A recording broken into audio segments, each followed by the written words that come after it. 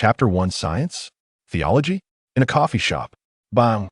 Su Chaiyong threw a pile of thick documents onto Chen Mo's table. This is the last time I'm helping you. Don't call me again. Su Chaiyong looked at Chen Mo, who had grown up with him, both getting into the city's key high school, filling out college entrance exam applications together, and both entering the Astronomical Research Center. This guy even became Su Chaiyong's brother-in-law for a time, forming a happy family with his sister Su Hui. But now, Su Chaiyong looked at Chen Mo, hunched over under the dim light, with messy hair and worn-out clothes, his head down as he read the documents while wolfing down a steamed bun. As if he hadn't eaten in days, the once spirited boy now seemed completely out of place with everything around him. Choke, perhaps eating too quickly, Chen Mo raised his coffee to wash down the bun that had lodged in his throat. After a while, once he had caught his breath, Chen Mo looked up and asked, "What did you just say?" At this moment, Su Chaiyong could no longer hold back. He stepped forward, grabbed Chen Mo by the collar, and pushed him against the back of the sofa. "Do you remember Wenwen's birthday? What did you promise my parents when you got married? My sister has already been delayed by you. Do you want to delay your own daughter too?" It was the peak business hour at the coffee shop. Many customers were drawn by the loud conversation and turned to look at Chen Mo and Su Chaiyong in the corner. Chen Mo lowered his head in silence, and after a long time, finally spoke. "Chaiyong, we're both researchers, you should understand." "Understand what? Understand your nonsensical theories? Or should I believe that the end of science is some ridiculous theology?" Su Chaiyong released Chen Mo, disappointment written all over his face. "Science is rigorous, that I never said that the end of science is theology, but I believe that existence is reasonable. From the moment humans stepped down from trees and picked up tools, they were destined to face the unknown. You can say I'm an irresponsible husband, an unqualified father, but you can't say my research is theology, that it's fake." At this moment, a rare glimmer of determination sparkled in Chen Mo's dim eyes. He bit down on the last half of the bun in his hand and took out a thick manuscript from his severely worn brown briefcase. The deepest crater on the moon, the Grimaldi crater, has a diameter of 300 kilometers and a depth of 6.4 kilometers. If an asteroid of the same mass were to strike the Earth, it would create a crater at least 1,200 kilometers deep. And Chen Mo continued to chew on the bun while desperately flipping through his yellowed notes. This is actual data published by the 4 major journals over the years regarding lunar craters. No matter the size of the craters, the depth never exceeds 4 miles. Why can only such shallow craters form on the moon? The only explanation is that something must be beneath it, and it's very hard, preventing these asteroids from penetrating further. Chen Mo glanced at Su Chaiyong, seemingly realizing that these old arguments would not sway him. He closed his notes and approached Su Chaiyong. "For all these years, I've only asked you to give me the research center's publicly available data on the moon that isn't classified, so I can complete my research. Chaoyong, I owe it to Su Hui and Wenwen, but please, for the sake of our years of friendship, help me complete my research." "Do we still have friendship?" Su Chaiyong opened Chen Mo's hand that was resting on his shoulder. "Even if we once did, we don't now." Su Chaiyong turned and left the coffee shop without looking back, leaving Chen Mo standing alone in place. "All right, at least settle the coffee bill. You know what my situation is like," Chen Mo murmured to himself after a long time, returning to his seat and tilting his head to gaze at the starry sky outside. Once upon a time, Chen Mo was also an outstanding researcher in natural celestial bodies, just like Su Chaiyong, until that strange lunar data appeared. To this day, Chen Mo clearly remembers that it was a sunny afternoon. Having just completed celestial research, Chen Mo was about to return to his office to organize his materials when he noticed a piece of A4 paper he had left on his desk had developed many slight burn marks on its surface. T first, Chen Mo thought nothing of it, assuming someone had accidentally burned it while smoking at his desk. Just as he was about to throw the burnt A4 paper into the trash, he unexpectedly discovered that the slight burn marks formed some strange data combination. After layers of deciphering, Chen Mo realized that this was actually a set of lunar data. Since then, he frequently received this inexplicable data. Moreover, each time the data appeared, it was in a bizarre manner. Sometimes it was on his front door, sometimes on a stone by the roadside, and even possibly on a leaf. And whenever this data appeared, Chen Mo's gaze would happen to intersect with the object on which the data appeared. More strangely, when Chen Mo told everyone about this and pulled up surveillance footage, it showed that no one had stopped at those places or left any traces of this information.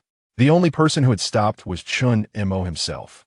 At first, everyone thought Chen Mo was a bit eccentric, but Chen Mo was fully invested in this matter, and as his research deepened, the discontent from the research center began to grow. To prevent the center's valuable research resources from being wasted on this fabricated matter, the center brought in a psychologist to provide Chen Mo with psychological counseling for half a month. But all of this was to no avail. Watching the eyes of former colleagues, friends, and family grow more distant, Chen Mo had once thought about giving up his research. But that bizarre data continued to harass him at all times. It seemed that unless he unraveled the mysteries behind it, it would never disappear from Chen Mo's world. In the end, after being tormented to the brink of despair, Chen Mo had no choice but to quit his job, distance himself from his family, and embark on a journey to find answers. 4,881 feet 46 inches, 8,704 feet 10 inches, 420 feet 17 inches, 1,283 feet 11.93 inches. What do these numbers have to do with my research? Chen Mo swallowed the last half of the bun, his mind constantly recalling the strange data that had appeared recently. Unlike the research directions he had guided before, this time there were two sets of coordinates, but Chen Mo had a feeling that as long as he could find the connection between these two sets of coordinates and the lunar research, all the truths would surface. Chapter 2: The Invitation of the Mysterious Woman. In the morning, Chen Mo sat in front of a breakfast stall near an old faculty housing complex. After leaving the coffee shop yesterday, Chen Mo found a cheap hourly hotel nearby, managed to rest for a few hours, and then hurriedly carried his materials to this place. 6:55. Chen Mo glanced at the time on his watch. This watch was a gift from Su Hui when they first got married. Over the years, no matter where he went, he always carried this watch with him. Even though the metal layer on the watch had worn down significantly and the cover had many fine scratches, this watch remained the most precious thing in Chen Mo's heart. Boss, 2 fried dough sticks, a bowl of soybean milk, less sugared. As Chen Mo ate the steaming fried dough sticks and soybean milk, he found himself lost in thought, recalling the dream he had last night. In the dream, he was still a researcher at the Astronomical Research Center, still Su Hui's husband, Wenwen's father, a loving and happy family. What a wonderful feeling that was. This was not the first time Chen Mo had such a dream. If it weren't for the strange data appearing on Chen Mo's desk, he and Su Hui would definitely be in love right now. That gentle, generous, kind, and beautiful woman. Just as Chen Mo was absent-mindedly eating breakfast at his desk, a woman in her 30s with medium-length hair hurriedly walked out of the staff housing area with a 6 or 7-year-old girl. The woman reminded the little girl to put the thermos in her backpack while frantically opening a ride-hailing app on her phone. Looking at the face he had been longing for, Chen Mo wished he could rush up and hug her and her daughter, but in the end, he held back. Memories of that year, when the research center suspended him for half a month for psychological counseling, flooded his mind. That time. Despite the rumors circulating about Chen Mo, his wife Su Hui steadfastly believed in him. It was this unconditional trust from Su Hui that nearly made Chen Mo resolve to give up his so-called research completely. But, no, I can't disturb their normal lives anymore. Soon, Chen Mo, who had regained his composure, put down his utensils, picked up his backpack, and walked into a nearby alley. Just being able to see Su Hui and her daughter Wenwen again was enough for him. Su Hui, who had finally managed to hail a ride, seemed to sense something. She looked up toward the stall where Chen Mo had been eating breakfast, but unfortunately, she was a moment too late and saw nothing, feeling a bit disappointed as she withdrew her gaze. Hey, he's back. Sitting in the passenger seat, Su Hui recalled the scene from her phone call with Su Chuyang the night before. She took a deep breath and shook her head, glancing at Wenwen in the back seat through the rearview mirror. After so many years, she had gradually become accustomed to this peaceful life and really didn't want that peace to be broken again. Master, Experimental Primary School. After leaving the alley, Chen Mo arrived at the bus station. 1 ticket to Jilin, please. Over the years, Chen Mo had chased a trail of strange data, visiting many places and nearly exhausting all his savings. When he ran out of money, he did odd jobs locally. He had washed dishes, operated wind machines, carried stones. She had done all kinds of hard labor. On his face, which was just over 30, there were already many signs of wear that didn't belong to his age, and he chose the bus simply because it was cheap. Amid the noise, Chen Mo sat in the last row of the bus, closing his eyes to rest. He was too exhausted to rush back to Haishur for materials. He had been working non-stop lately, without a single good night's sleep. After checking into a short-stay hotel yesterday, he compared the data Su Chuyang had given him. Based on years of research, Chen Mo was almost certain that the thing hidden under the moon was about to enter a new cycle soon. The changes in ocean tides on Earth are closely related to the moon's gravity.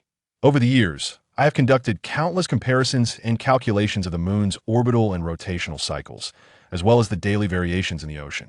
Although the variations in these data were minimal and could even be ignored, they still allowed Chen Mo to grasp a faint, obscure operational trajectory.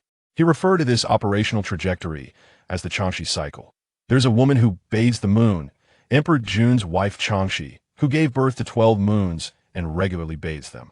This quote is from the Shanhai Jing, the west of the Great Wasteland, which translates to the idea that Emperor Jun's wife Changxi gave birth to 12 moons, bathing them regularly. Chen Mo had come across this sentence in his youth, found it intriguing, and remembered it. Later, as his research progressed step by step, the name Changxi cycle was born. According to the Changxi cycle operational trajectory, every time the old and new cycles alternated, mysterious phenomena that modern science could hardly explain would appear on Earth. However, with the overwhelming flood of information on the internet today, people had long since become desensitized to these mysterious phenomena, even occasionally mocking them, making it difficult to discern the truth online. Yet Chen Mo's Changxi cycle could perfectly filter out these bizarre events from the indistinguishable information online. It's just a pity that the alternation of the old and new cycles of the thing inside the moon is always very long, so I still have no real, detailed data to prove all of this. However, Chen Mo knew that day was not far off. Perhaps, by then, humanity's understanding of the universe would undergo a tremendous change. Just as Chen Mo was half asleep, the bus had already exited the highway and slowly stopped at an old service area.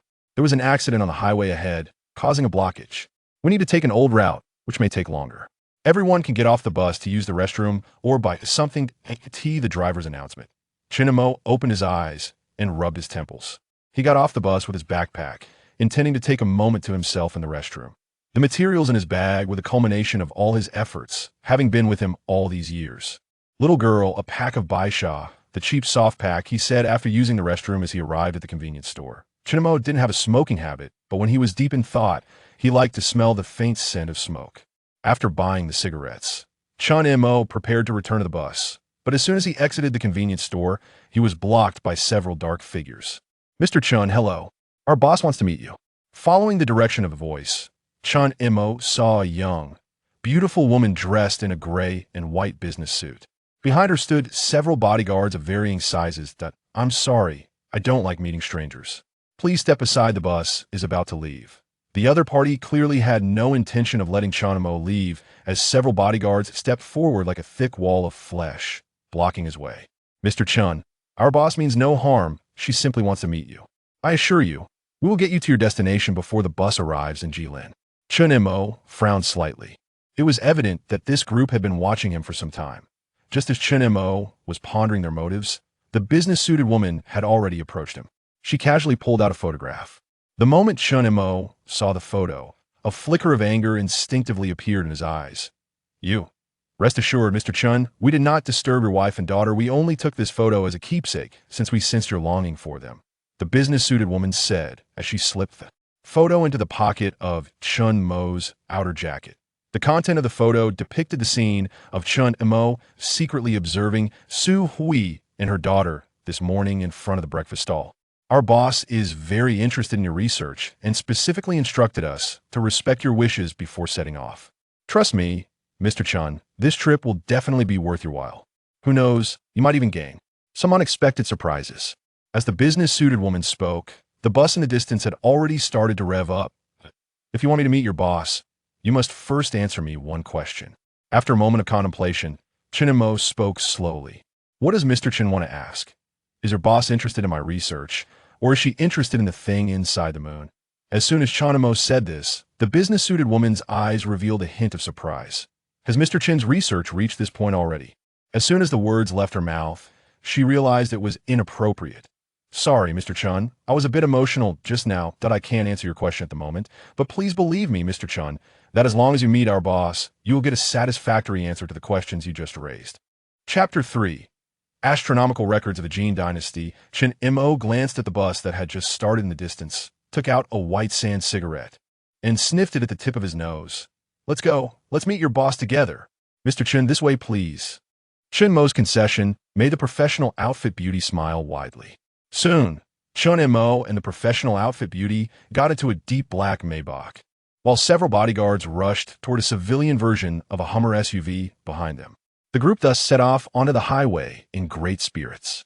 After about 3 to 4 hours, Chen Mo arrived at a mysterious manor located halfway up a mountain. It was called mysterious because this manor was not open to the public. There were bodyguards stationed on both sides of the manor's gate. These bodyguards had all served in the military. If it had been in the past, Chen Mo would have definitely not noticed such details. However, over the years of wandering around, he not only learned many skills to make a living, but also developed a keen eye. The way military personnel walk, their demeanor, all differ greatly from ordinary people. Their gazes, as they pass each other, are aware of the blind spots behind one another, a typical tactical skill. The calluses on the inner side of their thumbs are characteristics of years of firearm training. Chen Mo quietly observed all of this, and his curiosity about the identity of the manor's owner grew. What kind of person could gather so many former soldiers to serve as bodyguards for a manor? Mr. Chen, please. The bodyguard stationed at both sides of the manor evidently recognized the professional outfit beauty beside Chen Mo and did not stop the two. Thus, Chen Mo followed the professional outfit beauty into the manor, passing through a long corridor, and arrived at the reception hall deep within the manor. Mr. Chen, please wait a moment. Our boss will be here shortly. The professional outfit beauty signaled for someone to bring in hot tea while leading Chen Mo to a seat nearby. Your boss really likes the ancient styles of the Tang and Song dynasties? Chen Mo glanced around and asked lightly. The entire hall's decor and furnishings were filled with a strong atmosphere of the Tang and Song dynasties. Even the teacup placed before Chen Mo was made of classic Loom Mountain flower porcelain. I thought Mr. Chen was only interested in research, but I didn't expect you to have such an understanding of cultural history. Generally, when people see this kind of ancient style, they merely feel it is full of charm. But they cannot discern the subtle differences between the ancient styles of various dynasties at a glance. The Tang and Song dynasties are simple and solemn, while the Ming and Qing dynasties are lively and playful. Your boss's fondness for the Tang and Song styles must reflect a personality similar to the decor here. As soon as Chen Mo finished speaking, a hearty laugh came from outside the reception hall. Ha ha! Researcher Chen Mo, you are indeed the person I have long admired. Even before meeting, you have such a profound understanding of me. Amidst the laughter, a middle-aged man in a Zhongshan suit, in his 40s, walked in from outside the reception hall. I haven't been a researcher at the Center for Natural Celestial Bodies for many years. Facing the outstretched hand of the middle-aged man, Chen Mo did not choose to shake it, but directly got to the point. What do you want from me? Speak. Seeing Chen Mo's cold attitude, the middle-aged man quickly glanced at the professional outfit beauty beside him. It seems there has been quite a misunderstanding between you and Mr. Chen. The middle-aged man smiled knowingly. No problem. Let me clarify these misunderstandings. As the middle-aged man spoke, he introduced himself. My name is Wu Jinfeng, and this is my assistant Fong Ro. Upon hearing Wu Jinfeng's introduction, the professional outfit beauty Fong Ro smiled sweetly at Chen Mo. The reason we invited Mr. Chen in this manner is that we have encountered a bit of an unexpected situation. We have been keeping an eye on Mr. Chen's research over the years. If I am not mistaken, Mr. Chen's goal in coming to Jilin this time is Tianqi, right? Wu Jinfeng's words made Chen Mo furrow his brow slightly. Tianqi was indeed one of the two mysterious coordinates and also Chen Mo's destination this time. Mr. Chen, have some tea first. This is this year's freshly picked ancient tree pourer, and it tastes quite good. Wu Jinfeng smiled mysteriously and pointed to the hot tea on Chen Mo's table. Sitting down opposite him and lighting a Zhonghua cigarette, taking a gentle puff. I heard that, Mr. Chen is not only obsessed with lunar research, but also very interested in ancient myths. I wonder if you have heard of Jili? Wu Jinfeng slowly exhaled a smoke ring. asking with great interest. Jili was the tribe of the ancient demon god Qiyu, which later fought against the Yellow Emperor at Zhuolu, was defeated and beheaded. It is rumored that the Yao ethnic group in southern China is one of the branches of Jili. Mr. Chen's understanding of our country's myths and legends is not inferior to his understanding of cultural history. Wu Zhenfeng's eyes brightened, and he burst into laughter. In that case, our subsequent conversation will be much easier. Wu Zhenfeng signaled his assistant Feng Rou to open the prepared projection. There is an ancient legend among the Yao people, which originates from the Jiuli tribe of ancient times. The story goes like this. In ancient times, the moon was very close to the earth. So much so that people could see with the naked eye that the moon was not a smooth sphere but had pockmarked craters. Modern human research on lunar craters began in 1609 when Galileo improved the first astronomical telescope in human history. However, thousands of years ago, in ancient times, humans had no instruments to observe a moon. How did they see the lunar craters? Feng Rou paused slightly while explaining, looking at Chen Mo. There is only one answer. The Yao people's legend is very likely to be true. In ancient times, the moon was very close to the earth, close enough to observe the lunar surface's craters and rings with the naked eye. Feeling Feng Rou's gaze, Chen Mo gently shook his head. This is just a legend. There is no specific scientific theory. The moon is indeed gradually drifting away from the earth, but the data I have shows that the moon is moving away at a rate of 38 centimeters per year. Moreover, this has been the fastest rate of drift in the past 5 billion years. Even if the moon were pulled closer a few thousand years ago, it would not be close enough to be observed with the naked eye. Although Chen Mo's research over the years has been considered unconventional by the mainstream school, he has always maintained a very rigorous attitude toward his research. He would never easily draw conclusions without actual scientific data and verification. According to what Mr. Chen said, the moon is moving away from the earth at a constant speed, then this argument naturally would not hold. But what if the moon's trajectory is not regular, or even can be said to be strange? At this point, Feng Rou's bright black eyes flickered slightly. The records of astronomy in the Jin dynasty mentions, in the 11th year of the Tianhui era of Emperor Taizong, in the year 1133, on the day of Ichou in May, the moon suddenly lost its course and moved south, then returned to its original path shortly after. This time, what Feng Rou presented was not an ancient legend, but a historical event that is verifiable and recorded in official history. The data that Mr. Chen just provided is indeed very accurate. The moon should have been making slight deviations along a relatively stable orbit. However, over 800 years ago, it suddenly deviated southward as if it were a man-made spacecraft. This is something that cannot be explained by modern science. Seeing Chen Mo bowing his head in silence, Feng Rou continued to click through the projection materials. If similar legends and historical records only appeared in ancient China, then the evidence indeed needs to be examined. However, similar events have also been mentioned multiple times in the myths of the distant American Maya civilization. The moon hops in the sky and suddenly moves in a certain direction before quickly returning to its original orbit. Mr. Chen, let us boldly hypothesize, if in ancient times the moon was always very close to us, but suddenly flew far away, then does the Yao people's ancient legend gain a little more reference value? This time, Chen Mo did not refute Feng Rou, because in his years of research, he had indeed discovered many similar literary materials. Regardless of whether in the east or the west, there are numerous records of the moon suddenly deviating from its trajectory. However, just as Chen Mo's Changxi cycle lacks actual data to prove it, these legends and historical accounts similarly cannot be supported by reliable data. Science has always been rigorous. Even a small decimal point or a subtle parameter must not be allowed to be incorrect. Moreover, how can such a hypothesis, lacking empirical evidence, be taken seriously? So you call me all the way here just to listen to a bunch of unverified myths? If that is the case, I think I can leave. Years of research have made Chen Mo completely numb to these unsupported hypotheses. What he needs is data, real, concrete data that proves everything. Mr. Chen, wait a moment. Don't you want to know how we obtained the coordinates of Tianqi? When Wu Zhenfeng said this, Chen Mo's footsteps came to a halt once again. Finally, they were getting to the point.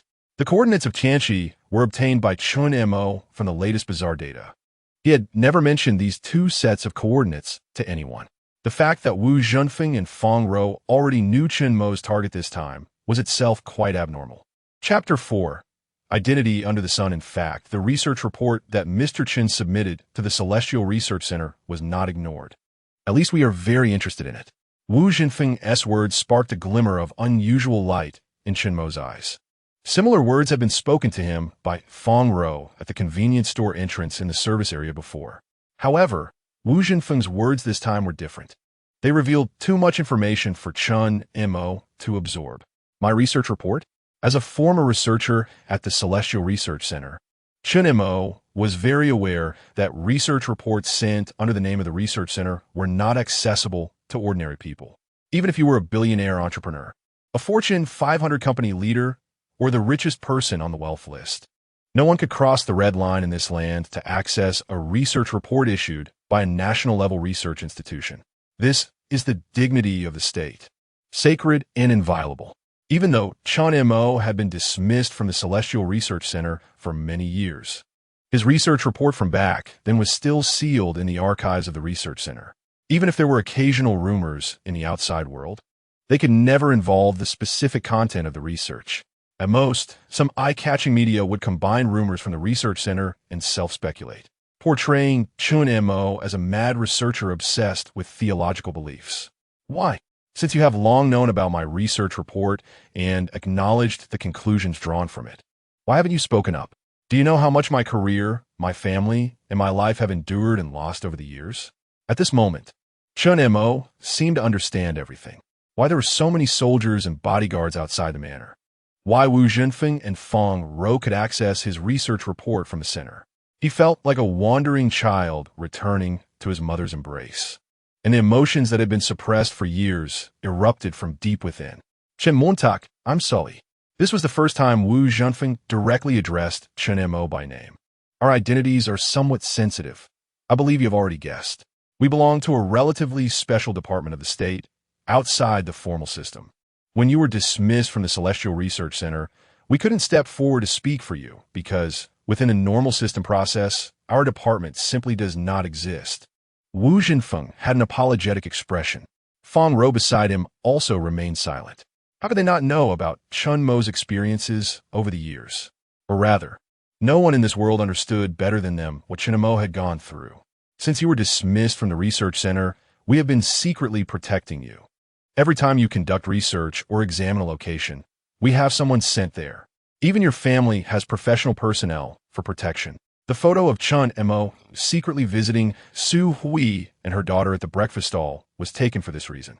He couldn't bear to see Chen Mo living such a tumultuous life.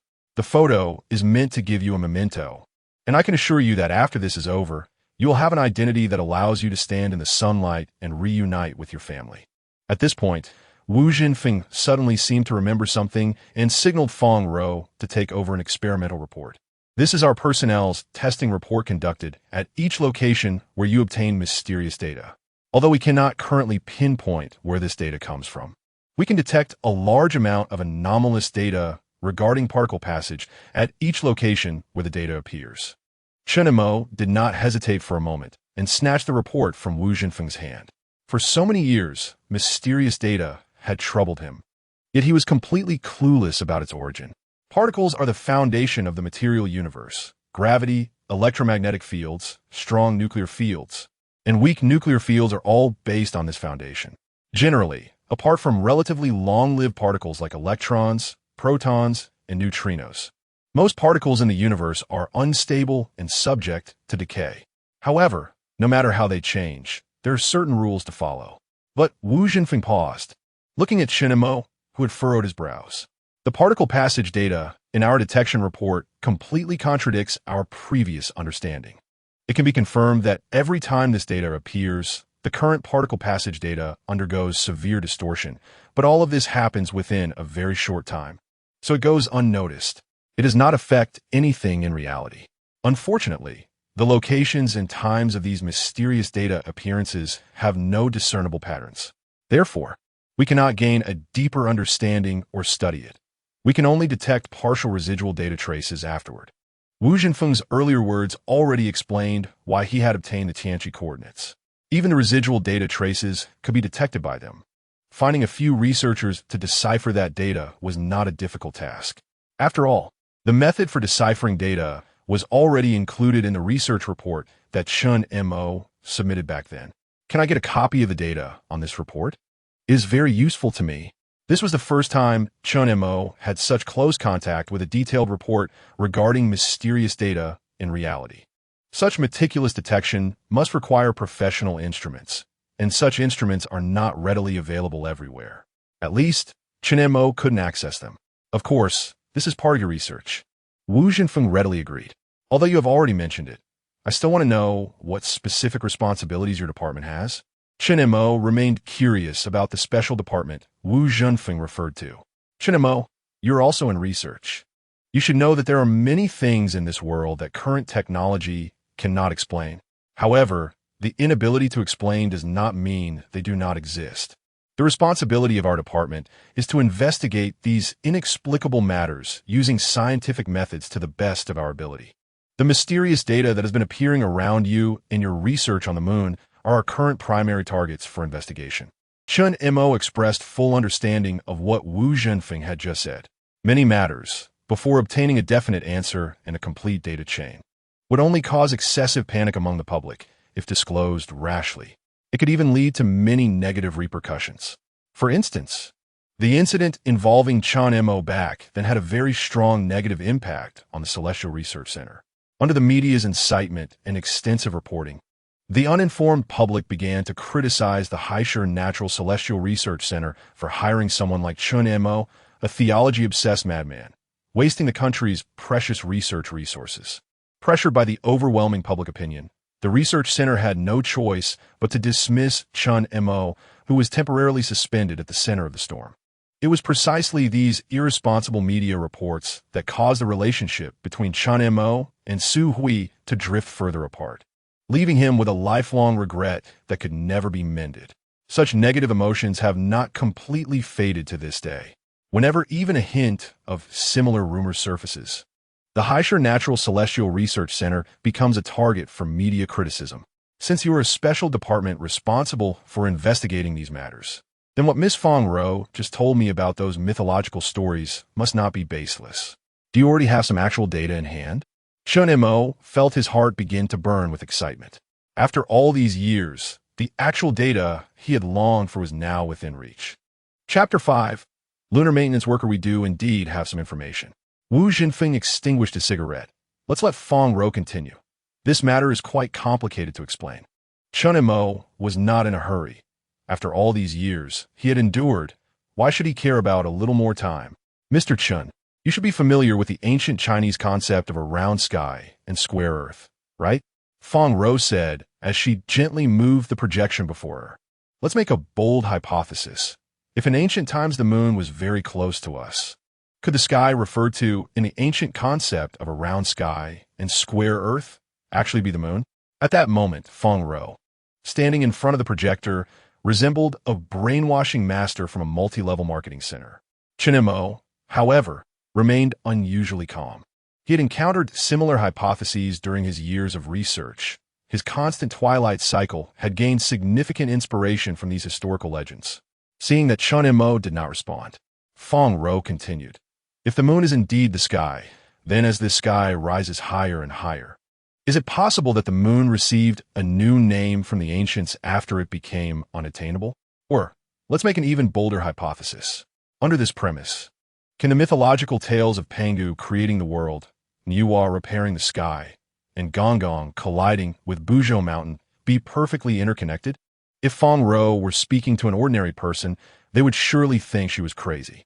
But Chen Mo, having studied the moon for so many years, quickly grasped the key point of Fong Ro's words. The legends might be false, but the fact that so many legends fit together so perfectly cannot simply be explained as a coincidence. If we set aside rigorous scientific data, this hypothesis can indeed hold. The formation of the moon has long been a topic of great controversy in the scientific community. The most mainstream theory is the giant impact hypothesis, which posits that about 5 billion years ago, the Earth was struck by a planet, and the resulting debris eventually formed the moon we see today after countless years of evolution.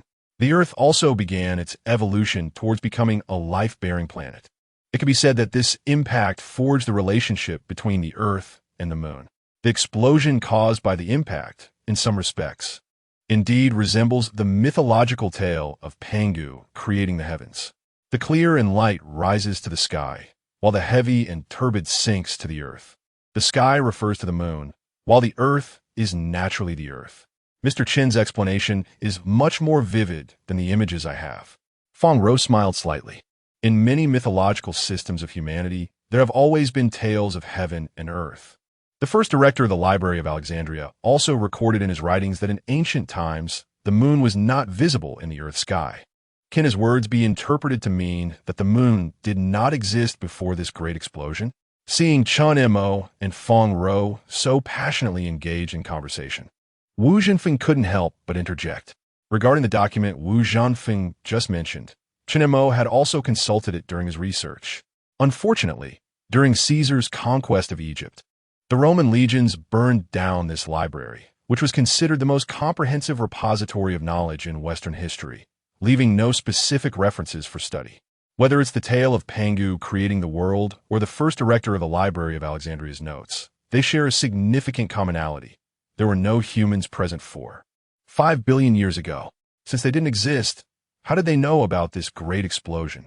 They now seem to have entered a closed loop. Much like the age-old question of which came first, the chicken or the egg.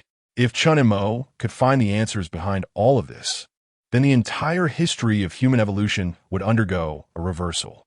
Darwin's theory of evolution and the Cambrian explosion would also be overturned. This is also why Su Chuyang thinks Chen Mo is crazy. Chen Mo is almost leveraging his own strength to challenge the entire modern scientific system of humanity. However, it seems that there are now two more madmen trying to shake the world. If we compare the explosion caused by the Earth's impact to the Pangu creation myth, then can Nuwa's repair of the sky be viewed as a malfunction of the sky that required maintenance by a repairman?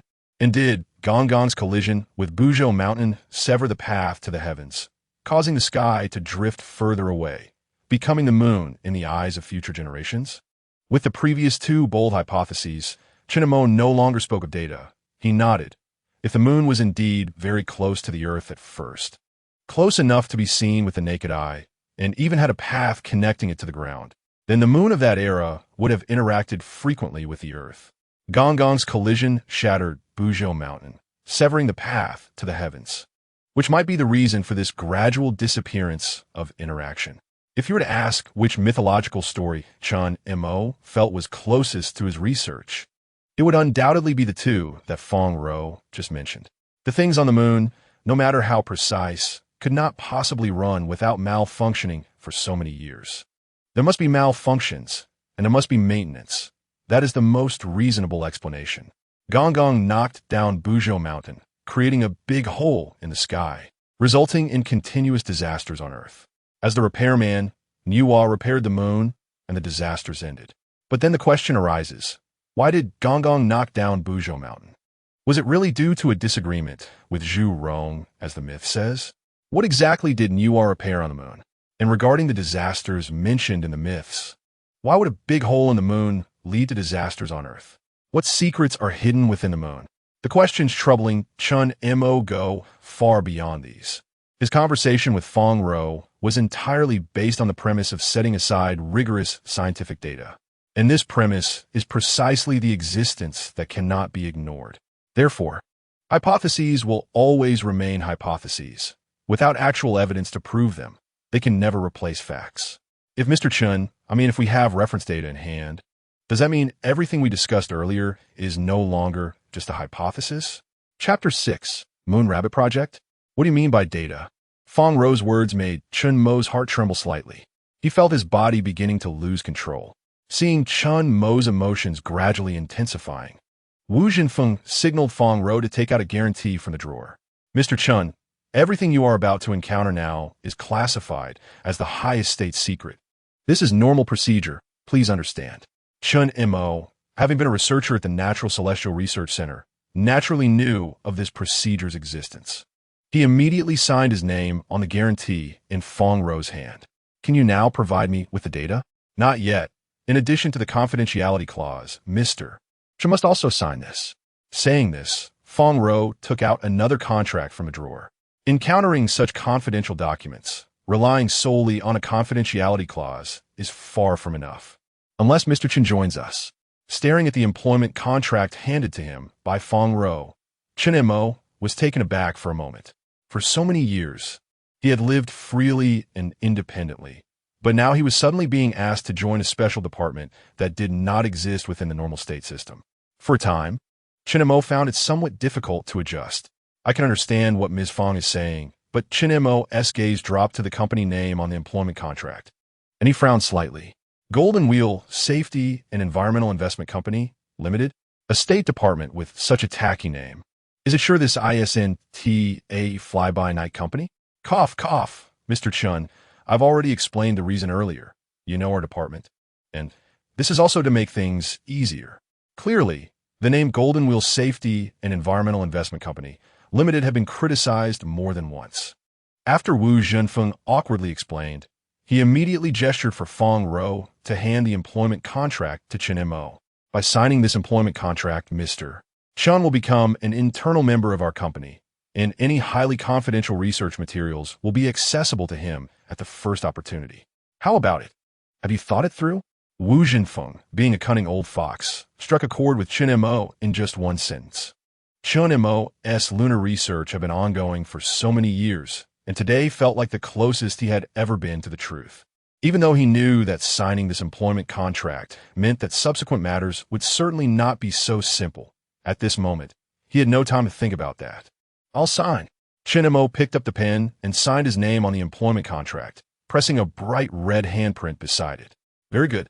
From now on, Researcher Chen is an internal staff member of the company. You can call me Manager Wu or simply Old Wu. The name Manager Wu always made Chen Mo feel like he was one step closer to a fly-by-night company. So, Chen Mo decided to call Wu Zhenfeng Old Wu. Old Wu, can you give me the data you discussed with Fong Ro just now?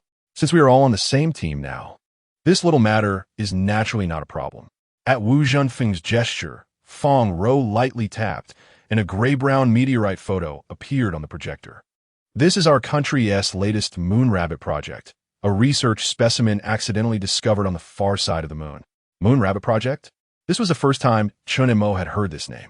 The Moon Rabbit Project is a secretly launched lunar research program in our country, and the independently developed Tiangong space station is part of the Moon Rabbit Project. However, the research under the Moon Rabbit Project is classified and has not yet been made public. Upon hearing this, Chen Mo nodded slightly. As the first step out of Earth, the moon has always been an important research target for human exploration of the universe. Many countries' space exploration projects include research plans targeting the moon, with the most famous being the United States Apollo program. However, their publicly available data is either highly inflated or irrelevant. Truly useful data has never been made available. Otherwise, Chen Mo Wu Ti have had to start his research from the most basic data over the years. We detected a large amount of material belonging to the Earth itself in this meteorite, which also happens to support Mr. Chen's previous claims about planetary collisions. You can just call me Chen Mo. Since Chen Mo decided to join the company, he felt he should relate to Fong Ro as a colleague. It felt a bit awkward to refer to each other with such formal titles like Mr. Chen. It seems you adapt very quickly, Xiao Chen. Wu Zhenfeng was quite pleased with this change in Chen Mo and gave him an appreciative look, even affectionately calling him Xiao Chen. Fong Ro also smiled slightly and nodded. A harmonious relationship among colleagues would minimize conflicts when working together. Besides the Earth-based materials, we also discovered this not far from the meteorite crater. As Fong Ro enlarged the projection in her hand, Chen Mo's eyes began to widen in shock. Although weathered over a long time, the patterns on this slab, based on the samples excavated from the site, show clear signs of artificial carving, which could not have formed naturally. Chen Mo felt his heart racing. For so many years, his research had lacked actual data support, and although the slab before him could not conclusively settle his research, it at least indicated that his research direction over the years was correct. Why would such a slab appear on the moon? Because it once had traces of human habitation. It is even highly likely related to what is inside the moon. Although there is no atmosphere on the moon, under the dual impact of solar storms and meteors, the weathering process is faster than the natural weathering on Earth. This slab, after so many years, still clearly displays its patterns, indicating that the weathering time definitely does not exceed 10,000 years, or perhaps even shorter. But how did humans land on the moon thousands of years ago? If the premise Fong Ro mentioned earlier is valid, the moon indeed interacted frequently with the Earth during a certain period, and people could even climb onto the moon via heavenly road, then everything would make sense. At this moment, Chen Mo finally understood why Fong Ro and Old Wu were so convinced by those mythical legends that seemed unfounded.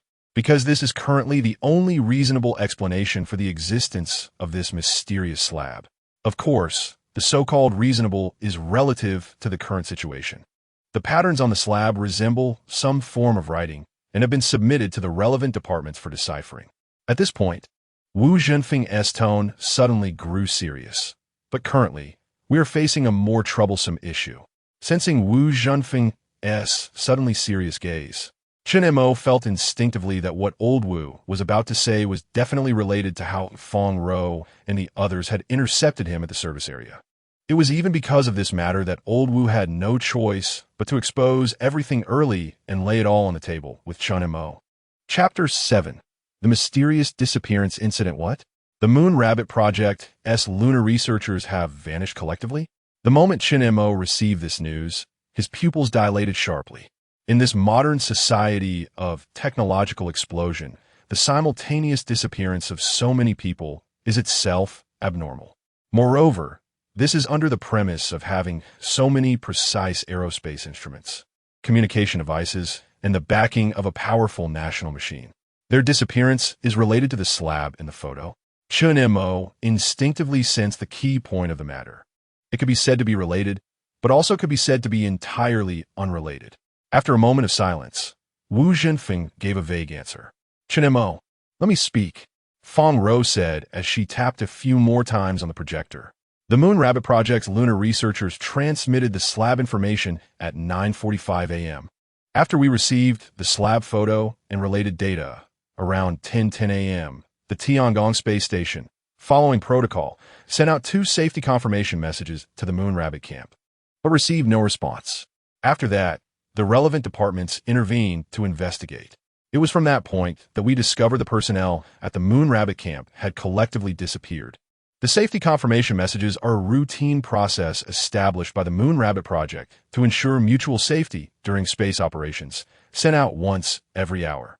Electromagnetic waves take only 1,267 seconds to travel from the Moon to Earth, which means that under good communication conditions, the missing personnel at the Moon Rabbit camp had every opportunity to contact Tiangong or even Earth in any emergency situation. Chen Mo unconsciously took out a white sand cigarette and sniffed it at the tip of his nose. Indeed, theoretically, that is the case, but in reality, we have not received any distress signals. Fong Ro looked heavy-hearted. After the incident, Tiangong urgently sent a Lunar Explorer robot to the moon. According to the data report transmitted back by the Lunar Explorer robot, the communication facilities at the entire camp were functioning well. Even the space food in the camp's restaurant still had some residual warmth. However, the 13 researchers at the Moon Rabbit camp seemed to have mysteriously vanished, leaving no trace behind. Upon hearing this, Chen Mo had already realized the seriousness of the situation. Modern human science was facing the greatest challenge in history. 13 researchers had mysteriously disappeared on the moon. What kind of force could have caused all this? The only thing that could be confirmed now was that something must have happened at the Moon Rabbit camp within 25 minutes after the transmission of that stone slab photo and related data. Chen Mo, let us assume for now that your long-held hypothesis is correct, and there is indeed something within the core of the moon. Could the disappearance of these 13 Moon Rabbit researchers be related to that thing? This possibility cannot be ruled out. Chen Mo unconsciously tightened his grip on the white sand cigarette in his hand. If the 13 missing researchers from a Moon Rabbit camp were indeed related to his research, then the thing deep within the moon's core was undoubtedly more dangerous than anyone could imagine. Chen Mo. The disappearance incident at the Moon Rabbit Camp has already been classified as top secret by the state. And 2 investigation teams with professional researchers have been dispatched to conduct an investigation at the Moon Rabbit Camp. However, due to preliminary preparations, they would have to wait at least 3 days before they could successfully land on the moon. Wu Zhenfeng looked deeply at Chen Mo. Landing on the moon was no small matter, especially after so many researchers had gone missing. The state would definitely need to make adequate preparations to ensure a safe return to the moon for investigation. I understand what you mean. Chen Mo nodded gently. My research is currently the only breakthrough that has a potential connection to the disappearance incident at the Moon Rabbit Camp. That's right. Your Changxi cycle will play a crucial role in our investigation before the investigation team lands on the moon. Wu Zhenfeng was aware of the existence of the Changxi cycle, and Chen Mo was not surprised at all. Over the years, Chen Mo had been wandering without a fixed residence. Along the way, he had faced numerous dangers in his quest for the truth. Chen Mo worried that if he were to perish, all his years of hard work would go to waste. Therefore, he had anonymously published research data related to the Changxi cycle in several obscure domestic journals early on. Since Wu Zhenfeng and Fang Rou had been secretly protecting Chen Mo, monitoring even the mysterious data around him so meticulously, it was impossible that they hadn't studied Chen Mo's Changxi cycle. According to your Changxi cycle calculations, the days of the new and old cycles should be approaching. So we have reason to suspect that the disappearance of the personnel at the Moon Rabbit Camp is related to the bizarre events you mentioned in the Changxi cycle. In fact, it wasn't just Wu Zhenfeng who thought this way. Chen Mo was also considering this possibility in his heart. After all, the mysterious data that had been continuously appearing around him had provided the coordinates of the TNCH, indicating that there must be important clues related to that thing in the moon nearby. If Chen Mo had previously rushed to the TNCH to complete his research, then now he had an additional task: to uncover the mystery behind the disappearance of the 13 researchers at the Moon Rabbit Camp. Without further ado, let us set off. Chen Mo put the cigarette back into the case and prepared to stand up. No rush. You should take a shower and change into clean clothes before you set off. Fang Rou and Wu Zhenfeng exchanged glances at Chen Mo, whose scruffy appearance and messy hair made him look like a homeless person, leaving Chen Mo standing alone in the wind, feeling disheveled. About half an hour later, Chen Mo appeared before Wu Zhenfeng and Fang Rou in company work attire. In that half hour, Chen Mo not only took a shower, but also got a neat haircut with the help of professionals. The stubble on his cheeks was also shaved clean. At first glance, the traces of time on his face seemed to have added a few heroic airs. Standing around 8 meters tall, combined with years of engaging in heavy physical labor, he perfectly filled out the new outfit with his well-defined muscles. Even Fang Rou, who was waiting in the reception room, was momentarily taken aback upon seeing Chen Mo, who seemed to have been reborn. Can we set off now? Chen Mo glanced at Fang Rou, who was lost in thought. Fang Rou, coming back to her senses, blushed slightly.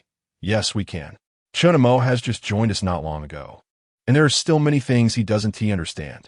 Fang Rou, you need to help him overcome difficulties along the way and quickly find answers to the disappearance of the Moon Rabbit Camp personnel. Yes. Fang Rou gave a standard military salute to Old Wu. What? Assistant Fang is coming with me too? Hearing Old Wu's words, Chen Mo finally noticed that, unbeknownst to him, Fang Rou had also changed into a company uniform like his. Old Wu, I think I can handle the task of investigating the data at the TNCH by myself. Over the years, in search of answers, Chen Mo had endured hardships, climbing ice and sleeping in the snow, braving the wind and camping outdoors. He believed that such suffering was not something a woman could endure, especially a delicate female assistant like Fang Rou. Xiao Chun, don't underestimate Fang Rou. She is not just my assistant, but also a retired female warrior from the Special Forces. In terms of physical ability and combat skills, she is no less than male soldiers. The moment these words came out of Wu Zhenfeng's mouth, a hint of pride clearly flashed in Fang Rou's eyes. A genuine confidence from within.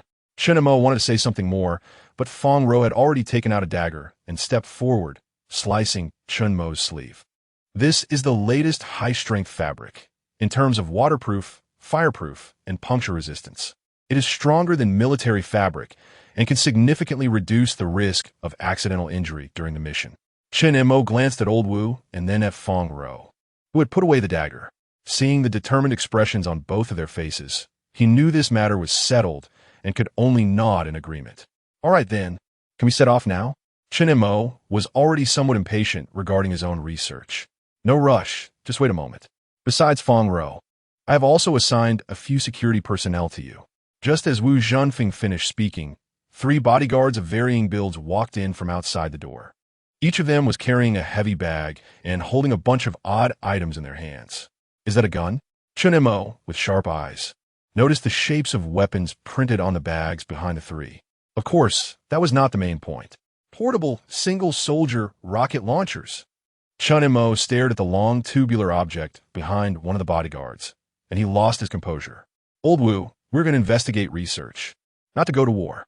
They look like they could launch a small-scale armed attack. If Chen Mo hadn't stated that they were going to do research, these fully armed bodyguards could have initiated a small-scale armed assault. Chen Mo, I'm also considering your safety. If the hypotheses you proposed in the Changxi cycle are correct, then the danger level of your investigation this time is certainly no less than the disappearance incident at the Moon Rabbit Camp. At that moment, a serious expression returned to Wu Zhenfeng's face. When facing an entirely new, unknown force to humanity, any preparation, in Wu Zhenfeng's view, was not excessive. Chen Mo seemed to realize something as well. After a moment of contemplation, he didn't continue to stop them. He glanced at the 3 bodyguards in front of him. Chen Mo was not unfamiliar with these 3 because they were the ones who had previously intercepted him while following Fong Ro to the service area. Hello, researcher Chen Mo. I apologize for the earlier rudeness. My name is Cheng Yao, but everyone calls me Lao Yao. The first to speak was a plump uncle in his 40s, whose face was covered with wrinkles. However, what truly attracted Chen Mo was the item held by the other party. It was an old-fashioned kerosene stove, along with a flat pan for making pancakes. Don't be fooled by Uncle Yao's slightly plump appearance. His tactical skills and combat abilities rank among the top 3 in the company. The youngest among the 3, a bald young man, stepped forward at the right moment. Where the sea meets the sky, I stand at the peak of the mountains. Hello, I'm Feng, the observer and sharpshooter of the team. As he spoke, Feng deliberately showcased the sniper rifle disguised in a tool bag behind him in front of Chen Mo. Next was Wang Tai, the firepower specialist, a tall and imposing man standing at nearly 2 meters, who was not very talkative. Even Chen Mo, who was 1.8 meters tall, felt a heavy sense of pressure in front of him.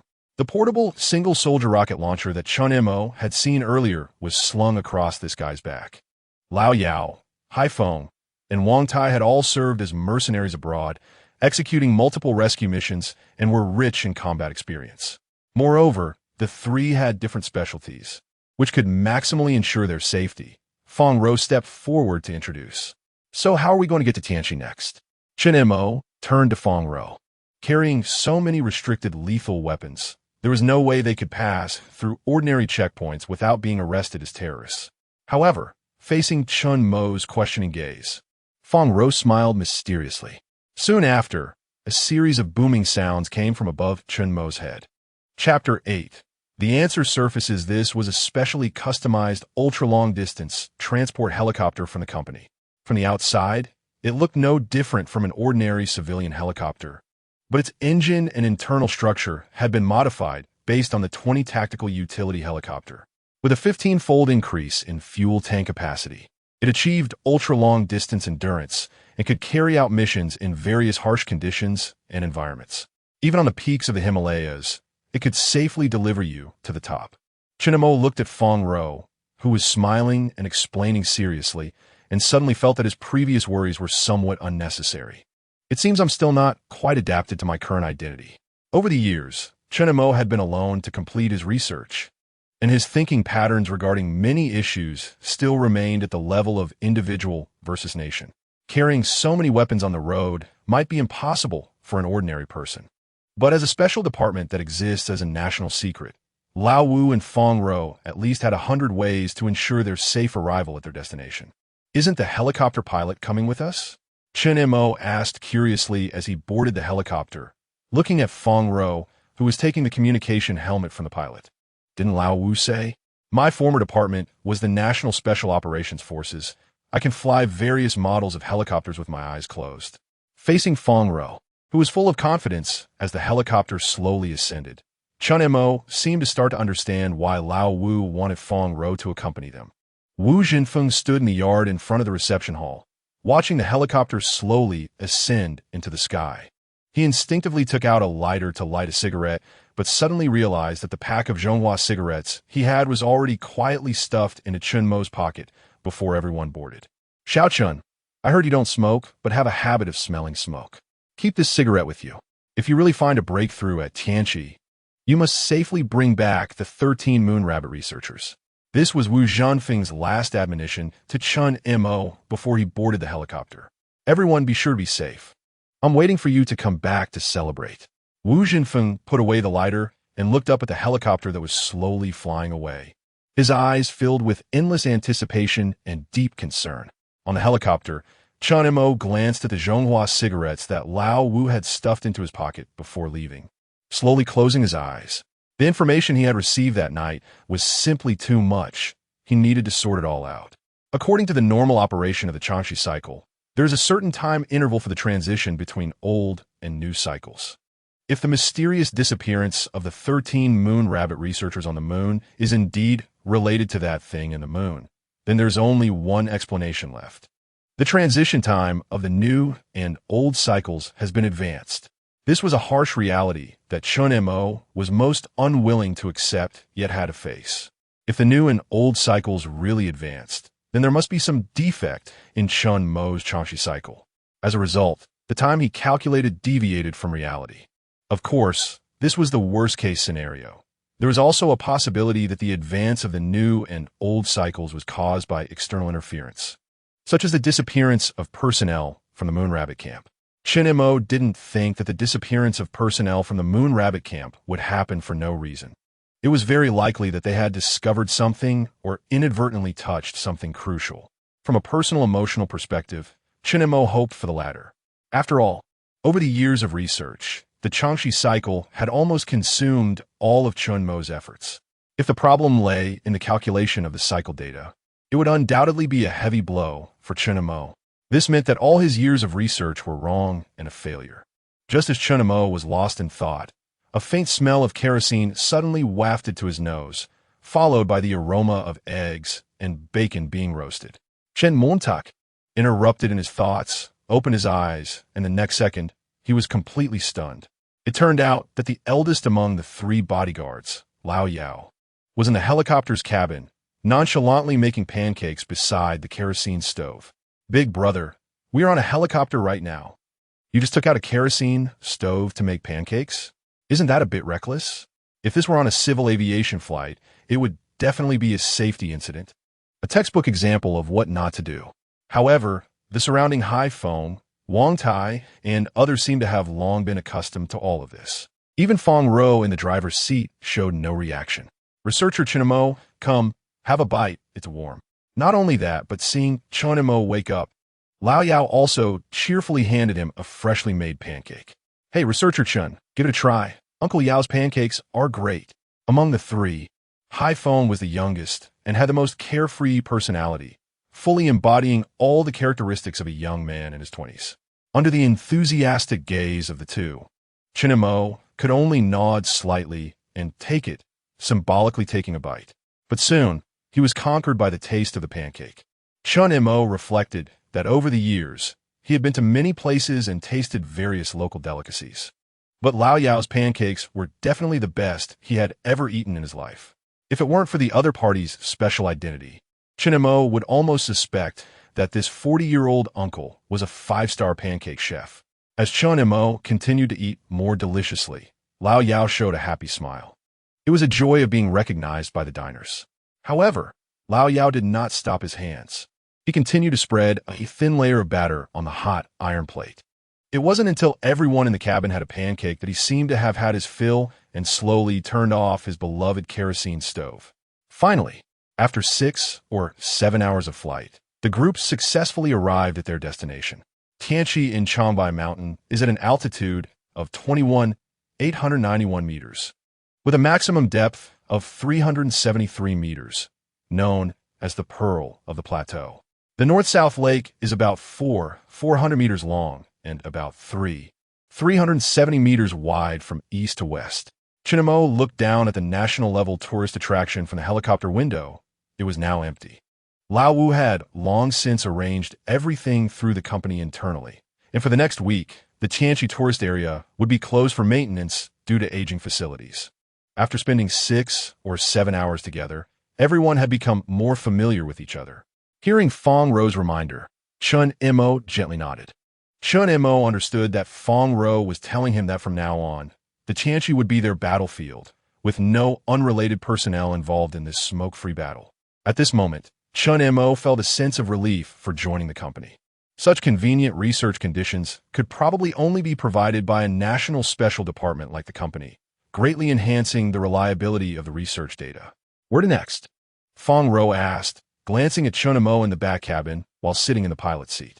Although they could overlook the entire Tianqi from the helicopter, they were not here for sightseeing. They had to find specific targets, otherwise, with such a vast area as Tianqi, even using all the equipment they brought would likely not be enough for monitoring. To Nalongdu, Chen Mo replied calmly. Nalongdu is located at the waterfall mouth on the northern side of Tianqi in Changbai Mountain.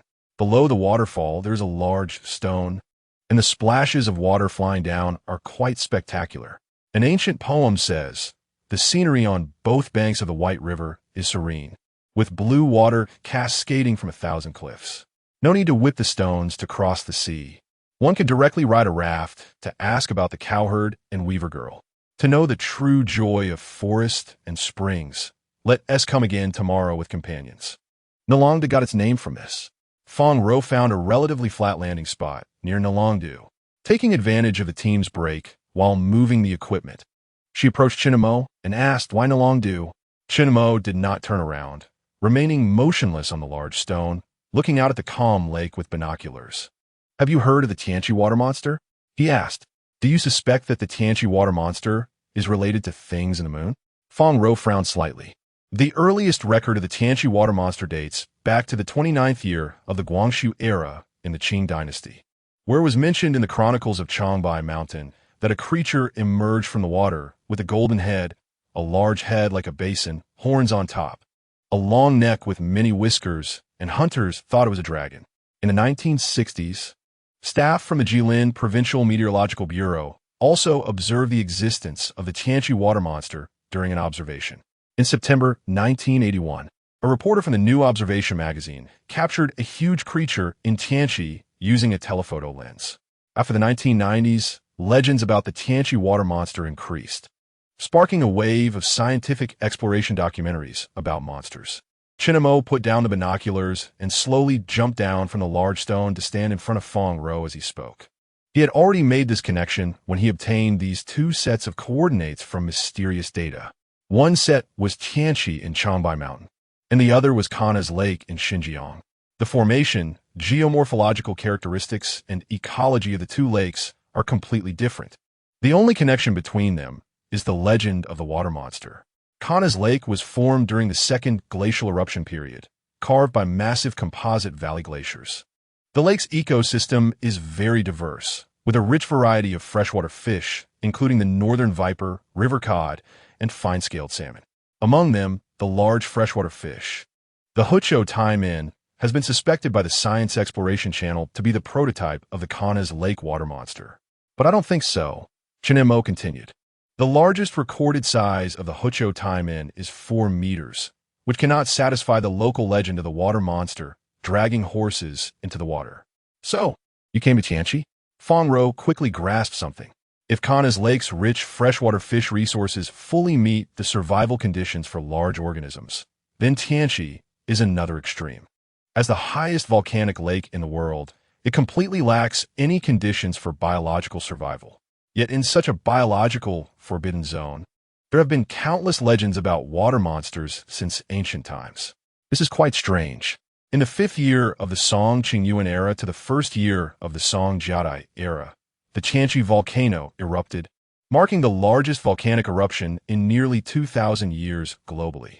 The volcanic ash ejected then fell as far away as northern Japan. This eruption expelled a large amount of lava, forming a basin at the volcanic crater. Over time, water accumulated to form the lake we know today as Tianqi. In other words, the formation of Tianqi did not exceed 1,000 years. In a volcanic lake where food is extremely scarce and the formation time is less than 1,000 years, how could there be legends of large prehistoric creatures? Chen Mo paused slightly before continuing, unless it is from outside. On this point, the Science Exploration Channel once did a special interview. The interview mentioned that the Tianqi water monster could possibly be a large marine fish similar to a sunfish. Changbai Mountain Tianqi is an active volcano close to the Japan Sea, and there is a high possibility of a deep-sea tunnel leading to the Japan Sea. The sunfish could have entered Tianqi through this deep-sea tunnel, which is not impossible. Moreover, the active volcanic topography of Changbai Mountain Tianqi has relatively high bottom temperatures and rich minerals, providing good living conditions for the sunfish. However, Chen Mo opposed this viewpoint. First, the sunfish does not exhibit many of the characteristics of the water monster described in historical records, such as having a long neck and many whiskers. Second, even if there is indeed a so-called tunnel to the ocean at the bottom of Tianqi, why has no one ever found any traces of marine life in the lake over the years? Would the sunfish swim all the way from the Japan Sea just for sightseeing? What should we do next? Fong Ro asked. Chen Mo, however, was unhurried, rummaging through a pile of papers from his backpack. This was the new round of calculations of the Changxi cycle he had conducted earlier in the hourly room, based on the data provided by Su Chaoyang. Although the mysterious disappearance of the 13 research personnel on the moon occurred earlier than Chen Mo's calculated timeline, it does not mean that Chen Mo's Changxi cycle is incorrect. If the 13 researchers who mysteriously disappeared on the moon, as Chen Mo thought in the helicopter, were due to accidentally triggering something that caused the new and old cycles to alternate prematurely, then by recalculating based on this advanced timeline, they could obtain new alternating cycle data. This is the only breakthrough at present. Chen Mo directly abandoned the first hypothesis and entered the second hypothesis phase for another important reason. He had an emotional attachment to the Changxi cycle. He did not believe that the years of effort he had put in would turn into piles of waste paper. Chen Mo needed everything in front of him for verification. The alternation of new and old cycles on the moon has never been a fixed value. Each alternation of cycles occurs at different times, places, and events. If the arrival of the new cycle is advanced, then not only will the timing change, but the location and events will also correspondingly change. Chen Mo's pencil kept moving, performing calculations in rows. Finally, he relaxed his gaze. Fortunately, although the timing had advanced, the location had not changed. Besides in the Longdu, there was another location calculated from the Changxi data, which was Camel Neck Bay in Kana's Lake. This perfectly matched the two sets of coordinates obtained from the mysterious data. This is definitely more than just a simple coincidence. The mysterious data accurately provided these two sets of coordinates. And even with the current changes in the moon rabbit camp and the premature alternation of the moon cycles, the coordinates remain unchanged. Chen Mo gazed at the bottomless lake water in front of him, as if all the answers were about to surface. Chapter 9. Ancient Living Fossil, It's Getting Foggy. About 2 hours later, as the trio of guards finished installing the testing equipment according to Chen Mo's calculations, they looked at the slowly rising white mist over the lake with increasing vigilance. Fortunately, all the testing instruments had been placed in their designated positions. Otherwise, this dreadful weather would have greatly increased the difficulty of installing the equipment. Among the trio of guards, the oldest old demon exchanged a glance with the sniper Haifeng behind him. Understanding immediately, Haifeng pointed his finger to his tongue and slowly raised it towards the sky. The wind speed of 12 slightly exceeds the previous average. Let's go back first and report the situation here to researcher Chen Mo and the others. The 3 veterans of Lao Yao are seasoned warriors, but this time they are facing a threat from an unknown human power. They have to be extremely alert. Soon, the three veterans returned to the camp and informed Fong Ro and Chen Mo about the discoveries made while installing the testing devices. According to the data feedback from the devices, the temperature and humidity around the Tianqi, as well as the wind speed, have indeed undergone varying degrees of change. Fong Ro glanced at the data on the screen while inquiring towards Chen Mo. The unique altitude climate of Tianqi ensures that the environment here is complex and variable. Although the data continues to improve, it is still within a controllable range. In this regard, Chen Mo holds a natural authority.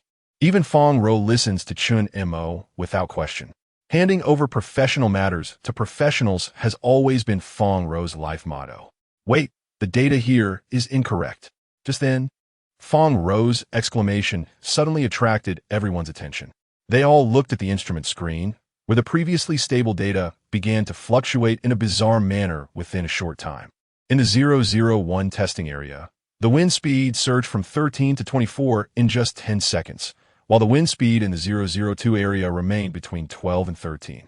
The most bizarre was the 004 testing area, where the wind speed suddenly dropped to 0. For the convenience of testing, Chen Mo had instructed Lao Yao to place the instruments within 100 meters of each other. Yet the current data resembled someone slicing through Tianqi with a fruit knife, creating independent spaces that were completely unrelated to one another. Chen Mo frowned as he stared at the data on the screen. Wind is the movement of air.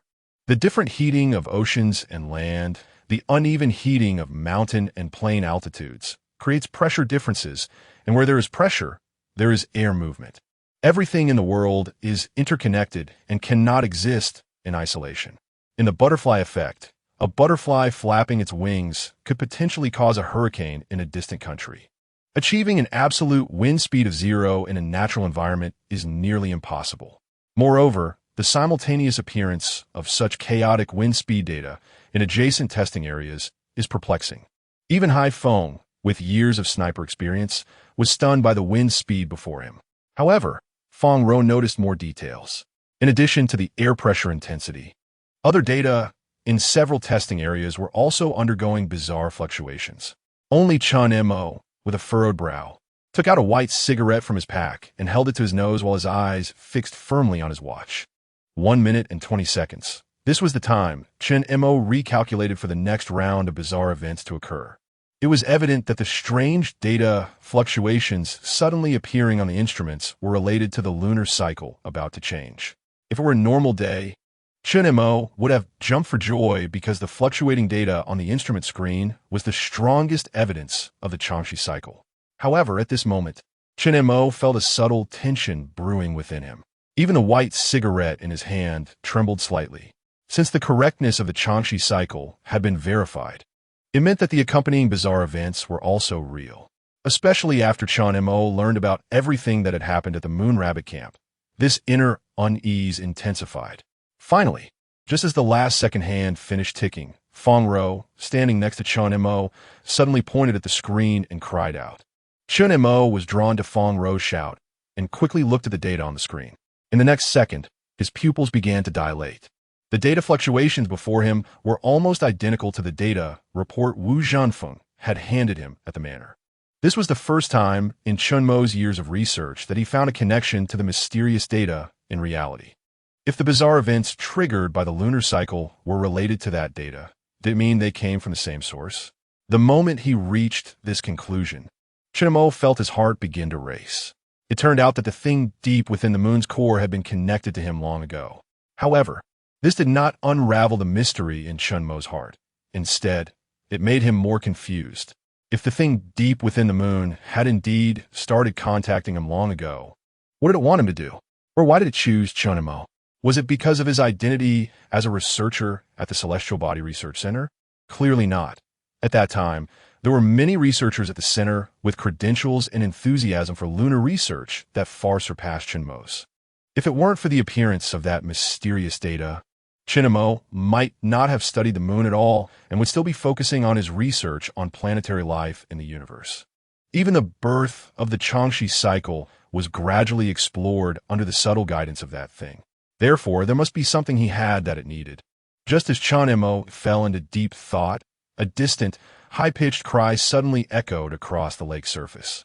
The Tianqi water monster! Hearing the cry, Feng Rou rushed out of the tent and was soon shocked by the scene before her. The three veterans of Lao Yao were equally astonished. Following the puzzled gazes of everyone, they saw a huge black shadow suddenly appear on the surface of the calm lake. Although they couldn't see the specific shape of the enormous shadow due to the fog over the lake, it was still possible to discern through the mist that it was a long-necked creature at least 10 meters tall. Could it be that the legend of the Tianqi water monster was true? Staring at the incredibly real scene before her, Feng Rou's beautiful eyes widened. Despite her familiarity with various mythological stories in the manor, when a legendary water monster truly appeared before her, the intense visual impact was not something mere legends could soothe.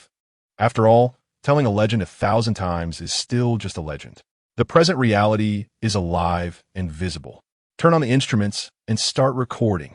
As a retired female soldier from the elite Special Forces unit, reason overcame the fear within Feng Rou. If the black shadow in the mist was indeed the Tianqi water monster, it would be the most significant discovery in human biological history, an invaluable research resource. Judging by its appearance, it resembled the plesiosaur that went extinct in the Cretaceous period. Chen Mo carefully observed the creature in the mist. This closely aligns with the characteristics recorded in the Chronicles of Changbai Mountain, describing it as having a large head and a long neck with many whiskers.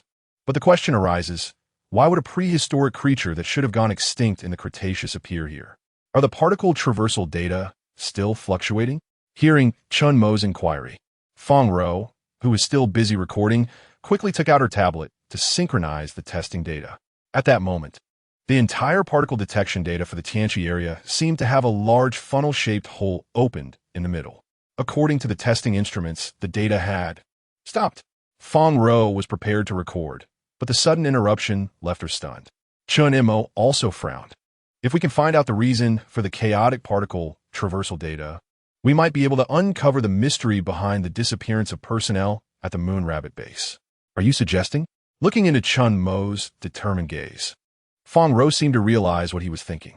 Since the pre-installed instruments can't yield specific data, let's go and measure the data ourselves. Today was the closest Chen Mo had ever been to the truth in his years of pursuit. If they choose to give up this time, he doesn't know if they will have such an opportunity again next time. The most critical point is that time does not allow them to continue waiting.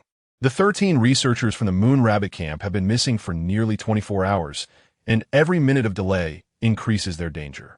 Seeing Feng Rou still hesitating, Chen Mo couldn't help but urge her. Retrieving the 13 missing researchers from the Moon Rabbit camp was a task that Old Wu specifically entrusted to them before their departure. The current data is their only breakthrough in uncovering the secrets behind the Moon Rabbit camp disappearance incident. However, Feng Rou has her own concerns. Under the current circumstances, rashly entering the chaotic area of particle traversal is as dangerous as flying a helicopter through an enemy anti-aircraft fire blockade. If an accident occurs during the flight, not only would the data fail to be transmitted back, but they could also very likely perish in the storm. There is no time left. The strange events caused by the alternation of old and new cycles disappear again in a very short time each time they appear. If they continue to hesitate, they will obtain no useful data. Chen Mo's heavy tone was like a heavy hammer, causing the last trace of hesitation in Feng Rou's heart to collapse. If the Moon Rabbit camp disappearance incident is just a beginning, then before uncovering the secrets behind it, similar incidents will surely continue to arise. The company's founding goal was to be a pioneer, and this was the first sentence Feng Rou saw during her training upon joining the company. As part of the company, they are to brave the front lines for the people, for the country, and for all of humanity, exploring all unknown fields of human knowledge, to eliminate all uncontrollable crises for the country and the continuation of human civilization. I will pilot the helicopter later. Haifeng, you will be responsible for observing Feng Rou's decision-making regarding the surrounding situation. Feng Rou's eyes no longer held any hesitation. After a simple preparation, the group took the last remaining testing device and flew the helicopter toward the giant shadow in the center of the lake.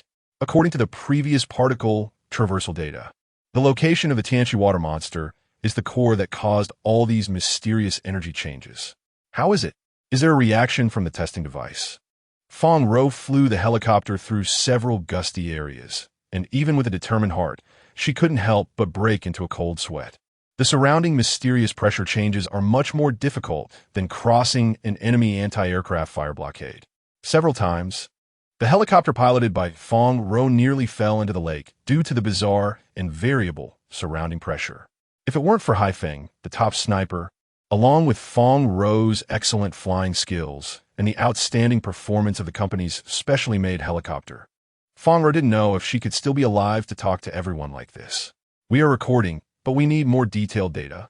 We need to get a little closer, Chen Mo said without looking up, quickly jotting down data from the testing device.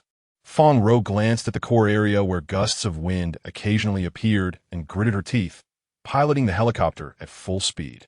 But just as Fong Ro had finally avoided the next gusty area and was about to approach the core region, suddenly, a giant beast head full of sharp teeth burst out of the lake and viciously bit onto the helicopter's landing gear. Oh no!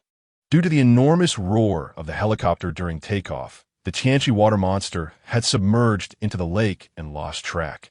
So Fong Ro and Haifeng's attention had been focused on the constantly erupting gusts around them. They completely forgot about this ancient living fossil that had revived alongside the mysterious events. At this moment, facing the pull of a 10-ton giant, even the company's specially made transport helicopter, no matter how good its performance, began to plunge toward the lake surface. Just as Wang Tai, the firepower specialist, was about to draw his weapon to shoot, something incredible happened. Chapter 10. Mesozoa Predators. What on earth is going on? Minutes later, Chen Mo, Fong Ro, and the three guards who had just emerged from the cabin looked around in shock, especially after recalling everything that had happened earlier. All their eyes were filled with a deep sense of disbelief. Aren't we at Tianqi? What kind of place is this? Looking at the boundless primitive jungle in front of them, Sniper Haifeng's eyes widened. Even Wang Tai, who was as solid as an iron tower, stood there in a daze. Chen Mo, what is going on? Fong Ro instinctively turned her gaze to Chen Mo, only to find that he, like everyone else, was standing still. However, Chen Mo's situation was slightly different. While the guard trio was frozen in place due to the dramatic changes before their eyes, Chen Mo was replaying everything in his mind. Just as firepower specialist Wang Tai was about to use modern thermal weapons to kill the Tianqi water monster at close range, the lake suddenly surged with towering waves. Under the impact of the giant waves, the helicopter, along with the Tianqi water monster, plunged into the lake. At that moment, everyone thought they were doomed. But instead of the bone-chilling cold of lake water, it felt as if they had fallen into an endless abyss. Strange faint lights appeared all around, and the endless free fall caused everyone's brains to lose their ability to think. When they regained consciousness, they had already appeared here. Tick-tock, tick-tock. Gradually, everyone was awakened by the heavy smell of blood in their nostrils. Turning around, they saw a giant tree, thick enough for 6 or 7 people to hug, covered in moss, with a prehistoric giant beast hanging from its upper branches. The broken branches that had crashed through the beast's chest protruded through its long snake-like neck and out of its mouth. The bright red blood, like a paintbrush, added a vivid splash of red to the boundless green world, continuously spreading down the trunk. The pungent smell of blood formed a stark contrast to the surrounding tranquility. What luck! If it weren't for this guy falling first and crashing through the surrounding thick trunks, we wouldn't have been able to successfully make an emergency landing in such dense obstacles. Old Yao looked at Fong Ro with relief. The reason everyone was safe and sound was not only due to the luck factors he mentioned earlier, but also Fong Ro's superb helicopter flying skills, which were crucial. Chen Mo, what are you looking at? Soon, Fong Ro noticed Chen Mo squatting down at the thick roots beneath the giant tree. She walked over and saw a piece of white stone half exposed to the air. Fong Ro picked up the stone and gently squeezed it. The white powder floated at her fingertips. Limestone, its chalk, a fine precipitate of calcium carbonate, Chen Mo said slowly while squatting in place. It was only at this moment that everyone realized that all around the dense primitive forest was filled with this calcium titanate-formed chalk. Could it be? Fong Ro's pupils constricted, as if she thought of something and hurriedly looked around. The vast primitive jungle before them was different from the jungle seen in later generations. Towering, giant trees like those in front of them were almost everywhere. The key is that many plants here are unrecognizable even to experts like Fong Ro, who have received field training in special forces. Fong Ro could only draw a rough conclusion based on her knowledge. This is a paradise for ferns and gymnosperms.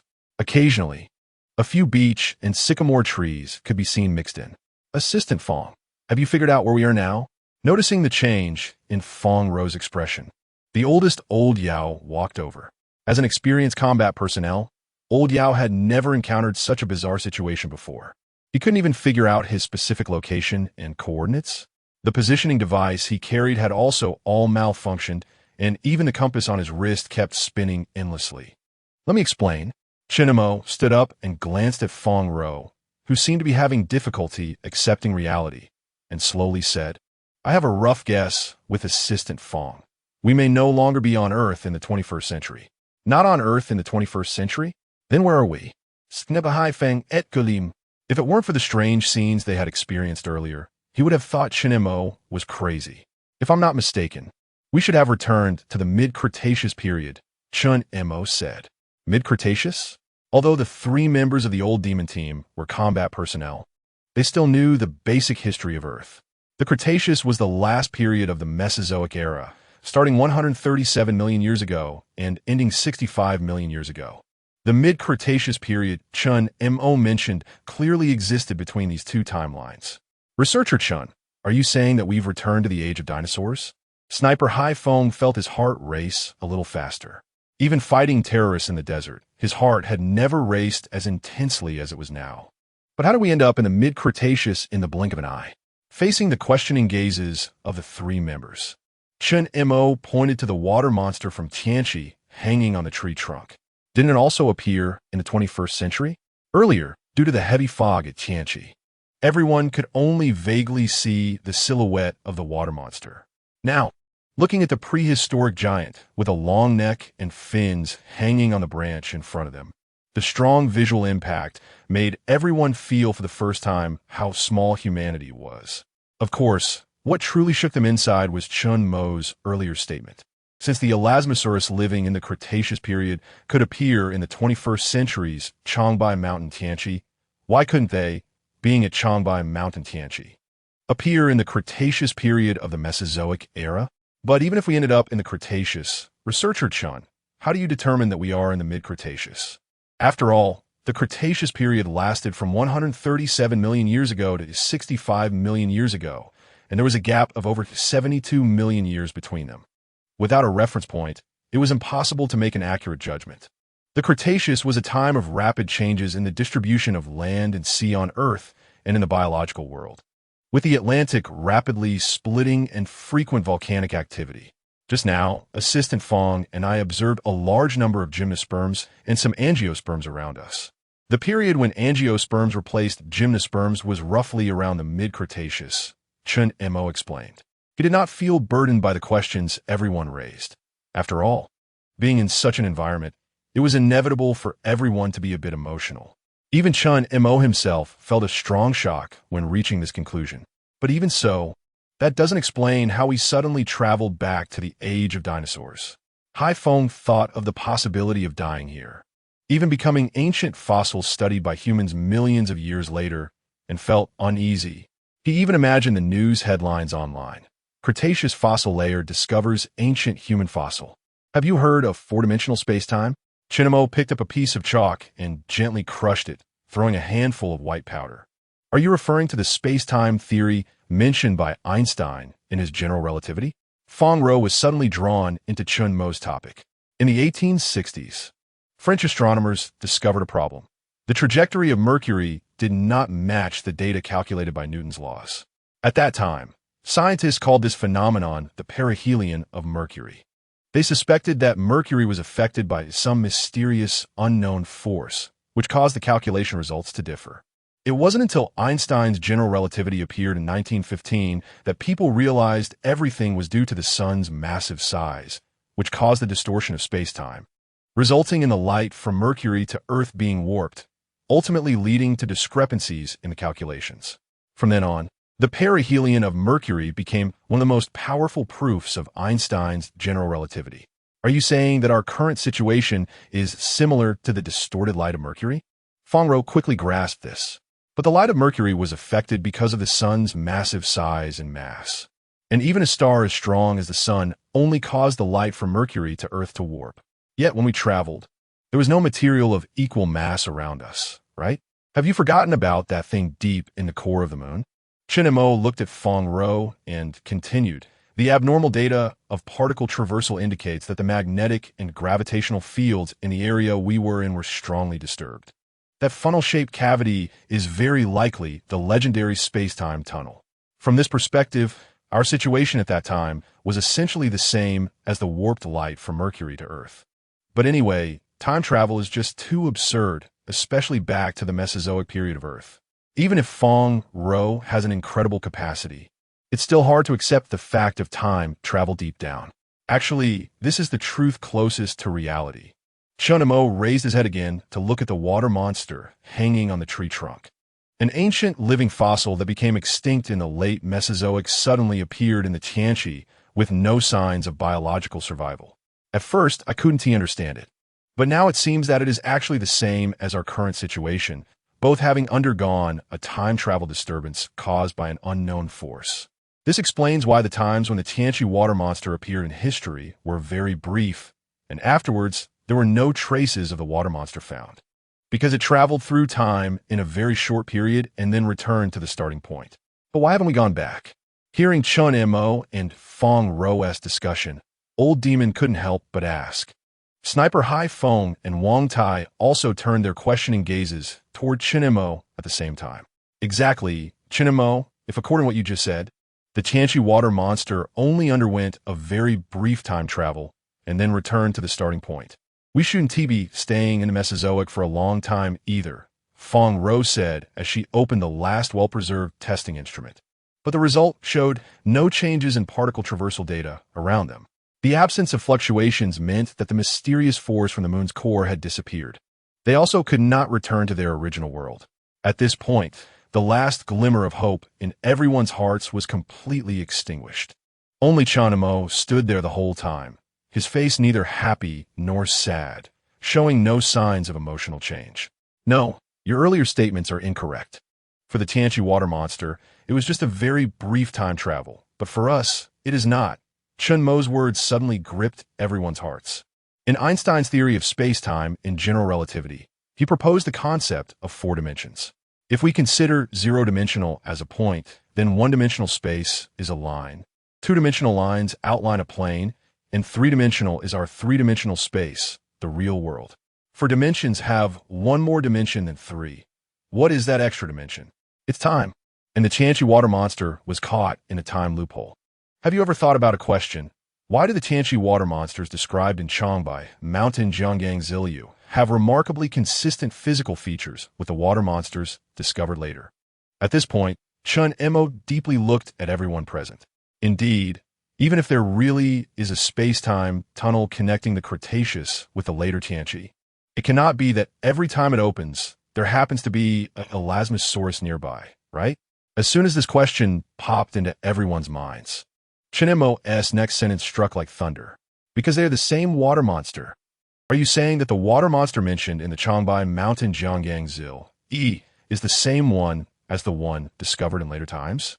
Chen Mo's conclusion undoubtedly had a severe impact on Feng Rou and the others. The same Cretaceous period plesiosaurus appeared on different timelines in later periods after encountering bizarre events during this period. In their eyes, this is a verifiable history. But for the plesiosaurus, it is just a time travel that happened within a few minutes. That's right. So there are no abnormal particle traversal data fluctuations around us, because the bizarre events that happened on this timeline have already ended. Does that mean we are trapped in a time box that can never be opened? Feng Rou's eyes widened as she stared at Chen Mo. The 3 old monsters beside her were the same. At this point, they finally realized the seriousness of the situation. Researcher Chen Mo, can you calculate the specific time of the bizarre events through that cycle? Since we traveled here because of the occurrence of a bizarre event, does that mean that as long as we find another node of a bizarre event, we can return to the original timeline?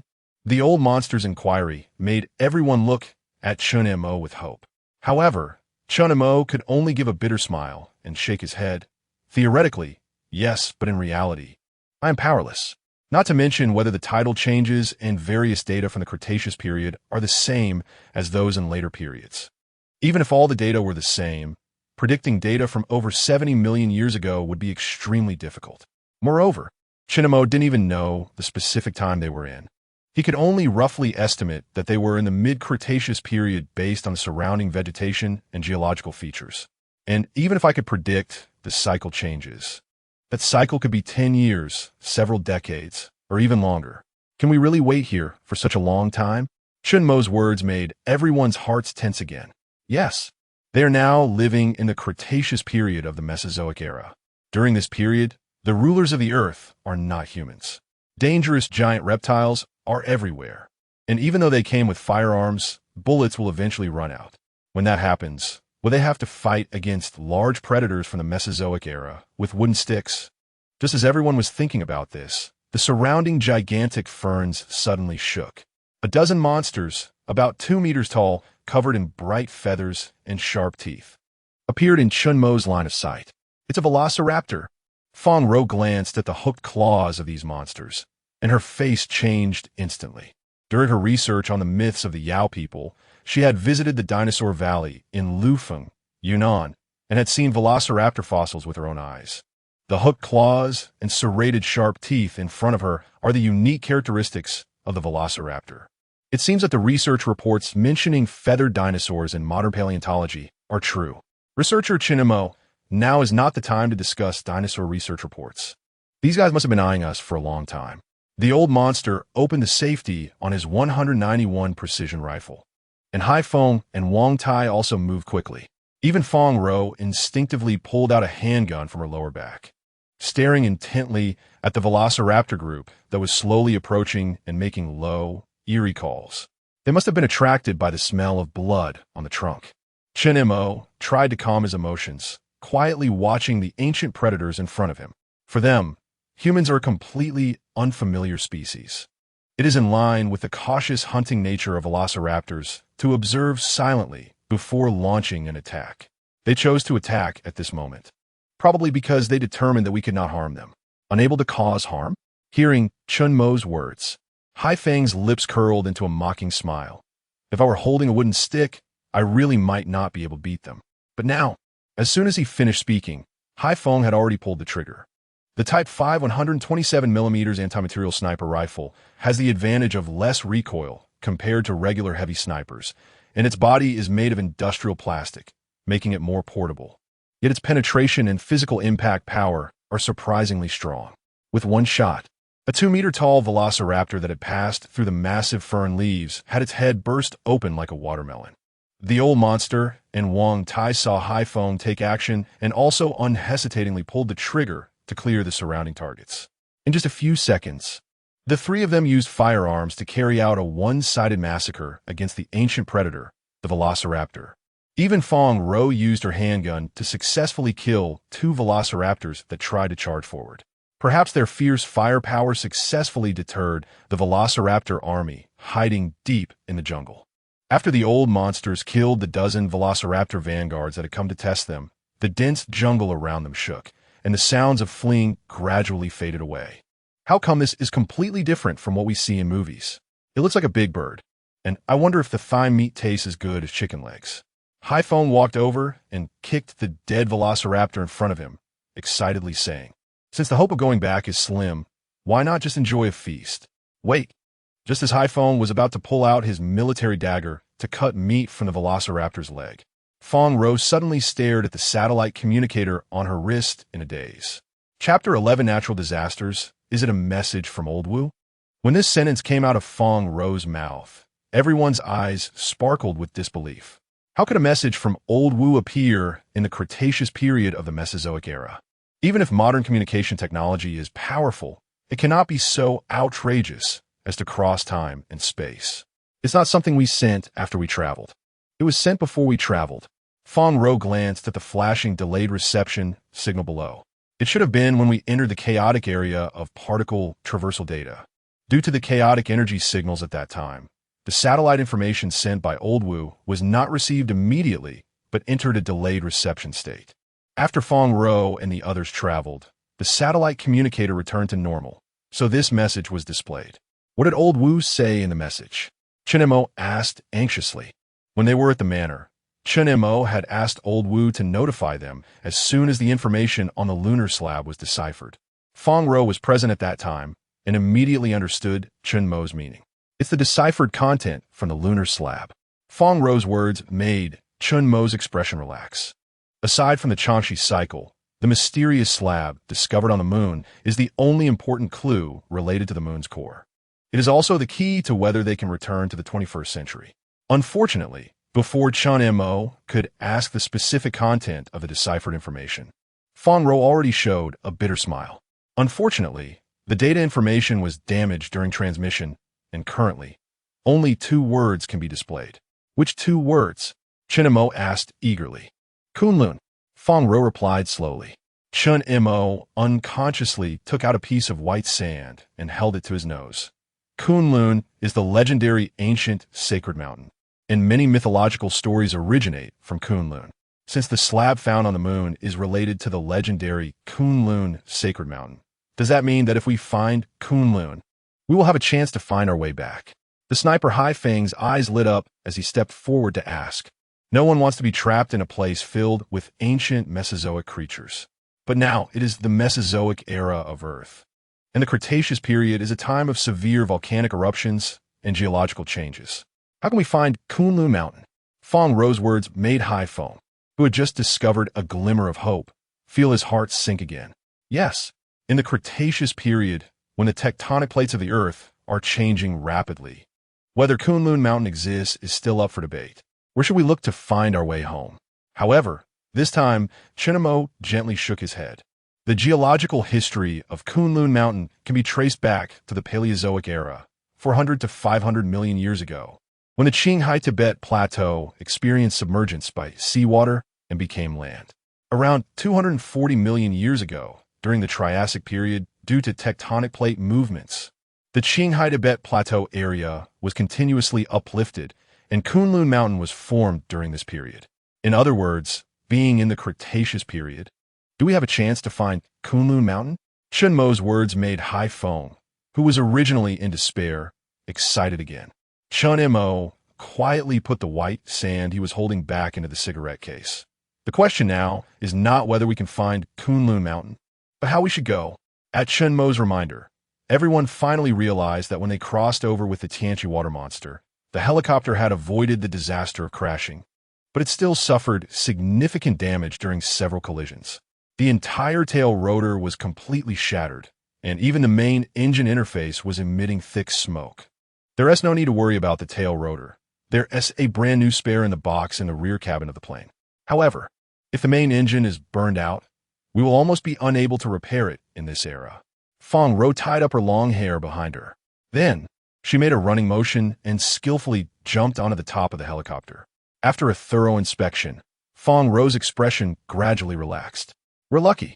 The previous collisions did not affect the engine, just a minor issue with the collective pitch control.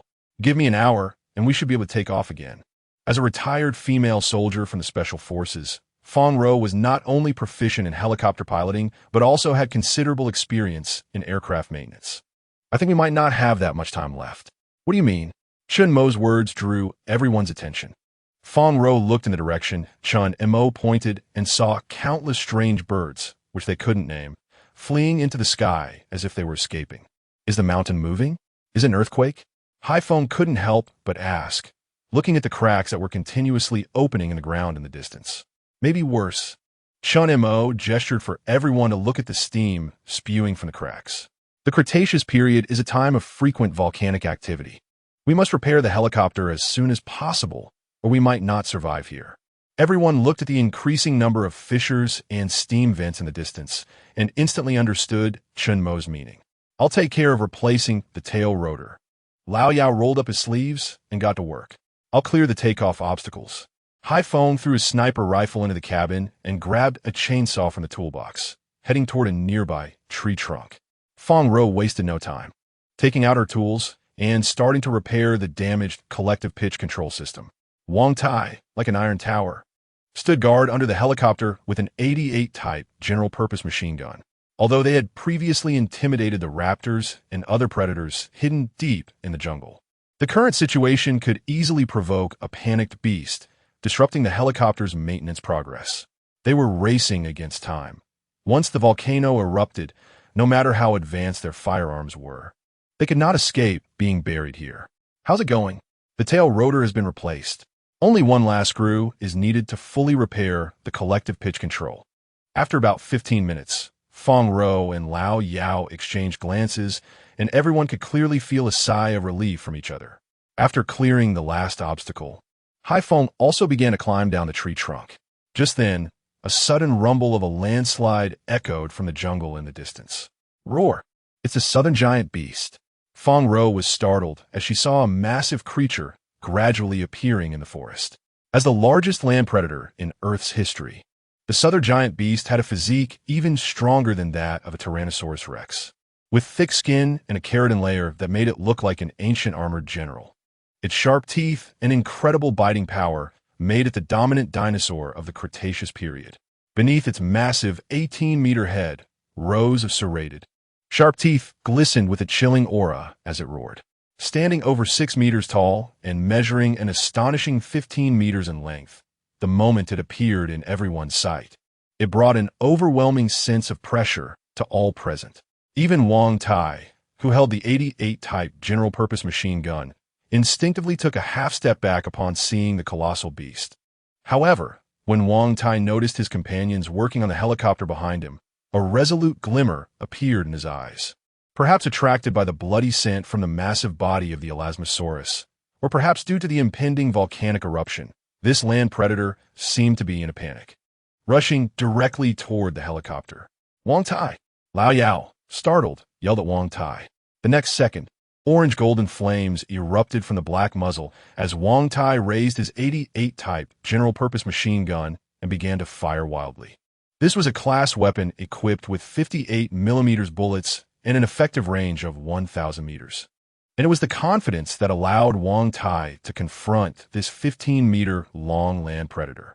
The southern giant beast's thick keratin layer could not stop the piercing of the 58mm bullets. Under Wang Tai's frantic shooting, bright red blood splattered on the southern giant beast. However, the powerful inertia from the impact did not cause the bloody beast to stop immediately. It charged forward like a fully powered heavy tank. And just as it was about to break through Wang Tai's barrage, its gigantic body finally collapsed to the ground. The heavy, labored breathing of the southern giant beast echoed from its nostrils, gradually weakening and fading away until it disappeared completely. This land predator of the Cretaceous period ultimately could not withstand the attack of modern firearms. Wang Tai looked at the southern giant beast's corpse, which resembled a small mountain, and the heartbeat hidden beneath its heavy breathing began to manifest. In that brief moment, he almost thought this ferocious ancient beast would break through his fire line. If it hadn't collapsed at the last moment, Wang Tai didn't know if he would still be standing there safely. It's done. Finally, with Fong Ro's crisp voice. Everyone couldn't wait to rush into the cabin.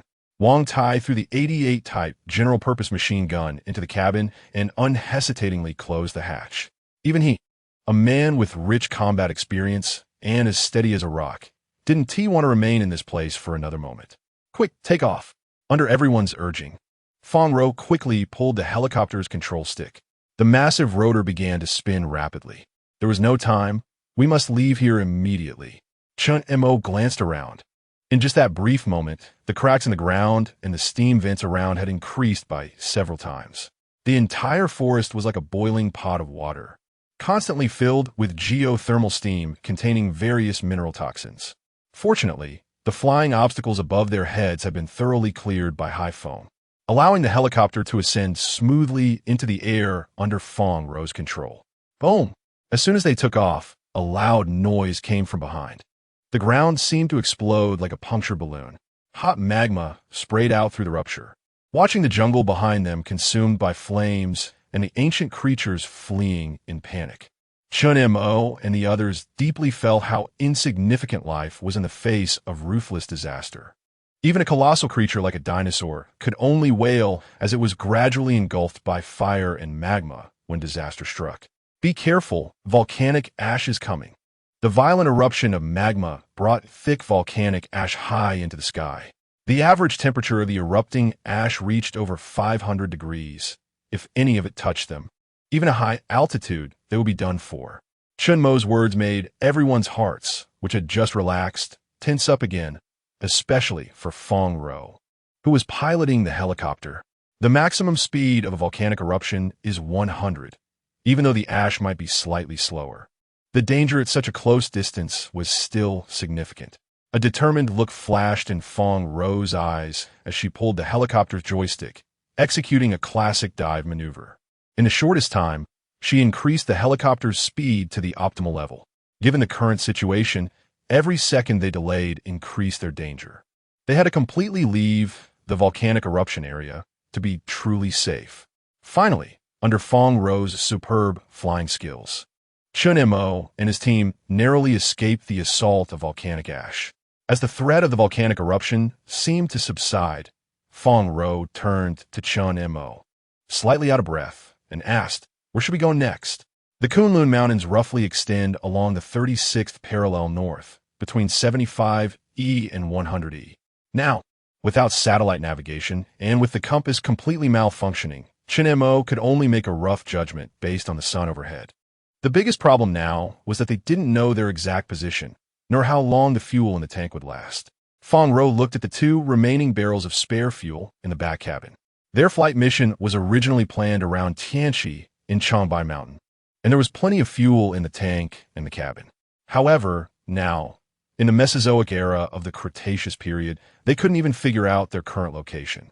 If Kunlun was separated from them by an ocean, even 10 times the fuel wouldn't be enough to reach the other side. If my judgment is correct, we should be in South America. Chen Mo's sudden remark intensified everyone's anxiety. "Researcher Chen, don't scare me," Sniper Hai Feng said with a grimace. They had just narrowly escaped the volcano and found a glimmer of hope to return. And now Chen Mo was saying they were in South America? "Are you sure we are in South America?" Even Fong Ro, who was piloting the helicopter, felt her heart drop. With their little fuel, it was definitely not enough to fly from South America to Kunlun. The southern giant beast we encountered earlier mainly roamed in South America. Chen Mo's conclusion extinguished the last bit of hope in everyone's hearts. However, we don't need to worry too much. Not worry? Researcher Chen, how can we not worry? If we really are in South America, Kunlun is an unreachable dream for us. Hai Feng, the youngest and most straightforward among them, expressed his concern. He had been diligent in his tasks over the years, even without a girlfriend.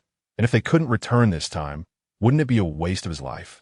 Only Fong Ro noticed Chen Mo's calm eyes and asked, "Do you have any additional information?" "That's right.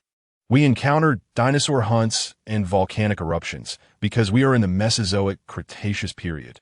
But because of this, there's a slim possibility for us to reach Kunlun from South America." Chen Mo's words once again drew everyone's attention.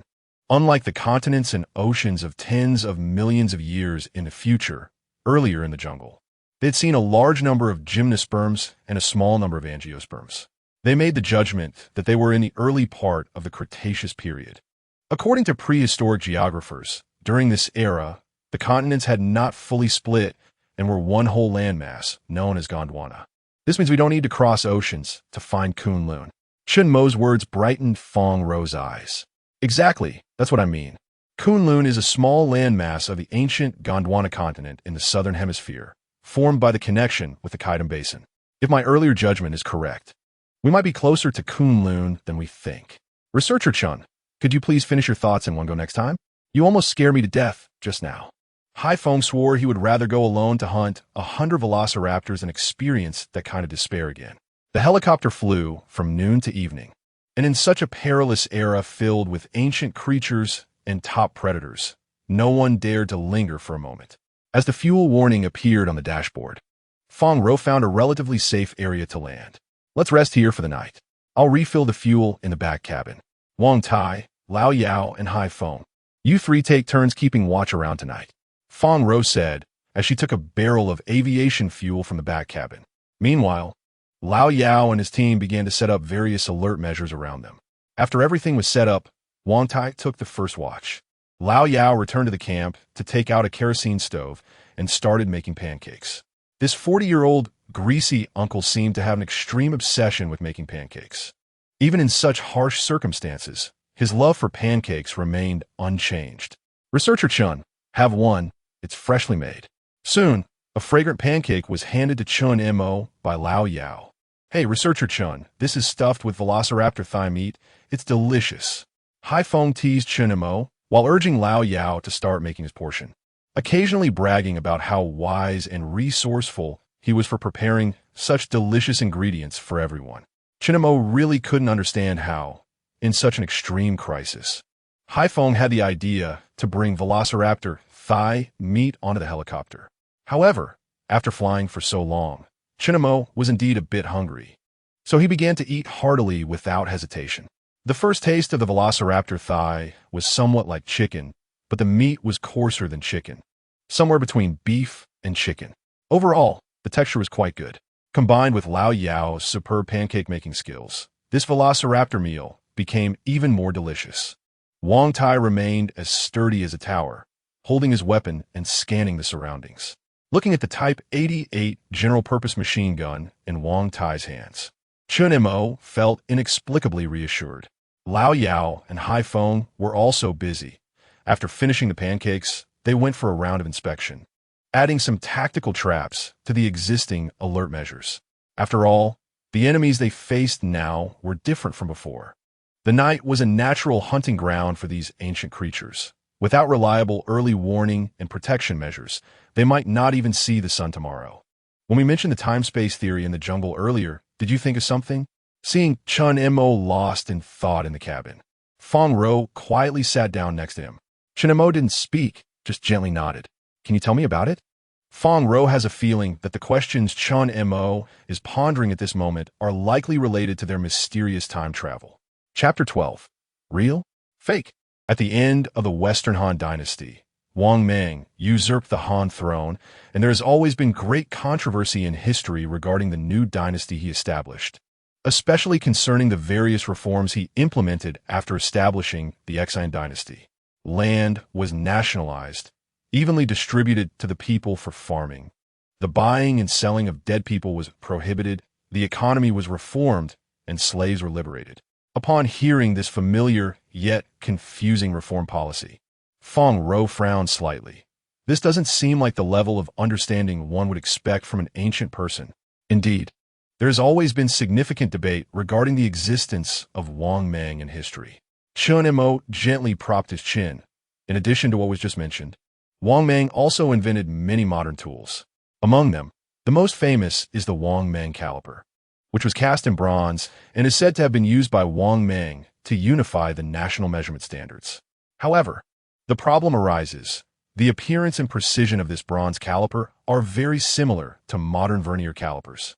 The vernier caliper was invented in 1973 by Frenchman Jean-Pierre, which means that according to what you just said, Wang Mang's bronze caliper predates the vernier caliper by over 2,000 years.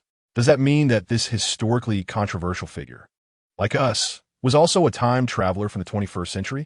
Feng Ro seemed to suddenly understand why Chen Mo had brought up the historical figure Wang Mang. Indeed, Chen Mo smiled slightly and nodded. In fact, Einstein's theory of four-dimensional spacetime has always remained in the realm of theory. Even the perihelion of Mercury only serves as supporting evidence and cannot fully confirm this theory, given humanity's current understanding of the universe. Time travel is essentially no different from mythological stories. It's just that the former is theoretically more coherent, while the latter is merely a legend. However, at this moment, Chen Mo and the others are experiencing such a mythological story. In any case, time travel is definitely not something that current human civilization can master. The fact that Chen Mo can say this indicates that he has already reached a conclusion about what lies deep within the core of the moon. What could it be? Prehistoric civilization? Or aliens? Feng Ro clearly realized this point as well. This time, Chen Mo did not speak. He smiled at Feng Ro. No matter the circumstance, Feng Ro always manages to notice the key points in others' words. Perhaps this is the reason why Old Wu sent her to investigate the mysterious disappearance incident at the Moon Rabbit Camp with Chen Mo. But regardless, Fong Ro's mode of communication made Chen Mo feel very comfortable and relaxed. Whether it's the aliens you just mentioned or prehistoric civilizations. Since they once had very close interactions with the ancients on Earth, they must have left some traces of interaction. In fact, Chen Mo did not resist mythology as much as he did before in the manner. Legends are also a part of history. Even if the legend sounds absurd, there must be a reason and process behind its birth. Your words remind me of something. Over the years, while following Old Wu, Fong Ro has come across many strange things that science cannot explain, and one of them left a particularly deep impression on her. About 3 years ago, Old Wu and I received an investigative report from Hunan, which mentioned a 3-year-old girl. Fong Ro's words immediately caught Chen Mo's attention. What could make a report about a 3-year-old girl leave such a deep impression on Fong Ro? The report mentioned that one night, the girl's mother was telling her the story of Chang'e flying to the moon, and the little girl suddenly said, "I know Chang'e. I have repaired machines with her." The girl's mother initially thought it was just the child talking nonsense, but what the little girl said next surprised her greatly. What did the little girl say?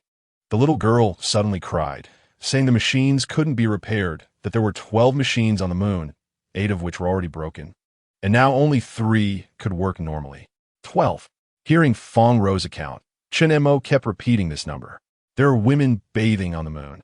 The wife of Emperor Jun is Changxi. There are 12 moons, and this is the beginning of bathing. For some reason, this phrase inexplicably surfaced in Chen Mo's mind. 12. All 12. Is this all just a coincidence? Or is there some unknown connection between them? Fong Ro looked at Chen Mo, who was momentarily frowning, and then relaxing, and then frowning again. For a moment, she found it hard to speak, fearing that she might interrupt Chen Mo's thoughts. Did the little girl say anything else? Seeing Chen Mo suddenly look up and ask, Fong Ro gently nodded. According to the little girl, there are 12 machines on the moon used for projection, which can project many small animals and trees. The little girl's mother pointed to herself and asked, Am I also projected? The little girl shook her head, saying that these were originally projections meant for people to see. At that time, the little girl's mother was greatly surprised after hearing this, but she was still not convinced and pointed to a nearby lamp, asking if that was also projected. The little girl answered yes. A 3-year-old girl could not possibly come up with such a logically coherent story. This is also why Fong Ro was deeply impressed by this little girl. However, the little girl's statement was indeed absurd and bizarre, and even Fong Ro, who could boldly hypothesize about science using various mythological stories, found it somewhat far-fetched. Just imagine, everything around you, apart from yourself, is a projected illusion. Would you dare to believe that? However, Fong Ro's words sparked deeper contemplation in Chen Mo projection. Illusion? Moon machines? Thus, the night passed in silence, and Chen Mo became completely immersed in pondering Fong Ro's story. The night went much smoother than everyone had anticipated. Aside from being attacked by some small velociraptors, they hardly encountered any other disturbances. It is worth mentioning that when they woke up in the morning, Lao Yao and Hai Feng had captured a giant frog that was about half the height of an adult in the tactical traps they set up the previous day. This delighted Hai Feng. The largest known frog in science is the devil frog, which lived 65 million years ago, but its size was only about half a meter. The giant frog in front of them was about 1:1, 5 meters long, which was truly enormous. Looking at the giant frog, even Chen Mo couldn't help but click his tongue in amazement. Fong Ro, on the other hand, would have been frightened if she hadn't been a member of a special forces unit, where she had undergone various training with poisonous insects and rats, giving her an impressive psychological endurance. Just the sight of the large pile of green frog skin in front of her would have triggered her innate female fear. The 65 million years belong to the late Cretaceous period, so by this calculation, the giant frog in front of them could be considered the ancestor of the devil frog. Compared to these natural predators, human observation and alertness are still lacking. Last night, Wang Tai, Lao Yao, and Hai Feng took turns keeping watch. But even these experienced warriors failed to notice the approach of this giant frog. If it weren't for the tactical traps that Lao Yao had set up in advance, They might not have discovered the existence of this big fellow at all. All right, let's go. Although the dangerous night has passed, the daytime in the Mesozoic era is equally not peaceful. Everyone just wants to quickly reach Kunlun and find a way to leave this cursed place. It is worth mentioning that a small episode occurred before boarding. Haifeng pulled out a dagger, looking eager to try against the giant frog in front of him, but was stopped by Chen Mo. Velociraptors were common carnivorous dinosaurs in the Cretaceous period and were also a delicacy in the mouths of many large predators. Eating a few bites of the thigh meat of a velociraptor wouldn't be a problem, but no one knows the origin of the giant frog in front of them. What if it carries a lethal toxin? Wouldn't that mean everyone in the cabin would be doomed? Haifeng also realized his mistake and kept apologizing to everyone along the way. Finally, after flying over several patches of jungle, the helicopter arrived over an endless swamp. Is this really flying over a swamp? It's more like the no man's land of Kokoxley. Haifeng exclaimed after flying for half an hour without seeing the end of the swamp. During the early Cretaceous period, global temperatures changed significantly, and ocean currents brought moisture into what were once inland areas, making the world warmer and more humid, greatly increasing the area of swamps. This swamp must have formed during that time. As Chen Mo's calm voice fell, sharp-eyed Haifeng suddenly pointed into the distance and shouted, "Look over there. What is that?" Chapter 13. Survivors, a spacesuit? Everyone followed the direction Haifeng was pointing and saw a half-circular protective visor shimmering under the sun. The airtight, insulating layer, along with its heavy and familiar texture, instantly attracted everyone's attention. Of course, that wasn't the most important part. On the right arm of the spacesuit was a bright red armband that everyone recognized, with a special symbol belonging to the Moon Rabbit Project beneath it. Could it be that the researchers from the mysteriously missing Moon Rabbit camp also crossed over to here like us? If it weren't for this reason, there would be no way to explain the spacesuit appearing before them. But if the spacesuit is here, then where did the missing personnel from the Moon Rabbit camp go? A sense of foreboding suddenly rose in everyone's hearts. In less than a day since they arrived in this era, they had encountered several waves of ancient creatures. If it weren't for the 3 combat personnel, including the old demon, and their sufficient firepower, they would have likely perished in the jaws of these ancient predators long ago.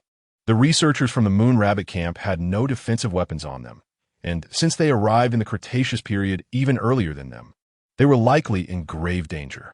As the team member with the most experience in executing overseas special rescue missions, the old demon's experience told him that under such circumstances, the personnel from the Moon Rabbit camp who crossed over would have no chance of survival. Moreover, the helicopter's fuel was also a huge issue. Given their current fuel supply, whether they could reach Kunlun was uncertain.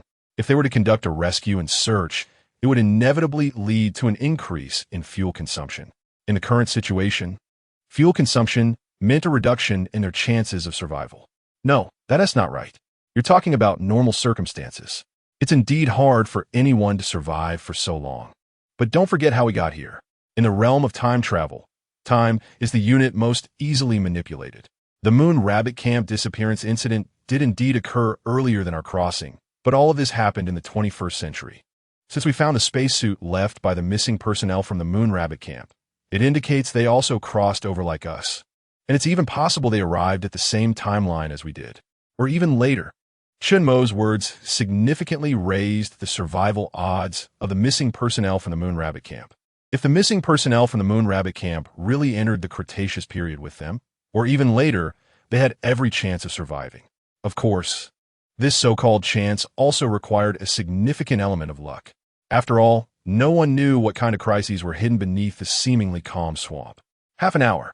If we still cannot find the missing personnel from the Moon Rabbit camp within half an hour, then we will continue to Kunlun. Chen Mo understood better than anyone the consequences of running out of fuel. But a part of him that belonged to the brighter side of humanity told him he couldn't just leave. Despair is the most primal source of fear for humanity.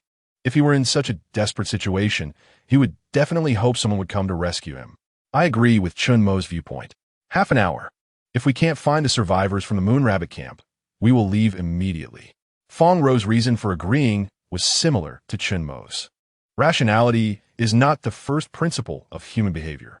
If a person loses even the bottom line of protecting the brightness of humanity, then the significance of humanity's journey from savagery to civilization would no longer exist. Moreover, she was here on Old Wu's orders to find answers to the mysterious disappearance of the Moon Rabbit Camp. Now that the clues to the missing personnel from the Moon Rabbit Camp were right in front of her, she could not possibly turn back. As for the old demon and the other two, their task was to ensure the safety of Fong Ro and Chen Mo. The old demon's previous hint was also based on this principle. Alright, after executing so many missions, I always thought protecting the target was the most important. Since everyone has decided to search, I have no objections. At worst, I'll be a hero again in 20 years. After all, I've already eaten raptor meat. What else is there to regret? Seeing the old demon nod in agreement, Sniper Haiphong pulled off his tactical hat. Agreed. The response from firepower expert Wang Tai was the most concise and powerful. Chen Mo looked up at everyone in the cabin. At that moment, everyone's faces showed a sense of detachment in the face of life and death. This feeling of detachment inexplicably reminded Chen Mo of his experience in Tibet a year ago. Back then, he had crossed the no man's land alone to find research data. Due to insufficient preparation, he nearly died of hunger and thirst in the desolate Gobi Desert. If it weren't for his good luck in encountering a passing Tibetan patrol officer, he might have lost his life in that no man's land. Although later Chen Mo learned that the company had sent his coordinates to the Tibetan patrol officer, the deep impression that officer left on him was hard to erase. The patrol officer, named Abu, had voluntarily joined the patrol team and actively applied to come to the most exhausting, harsh, and dangerous no man's land, donating all his patrol subsidies to impoverished Tibetan children every month. Chen Mo was curious why someone would make such a choice in a world filled with material desires. The answer he received was, "I once encountered a pack of wolves and was saved by nearby monks. I know the terror of despair, so after that, I hope to become a light in someone else's darkness." Yes, at this moment, Chen Mo and the others were doing the same thing. Light can sometimes not only illuminate darkness, but also ignite the light within others. Perhaps this is the cornerstone of humanity's transmission of fire, repeatedly cutting through thorns, piercing through darkness, and creating a beautiful future in the process of evolution. As Chen Mo quietly pondered in his mind, he gazed out through the transparent windows on both sides. In such an endless Mesozoic swamp, searching on foot was unrealistic and dangerous. The survivors had no electronic positioning devices, so everyone could only rely on the most primitive methods to search for them. Fong Ro tried her best to fly the helicopter close to the swamp to give everyone a better view. Hard work pays off. Finally, they discovered a series of footprints exposed on the surface of the mud about 3 kilometers from the spacesuit. It seemed that the missing personnel from the Moon Rabbit Camp, when they crossed over to this place, did not encounter danger immediately. Otherwise, they could not have walked such a distance after removing the heavy spacesuit. This discovery greatly increased Chen Mo and the others' hopes for rescuing the survivors. Of course, the most important point was that the fact that the person could walk so far in the vast swamp indicated that he possessed a certain level of survival skills in the wild. After all, in such an endless swamp area, the most dangerous thing is not the ancient predators, but the black mud pits that can swallow lives at any moment. The missing personnel from the Moon Rabbit Camp, walking in such a state, could not have gone far. For Fong Ro, the footprints discovered beneath the helicopter were undoubtedly a very good signal. Sure enough, in the subsequent search, everyone gradually grasped many activity traces of the missing personnel from the Moon Rabbit Camp nearby. But just when everyone's hopes were growing stronger, a bloody arm came into view. The moment they saw this arm, everyone's expressions grew serious. In such a Mesozoic ancient Earth continent, what human arm represents is clearer to them than anyone else.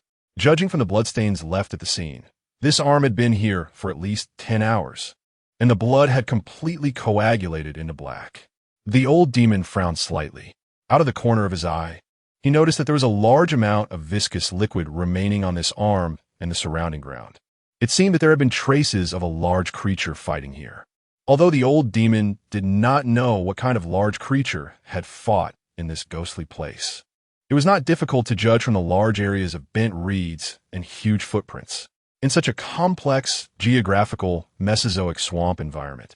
Encountering a large ferocious beast without carrying any heat weapons. Even seasoned fighters like the old demon had little hope of survival, let alone a researcher engaged in lunar studies. We cannot continue to waste fuel like this. I propose we head to Kunlun immediately. Agreeing with Fong Ro and Chen Mo's proposal to search for survivors had already violated the old demon's previous principle of prioritizing the protection of target individuals and safety first. Moreover, now that they had basically confirmed the death of the survivor, the old demon naturally could not continue to ignore the safety of the target for a survivor who was already dead. Wait, there is something wrong with this arm. At this moment, the sudden remark from the sniper, Hai Feng, caught everyone's attention. Even the old demon, who insisted on heading to Kunlun immediately. Couldn't he help but look at Hai Feng? Chapter 14, Swamp Beasts. The breakpoint of this arm was very neat. Unlike that of being torn off by a large, ferocious beast, it looked more like it had been cut off by something sharp.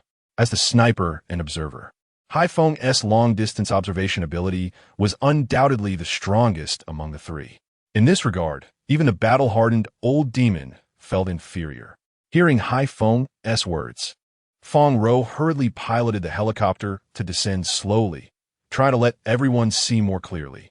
Indeed, the cut was very smooth and showed no signs of being bitten. As the helicopter got closer to the severed arm below, the old demon gradually discovered this point. Previously, they had not observed so carefully from the high altitude. Now, upon closer inspection, everyone felt that this severed arm was strange in every way. Researcher Chen Mo. Dinosaurs living in the Cretaceous period should not possess the ability to use sharp blades, right? The old demon instinctively posed this question to Chen Mo.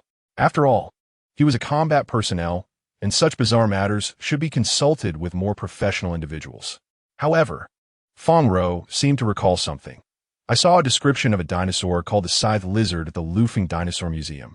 It is said that this dinosaur has long, sharp claws that resemble scythes and can cause damage similar to blade cuts when attacking. The key is that the scythe lizard lived during the Mesozoic Cretaceous period, not the scythe lizard.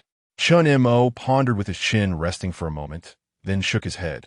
The forelimb length of an adult scythe lizard is about 25 meters. If it were a scythe lizard, then the severed part would not merely be an arm. Perhaps other parts of the severed arm were eaten?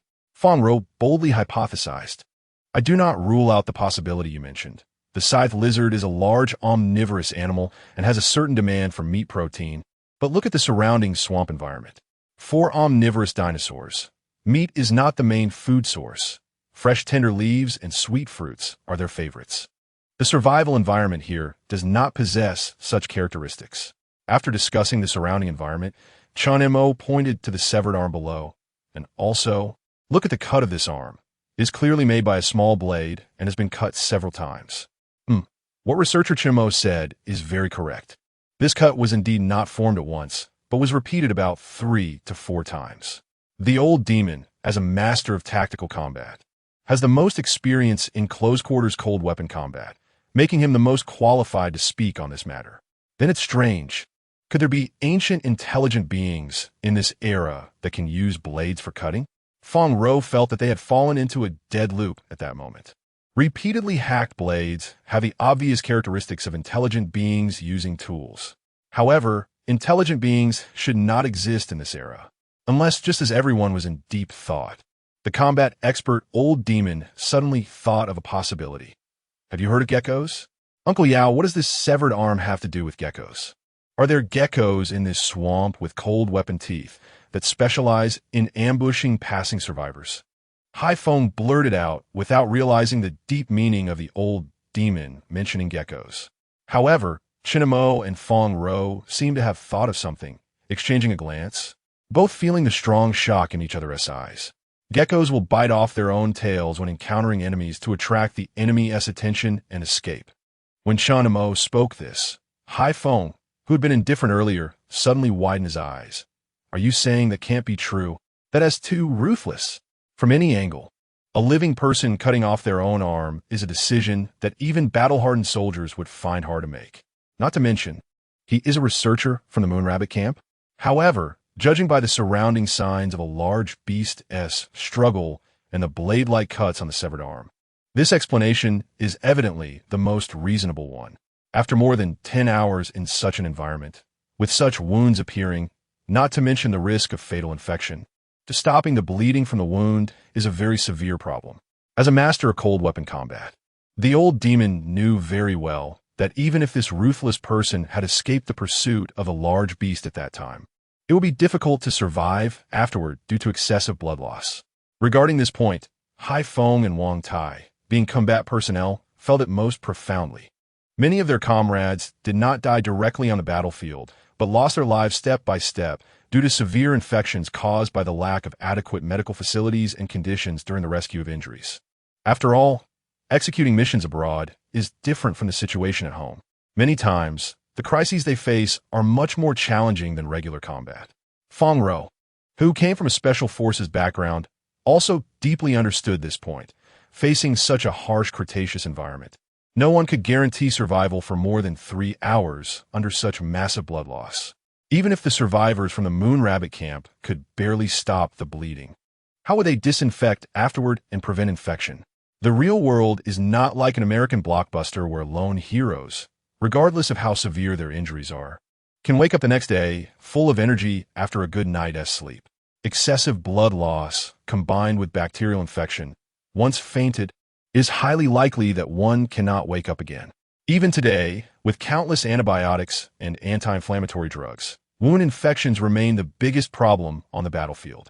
Perhaps we really should leave now. Feng Ro glanced at the fuel gauge. They had already wasted nearly half an hour of fuel searching for survivors from the Moon Rabbit camp. If they continued to waste time for a result that was basically predetermined, it would be irresponsible to everyone on the plane. Just then, Chen Mo's gaze was suddenly drawn to a thick column of smoke rising in the distance. In fact, it wasn't just Chen Mo who was attracted by the smoke. Almost everyone on the helicopter noticed the gray-black smoke at that moment. There was a fire. Someone was making a fire in the reeds on the opposite side. In such a humid swamp environment, the chances of a wildfire occurring were extremely low. Moreover, what a coincidence that a fire broke out in the reeds just as they arrived here. Feng Ro's eyes twitched slightly at that moment. Quick, let's go take a look.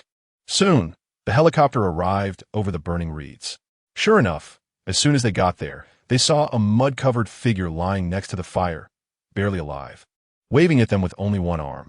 Old Yao, Wang Tai, hurry and bring him up.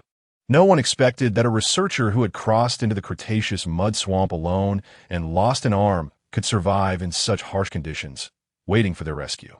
After a brief moment of shock, everyone quickly set aside the ladder and exerted all their strength to finally carry the mud-covered person into the cabin. I thought all of this was just my hallucination. After 2 days and nights of survival in the Mesozoic swamp, the mud-covered figure before them was clearly extremely weak. Are you Major Chung Yin Xiao? Feng Ro had already memorized the list and details of the missing personnel from the Moon Rabbit camp. The muddy, one-armed survivor before her was indeed the head of the Moon Rabbit camp, Major Chung Yin Xiao, a former Air Force officer. At that moment, Feng Ro seemed to suddenly understand why a researcher from the Moon Rabbit camp would have such rich outdoor survival experience, traversing the vast swamp, decisively severing his arm when attacked by ancient creatures, just like a gecko shedding its tail. Because he was a soldier after all. Do you know me? Chung Yin Xiao lay in the helicopter's spacious cabin, still feeling a strong sense of unreality deep inside, as if he were dreaming. If this is a dream, I hope I never wake up. Major Chung, you have a high fever. Don't speak for now. Old Yao felt Chung Yin Xiao's hot forehead and signaled Hai Feng to take out some alcohol for cleaning and an anti-infection injection for the first aid kit nearby. However, just as Old Yao was unwrapping the layers of bandages used to stop the bleeding on Chung Yin Xiao's severed arm, everyone was stunned by what they saw. Between the bandages and the wound was a thick layer of blackened plant, ash mixed with blood. Surrounding the severed area of his arm were many charred marks from the flames. At this moment, everyone finally understood how this tough survivor had managed to hold on for so long after losing an arm. After cleaning and disinfecting Chung Yin Xiao's wound and rebandaging it, Old Yao took the injection from Hai Feng and without hesitation gave Chung Yin Xiao a shot. This was the latest anti-infection drug used on the battlefield, and after the injection, Cheng Yunxiao gradually felt his body becoming less uncomfortable. They also brought hot water and food, and when Cheng Yunxiao's spirits gradually recovered, he completely believed that everything before him was real. Let me introduce myself. I'm Feng Ro, this is Old Yao, Hai Feng, Wang Tai, and Chen Mo. We were specifically ordered to come and search for the missing personnel from the Moon Rabbit camp. Seeing that Cheng Yunxiao was feeling much better, Feng Ro, sitting in the pilot's seat, made a simple introduction and took out a special document to prove her identity. However, she didn't reveal the specific name of the organization, briefly mentioning it as a related department. I see. Cheng Yunxiao understood the discipline.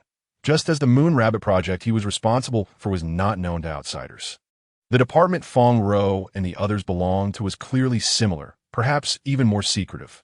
Nevertheless, after learning that Feng Ro and her team were sent by the state to rescue the missing persons, a relieved smile gradually appeared on Cheng Yunxiao's face. By the way, didn't you just say you were ordered to search for the missing personnel from the Moon Rabbit camp? Did you find the others? It must be said that Cheng Yunxiao was indeed a serious and responsible leader. As soon as he regained a bit of consciousness, he eagerly began to inquire about the status of the other missing personnel from the Moon Rabbit camp. Unfortunately, Major Cheng, you're the only missing person we have found so far.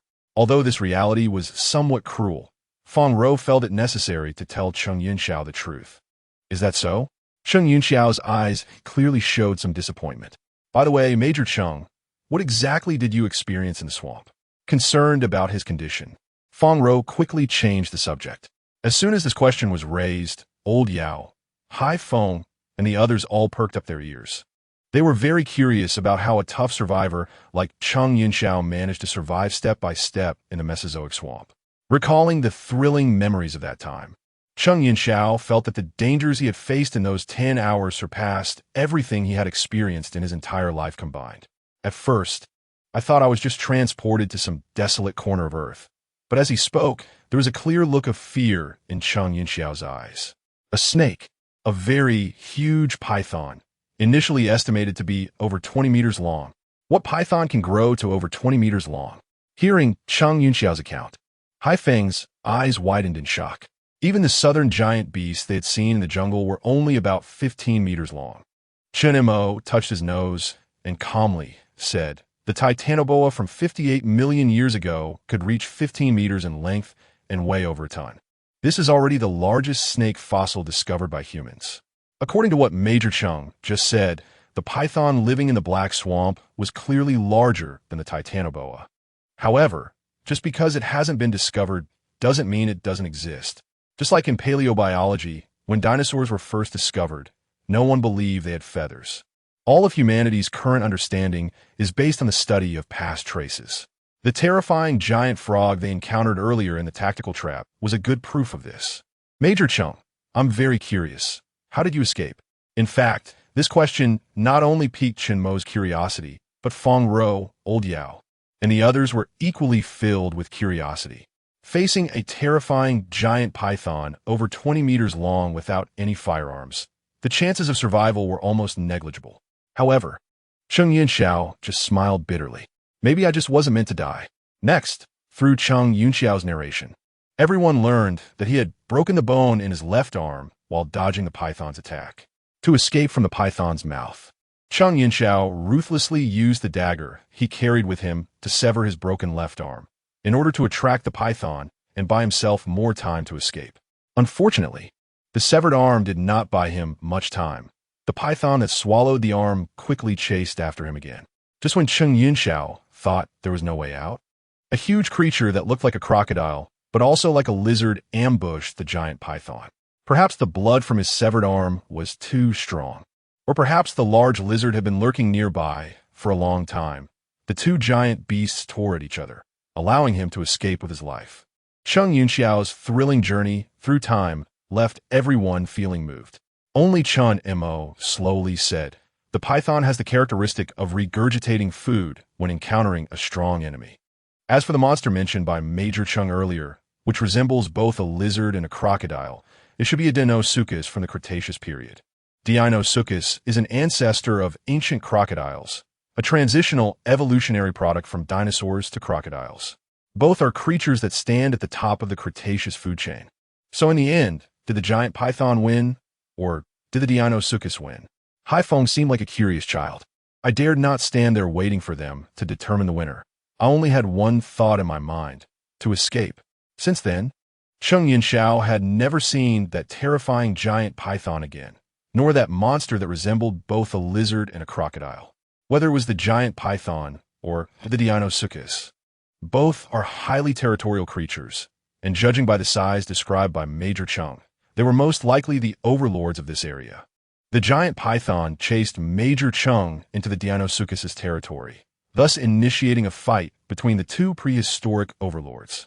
Although Chen Mo was not a paleontologist, ever since he speculated that the water monster in Tianqi might have some connection with that thing at the core of the moon, he had crammed a lot of information on prehistoric biology overnight. This is also why he was able to judge everyone's current situation based on the surface sediment of chalk and the distribution of gymnosperms and angiosperms in the forest. The duel between two apex Mesozoic beasts would result in whoever won inheriting the territory of the other, whether it was the Deinosuchus or the giant python. Their size was sufficient for either to have a hearty meal, allowing them to go a long time without foraging. It must be said that Chen Mo and the others were lucky. Otherwise, if those two monsters had jumped out during the rescue, it would have caused them quite a headache. In any case, I still want to thank you for saving me. Cheng Yinxiao expressed his experiences during this period in one breath, feeling that the heavy stone on his chest had finally lightened a bit, especially when he recalled lying alone in the reeds, his body burning as if it were charcoal. At that time, he had almost prepared himself to say goodbye to this world deep within his heart, until the roaring sound of the helicopter's huge engine came from afar. At first, he thought he was hallucinating due to the severe burning. But when he saw the helicopter hovering in the distance, not disappearing for a long time, the desire to survive deep in his heart could no longer be suppressed. He ignited the dry reeds he had collected to treat his wounds and started a big fire in the reeds. Ultimately, the helicopter flew towards him. By the way, how did you guys end up in this hellish place? Although Cheng Yinxiao was not as lucky as Chen Mo and Feng Rou, who could accurately determine that this was the Cretaceous period through the large amounts of chalk in the strata and the angiosperms and gymnosperms in the jungle. After escaping from the snake's mouth and Feng Rou's simple narration earlier, Cheng Yinxiao had basically figured out that he was indeed in the Cretaceous period of the Mesozoic era. With current human technology, it was obviously impossible to achieve this. The situation is like this. Facing Cheng Yinxiao's curious gaze, Feng Rou immediately recounted everything that had happened after the mysterious disappearance of the Moon Rabbit camp. So, you mean your situation is actually the same as mine? Being trapped here? Everyone was originally worried that Cheng Yinxiao would be greatly impacted upon hearing this news, but to their surprise, Cheng Yinxiao not only did not become depressed, but instead looked relieved. However, upon further reflection, everyone understood. Cheng Yinxiao had managed to hold on until now in such a dire situation, which itself was already akin to experiencing a life-and-death situation. Compared to lying alone in the reeds waiting for death to arrive, what did this little setback count for? Since Major Cheng's health is no longer a major issue, can we discuss some serious matters next? Chen Mo's eyes fixed firmly on Cheng Yinxiao, and his serious tone immediately attracted everyone's attention. If researcher Chen has any questions, feel free to ask. I will answer everything without reservation. During the earlier conversation, Cheng Yinxiao had already learned that the reason Feng Rou and her group could travel from Earth in the 21st century to the Cretaceous period was all thanks to Chen Mo's Changshi cycle. If it weren't for this, Cheng Yinxiao wouldn't have had the good fortune to be rescued from the reeds by Feng Rou and her group. In this sense, Chen Mo was indeed his lifesaver. What exactly did you discover on the moon? What Chen Mo heard at this moment was also the biggest mystery in everyone's hearts. The reason they appeared here was all due to the strange events that occurred in Tianqi. And the root cause of the series of strange events was precisely the moon. However, to everyone's surprise, Cheng Yinxiao's answer to this question was unexpected. Do you believe there are ghosts in this world? Chapter 15, Key 14 Ghosts? I said, Major Cheng, you're not having a fever and losing your mind, are you? How could there be ghosts in this world? After a brief shock, the first to react was the sniper Hai Feng, who couldn't help but reach out to touch Cheng Yunxiao's forehead. As a materialist warrior educated in modern times, even though they had now crossed into the Cretaceous period, the idea of ghosts was still nonsense in Hai Feng's view. Chen Mo and Feng Ro also frowned slightly. Time travel, while seemingly incredible, could at least be explained scientifically. But ghosts? I'm not losing my mind or talking nonsense. We really encountered them on the moon. Cheng Yunxiao's response was firm and powerful, not at all like he was making up a story to deceive. Are you sure it's not an illusion or something else? If it were an illusion, you wouldn't have met me here. As soon as Chen Mo finished speaking, Cheng Yunxiao shook his head and smiled wryly. Clearly, the ghosts mentioned by Cheng Yunxiao were closely related to the mysterious disappearance of the Moon Rabbit camp. Upon hearing this, Chen Mo no longer interrupted him. He quietly stared at Cheng Yunxiao, seemingly waiting for him to tell the story behind all this. Cheng Yunxiao's pupils flickered slightly, and his memory gradually returned to the eve of the Moon Rabbit camp disappearance.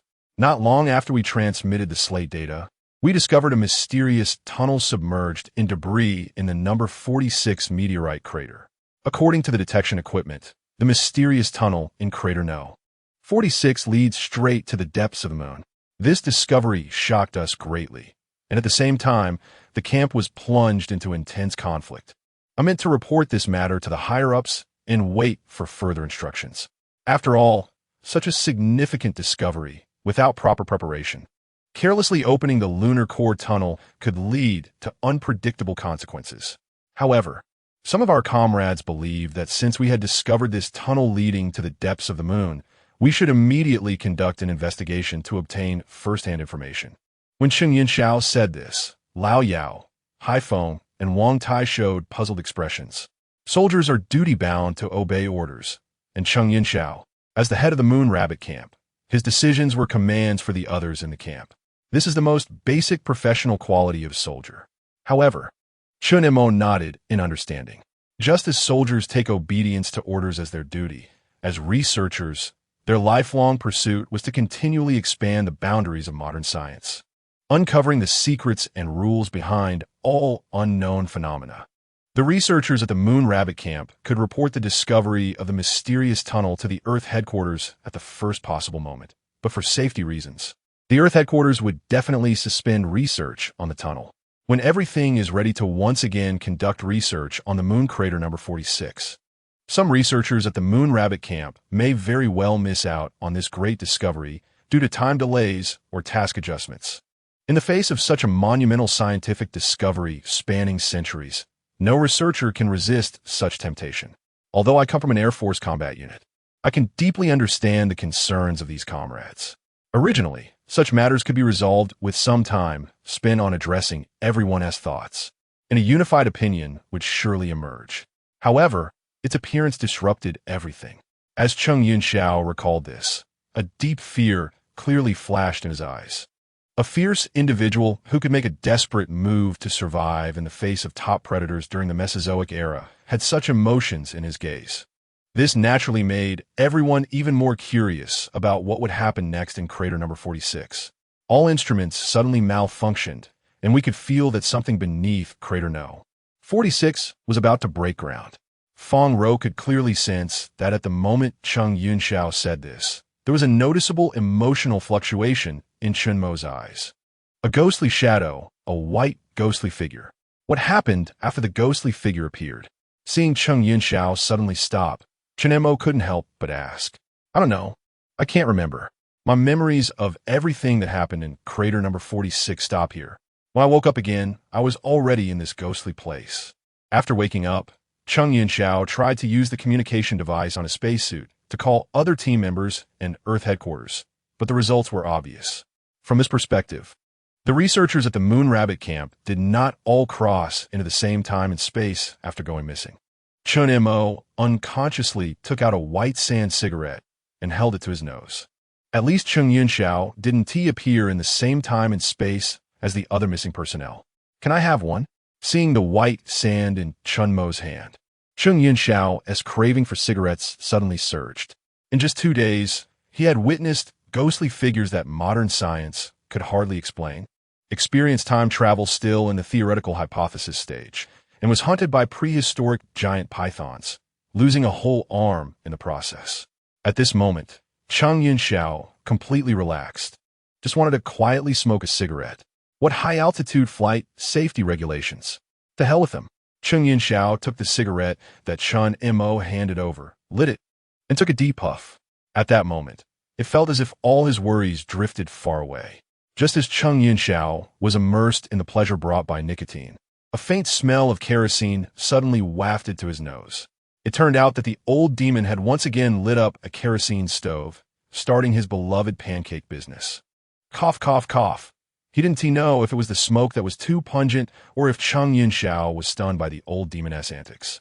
But he coughed for quite a while before calming down, especially when he felt the calm and indifferent expressions on the faces of those around him. As if they were used to it, Cheng Yunxiao suddenly understood why no one had stopped him when he lit a cigarette in the cabin earlier.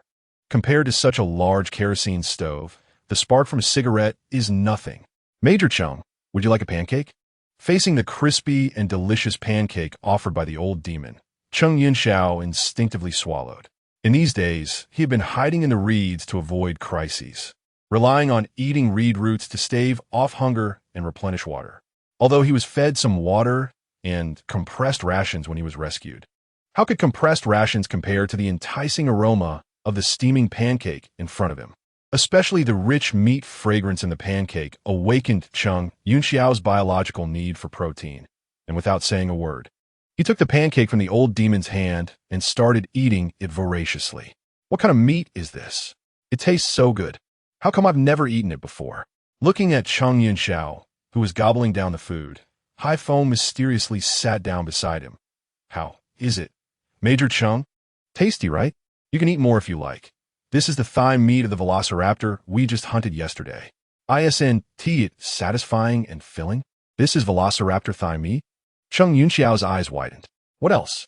If it weren't for the volcanic eruption later, I would have wanted to get more thigh meat to eat on the way. Hearing Hai Feng's words, Cheng Yunxiao inexplicably felt a wave of sadness rising in his heart. As fellow time travelers, he had been hunted several times by prehistoric giant pythons, risking his life in this ghostly place. While Chen Mo and the others could fly in a helicopter and eat dinosaur meat, why can the gap between people be so vast? Compared to the peaceful atmosphere in the cabin, Chun Irin sat in a corner, his lonely figure standing out awkwardly against everything around him. His mind was filled with the ghostly figure that Cheng Yunxiao had just mentioned. Given Cheng Yunxiao's background, he would never speak without reason. But if what he said was true, then how do we explain the ghostly figure that rushed out from deep within the moon's core? Aliens living deep within the moon's core? Or Chen Mo reached out and rubbed his temples. Major Cheng, aside from the ghostly figure, did the 13 missing personnel, including you, discover anything else before going missing? Not 13, but 14. If it's true as you say, that the entire moon rabbit camp, along with the researchers who entered crater number 46, went missing, then the total number of missing persons should be 14, Cheng Yunxiao corrected. How is that possible? The information received from Old Wu clearly states that there were only 13 researchers at the moon rabbit camp. The most unexpected was Feng Ro. She had been with the company for a long time and knew very well that the company would not make mistakes in such matters. There were indeed only 13 researchers. But last month, due to research needs, I borrowed a mechanical repairman from Tiangong specifically to maintain the mechanical equipment in the camp. Cheng Yunxiao thought while pulling a pencil from his pocket and writing the name of the mechanical repairman on the helicopter's deck. The moment they saw the name, Feng Ro and Chen Mo's pupils couldn't help but tremble in unison. Chapter 16. Time-Space Programmer Wang Man? Curious. Hai Feng stared at the name for a long time, but couldn't figure it out. Is there something wrong with this name? Cheng Yunxiao looked at Chen Mo and Feng Ro with a puzzled expression. However, faced with the curious gazes of everyone, Chen Mo and Feng Ro seemed momentarily speechless, standing still for a long time without saying a word. Especially Chen Mo, his brow sometimes furrowing, sometimes relaxing, his pupils expanding and contracting at times. We were wrong. We were all wrong from the start. Historical records state that Wang Mang's mother, Chao Shi, was a descendant of Chao Gongshu. and his father was the second son of Wang Jin, the Marquis of Hanyangping. Besides Wang Mang, the eldest son, there was also a younger brother and sister. Most discussions about whether Wang Mang was a time traveler have always focused on Wang Mang himself. In fact, this argument has a huge loophole. Wang Mang is not the time traveler. His father, Wang Man, is the key. Wait, are you saying that this mechanical engineer, Wang Man, who went missing with us on the moon, traveled back to the end of the Western Han dynasty and became the second son of Wang Jin, the Marquis of Hanyangping, and the biological father of Wang Mang?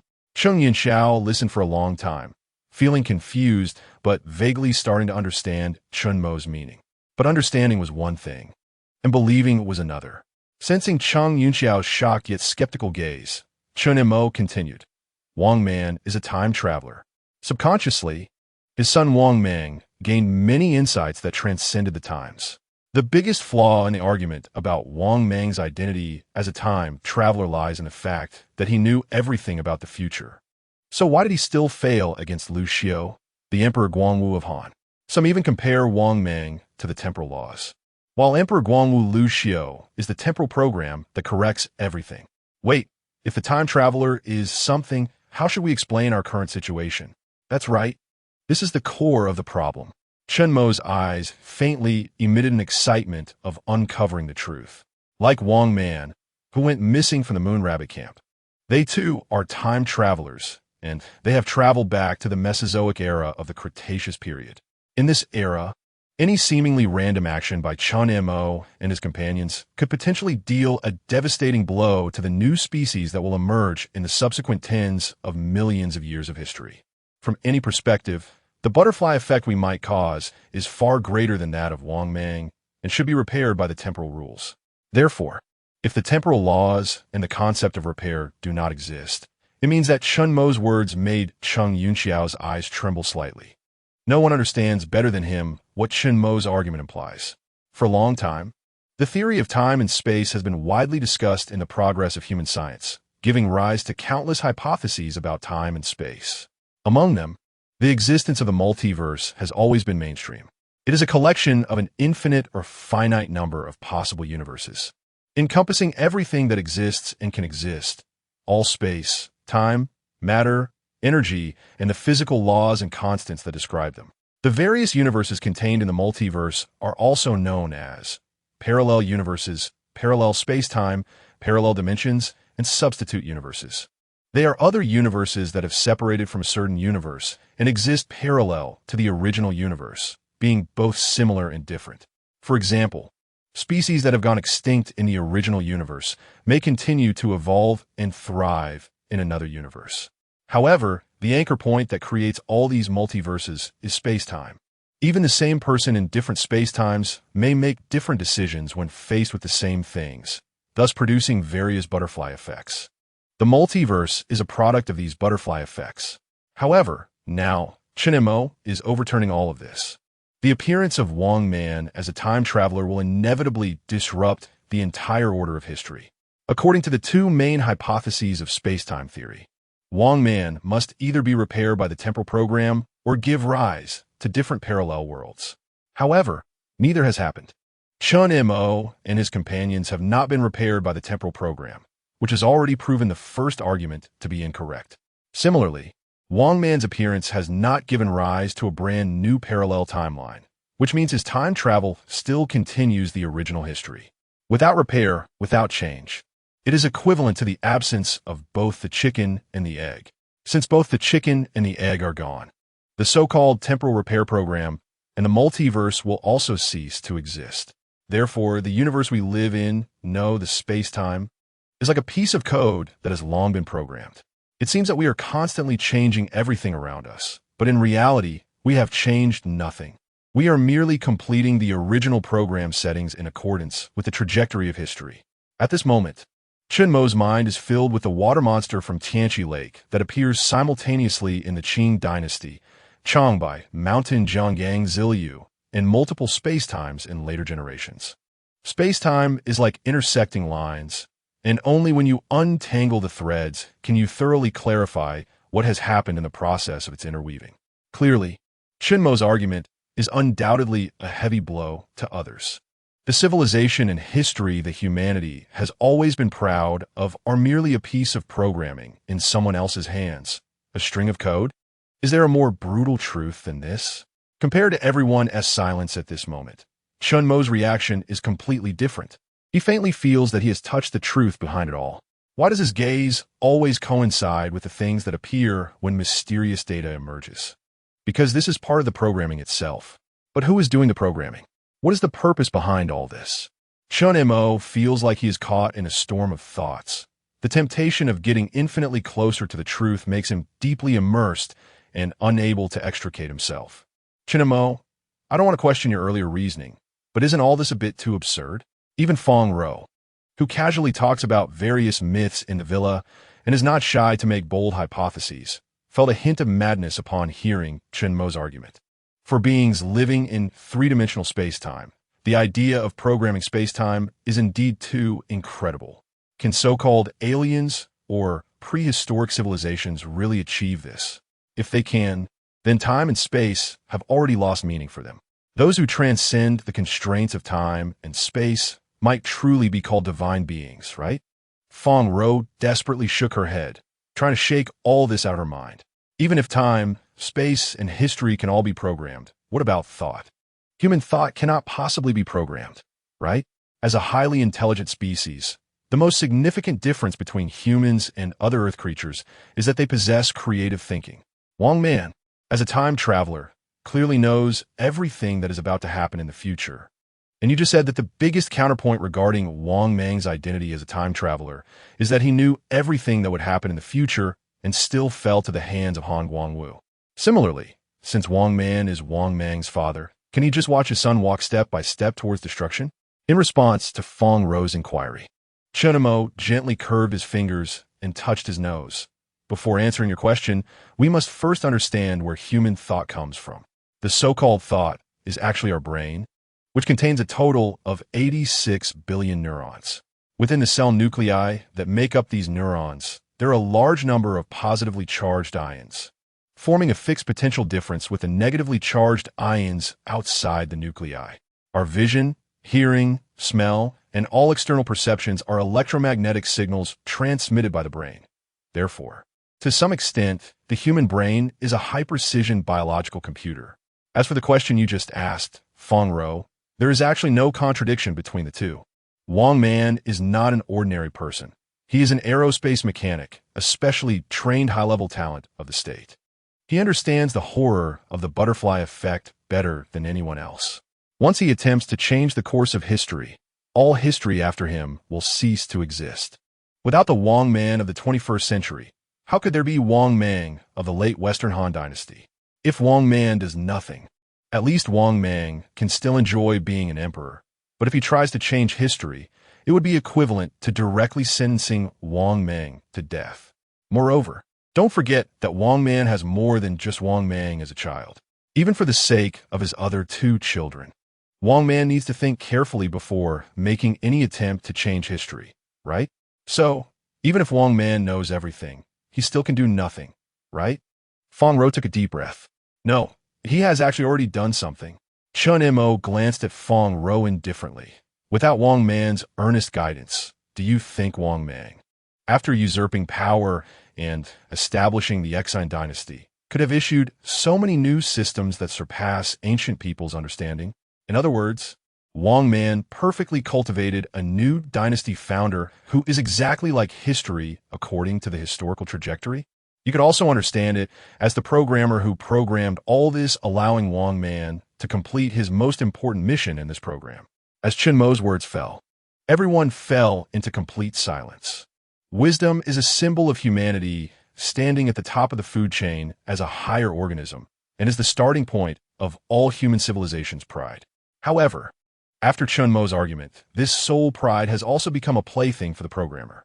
Wang Man's identity, knowledge, life experience, and even her children serve as a firewall preventing the Wang Man program from going off track. The entire history of humanity has become a script preset by programmers. If that's the case, what does humanity's pride up to now amount to? A visual feast in the eyes of programmers? Or perhaps A tedious product born out of their boredom? Of course, my earlier inference may not be correct. After all, the human brain is fundamentally different from a computer. No matter how many logic gates a computer chip has, if any single logic gate has a signal of 0, the output will be 0. No matter how complex the circuit, it can be broken down into basic units. And the logic is just a few simple types. However, human brain signals are entirely different, and as far as current human understanding goes, we cannot provide a fully reasonable explanation for programming on this basis. Chen Mo's somewhat awkward explanation did not help everyone escape from the heavy psychological impact of the situation. Regardless, researcher Chen's comments pointed us toward a new problem-solving direction. After a while of silence, Cheng Yinxiao, the head of the Moon Rabbit Camp, suddenly spoke up. He had experienced the absurdness of time travel with everyone. In Cheng Yinxiao's dictionary, there was no such thing as reasonable or unreasonable anymore. Since time travel had occurred, could there be anything more absurd than this? Chen Mo's bold hypothesis, however, was so far the closest possibility to the truth. The most crucial point for the continuation of human civilization to this day is their almost endless spirit of exploration.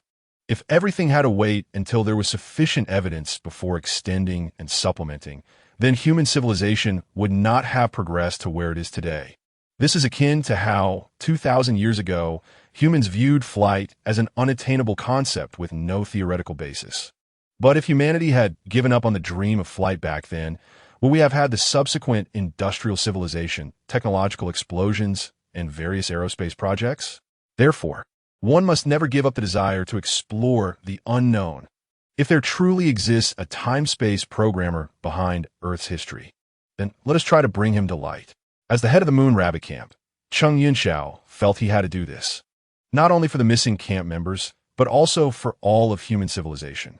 Moreover, uncovering the truth behind human civilization is an incredibly tempting topic for anyone with a normal thirst for knowledge.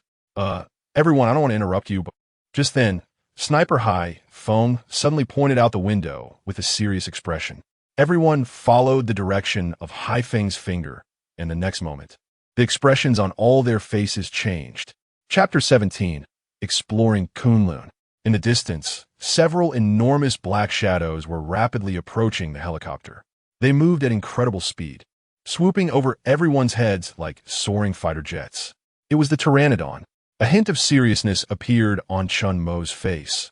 The Pteranodon, a carnivorous pterosaur, could spread its wings up to 12 meters, making it the largest known fierce flying creature. But shouldn't they have lived in the late Cretaceous? Feng Rou also revealed a grave expression.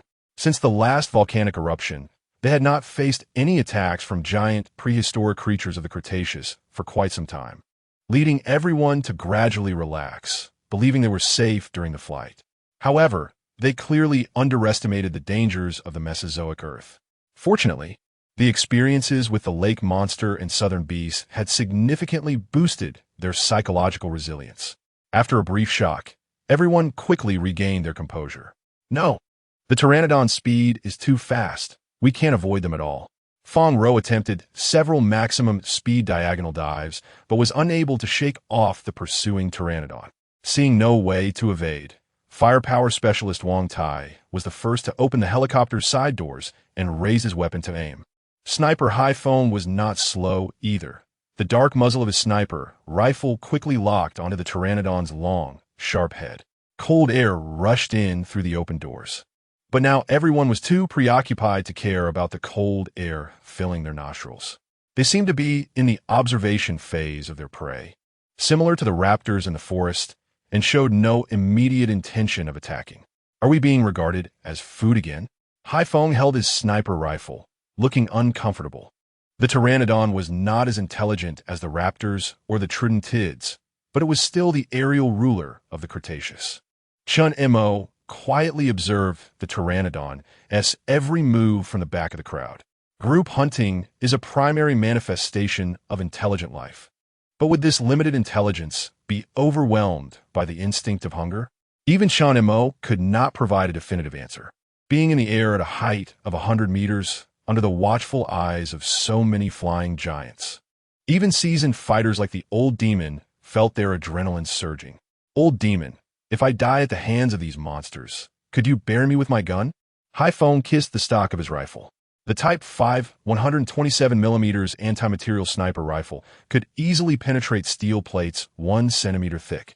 Even if the pteranodon's skull were incredibly tough, it would be no different from a raptor before such a powerful weapon. But both Haifeng and Wang Tai knew that once they pulled the trigger, they would not be able to kill all the targets before the pteranodon launched its attack. At that point, given their current flight status at 100 meters, crashing would be almost a certainty. Enough talk. None of us will die. The old demon slowly disengaged the safety of his 191 precision rifle, ready to provide fire support for the two if an emergency arose. The brief 3-minute standoff felt like half a lifetime to the old demon and the others, and Feng Ro felt cold sweat starting to bead on her forehead. However, at that moment, a strange high-pitched cry suddenly echoed from afar, and upon hearing the call, the pteranodon seemed to go wild, turning and speeding away in the distance. What's going on? What happened? Looking at the pteranodon flock flying farther away, everyone was filled with surprise. Clearly, no one expected that in such a critical situation, the pteranodons would actively abandon their attack on the helicopter. Was there something more enticing than hunting food? Just as everyone was filled with curiosity, the pteranodons, now gradually far away, suddenly stopped over a dense forest at the edge of swamp. They circled above the forest as if participating in some grand celebration. At that moment, a massive pteranodon suddenly soared from the forest, clutching a struggling object in its long, sharp beak. It looked like a juvenile dinosaur.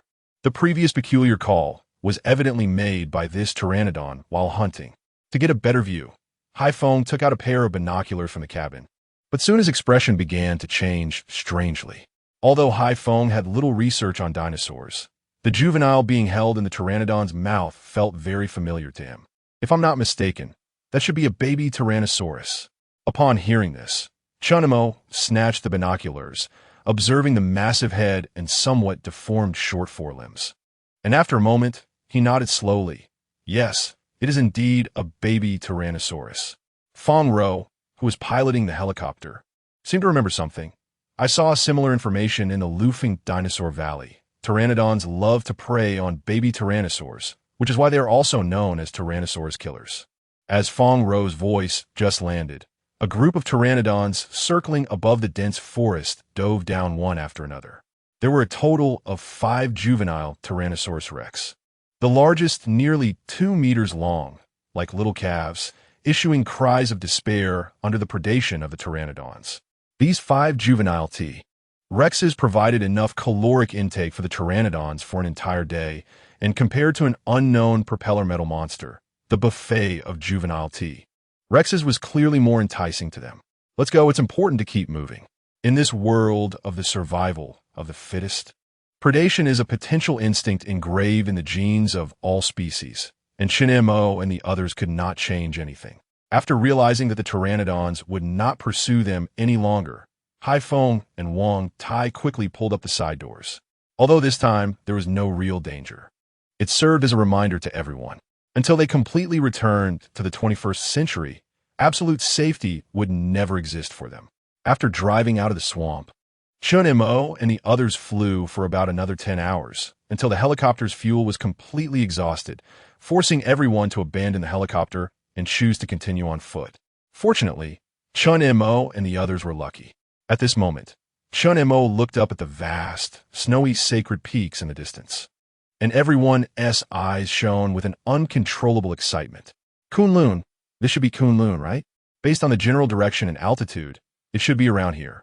However, Chen Mo's brow remained furrowed. Kunlun Mountain, also known as Kunlun Su, is praised as the first sacred mountain in China and the ancestor of all mountains.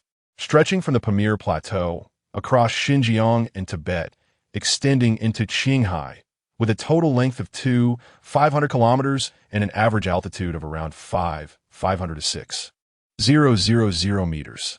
Although the information on the lunar stone mentioned the name Kunlun, due to interruptions in satellite signal transmission, the information was incomplete, and they did not know the specific connection between the lunar stone and Kunlun, not even a rough coordinate.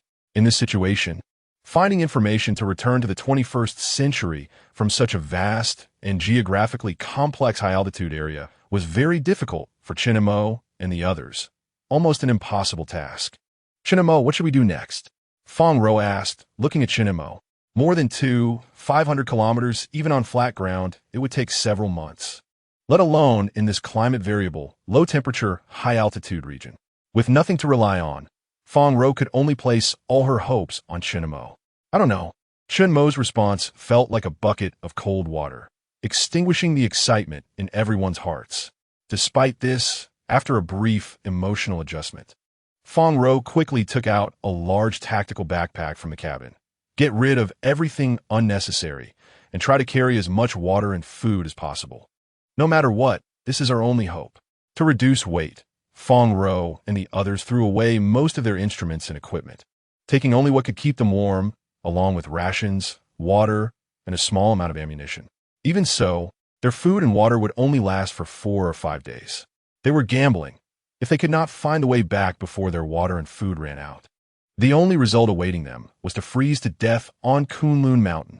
However, compared to these concerns, Chen Mo was clearly more worried about another issue. The Kunlun Mountain area was formed by the uplift of the Paleozoic era due to the Wallixi movement, constituting the central axis and ridge of the Kunlun Mountains. The Mesozoic era saw subsidence, and the Yinshan movement formed the main ridges on both sides of the mountains, rising over 4,000 meters. Since the late Tertiary, it has risen about 4,000 to 5,000 meters, with quaternary volcanic tuff and volcanic breccia distributed on the high terraces of river valleys. In 1951, the Karadasi volcanic group No. 1 in the Kunlun Mountains erupted, accompanied by modern volcanic mud flows, and the eastern Kunlun Mountains have risen to 800 meters since the Quaternary, with related sediments buried to a depth of 800 meters in the Kaidam Basin. It was after a series of tectonic movements that the Kunlun Mountains we know today came into being. Yet the mountain before them still had an altitude of about 4,000 meters, remaining at the level of the Mesozoic era. This meant that the Kunlun Mountains Chen Mo and the others were seeing now were not the same as the Kunlun Mountains in later times. Doesn't that mean we're completely doomed? Even if there is something on the later Kunlun Mountains that connects with that thing inside the moon, we can't find it now.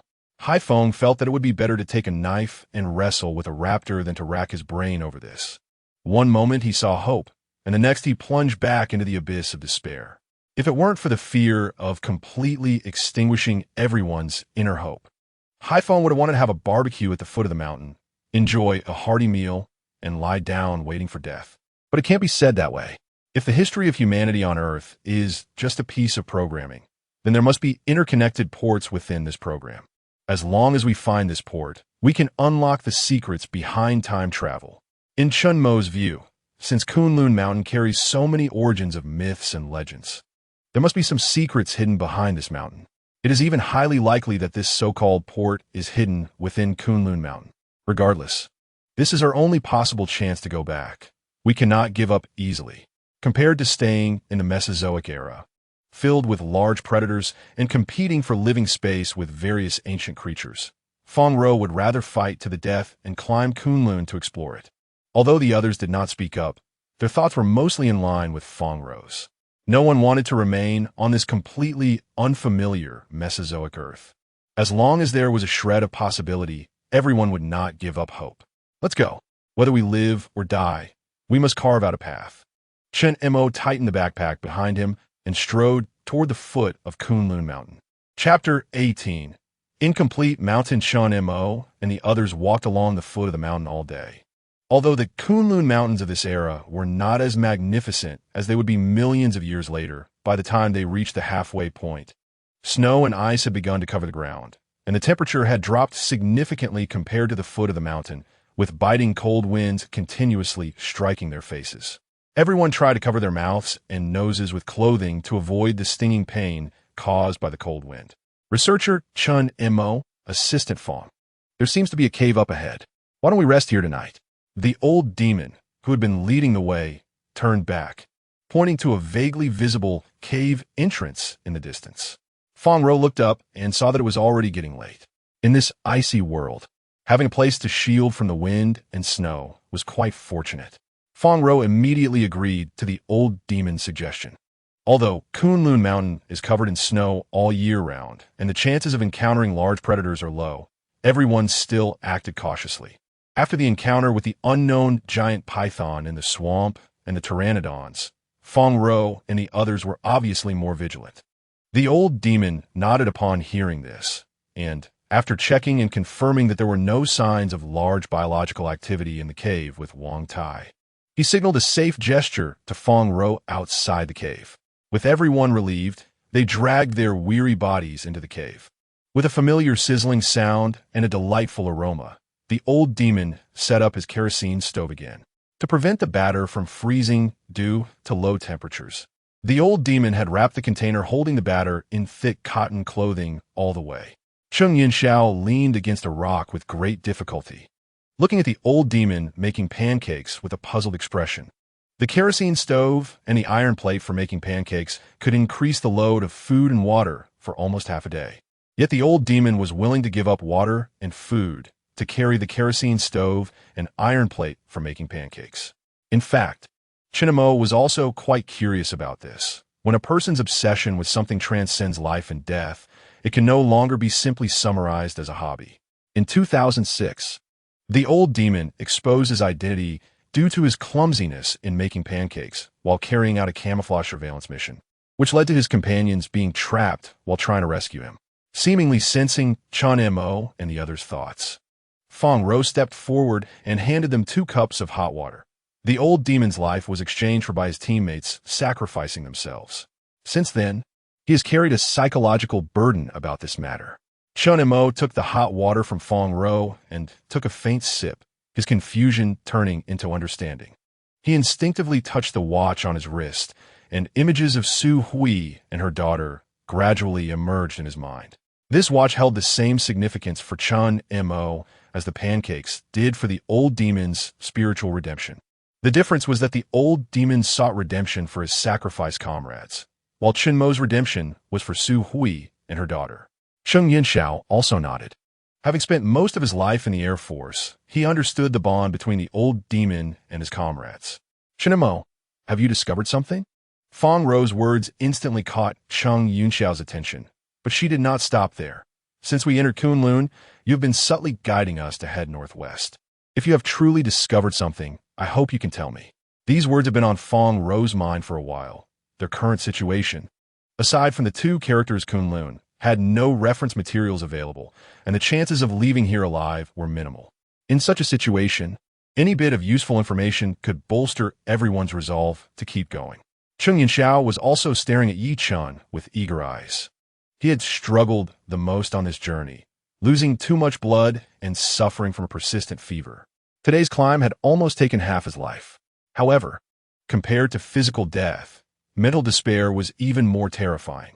This was also why everyone, despite knowing the hope was slim, still chose to climb. Buzhou Mountain. Facing the gazes from the 2, Chen Mo slowly spoke. What? Feng Ro was momentarily taken aback. According to the Shanhai Jing, classic of mountains and seas, beyond the Northwest Sea, in the remote corners of the vast wilderness, there's a mountain that is incomplete called Buzhou. Wang Yi's Li Sa and Huainanzi also mentioned that Buzhou Mountain is located in the northwest of Kunlun Mountain. Chen Mo's words made Feng Ro's eyes light up. As the only path for ancient humans to reach the heavenly realm, the mythical Buzhou Mountain had always had a close connection with the heavens. Back at the estate, she and Old Wu had boldly proposed the connection between the round sky and the earth and the moon. Whether it was Cheng Yinxiao or Feng Ro, their reason for traveling back to the Mesozoic era in the Cretaceous was due to that object deep within the moon's core. Moreover, the information deciphered from the stone slab transmitted by Old Wu coincidentally mentioned Kunlun. So you suspect that the legendary heavenly road to the celestial palace is the key for us to return to the 21st century? Feng Ro's eyes brightened. In a situation where everyone was at a loss, Chen Mo's clue was undoubtedly uplifting. Even Cheng Yinxiao, who was pale, seemed to regain some color upon hearing this target. Perhaps this was the power of hope. But wasn't Buzhou Mountain mentioned in the Shanhai Jing destroyed by Gong Gong? Since Chen Mo brought up Buzhou Mountain, Cheng Yinxiao also joined the discussion. Chen Mo calmly took out a cigarette from his pocket. What if this mountain never existed? Never existed? Chen Mo's astonishing statement left both Cheng Yinxiao and Fang Rou stunned. But you just said that Buzhou Mountain is my only hope. Cheng Yinxiao was the first to voice his confusion. Chen Mo, what do you mean by never existed? Although Fang Rou had not worked with Chen Mo for long, she knew he was not one to speak aimlessly. First, let's look at the name Buzhou Mountain. The ancients were very representative when naming things.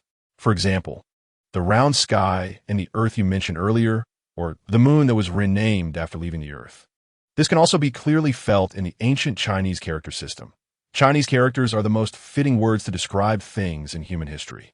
From the oldest pictographs to today's simplified forms, their core and essence have never changed. As one of the oldest books in China, the Shanhai Jing evidently possesses this characteristic. At this point, Chen Mo deeply looked at Fang Rou and Cheng Yinxiao.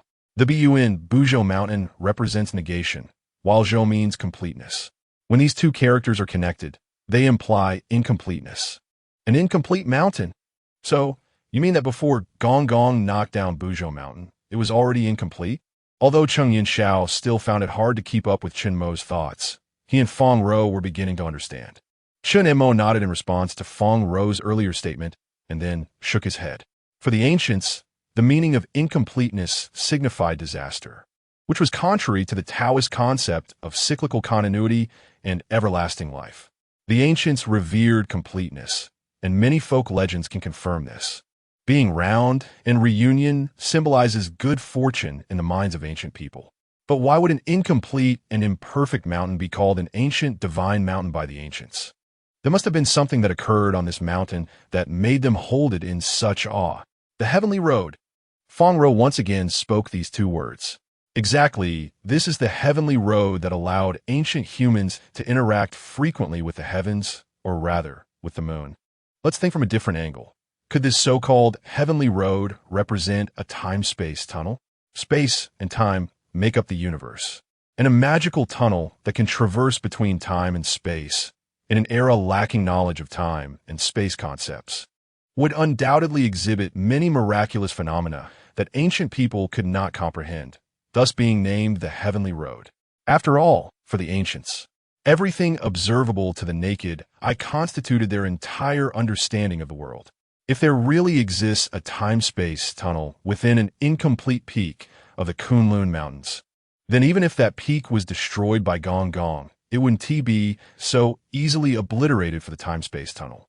Chen Mo even suspected that the so-called Buzhou Mountain might not exist at all, as it could have been a time-traveling machine. It was just so massive that the ancients named it a mountain. Myths are often embellished by ancient people in exaggerated ways. Let us assume there exists such a time-space tunnel in a place called Buzhou within Kunlun. It could adjust time and space at will.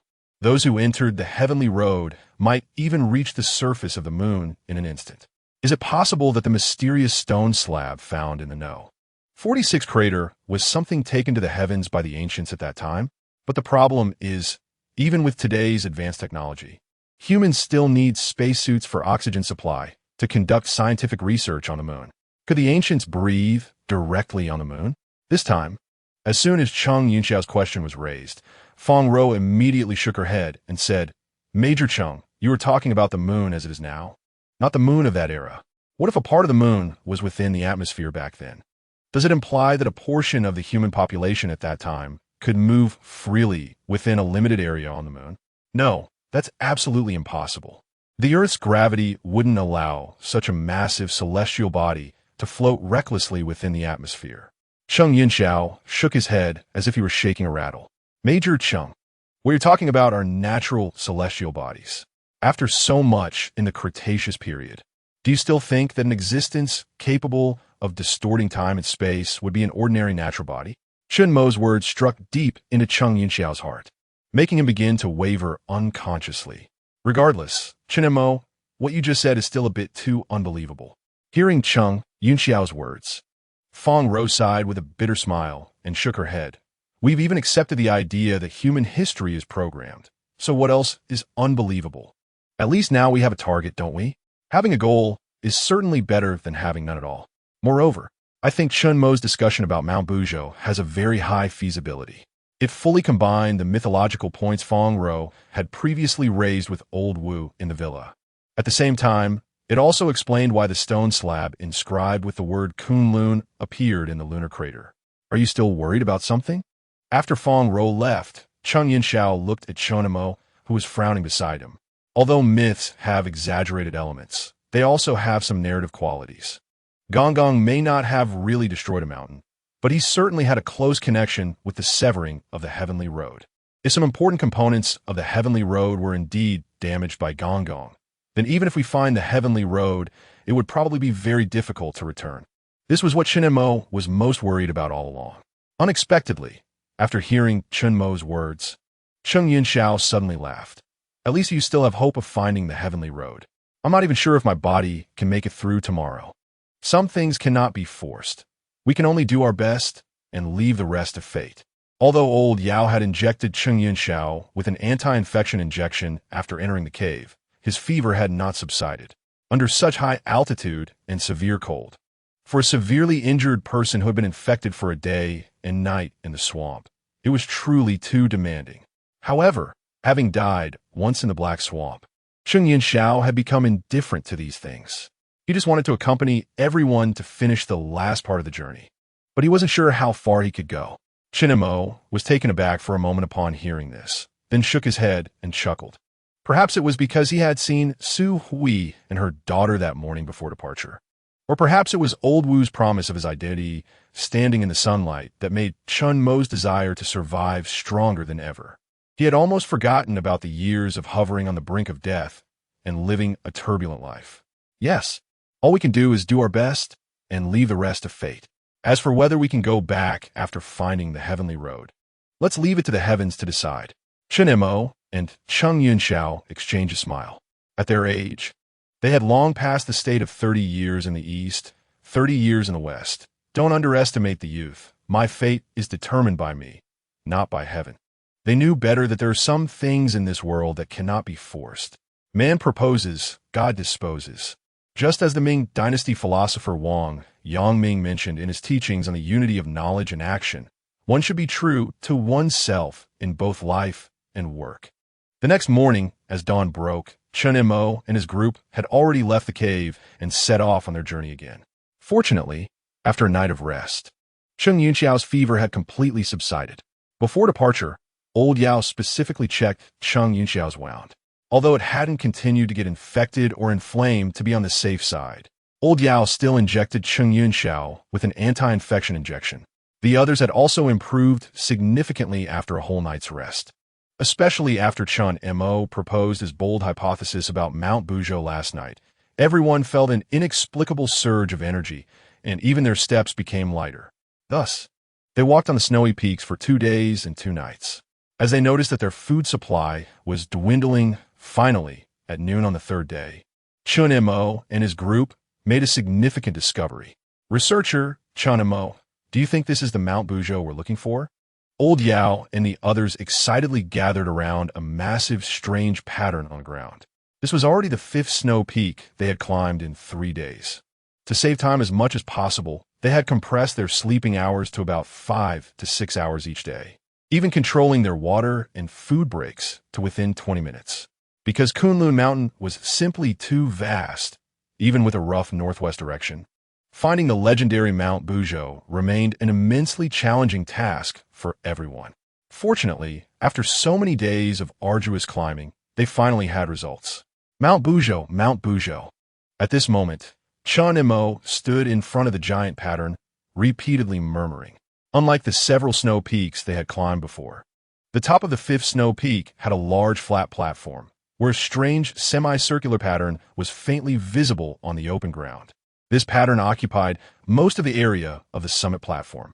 It wouldn't be accurate to call it a semicircle, because it looked more like an irregular circle that was 2/3 complete, seemingly split open by something, revealing a large slanted angle. The pattern was composed of irregular, strange markings that resembled willow leaves. This should be the first clue related to Mount Bujo we've discovered since climbing Kunlun, right? Feng Rou stood at the edge of the mysterious pattern, her eyes shimmering with light. 3 days had exhausted most of their water and food supplies. While they could find ways to replenish water from the ice and snow on the peaks, food was a major issue. They hadn't seen any living creatures on the Kunlun snow peaks for days, completely eliminating the possibility of seeking food supplies on Kunlun Mountain. Fong Ro was genuinely worried that if they continued like this, they might starve to death on the snow peak before finding any useful clues. Fortunately, heaven would not completely cut off people's paths. Fong Ro looked at the pattern in front of her, her mind filled with Chen Mo's description of Mount Buzhou that day. Buzhou represents incompleteness, and the mysterious pattern before her perfectly matched this description, which was why Old Yao and Hai Feng had been so excited when they saw this pattern. The strange markings on this pattern neither appeared to be artificially carved nor naturally weathered. How did it form? Cheng Yunxiao stood in the center of the pattern, reaching out to gently touch the smooth texture of the pattern's surface, filled with curiosity and wonder. Chen Mo felt the same. He crouched down in the center of the pattern and touched the surface markings of this mysterious pattern. It felt very strange, as if the stones on the peak had instantaneously formed the pattern before them under high temperatures. But this was Kunlun Mountain, covered in snow year-round. With an average altitude of over 4,000 meters, it took a long time just to boil water. What kind of force could instantaneously imprint such hard stones into a shape like a wax board? The area was so large, with a diameter of over 30 meters. Of course, this wasn't the most bizarre aspect.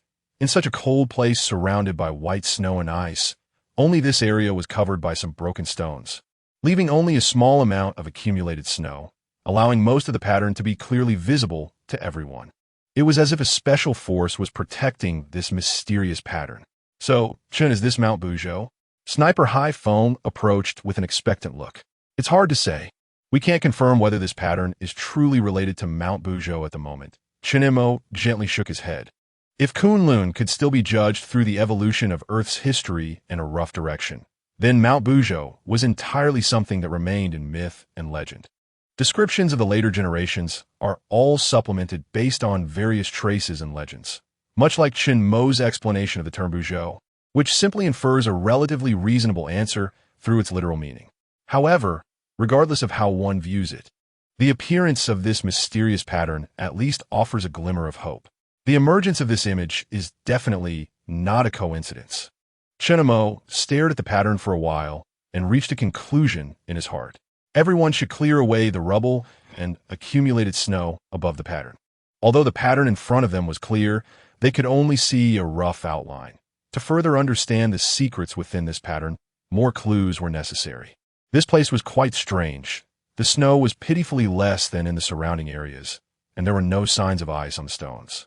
The old demon, while clearing the patterns covered by stones and ice, curiously touched the cold stones on the ground. Everywhere they had walked, any place not covered by snow had thick layers of solid ice, and in many areas, it was entirely composed of blue glaciers. Just like the cave where they rested on the first day, one half was covered in solid ice, while the other half was a natural glacier. This kind of scene was a first for the old demon. I say, the stranger this place is, the better. Hai Feng threw away the rubble he had just collected and then retraced his steps. If there wasn't something peculiar, how could we be sent back to the 21st century? You seem quite optimistic now. Hai Feng's words immediately made the old demon laugh. I wonder who it was that complained all the way, saying it would be better to stay at the foot of the mountain and have a good meal, being publicly called out by the old demon. Hai Feng's face turned bright red. Uncle Demon, I have full confidence in researcher Chun and assistant Fong. I just complained a bit on the way, so please don't expose me here. As he spoke, he couldn't help but sneak a glance at Chen Mo and Fong Ro. His cautious demeanor made even Cheng Yunxiao shake his head and chuckle. With these two lively spirits, everyone's mood lightened significantly, and their work speed increased considerably. In no time, they had cleared away all the snow and rubble above the pattern. Now, the intricate designs on the entire pattern were fully exposed to everyone, and they could finally see the complete picture of the mysterious pattern. However, just as the entire image came into view, Chen Mo's brows slightly furrowed. Not only Chen Mo, but Fong Ro beside him had the same reaction. Did you two notice something? Cheng Yunxiao, who clearly sensed that something was off with the two, asked. The trio of guards also turned their questioning gazes toward Chen Mo. Let me explain. Fong Ro cleared her throat before joining our department. Chen Mo was a researcher at the Haishan Natural Celestial Body Research Center, which everyone knows. But there is one thing you may not be aware of regarding the various strange and mysterious data that always appears around Chen Mo. This has been classified as top secret within the company, including the materials that study this data currently, besides some high-level executives. Only Old Wu and Fong Ro are privy to everything. According to the company's confidentiality terms, Fong Ro shouldn't disclose these matters casually, but given the current situation, everyone needs sufficient knowledge rights, which not only can boost morale, but also strengthen everyone's confidence in survival. Assistant Fong, are you implying that the pattern beneath our feet is related to the mysterious data that has been troubling researcher Chen? After listening to Fong Ro's narrative, Cheng Yinxiao looked at Chen Mo with a surprised expression. Although Cheng Yinxiao had heard about Chen Mo's Changshi cycle on the helicopter, he was not familiar with its origins. Not related, but identical. This time, without waiting for Fong Ro to speak, Chen Mo took over. Although the emergence of the data was different from before, the way it was arranged and combined had not changed at all. Isn't that a good thing? Hai Feng spoke bluntly, his inner joy almost impossible to contain. The pattern in front of them being related to the mysterious data around Chen Mo meant it was aimed at him and could very likely contain information on how to return to the 21st century. If it weren't for the fact that the raptor's hind leg meat had long been eaten, Hai Feng would have suggested a celebratory feast. Although the others were not as excited as Hai Feng, the joy in their eyes was unmistakable. Only Chen Mo stood still with a furrowed brow. Something feels off? Chen Mo's unusual reaction caused everyone to pause slightly. Could there be a problem with the data's resolution? Fong Ro stepped forward to ask. Do you remember the data report we discussed inside the villa? Chen Mo said without raising his head. Every time mysterious data appears, it does so randomly, in a timely manner, and does not cause significant changes to the present world. This principle had never changed during Chen Mo's years of searching for answers. However, the strange pattern they discovered on the snow peak was entirely different. Its diameter alone exceeded 30 meters, and the entire pattern was severely sunken, with a depth ranging from 7 to 28 centimeters. This had already deviated from the principle of not causing significant changes to the present world. Of course, the most important point was that it had not appeared in a timely manner but had been here for a long time, as if someone had deliberately left it here for Chen Mo to discover. Fong Ro frowned slightly, looking at the large amount of rubble covering the surface of the pattern. Judging by the degree of weathering and covering of these stones, the pattern had appeared for at least a century, which clearly differed from the lunar mysterious data information Chen Mo had received previously, both in terms of the extent of change to reality and the time involved. Is it possible that because we have crossed over, the timing of the data's appearance has also changed accordingly? In the end, it was Cheng Yunxiao who broke the silence first. He thought of his question because of what Chen Mo had asked him on a helicopter. To confirm his speculation, after Cheng Yunxiao was rescued, Chen Mo had inquired in detail about the time of his crossover, and the comparison revealed that Cheng Yunxiao entered the Cretaceous period half a day later than Chen Mo and the others. If it weren't for this, they might have only encountered Cheng Yunxiao's corpse. Are you saying that the pattern in front of us has the same issue? Chen Mo asked Cheng Yunxiao. Exactly. Perhaps the person who left this pattern wanted to tell you something, but there was a deviation in the timeline, causing it to enter the Mesozoic Cretaceous period early. You must understand that over such a long timeline, even a small deviation can result in differences of hundreds or even thousands of years. Chen Mo thought for a moment and nodded gently. Yes, for now, this is the only explanation. Although the appearance of this pattern resembling Buzhou is different from the previous mysterious data, one undeniable point is the arrangement and combination within the pattern. Researcher Chen, I think you researchers think too much. Since this pattern has already provided information, why not decipher it directly? After all, our current situation couldn't get any worse. And what if this pattern recorded how to return to the 21st century? Hai Feng had been in the Mesozoic Cretaceous period for 5 whole days. 5 days is not long or short, but Hai Feng missed everything familiar from the 21st century at every moment. That was the true world belonging to humanity. Not like now, where they were constantly drifting along the timeline of the Mesozoic, coexisting with a bunch of ancient creatures. Yes, you're right. Let's decipher it first. Chen Mo didn't waste any time and immediately began to decipher the secrets behind these patterns, just as he had done in the past. After about 10 minutes, while holding his notebook and continuously calculating and deciphering, he was once again taken aback. 2 pairs? Chapter 20, The Heavenly Road. Chen Mo, what's wrong? What 2 pairs? Chen Mo's strange reaction caught Fong Ro's attention, and others around them also turned to Chen Mo with inquiring looks. This pattern contains not just one set of data combinations. Beneath the patterns we see, there exists a second, more hidden set of combination data. Hearing Chen Mo's words, Fong Ro was initially stunned, then replied, "Is that a problem? Didn't the data from Changbai Mountain also have 2 sets of coordinates appearing at the same time?" No. While there were 2 sets of coordinates, there was only one set of combination data, which is completely different from the current situation. Chen Mo's response was firm. It was the first time in his years of research that he had encountered 2 sets of combinations appearing simultaneously in one dataset. Chen Mo stood there in a daze for a while, then suddenly picked up his backpack. "Let's go. I know where we need to go." This scene left everyone confused. Fong Ro even rushed to catch up without having time to grab her backpack. "Chen Mo, what do you mean by that?" "I mean, if nothing goes wrong, we can go home," Chen Mo said, looking up at the sky. "What? Researcher Chen, I must have misheard." The sniper High Phone behind him exclaimed, his eyes shining with excitement. In fact, at that moment, High Phone wasn't the only one reacting this way. Ever since they arrived in this cursed place, they had constantly thought about how to return. Now, the opportunity to go back to the familiar 21st century was right in front of them, and the intense excitement and anticipation felt like a firecracker ready to explode, but everyone ultimately held back. "Chen Montak, did you find clues to go back in the earlier combinations?" Cheng Yunxiao stepped forward, trying to suppress his excitement. After experiencing the pursuit of the giant python and the struggle for survival in the swamp, Cheng Yunxiao had become indifferent to life and death, even preparing to sacrifice himself at any moment before climbing Kunlun. However, now that fate had allowed him to survive and see the hope of returning to the 21st century, he suddenly realized that his inner excitement was no less than anyone else's. Perhaps this is what the older generation often referred to as returning to one's roots. No matter where one is, the powerful longing for home will never change, even across tens of millions of years. No, it's not a clue. It's the road back to the 21st century. Chen Mo shook his head gently and said, "Chen Montak, you found the heavenly road?"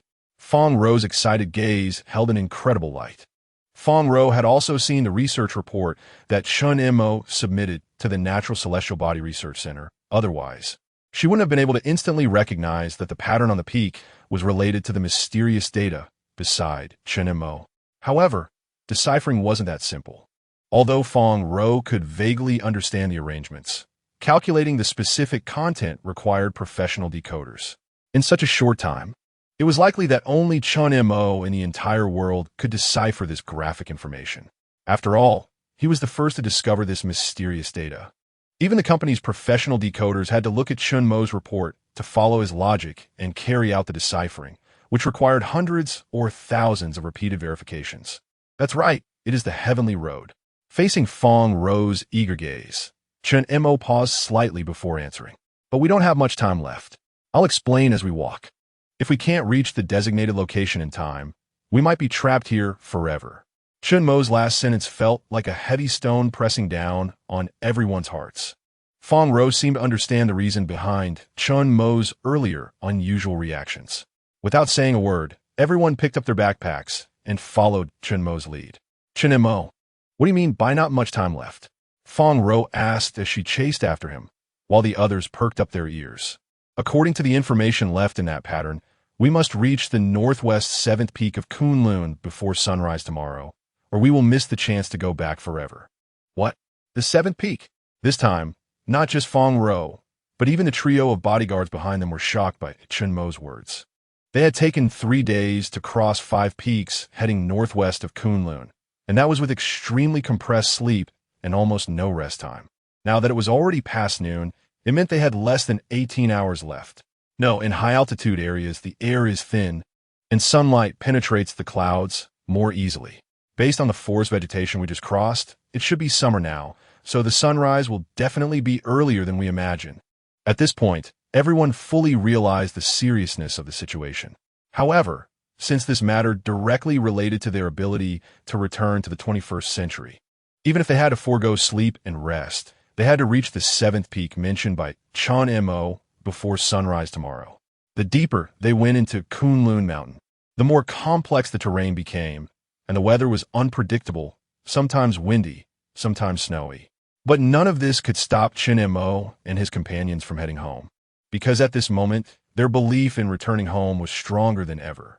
The strength of one person may be limited, but a steadfast belief can create infinite possibilities. Chen Mo and the others persevered with unwavering determination and finally reached the 7th peak mentioned in the mysterious data before dawn the next day. By this time, everyone was already pale, exhausted, and weak, but their eyes held an unprecedented sense of relief. Researcher Chun, according to what you said, we arrived at the designated location before sunrise.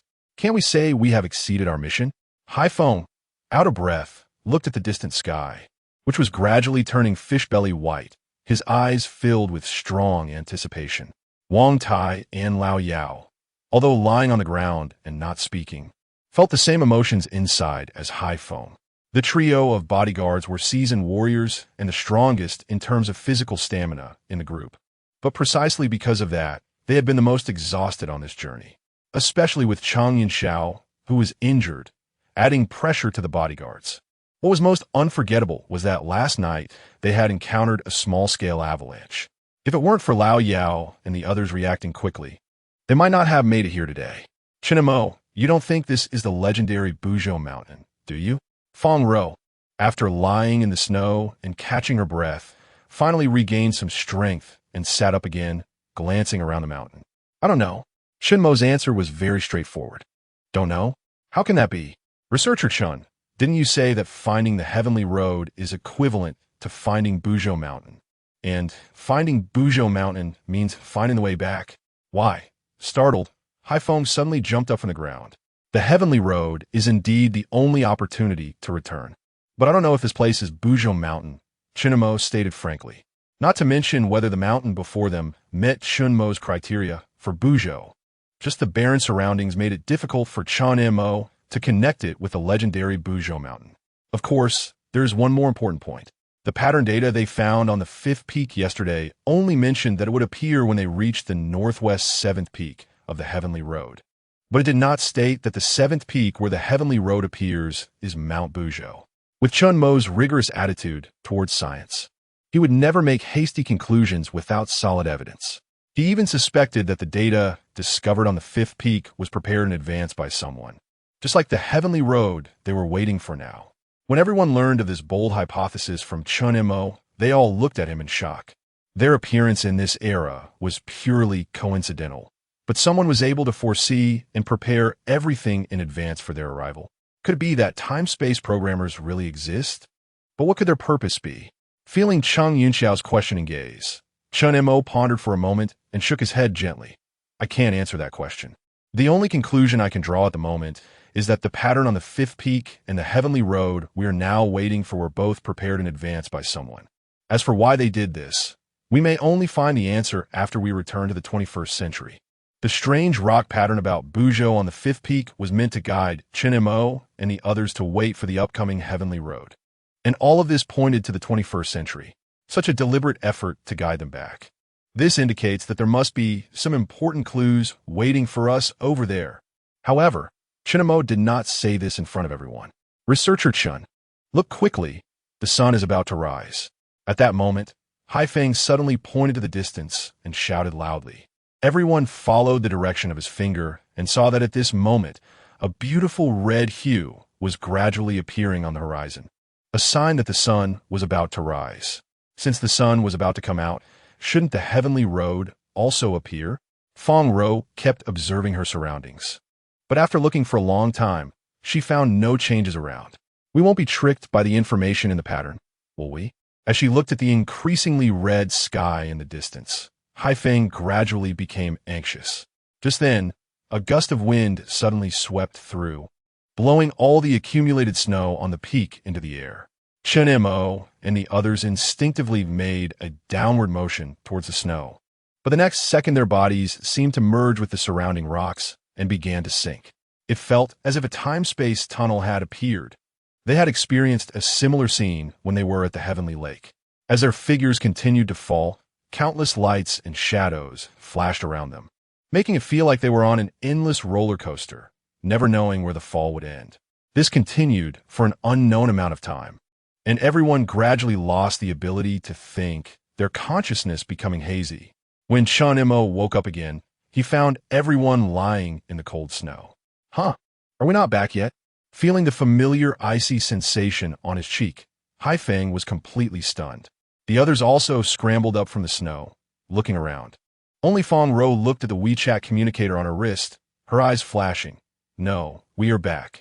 The satellite signal has completely returned to normal.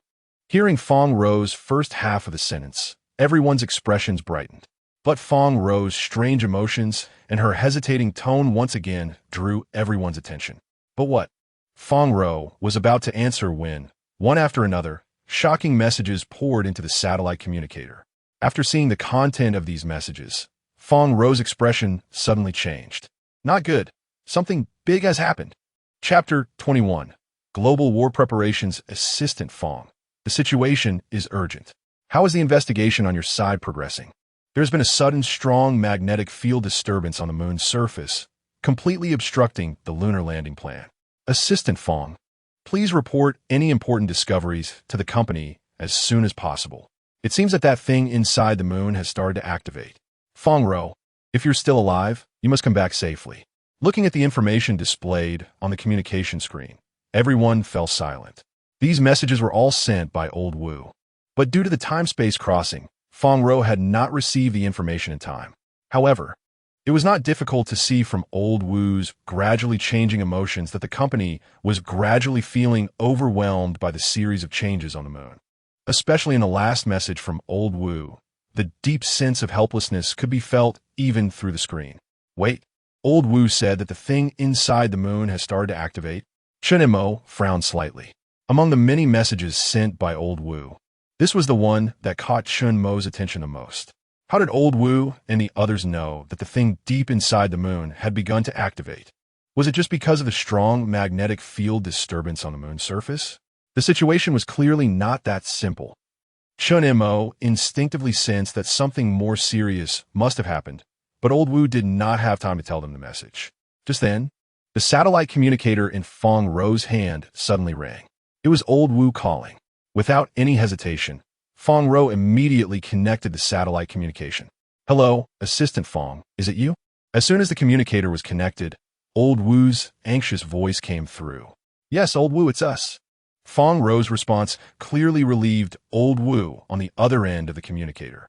He was in the middle of a meeting when he suddenly received a report from the company that the satellite system had detected Fong Ro's signal, prompting him to hastily connect Fong Ro's satellite communication. Thank God, this is the only good news I've heard in the last 3 days. 3 days? What 3 days? Chen Mo looked at Fong Ro with a puzzled expression. This is what I was going to tell you earlier. We have not returned to the timeline before the crossing, but rather to 3 days later. Fong Ro's words made Chen Mo freeze again, perhaps due to the time travel. The watch Su Hui gave Chen Mo had remained fixed on the time before their crossing. So Chen Mo did not even notice that they had now been missing for a full 3 days since the incident at the Heavenly Lake. However, Fong Ro did not stop there.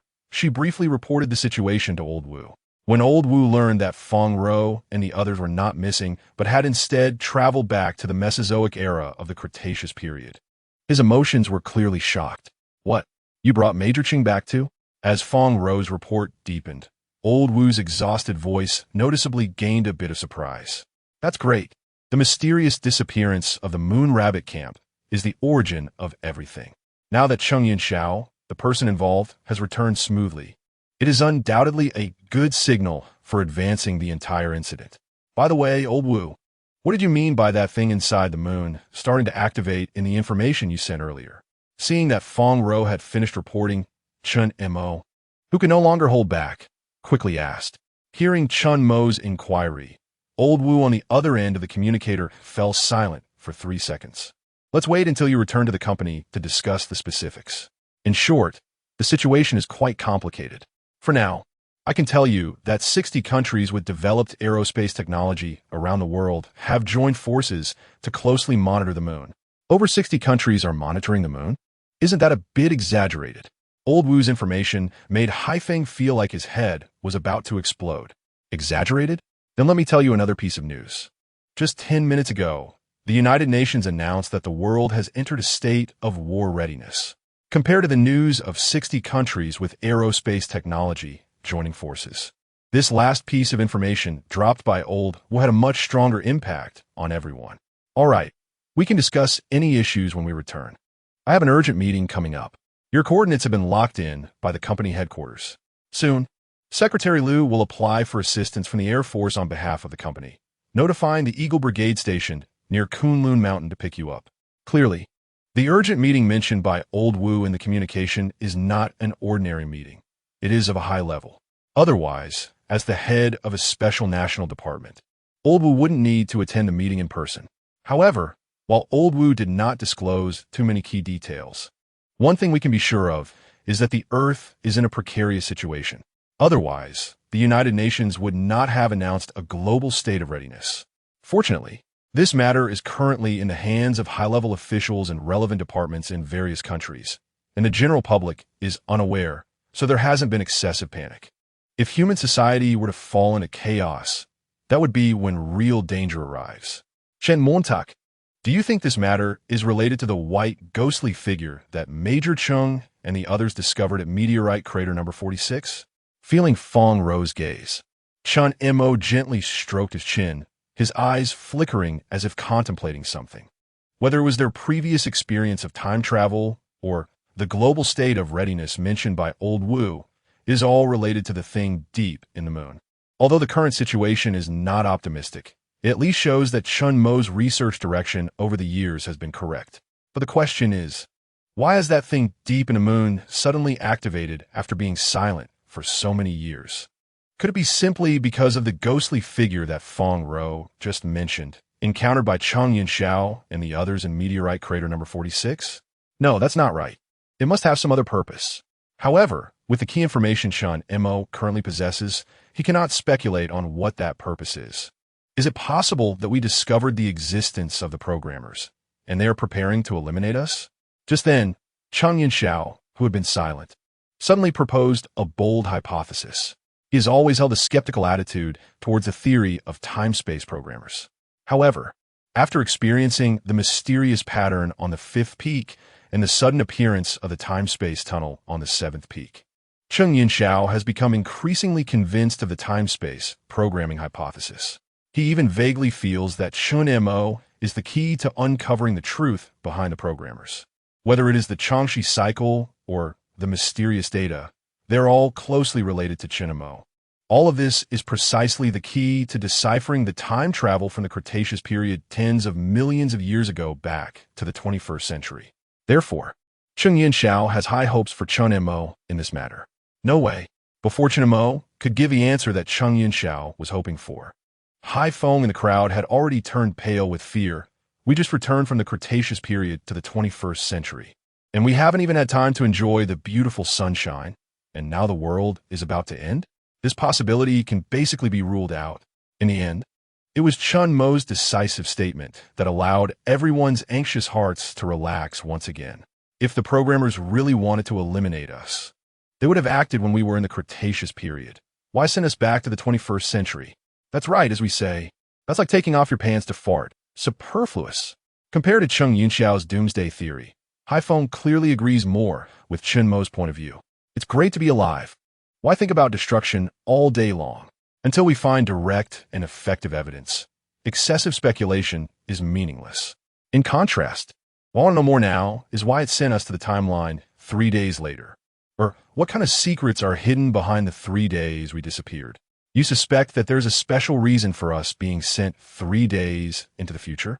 In fact, Fong Ro has also thought about this question, But since even Chen Mo can't think of an answer to this question, she is even less likely to come up with one. I have some discoveries, but they are not certain enough. Let's clarify everything when we return to the company and talk to old Wu. Until my ideas are validated, Chen Mo did not want to make any rash judgments. No one knows what that thing inside the moon is, so there is no definitive conclusion on whether its activation is a disaster or a blessing for human society. However, one thing Chen Mo is sure of is that the interaction between the moon and the earth was very frequent in ancient times. The slab that Cheng Yunxiao and the others found in meteorite crater number 46 is the strongest evidence. Since humans in that era could coexist with the moon, it makes no sense for it to want to destroy humanity now. Chen Mo believes that it is always better to think positively. Excessive pessimism is not good. His earlier decisive statement was both an encouragement and a way to stabilize morale. After all, what everyone should focus on now is finding the truth behind all this fog, rather than falling into deep despair.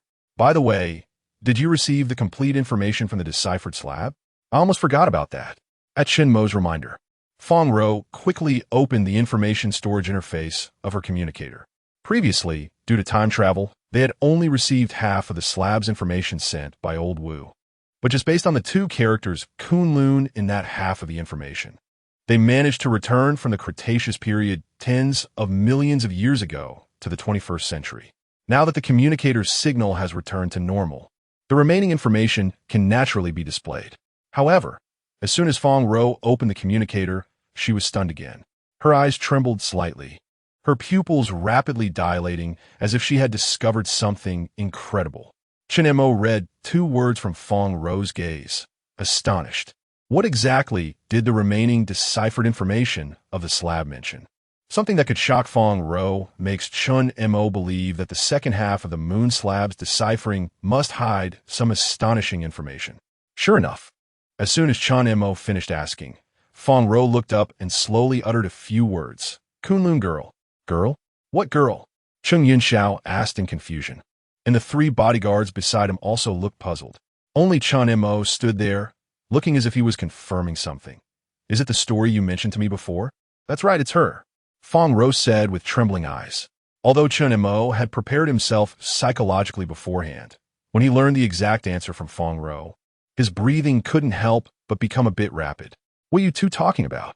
However, all of this left Cheng Yunxiao completely baffled. Without any hesitation, Chen Mo immediately told everyone the story of the little girl from Hunan that Fong Ro mentioned that night. Matrix machines? Projections? Illusory worlds? Is it like the video games we play? Obviously, after hearing the story, Cheng Yunxiao and the others reacted just like Chen Mo did initially. However, since the deciphered content of the slab mentioned a girl, it indicates that there must be some kind of connection between them.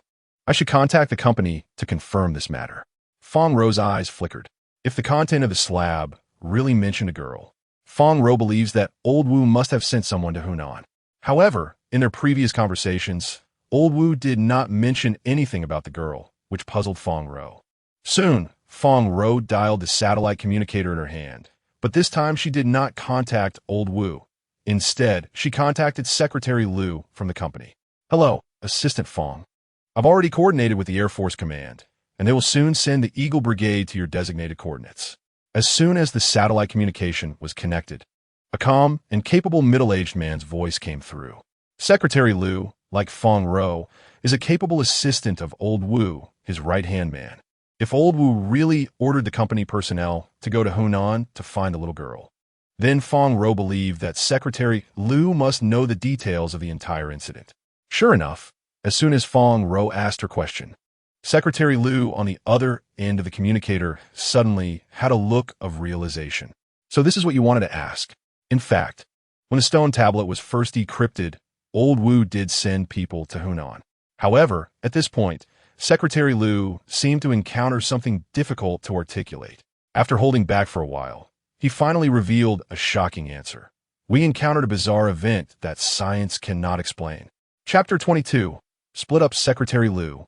Can you clarify a bit more? What kind of bizarre event? Although Fong Ro had boldly guessed before Secretary Liu provided an answer that something must have happened during the company's search for the little girl in Hunan, She never expected the response to be like this. I can't say for sure, but what we can confirm is that all our colleagues sent to Hunan are trapped in a residential building, the very place where the little girl in the data lives. Isn't it the case that even if our people are trapped inside, there is no rescue? This is not like Fong Ro and the others traveling back to the Cretaceous period, where they called for help, but no one responded. In a modern society with a complete rescue system, especially in a department with special authority like the company, once personnel are trapped, all resources will definitely be mobilized to rescue them immediately. Unless, just as Fong Ro thought of something, Secretary Liu on the other end of the communicator already had a bitter smile. This building is quite sinister. We have sent several waves of people in, even deploying a professional tactical team. But none of those who entered came out, and even their communication devices have completely failed. That place is like a bizarre black hole, endlessly devouring all living beings that enter. Secretary Liu's words left Fong Ro stunned. Could it be that the missing personnel who entered this building, like them at Tianchi, were suddenly transported to another time and space? Otherwise, how could one explain everything Secretary Liu just said? Seeing that Fong Ro was silent, Secretary Liu added, Assistant Fong, at this point, we are powerless to turn back, so don't overthink it. Hurry and return to the company with the Eagle team that came to assist. Both Secretary Liu and Old Wu's attitudes were very strange. It was as if humanity had already suffered a complete defeat in this matter. However, the more peculiar their reactions were, the more it indicated that Chen Mo's previous judgment was correct. In the 3 days they had been missing, something significant had indeed happened on Earth, something capable of altering the course of human civilization. Otherwise, given the inherent confidence and arrogance among the major countries regarding modern technology, how could they easily admit their failure? No, we must go to Hunan. Chen Mo had listened closely to the conversation between Secretary Liu and Fong Ro. He had a faint intuition that the little girl must hold key information to unravel all the secrets behind this. However, Old Wu's order was for them to return to the company immediately, and they were still unclear about what had happened on Earth during the 3 days they were missing. Fong Ro's discouragement did not diminish Chen Mo's determination to go to Hunan.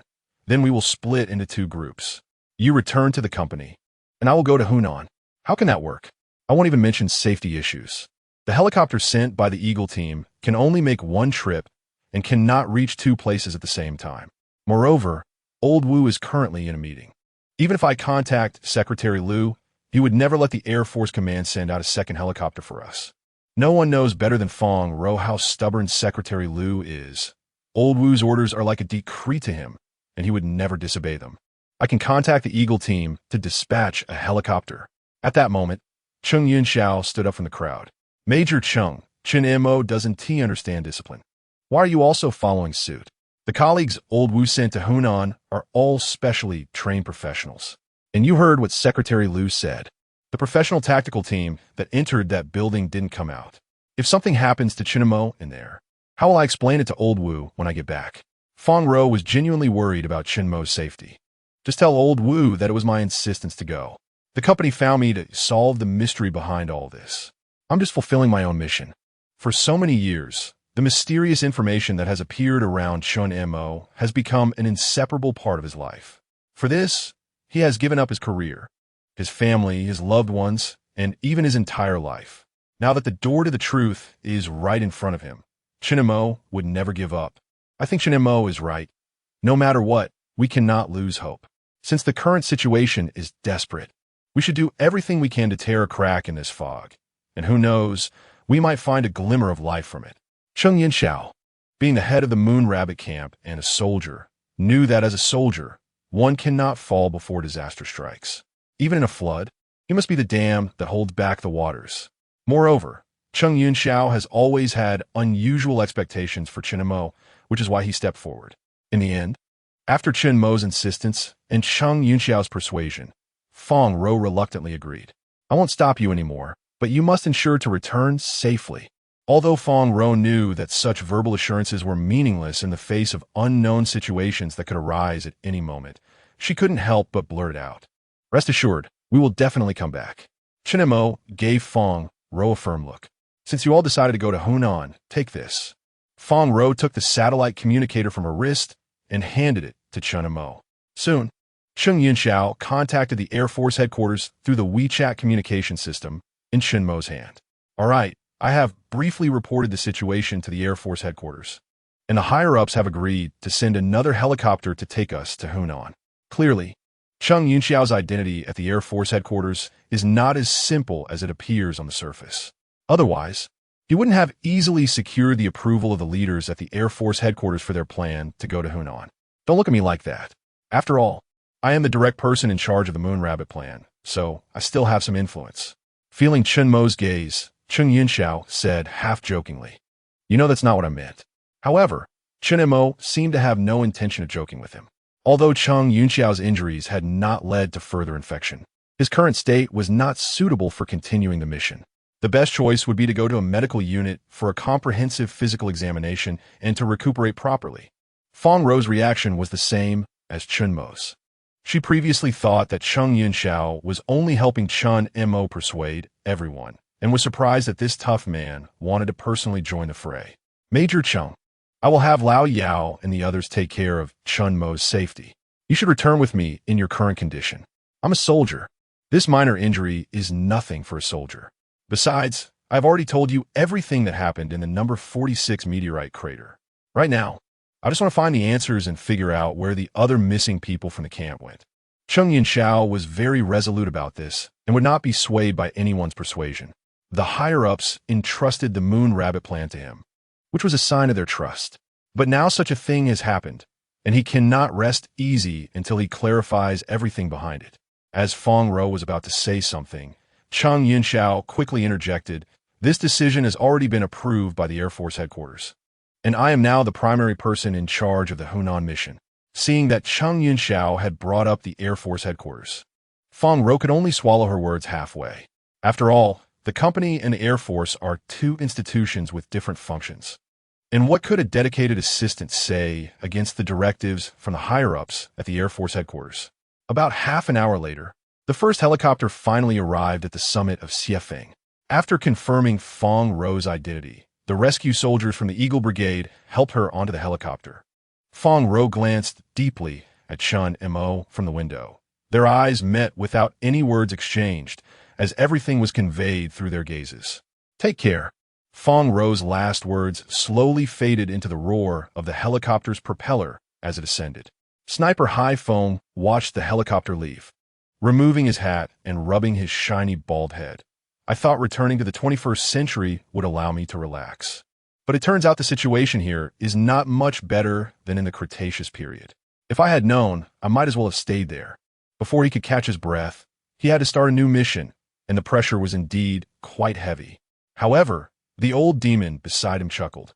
"Since you love the Cretaceous so much, why come back? Stay there and continue gnawing on your dinosaur leg meat." "Old demon, you are really being unfair," High Foam retorted. For the old demon and High Foam, bantering during their free time was the best way to relax. Wang Tai remained as stern as an iron tower, only missing the portable rocket launcher on his shoulder, making this iron tower-like man appear somewhat lonely. This time, everyone only waited for a little over 10 minutes before the sound of the huge propeller began to resonate in their ears again. "Old Cheng, you bastard. You made me worry for nothing." As soon as the cabin door opened, a man in his 40s, wearing a military coat similar to Cheng Yunxiao's, stepped down. He approached Cheng Yunxiao and gave him a big bear hug. When I received the message from headquarters, I couldn't believe it was real. "Hey, old Cheng, where's your hand?" Soon, the man noticed that Cheng Yunxiao's entire sleeve was empty. "All right, stop being sentimental. It's just a hand that got cut off. Let me introduce you. Chen Mo, Old Demon, High Foam Wang Tai. If it weren't for them, I really wouldn't have made it back." After a brief introduction, Cheng Yunxiao pointed to the middle-aged man in military attire and said, "This is my old comrade and classmate, Zhou Sun, currently the Lieutenant Colonel Commander of the Eagle Brigade." Upon hearing this, Chen Mo and the others finally understood why the Eagle Brigade's rescue helicopter was so much faster this time. "On behalf of the Air Force, I thank you for saving old Cheng," Zhou Sun said as he saluted Chen Mo and the others. The Moon Rabbit plan was originally led by the Air Force headquarters, with coordination from multiple departments, and had a high level of confidentiality. Although Cheng Yunxiao held only the rank of major, His authority within the Air Force was far beyond what Lieutenant Colonel Zhou Sun could compare to. The fact that he could directly contact the higher-ups at the Air Force headquarters was a clear indication of that. After the mysterious disappearance of the Moon Rabbit base, the entire upper management of the Air Force headquarters was shaken, convening emergency meetings one after another. It was at that time that Zhou Sun learned of his old classmate and comrade Cheng Yunxiao's disappearance. Now that the two were reunited, Zhou Sun felt an indescribable joy. Even his eyes began to redden slightly. "By the way, did you bring what I asked you to?" Hearing Cheng Yunxiao's inquiry, Zhou Sun quickly wiped his somewhat teary eyes with his sleeve and signaled to a few soldiers from the Eagle Brigade inside the cabin to bring out a very sophisticated metal box. "Before coming, I was wondering why you wanted me to bring this. Now, I finally understand." Zhou Sun looked at Cheng Yunxiao with a complex expression. As the box opened, a brand new bionic arm was revealed to everyone, with gray-white skin that vaguely showed the material's muscle lines underneath. The Tiangong Type 3 bionic arm, made from the latest materials filled with artificial muscles, only needed to be powered on for the hydraulic oil flowing through the material to automatically fill and mimic human muscle contractions. Compared to human muscles, artificial muscles have a stronger load-bearing capacity and are less prone to damage. While speaking, Cheng Yunxiao slowly took off his outer coat against the cold wind. And with the assistance of Zhou Sun and the soldiers from the Eagle Brigade, he donned the bionic arm. "Is the cerebral cortex system activated?" Cheng Yunxiao placed a ring filled with circuits on his head, and, as the ring activated, the lifeless Tiangong Type 3 bionic arm began to move little by little like a human arm. Although it couldn't achieve the same flexibility as his original arm, basic movements like holding, lifting, and gripping were not hindered. Just as Cheng Yunxiao was silently testing the bionic arm, Zhou Sun approached him in his military coat. "Old Cheng, the information the headquarters gave me didn't mention anything about your amputation. You need to tell me honestly, did you deliberately conceal this matter from the headquarters when reporting?" As the commander of the Eagle Brigade, Zhou Sun was well aware of the internal regulations. If the headquarters knew about Cheng Yunxiao's amputation, they would never have approved his request to carry out the mission recklessly. "Zhou Sun, you should understand without me saying it. This time, the complete disappearance of personnel at the Moon Rabbit base means my mission has failed. I must uncover the truth behind it to justify those who went missing at the base." Zhou Sun sighed deeply upon hearing this. After so many years, no one knew better than he did about Cheng Yunxiao's stubbornness. The collective disappearance at the Moon Rabbit base had significantly impacted Cheng Yunxiao. Zhou Sun knew that persuading Cheng Yunxiao in this matter would be futile. "Don't worry, I won't report this to the headquarters for the time being. Since the higher-ups sent me to assist your actions, I will definitely cooperate fully." Zhou Sun had just received news about the United Nations declaring a global state of readiness, but the organization had not disclosed specific details about the global mobilization. "You understand the confidentiality procedures, so I can only say so much." I understand. Zhou Sun instinctively raised his hand to pat Cheng Yunxiao's shoulder, but quickly withdrew it, giving a knowing look instead. As soldiers, they were duty-bound to obey, so Zhou Sun wouldn't ask too many questions about Cheng Yunxiao's mission. However, it was likely that this mission was closely related to the United Nations announcement of a state of readiness. Otherwise, the higher-ups wouldn't allow Cheng Yunxiao, a recently recovered missing person, to return to a mission status. "Let's go. I'll personally pilot the aircraft and take you to Hunan." Soon, the transport helicopter slowly ascended under Zhou Sun's command, disappearing into the endless snowy peaks of Kunlun. Meanwhile, as soon as Fong Rou returned to the company, Secretary Liu, who heard her report, exploded with anger. "Assistant Fong, how could you make such a decision on your own? Now Old Wu has been called to an emergency meeting, and there are already enough headaches in the company. You actually..." Secretary Liu, looking exhausted, covered his forehead. "Go, call Chen Mo and the others back immediately." Before going to the emergency meeting, Old Wu had repeatedly instructed Secretary Liu to ensure the base was secure and to stabilize morale. During such times, any unauthorized actions by Chen Mo and the others were absolutely intolerable to Secretary Liu. But Chen Mo and the others. "Enough. You don't need to say any more. Fong Rou, do you know what the situation is right now?" Fong Rou had worked with Secretary Liu for many years. but it was the first time she had seen such despair on his face. I really don't understand the current situation. So I returned this time to find out exactly what happened during the 3 days we were missing. Seeing Fong Ro's firm attitude, Secretary Liu helplessly pulled out a thick stack of documents from his desk drawer. You can take a look yourself. Fong Ro picked up the documents thrown on the table by Secretary Liu and began to read them carefully, bit by bit. However, as the information on the documents gradually entered her sight, Fong Ro's pupils began to widen. How could this be? No, I must notify Chen Mo and the others immediately. Chapter 23. Chen Mo's answer sheet soon. Fong Ro contacted Chen Mo and his team flying to Hunan through the company's satellite communication. Chen Montak, I suggest you return immediately. The situation is far more complicated than we imagined. Fong Ro's resolute tone left no room for negotiation, instantly surprising everyone on the helicopter. The plan to split into 2 teams was something Fong Ro had agreed to at the time. Why had her attitude changed so drastically after returning to the company? Can you tell me the situation on your end? Chen Mo asked slowly. Fong Ro was not someone who acted capriciously. Since she had made a decision, something must have happened that forced her to stop everyone. I understand why Lao Wu and the others reacted that way. After a strong magnetic field erupted on the moon's surface, a large amount of electromagnetic radiation, high-energy, charged ion flow, and plasma cloud energy accumulated. According to the data detected by Tiangong and the International Space Station, if the energy accumulated on the moon's surface erupts, the impact on Earth will be 100 times greater than the Carrington event of 1859. When Chen Mo heard the value of 100 times, a strong emotional fluctuation appeared in his eyes. In 1859, a British astronomy enthusiast named Richard Carrington spent a huge sum to build a house in London as his astronomical observatory and observe the sun day after day in that house. On the morning of September 1st, 1859, while observing the sun, Carrington noticed 2 extremely bright white lights suddenly appear in a group of sunspots on the sun's northern side, forming a pair of bright crescent shapes near a large group of sunspots. Excited, Carrington rushed out of the observatory to find someone to verify his observation. But the building was empty. When he returned to the telescope, he found that what he had seen had disappeared. Within minutes of Carrington discovering the anomaly in the sunspots, both the Greenwich Observatory and the Kew Observatory in England measured a dramatic change in the geomagnetic field strength.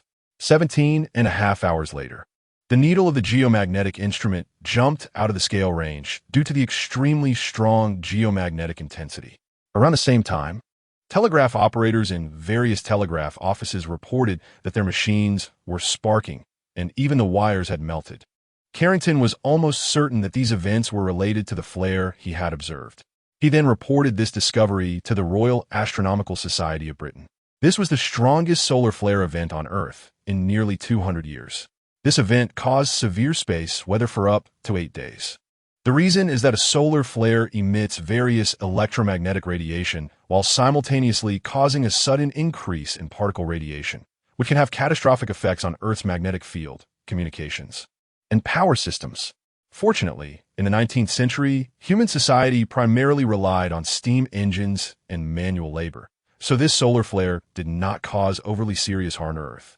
However, if this event were to occur in the 21st century, when communication and power systems are highly developed, it is not an exaggeration to say that human society would face unprecedented massive losses. However, Fong Ro just mentioned that the magnetic field anomalies on the moon's surface have accumulated a large amount of electromagnetic pulse energy that is 100 times that of the Carrington event. What does that mean? Such a strong electromagnetic pulse could almost return Earth to the Stone Age. Cheng Yunxiao's fist tightened slightly, his eyes filled with gravity. Chen Mo did not speak. He understood that Cheng Yunxiao was not exaggerating. Today's human technology heavily relies on various electronic technologies, satellites, communications, electronic positioning. Once the electromagnetic radiation accumulated on the moon's surface begins to erupt, the first to be affected will be those satellites floating in the vast universe. Following that, human communication systems will fail, and various high-precision missiles and attack methods will instantly become deaf and blind. The power system, the driving force of human civilization, will be completely paralyzed. Work stoppages, water cuts, power outages, human advanced productivity will be hindered. Next, there will be shortages of materials and food. And even the most basic drinking water will become something people scramble for after the disaster, plunging human society into chaos. I didn't expect things to be so complicated, Zhou Sun said, taking off his military hat and scratching his head.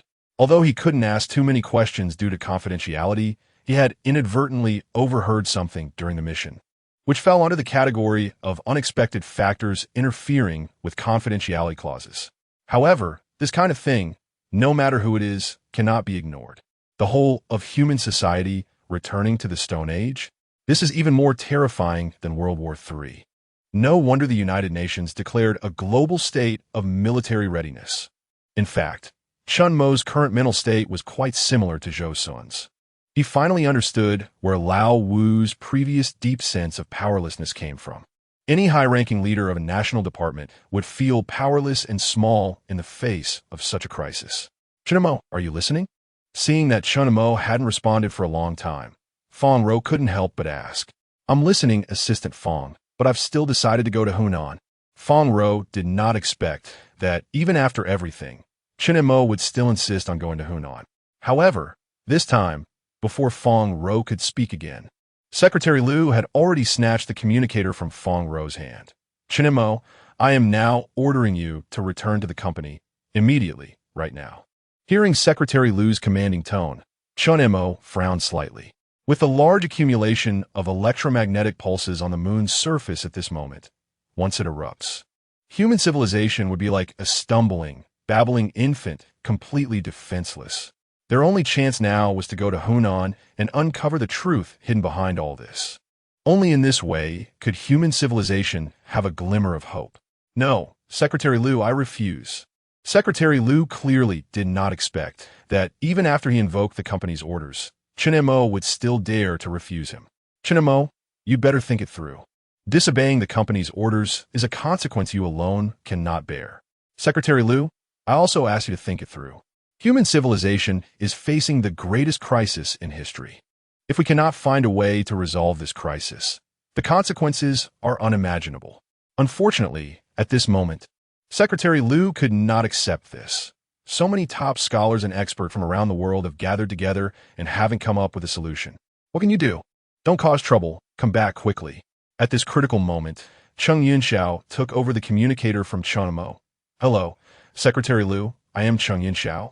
We are currently executing an emergency mission assigned by the Air Force Headquarters. Chen Mo is a key part of this mission. I request his temporary transfer. Cheng Yunxiao's words left Secretary Liu momentarily speechless. Strictly speaking, the company is an independent department outside the normal institutional system of the state. However, due to the special circumstances, the company had to coordinate with various departments for information exchange, leading to the gradual emergence of a company that did not exist in the normal system in recent days, with more and more departments becoming aware of its existence. The Air Force Headquarters and the company are different authority institutions, so, in principle, the Air Force Headquarters has no right to directly borrow personnel from the company. But now the situation is that Chen Mo is on the Eagle Squadron's plane, and Cheng Yunxiao is not backing down, so Secretary Liu cannot command them to return. All right, Secretary Liu, if you have any questions, you can call the Air Force Headquarters directly. Now, please hand the satellite communicator to Assistant Fong. We have important information to verify with her. Seeing Cheng Yunxiao's increasingly firm attitude, Zhou Sun quickly snatched the satellite communicator from Cheng Yunxiao's hand, worried that the conflict between them would escalate. Hello, Secretary Liu. I am Zhou Sun from the Eagle Squadron. We are indeed carrying out a secret mission from the Air Force Headquarters. After this mission is completed, we will have dedicated personnel to explain the relevant matters to you. Cheng Yunxiao kept the matter of the severed arm from the headquarters and even secretly brought Zhou Sun the latest military-developed Type 3 bionic arm, which is a serious violation of discipline.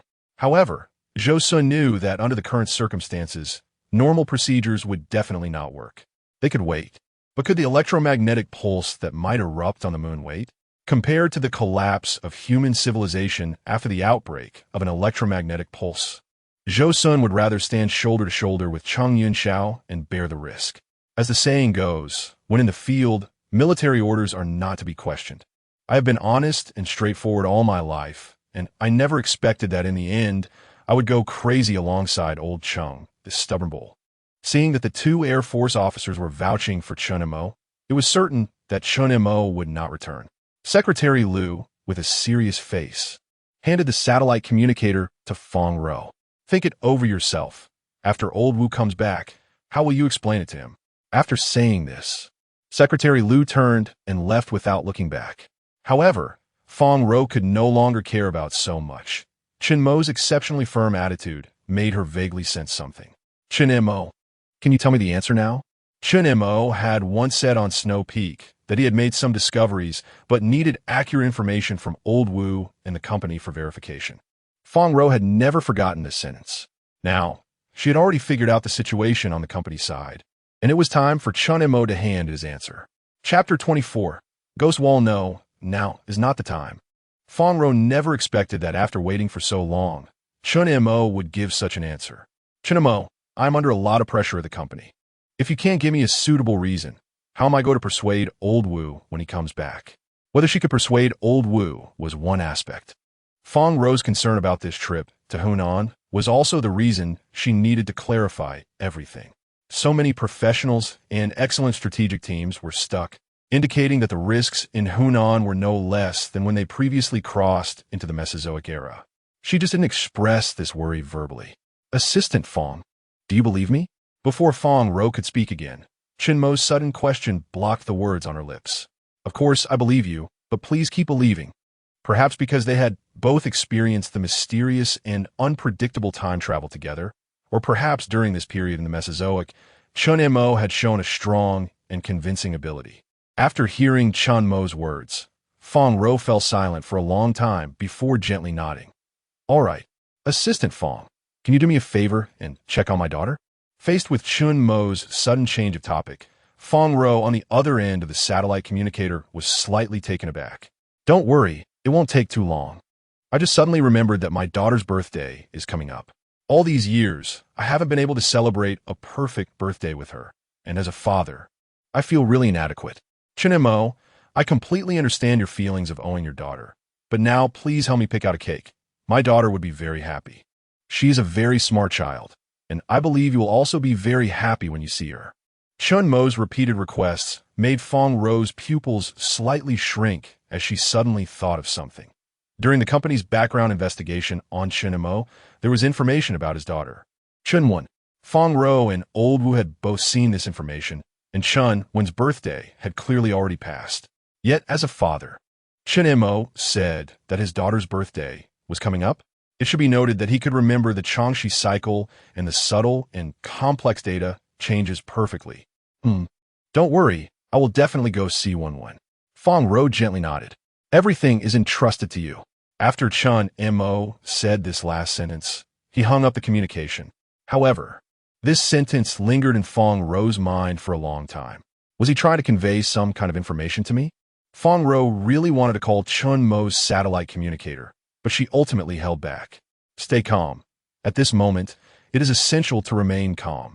It was evident that with Chen Mo's level of concern for Su Hui and her daughter, he couldn't possibly have mistaken his daughter's birthday. So the likelihood of him conveying information was very high. But what made Chen Mo so cautious?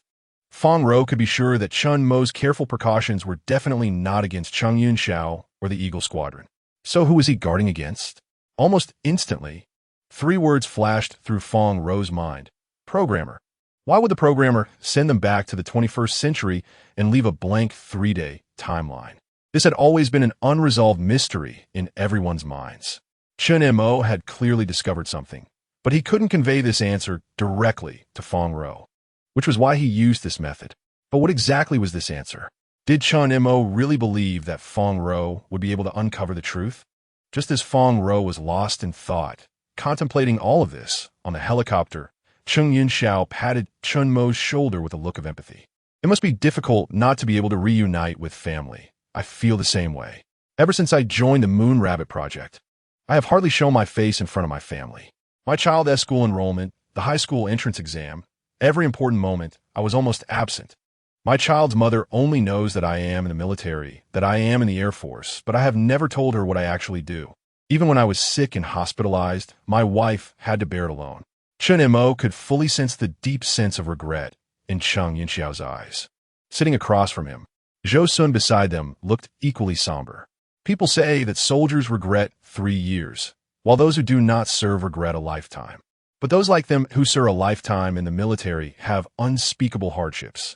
They have dedicated most of their lives to the people and the country. In the eyes of outsiders, they are heroic figures, but at home, they're always the ones who owe the most. However, your situation is worse than mine. Zhou Sun and I at least have a suitable identity to reunite with family. You have been burdened by various misunderstandings all these years. And now that your research has finally been validated, you are stuck in the Cretaceous period for so many days.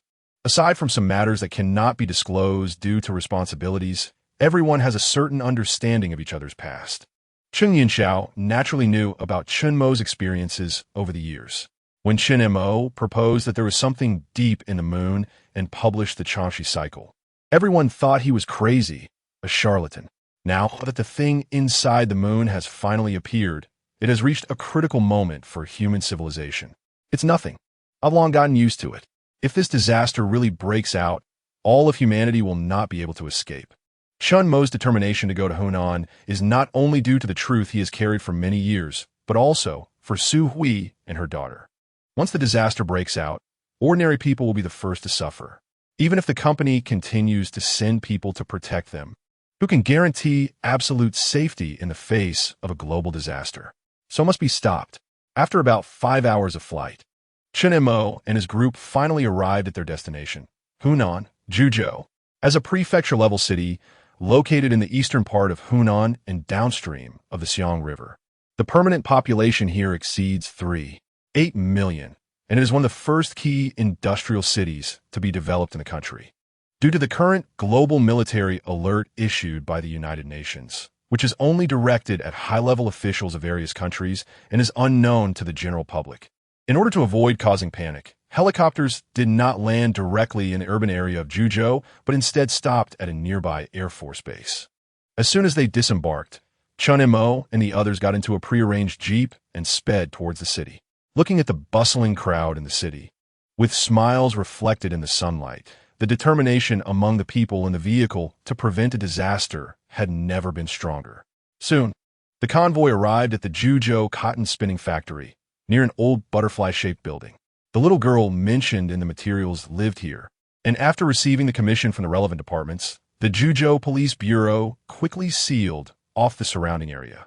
A local officer in Zhuzhou handed the materials to Cheng Yinxiao, and after Xiong Ying safely delivered Chen Mo and the others to their destination, the mission of the Eagle Squadron was concluded. It was now the local military's responsibility to assist Chen Mo and his team. Cheng Yinxiao was the person in charge of this mission and the main liaison with the local departments. The comrades responsible for the blockade outside the butterfly-shaped building had been informed on the way, and all they needed to do was show the relevant documents to gain access to the sealed area. The local officer in Zhuzhou said this while giving Cheng Yinxiao and the others a deep look. It had been 3 days since the incident occurred, and he had already lost count of how many personnel from various departments had entered the butterfly-shaped building. Unfortunately, not a single one had come out yet.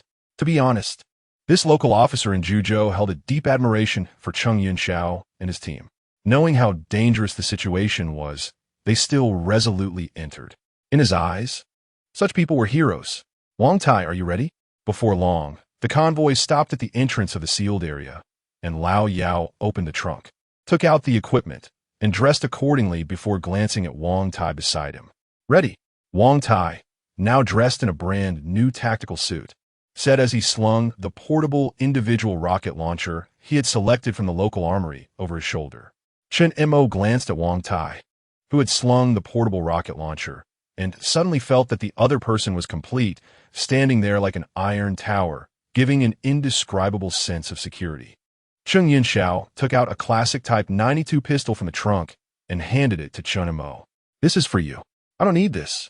Chen Mo shook his head gently. Just take it. Once we go in, no one knows what the situation will be like.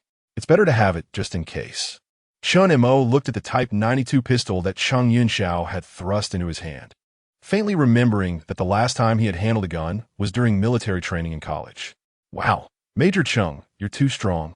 Just as Chen Mo was putting away the pistol, he suddenly heard Hai Feng, who was holding a sniper rifle, exclaim. It turned out that Cheng Yunxiao had single-handedly pulled out an 87 type grenade launcher from the vehicle in front of everyone. The 20-kilogram grenade launcher seemed weightless in Cheng Yunxiao's bionic arm, showing no signs of strain. The Type 3 bionic arm is a new generation of bionic mechanical arms developed by the military, capable of bearing 6 times the weight of a normal human arm under normal conditions. This means that the 20-kilogram grenade launcher before everyone was only about 3 kilograms for Cheng Yunxiao. Hearing this, Hai Feng's eyes lit up, looking as if he wished he could cut off his own arm to install a bionic arm like Cheng Yunxiao's. All right, let's go. With Cheng Yunxiao's command, Chen Mo and his team marched towards the sealed area. Just after entering the sealed area, they quickly saw the legendary butterfly-shaped building. This building is an old product from the Soviet aid period, with a total height of 7 or 8 stories, and has long been used by the Juzhou cotton spinning factory as a residential building for employees.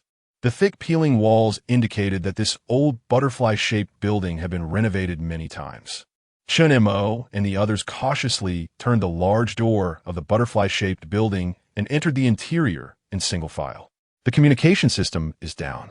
Due to their mental preparedness, everyone showed no surprise at the complete failure of the communication system.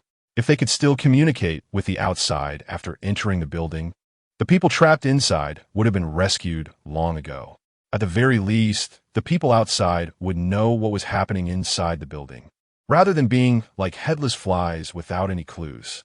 Stay close and be careful, Cheng Yunxiao advised as he turned back.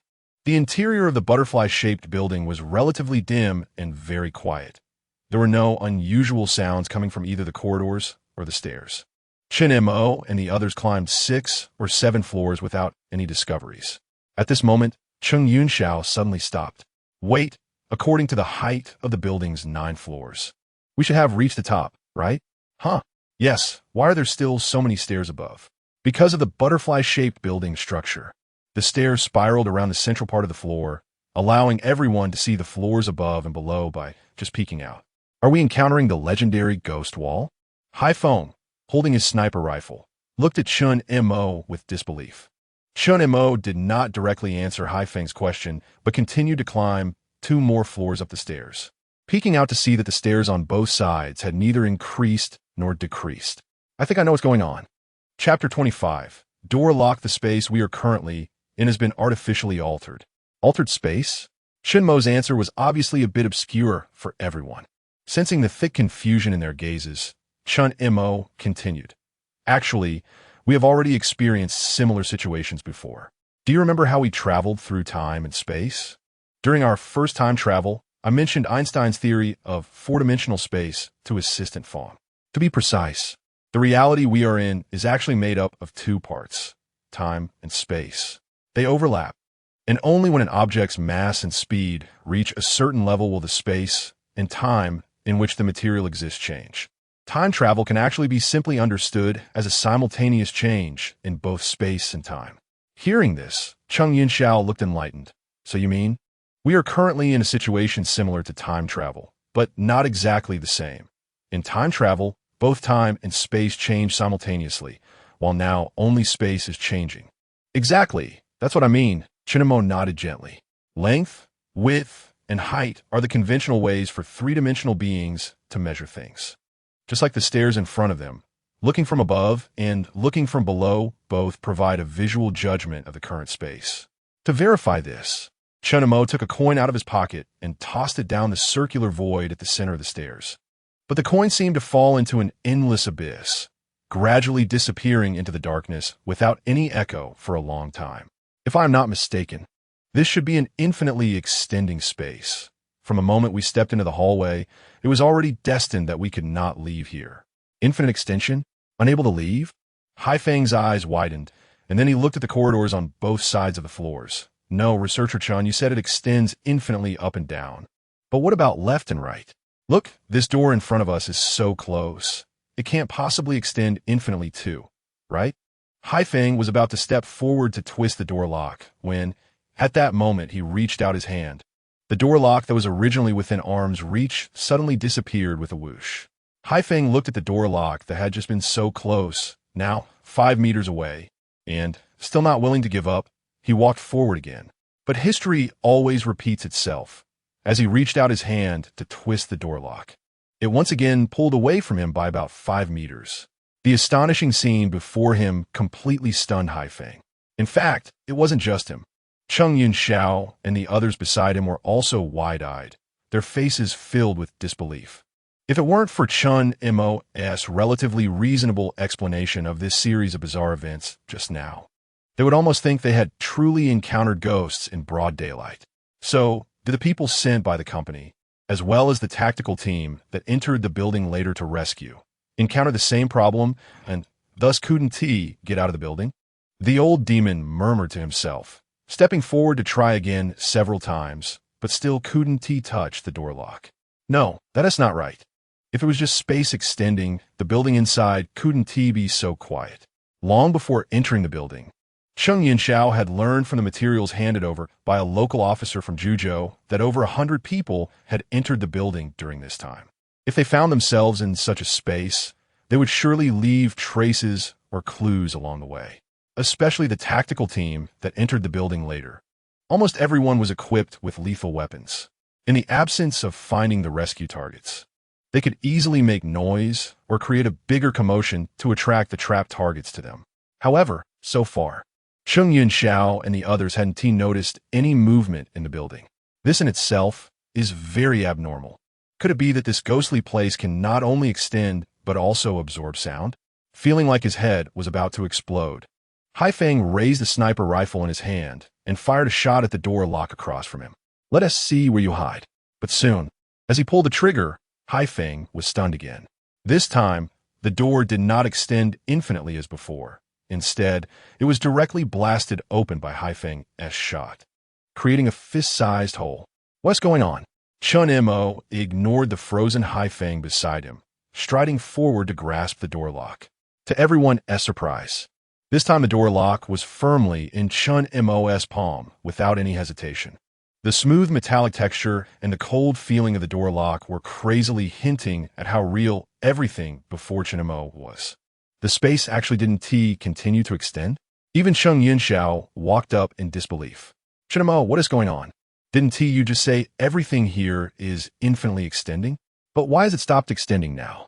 Facing Cheng Yunxiao's inquiry, Chen Mo's brows furrowed and then relaxed occasionally. It was unclear how much time had passed when Chen Mo suddenly pulled out the .92 pistol that Cheng Yunxiao had given him and fired a shot at another door. But what happened next left everyone stunned once again. The door that Chen Mo aimed at and pulled the trigger on instantly extended over 1,000 meters, like a virtual scene in a kaleidoscope. Until the bullet from a .92 pistol finished its flight, the distant door finally returned to its original position. Looking at the bizarrely fallen bullet head before them, everyone fell silent again. Since the space extension hasn't ended, then why didn't the door before us extend like before? This question, I'm afraid, can only be answered after opening the door. Chen Mo raised the .92 pistol in his hand and fired 7 or 8 shots at the door lock. He wasn't a professional combatant, and at such close range, he only hit the door lock 3 times. But that was enough for Chen Mo looking at the deformed door lock before him. Chen Mo raised his foot and kicked the door open forcefully. Bang! However, as the door opened to reveal the scene before everyone, it left them all stunned. Chapter 26. The arbitrary door. What the hell is this?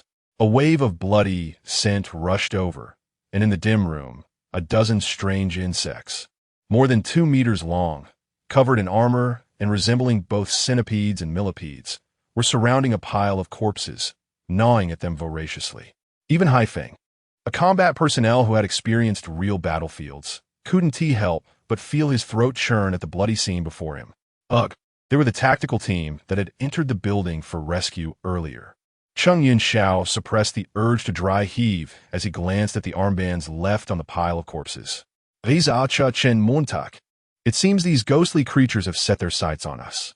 The old demon, who quickly sensed the crisis, and Wang Tai both raised their weapons to aim. Just as they aimed, the giant insects in the room began to emit strange calls, waving their huge antennae and sharp mouthparts towards Chen Mo and the others. The sound of rapid gunfire echoed continuously in the corridor. The entire battle lasted for more than half a minute, under the powerful firepower suppression of Cheng Yunxiao. The old demon, and the four of them, the dozen giant insects in the room, were finally all killed. Phew, these ghostly things are really tough. The old demon spat out some blood from the corner of his mouth. The thick armor on these strange insects was surprisingly tough. It was almost impossible for small caliber weapons to cause them any harm. If it weren't for Cheng Yunxiao's grenade launcher and Wang Tai's heavy fire support, which timely suppressed these giant insects, they might have been buried in the mouths of the insects today.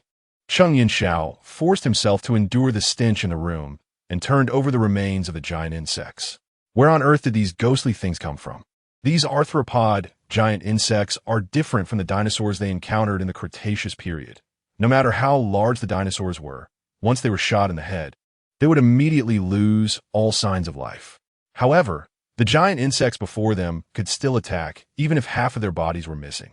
This was the first time Hai Feng, as a sniper, had encountered such an enemy, making it difficult for him, who usually aimed for headshots as the best indicator for killing targets. I've never seen such a large insect in my life. Even Wang Tai, who had always been silent like an iron tower, looked at the remains of these giant insects in astonishment. Chen Mo, do you have any discoveries over there? After rummaging through the remains of the giant insects and finding no clues, Cheng Yunxiao shifted his gaze to Chen Mo, who was not far from the room. The old demon, Hai Feng, and Wang Tai beside him did the same. Everyone knew that in terms of combat and the use of firearms, they were definitely second to none. But if it came to analyzing the bizarre events before them, Tin Xingyangxios and the three guards together wouldn't be as good as one Chen Mo, sure enough. As soon as Cheng Yunxiao's voice fell, Chen Mo, who was crouching on the ground inspecting the remains of the giant insects, slowly stood up. If I'm not mistaken, what we just encountered should be an invertebrate arthropod from the Paleozoic era. We know about invertebrates, but such large invertebrates are just too incredible. Thinking back to those giant insects that wouldn't die even after being shot in the head, Hai Feng still felt a strong psychological shadow. Even when encountering raptors in the Cretaceous forest, Hai Feng felt he had never panicked like he did just now. The oxygen content on Earth during the Paleozoic era reached an astonishing 35, giving rise to an unprecedented era of giant insects. The giant insects that attacked us just now should be giant centipedes from the Paleozoic era. Since they are Paleozoic creatures, how did they survive? After experiencing time and space travel, Cheng Yunxiao was no longer curious about how these giant insects appeared. Instead, he was more curious about how these Paleozoic creatures that adapted to high oxygen concentrations could survive on modern Earth with an oxygen content of only 21. Remember the water monster in Tianqi? It appeared in different time zones of the heavenly pool in a very short time. And if I'm not mistaken, the situation with these giant insects is the same. The battles often only need to last for a very short time. Just like Cheng Yunxiao and the others eliminated the giant insects before, which took only a little over half a minute. Similarly, these giant insects attacking the tactical team also only need to complete their actions in a very short time, with no need to linger in the real world for long. As you just saw, these giant insects are generally over 2 meters long, and the last batch of tactical teams entered the building a day ago. If these giant insects had really stayed in the building for an entire day, the bodies of the tactical team would have long been devoured, and it wouldn't have looked like what we just saw. Therefore, Chen Mo deduced that the appearance of these giant insects should have started the moment Hai Feng raised his gun to shoot the door.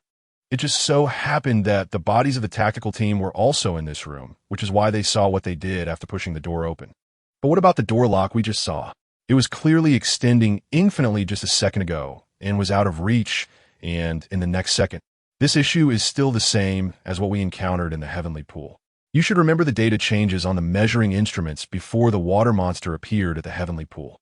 In adjacent areas, one side had a wind speed of 0, while the other side's wind speed surged to 24, as if the entire space was a block of butter cake being sliced. The three guards vividly remembered everything that had happened since that time. All the bizarre events they experienced started from then. So the door locked just now was the same. It was just momentarily shifted to a different space-time zone, like the anywhere door in Doraemon. Regarding Chang Yunxiao's hypothesis, Chen Mo nodded gently. That's right, exactly. With Chen Mo's affirmation, Chang Yunxiao's gaze flickered. They had gained two very important pieces of information from the previous events. First, they finally understood why it had been so quiet since entering the building. Because everyone who entered here had been killed by the giant insects. The second point was Chen Mo's earlier deduction that the infinitely extending space inside the building was not static. When time changed, the current space would return to normal. In any case, we have finally grasped some useful information, giving us a glimmer of hope even if we want to leave the building. No, we still can't leave. Chen Mo shook his head gently. Don't forget our purpose for entering the building. But now even the tactical team is dead. Do you still think a helpless little girl can survive? Don't forget, she is not an ordinary little girl. Chen Mo looked deeply at Chang Yunxiao in front of him. If the stone slab inside the moon crater number 46 didn't team mention the little girl, or if there hadn't been any bizarre events in the old butterfly-style residential building before, then a story from a 3-year-old girl wouldn't attract much attention. However, all clues now point to the fact that the little girl has some connection with the things inside the moon. Therefore, only by finding her can we find the answers we seek.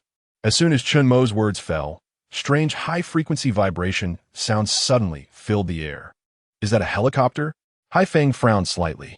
The sound was extremely harsh, resembling the noise of a helicopter taking off and landing. But when everyone saw the source of the high-frequency vibrations, their faces turned pale. Run fast. Chapter 27. The banquet. As soon as Chen Mo shouted, everyone rushed toward the infinitely extending hallway without a second thought. Haifeng ran while frequently looking back to observe the densely packed monsters flying in the air like dark clouds. Are these things dragonflies? Haifeng swore he had never seen such a large dragonfly in his life, nearly a meter long, with the smallest ones being around 60 to 70 centimeters, their vibrating wings producing a sharp, piercing sound. These are giant dragonflies from the Paleozoic era. While running, Chen Mo took out the 92-style pistol that Chang Yunxiao had given him earlier. Aren't dragonflies supposed to eat pests? Why are we so afraid? Seeing Chen Mo pull out his weapon, Haifeng instinctively tightened his grip on his sniper rifle. You have this awareness because the dragonflies on Earth today are generally small and cannot harm humans. But that does not change the fact that dragonflies are fierce carnivorous insects. Just as Chen Mo finished speaking, the giant dragonflies behind them had caught up again. Their enormous, chillingly sharp mandibles resembled serrated battle knives, sending chills down one's spine. Bang, bang, bang. Without hesitation, Chen Mo directly fired his gun backward. He was not a trained combatant, and with the intense recoil of the pistol, hitting 2 out of 4 bullets was already commendable.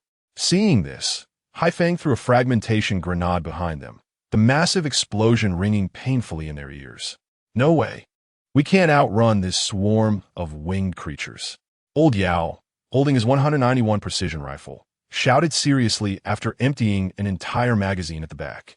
Whether it was Haifeng's fragmentation grenade or the firearms in everyone's hands, while they could effectively inflict damage on the giant dragonflies behind, their ammunition was limited. In contrast, the giant dragonflies surging from behind seemed endless, with one wave coming after another, continuously attacking everyone from all angles. We must quickly shake off these monsters, Cheng Yunxiao said seriously after firing 2 rounds of grenades at the giant dragonflies in front. In the current situation, while everyone was temporarily suppressing the giant dragonflies with firepower, they could not outrun them, and once their ammunition ran out, they would truly be in dire straits. Fire! We need to set a bigger fire. At that moment, Chen Mo suddenly shouted loudly behind everyone. My dear researcher Chen, the hallway around us is empty. Where do you expect us to find things to create such a big fire? Haifeng said with a grim face while holding his sniper rifle. Faced with such a large scale, densely packed target for attack, his precise sniping again became useless, even less effective than old Yao, who was wildly spraying bullets with an automatic rifle beside him. let alone compared to a firepower monster like Wang Tai. The room we were in just now, has what we need to start a fire. Chen Mo suddenly remembered the 2 barrels of cooking oil and the gas canister for cooking that he found while inspecting the giant centipede's severed limbs, as well as the sofa, bedboards, and other items in the room. Although these things would burn out quickly, they could still buy them a lot of time. Hearing Chen Mo's suggestion, everyone looked towards the room with a big, open door across from them. Are we really going to run back to where we just came from? Haifeng glanced at the giant centipede's severed limbs at the entrance of the room, then looked around at the giant dragonflies scattered by bullets in the hallway. Let's do it. Let us fight them. Haifeng took a deep breath and threw a grenade straight ahead into the hallway. Boom! Accompanied by a loud bang. He raised his sniper rifle and rushed toward the gap torn open by the grenade. Old Yao and Wang Tai beside him were not slow either, quickly turning their guns to clear the way for Haifeng, preventing the gap torn open by the grenade from closing again amidst the swarm of giant dragonflies. Chen Mo and Cheng Yunxiao followed closely behind, and everyone charged toward the giant dragonflies. Just as they were finally approaching the entrance of the room, an unexpected change occurred. Oh no, the door is closed. Following Haifeng's startled shout, they saw the originally open door to the room become hazy and then return to its previous state. Even the bullet holes on the door have completely disappeared, as if they never existed at all. Damn, is this how you play with people? After everyone worked hard to fight their way back, they ended up with this result, making Haifeng curse on the spot out of anger. However, the current situation left them no time to think. After the recent fight, everyone had run out of bullets in their magazines. Taking advantage of the moment, they were reloading. The densely packed, giant dragonflies surged towards them once again. At a crucial moment, Chen Mo took out a brand new magazine and loaded it, firing his 92-style pistol at several doors near the hallway, shooting once at each door. However, just as he was about to run out of bullets, the bullet holes on one of the doors suddenly caught his attention. Chen Mo shouted to the people behind him. Just as they finished reloading, a new round of firepower was unleashed towards the swarming giant dragonflies. They fought and retreated, gradually backing up to the door that Chen Mo had just shot. Are we really going to open it? Cheng Yunxiao fired 2 grenades at the giant dragonflies in the hallway and turned to Chen Mo for confirmation. Before the giant dragonflies appeared, they had already made a preliminary judgment about the situation here. The doors in the hallway would only stop extending when there was a change at the current time. In other words, no one knew what would happen if they opened this door. If dozens of ancient centipedes like before poured out again, surrounded by enemies, they would truly be finished. We don't have a better option now. We either take a gamble or run out of bullets and become food for the giant dragonflies. The giant dragonflies continuously surged in from various entrances in the hallway. Running out of bullets was only a matter of time. Let's take a gamble. Cheng Yunxiao firmly grasped the doorknob, and the moment the door opened, he froze. There was nothing inside. Come on, hurry in. Looking at the giant dragonflies flooding into the hallway like a tidal wave, Cheng Yunxiao quickly led everyone into the room and closed the door. The moment the door closed, everyone suddenly felt as if they had entered another world. The constant roaring sound of the giant dragonflies flapping their wings disappeared. It was only then that everyone began to notice the furnishings in the surrounding rooms. Sofas, televisions, refrigerators, and even the aroma of food wafting from the living room. What was going on? Haifeng, smelling the food, walked into the living room and was soon stunned by the scene before him. On the dining table, 4 dishes and a soup, 2 meat and 2 vegetarian, were steaming hot as if someone had just prepared them and brought them up from the kitchen. Is there someone cooking in this ghost place? Haifeng looked at everyone in astonishment. However, both Cheng Yunxiao and Chen Mo furrowed their brows at this, because they noticed more details than Haifeng. 6 pairs of chopsticks, 6 bowls. Could it be a coincidence? Or was someone deliberately waiting for them here? Sure enough, just as the two thought of this, a series of footsteps approached from the kitchen. Chapter 28 Ants? Paper. As the footsteps gradually drew nearer, everyone, including Chen Mo, instinctively tightened their grip on their weapons. However, when they saw the figure emerging from the kitchen, everyone was stunned. It was a little girl about 5 years old, wearing a pair of heat-resistant gloves, bringing a bowl of steaming egg custard to the dining table. My mom makes the best food. Everyone come and try. The little girl waved at Chen Mo and the others while placing the egg custard on the table. Although the little girl appeared harmless, no one dared to make any sudden moves. It was bizarre. Everything was too bizarre. In this old butterfly-style building filled with danger. Such a warm scene formed a stark contrast with the ferocious prehistoric creatures in the hallway, creating a strong sense of unreality among them. Chen Mo quietly stared at the little girl before him.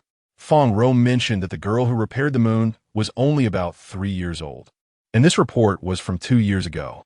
Chen Mo calculated for a moment, and the identity of the little girl became clear. Don't worry, Mom is already asleep. She won't disturb our conversation, the little girl said with a slight smile. However, such a smile on a 5-year-old's face was oddly unsettling. Nonetheless, the little girl seemed unconcerned. She slowly walked to the bedroom, opened the door, and glanced at the sleeping woman inside. I believe you must have many questions right now, but it's okay. Mom won't wake up for a while, and we have plenty of time to talk. The little girl closed the bedroom door again, came to the dining table, sat down with a smile, and looked around at everyone, finally focusing her gaze on Chen Mo. Are you a programmer?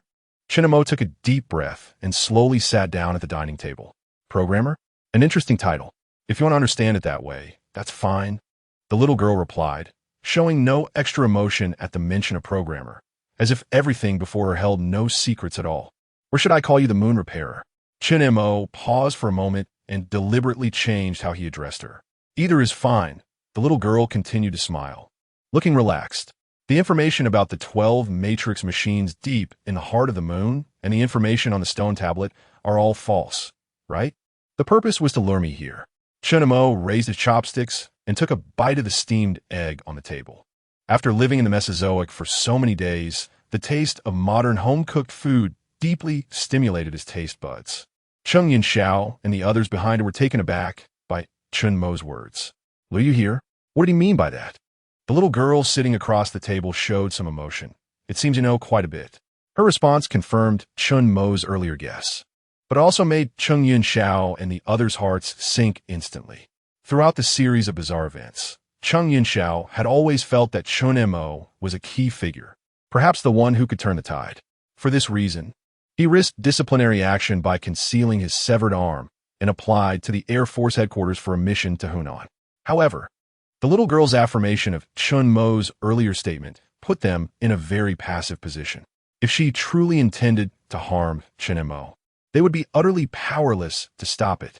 In a space that extended infinitely, where every door could connect to different timelines and was completely controlled by the programmer. Even someone as resolute as Cheng Yinxiao couldn't help but feel a deep sense of helplessness.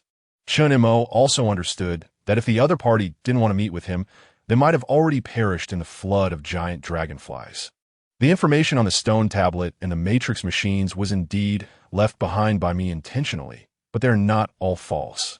Hearing the little girl's words, Chen Mo knew that the truth he had been searching for all these years was finally about to be revealed. The stone tablet does contain records about Kunlun, but the key parts have been erased or modified by me. As for the 12 matrix machines, they do exist deep in the heart of the moon, but their function is not simply projection. The little girl paused slightly as she said this and glanced at Cheng Yunxiao and the others behind Chen Mo. Are you sure you don't want to come over and eat? Mom's cooking is quite good. Seeing that Cheng Yunxiao and the others remained unmoved, the little girl picked up her bowl and chopsticks and began to eat while speaking. Do you know about ants? Faced with the little girl's question, Cheng Yunxiao and the others instinctively frowned, because they feel like an ant being toyed with in someone's palm, with no strength to resist at all. Only Chen Mo's pupils slightly contracted. He knew that since the other party was prepared to confront him, that earlier statement was definitely not just simple mockery. Sure enough, the little girl nibbled a few bites of each dish around the table, then satisfiedly put down her bowl and chopsticks. She gently traced a circle on the table with her left hand and drew a square with her right. In the next second, a magical scene appeared. An ant materialized in the circle drawn by the little girl, while a pristine sheet of paper appeared within the square.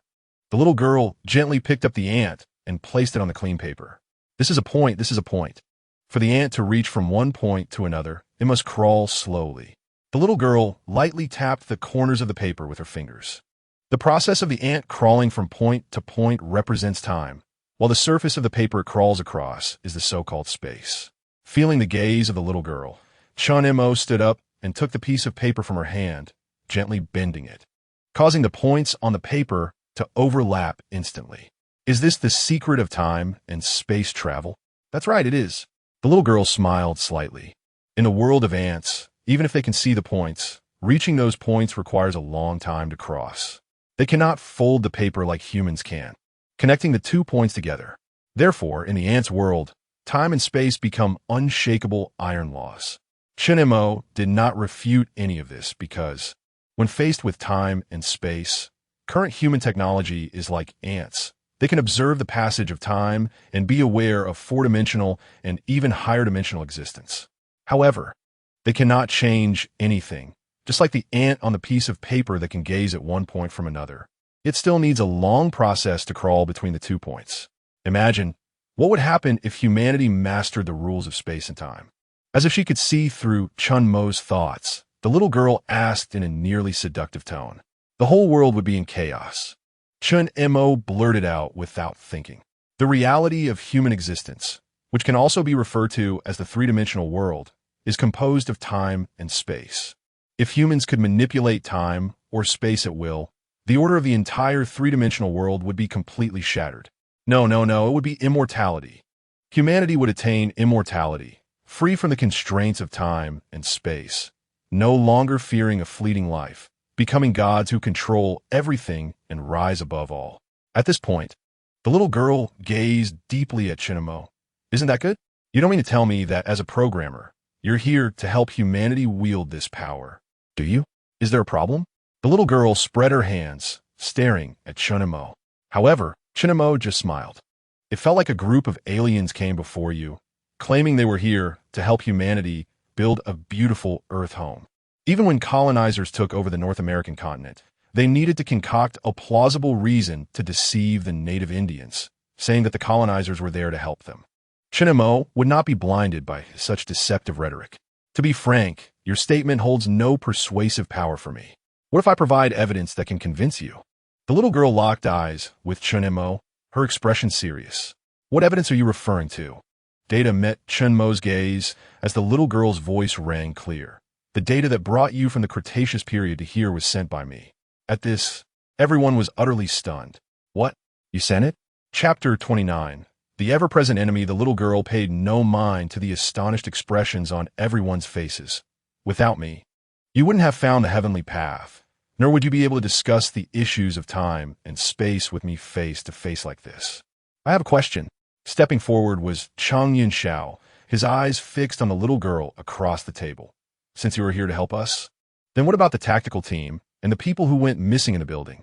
Those were living lives, and the little girl keeps claiming to help them. Yet her actions were incredibly cruel. Everyone still cannot forget the tragic scene of the entire tactical team perishing the moment the door opened. Even Chen Mo looked at the little girl with strong questioning in his gaze. I've said so much, yet you still don't understand? The little girl shook her head helplessly. They're not dead. They only encountered an unknown death in this time frame. However, on other timelines, they're still living well. As long as they are willing to accept help, I can allow them to choose what they want to do in the life they want to live at any point in time. Therefore, death is just a formality, understand? You mean all of humanity can enjoy the immortality you just mentioned? Of course. Don't you want to attain immortality? To be honest, the allure of immortality is immense for humanity. Even seasoned warriors like Lao Yao cannot help but feel a twinge of longing upon hearing the word immortality. However, they quickly realize a problem, the same problem Chen Mo previously raised. Why would the programmers be so kind as to help humanity attain immortality? There is no such thing as a free lunch. The existence of programmers is akin to the difference between gods and mortals for human civilization. Time and space can be grasped in their hands and molded at will. For them, human civilization is like a metaverse in a computer. If it were you, would you kindly help a group of beings from the metaverse, allowing them to possess the same abilities as their creator? I admit that everything you say is indeed tempting. But still, the same old question, the evidence you provide cannot convince me. Programmers have no reason to help humanity, nor any reason to allow humanity to be on equal footing with you. The biggest difference between programmers and humans lies in their ability to control the secrets of time and space. If humanity also mastered this ability, then the programmer's advantage would vanish. No, Chen Mo, actually on this issue, you are wrong. You have always mistakenly believed that programmers and humans are two entirely different beings. You subjectively imagine humans as being toyed with by programmers. Have you never considered the possibility that programmers and humans come from the same place? The little girl's words stirred up a storm in everyone's hearts again. Humans and programmers come from the same place? Is that possible? It's like although both are human, you just climbed down from a tree trunk dressed in a grass skirt, waving a wooden stick to fight beasts on the African savanna for mere survival, while others are already traveling through space in spaceships. You don't mean to say that programmers come from prehistoric civilizations while humans are the remnants of prehistoric civilizations, do you? This claim has been a subject of intense debate in modern scientific circles. Humanity's birth can be traced back around 3 to 4 million years, a long time indeed for humans with lifespans of less than 100 years. But if this timeline is placed within the lengthy evolutionary process of Earth spanning billions of years, human history is but a drop in the ocean. The age of giant insects lasted over 50 million years. Dinosaurs evolved for a full 4 billion years. Only humans have evolved wisdom and risen rapidly in a very short time, which is abnormal compared to other creatures on Earth. This is why there are later theories suggesting that aliens or prehistoric civilizations created humanity. However, when this was said by Chen Mo, the little girl shook her head and chuckled. Chen Mo, can't you be bolder and fully unleash your imagination? Time and space are not forces that a three-dimensional being can grasp. It's like an ant can see points and dots, but can never fold a piece of paper. I say that humans can control this force because we are originally beings from a higher dimension. The answer given by the little girl indeed shocked Chen Mo. Humans are actually beings from a higher dimension? Of course, that's not entirely accurate. To be precise, humans are merely carriers of higher dimensional beings. The little girl thought for a moment and added, "What about you? What's your situation?" Chen Mo stared intently at the little girl. Since humans are carriers of higher dimensional life and come from the same place as programmers, it doesn't make sense that humans live under the constraints of space and time, while programmers are above all beings. This is illogical. Higher dimensional life would not allow its carriers to suffer such enslavement. Because some of us hope that humanity remains as it is, the little girl smiled faintly, giving a seemingly ambiguous answer. Some people? Who are they? All right, I've said what I needed to say. Now it's your turn to provide the answer. This time, the little girl did not answer Chen Mo's question, but looked at him with an expectant gaze. Are you willing to break free from your constraints and accept eternal life? The little girl's words seemed to carry a magical power, stirring the deep-seated desire for immortality within people. Chen Mo stood still, pondering for a moment, and finally replied firmly, "No, I refuse."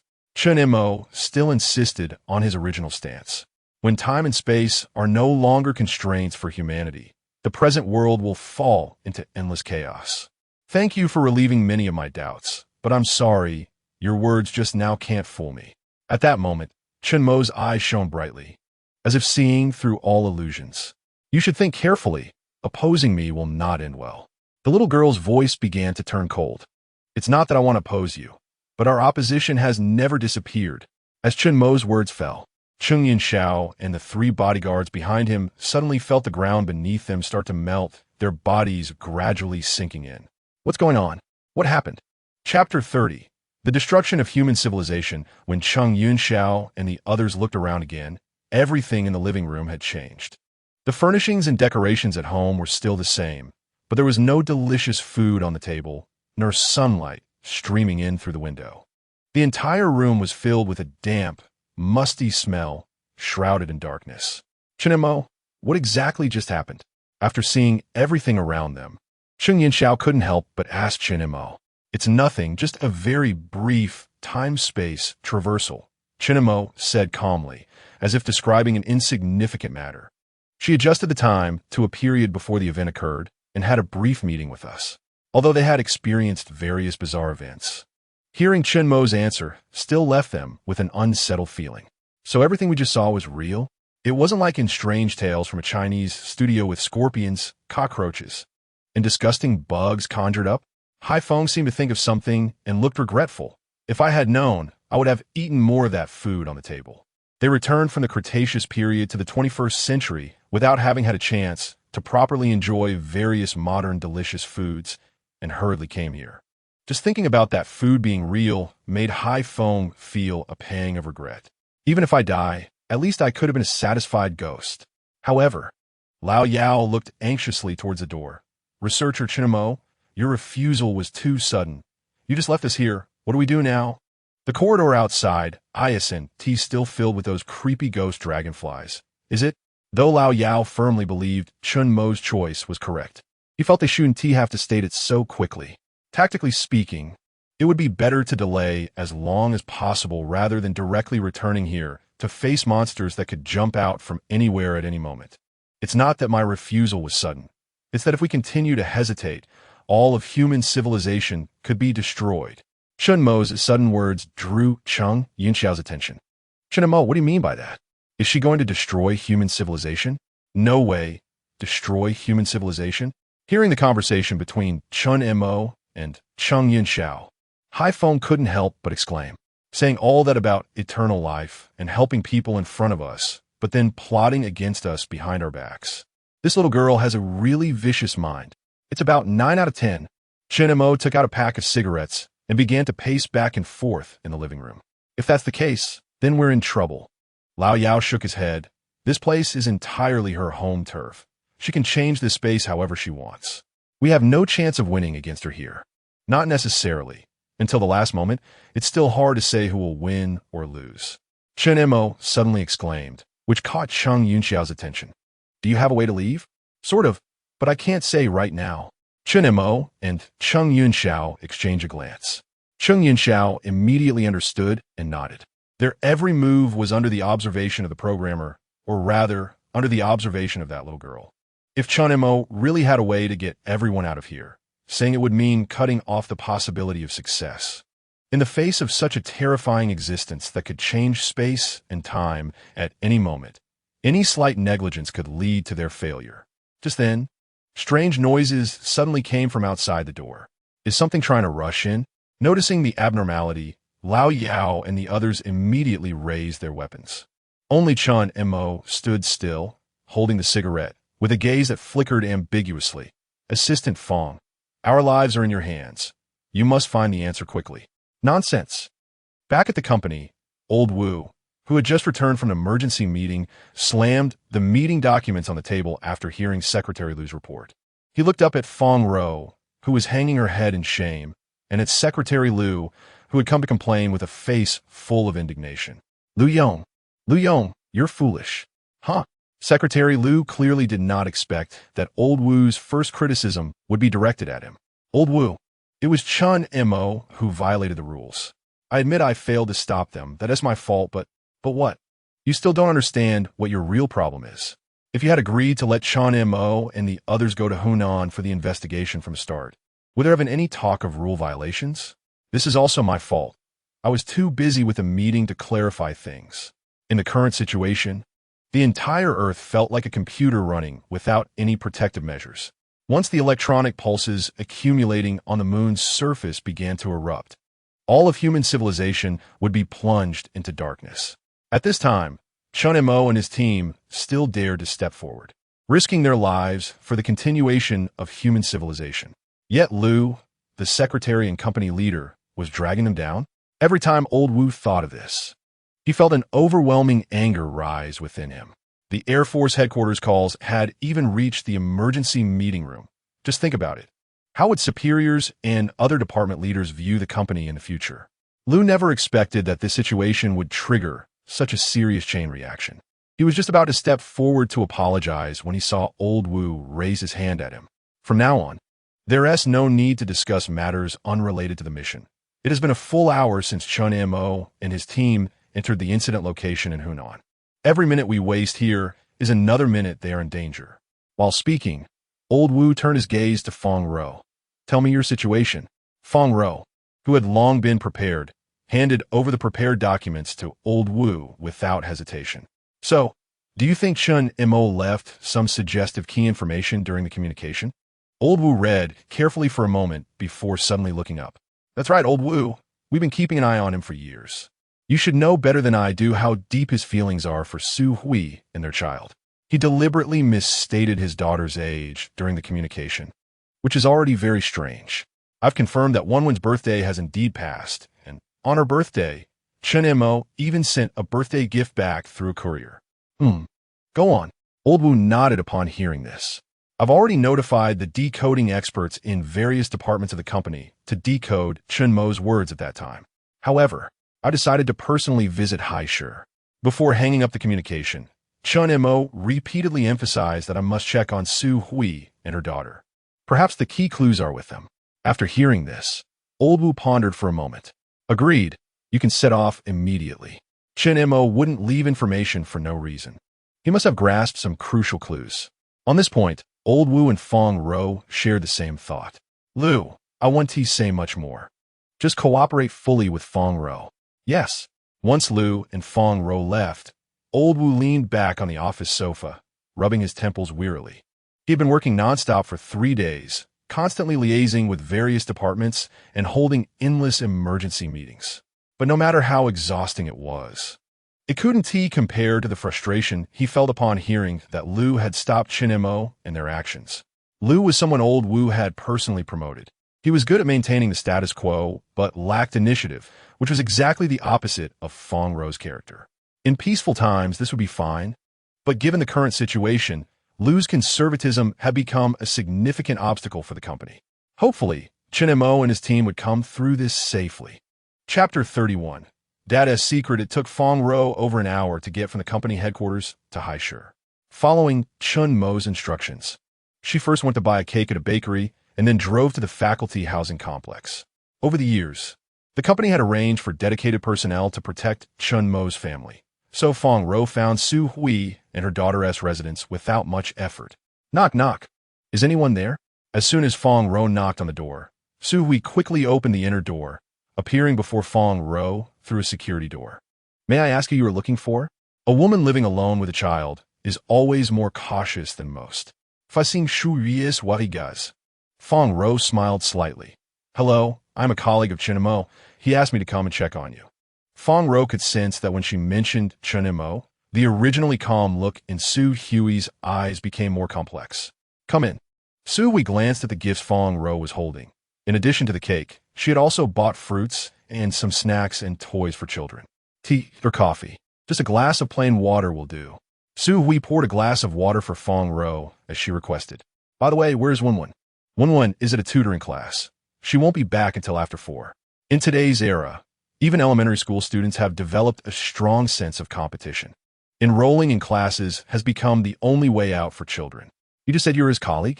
Has he found a job? After chatting a bit, Su Hui suddenly shifted the topic and began to inquire about Chen Mo. In the last phone call with Su Chaoyang, Chen Mo was still as obsessed as ever with pursuing things that seemed elusive to Su Hui and the others, and he was still doing odd jobs here and there. But Fong Ro in front of her was different. She had an extraordinary appearance and aura. How could such a beautiful woman be a colleague of Chen Mo? Moreover, she had come specifically to visit Su Hui and her daughter. Either Chen Mo had undergone some unexpected and significant changes after meeting Su Chaoyang, or he had gotten into some trouble, leading others to come knocking. But regardless of the reason, Su Hui felt it necessary to find out. This was why, despite being usually cautious, she allowed this stranger, Fong Ro, into her home. Having already made the decision to remove him from her life, she still couldn't help but inquire and pay attention when she heard his name. Su Hui, when will you truly be able to forget him and return to your originally normal and peaceful life? Fong Ro, of course, had no way of knowing about Su Hui's internal struggle. But since Su Hui asked about Chen Mo's work, Fong Ro felt it necessary to ease the relationship between Chen Mo and his family. Moet Su, I can't tell you the specifics of my work with Chen Mo for now, but please believe that Chen Mo is not an irresponsible man. On the contrary, everything he does is precisely to protect you. Nowadays, all of human civilization is in imminent danger. Chen Mo and his team are fully aware of the risks of their trip to Hunan, yet they have resolutely chosen to enter that old butterfly-style building. Fong Ro deeply admired their courage. They were truly defending all of human civilization with their lives. You sound a lot like him. No wonder you two can be colleagues. But I'm just an ordinary person. I can't bear a life filled with constant fear. Su Hui herself didn't know why she was revealing her feelings to this stranger she was meeting for the first time. You didn't come just to see us, did you? Hearing Su Hui's inquiry, Fong Ro, who was just about to lift her water cup from the table, paused noticeably. I also have some other matters I want to discuss with Wen. Fong Ro took a sip of the plain water in her cup. I knew it. A trace of expected understanding flashed in Su Hui's eyes. If that's the case, then forget it. I just hope my daughter can grow up in a normal, healthy environment. I don't want her to be influenced by her father anymore. Fong Ro felt no surprise at the resistance she faced. She had already done thorough research on Su Hui through company investigation materials on the way. In her 30s, a divorced high school teacher. Her daughter Chen was everything to Su Hui. Especially after the events of years ago, Su Hui had a near-obsessive rejection of everything happening around Chen Mo, particularly not allowing anything related to Chen Mo to be associated with her daughter, Chen Wen. Moet Su, you might not know what kind of dangers Chen Mo and the others are currently facing. I am here to find the clues he left behind and help them out of danger. Despite Su Hui's rejection of matters concerning Chen Mo, when she heard that he might be in danger, her eyes involuntarily showed more worry and struggle. Don't worry, I won't disturb your normal life with Wen. I just need to find some answers. Your presence has disrupted the peaceful life that Wen and I have built. Do you know how much effort and time I have invested over the years to help Wen forget the scars left by her father's past? Wen is just a child. She should not have to bear this. I beg you to let us, mother and daughter, be. Fong Ro initially thought she could use Su Hui's feelings for Chen Mo as a breakthrough to convince Su Hui to allow her to meet Chen Wen. But it seems this topic would only provoke her further. I'm sorry, I completely understand how you feel, but I must see Chen Wen today no matter what. Chen Mo stood in front of that old butterfly building in Hunan. Every word Fong Ro had said through satellite communication was as clear as if it were carved in stone. Normally, she might have considered Su Hui's feelings and taken it slowly, but the situation was urgent. No one knew what Chen Mo and the others were facing inside that building. For Fong Ro, time was life now. This statement was not just aimed at Chen Mo, but at humanity as a whole. If you insist on this, then I will have to call the police. Chen Wen is everything to Su Hui. She will not allow their hard-earned peace to be disrupted again. Just then, Su Hui picked up her phone and was about to dial 110 when the door was suddenly opened from the outside. Mom, don't call the police. This auntie is here about Dad. I want to meet her. Facing the sudden intrusion of Chen Wen, Su Hui's hand holding the phone trembled slightly. Wen, didn't you go to your tutoring class? How come you're back so soon?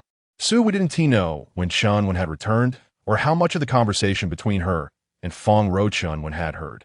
I finished all the test questions from the tutoring class. The teacher said I could go home early. At this point, Chen Wen looked at Su Hui with an almost pleading gaze. Mom, please let me talk to this auntie for a little while, just for a bit. Su Hui wanted to say something, but in the end, she couldn't bring herself to say those words in front of Chen Wen. Half an hour. I'll give you half an hour. I'm going out to buy groceries, and I hope not to see you when I return in half an hour. Su Hui's words were clearly directed at Fong Ro. As Su Hui walked out of the house with a shopping basket, Chen Wen quietly leaned towards Fong Ro and whispered, Mom is lying. There are still plenty of vegetables in the fridge. She just went downstairs to the small pavilion to clear her mind. She only goes to the small pavilion when someone mentions Dad because there are memories of our family there. How do you know this? Fong Ro was somewhat curious because the Chen Wen in front of her was wise beyond her years. I know a lot. Every birthday gift Dad sent me was secretly hidden away by Mom. She didn't want me to be exposed to anything related to Dad. So over the years, to avoid making Mom sad, I pretended I had forgotten about Dad. Actually, every time she hid something, I would sneakily find Dad's gifts when she wasn't home. Look at them, and then put them back. Mom never noticed. If she hadn't seen it with her own eyes, Fong Ro would have found it hard to believe that these were the words of a 6 or 7-year-old girl. She could perfectly understand adult emotions. In all these years, she had silently considered her mother Su Hui's feelings? Chen Mo put down her backpack and looked at the cake on the table. Annie, is this cake from Dad? Yes. Is there a problem? Fong Ro was slightly taken aback by Chen Wen's question. Sure. This is a secret between me and Dad. Come on, Annie. I'll show you something. Chapter 32. Little genius Chen Wen led Fong Ro into her room and pulled out a thick stack of juvenile literature from behind the bookshelf. Mom always thought I had no contact with Dad, but in fact, Dad has never left my side. Chen Wen flipped through the juvenile books one by one. The last page of each one was filled with dense reader comments. Among these readers, a commenter named Moonwalker immediately caught Fong Ro's attention. Is this Morse code? The comment from the user Moonwalker seemed ordinary at first glance, but every other line contained a coded message left in a special way. As for who the code was meant for, the answer was obvious. Can you understand this code? Fong Ro looked at Chen Wen in surprise. I could communicate with Dad through these codes when I was 5. It's very simple. It only uses binary codes of 0 and 1. And I have more complicated codes here that Dad sent me for my birthday. He said that as long as I could crack the code, he would take me to the aquarium. At this point, Fong Ro was completely shocked, mastering Morse code at 5 and communicating with Chen Mo through juvenile literature so skillfully. Earlier, she had heard Chen Mo say that his daughter was very smart, and she thought she would like her when she met her. But she had expected that all parents believe their children are the smartest in the world. However, Fong Ro swore that the Chen Wen in front of her was undoubtedly a genuine child prodigy. Of course, amidst her shock, Fong Ro did not forget the last sentence of Chen Wen's earlier statement.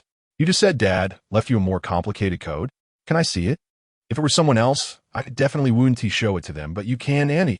Chen Wen's straightforward answer caught Fong Ro off guard. This is a birthday gift from your dad. Do you trust me so easily? Because you bought me a cake.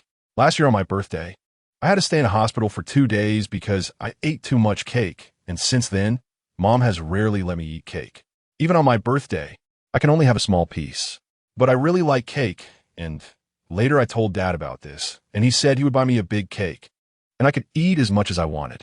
Hearing Chen Wen's response, Fong Ro instantly understood why. During satellite communications, Chen Mo had repeatedly urged her to buy a cake. If it weren't for this cake acting as a bridge, it might have been difficult for this 7-year-old genius to trust Fong Ro so easily and confide in her about how the father and daughter communicated through Morse code.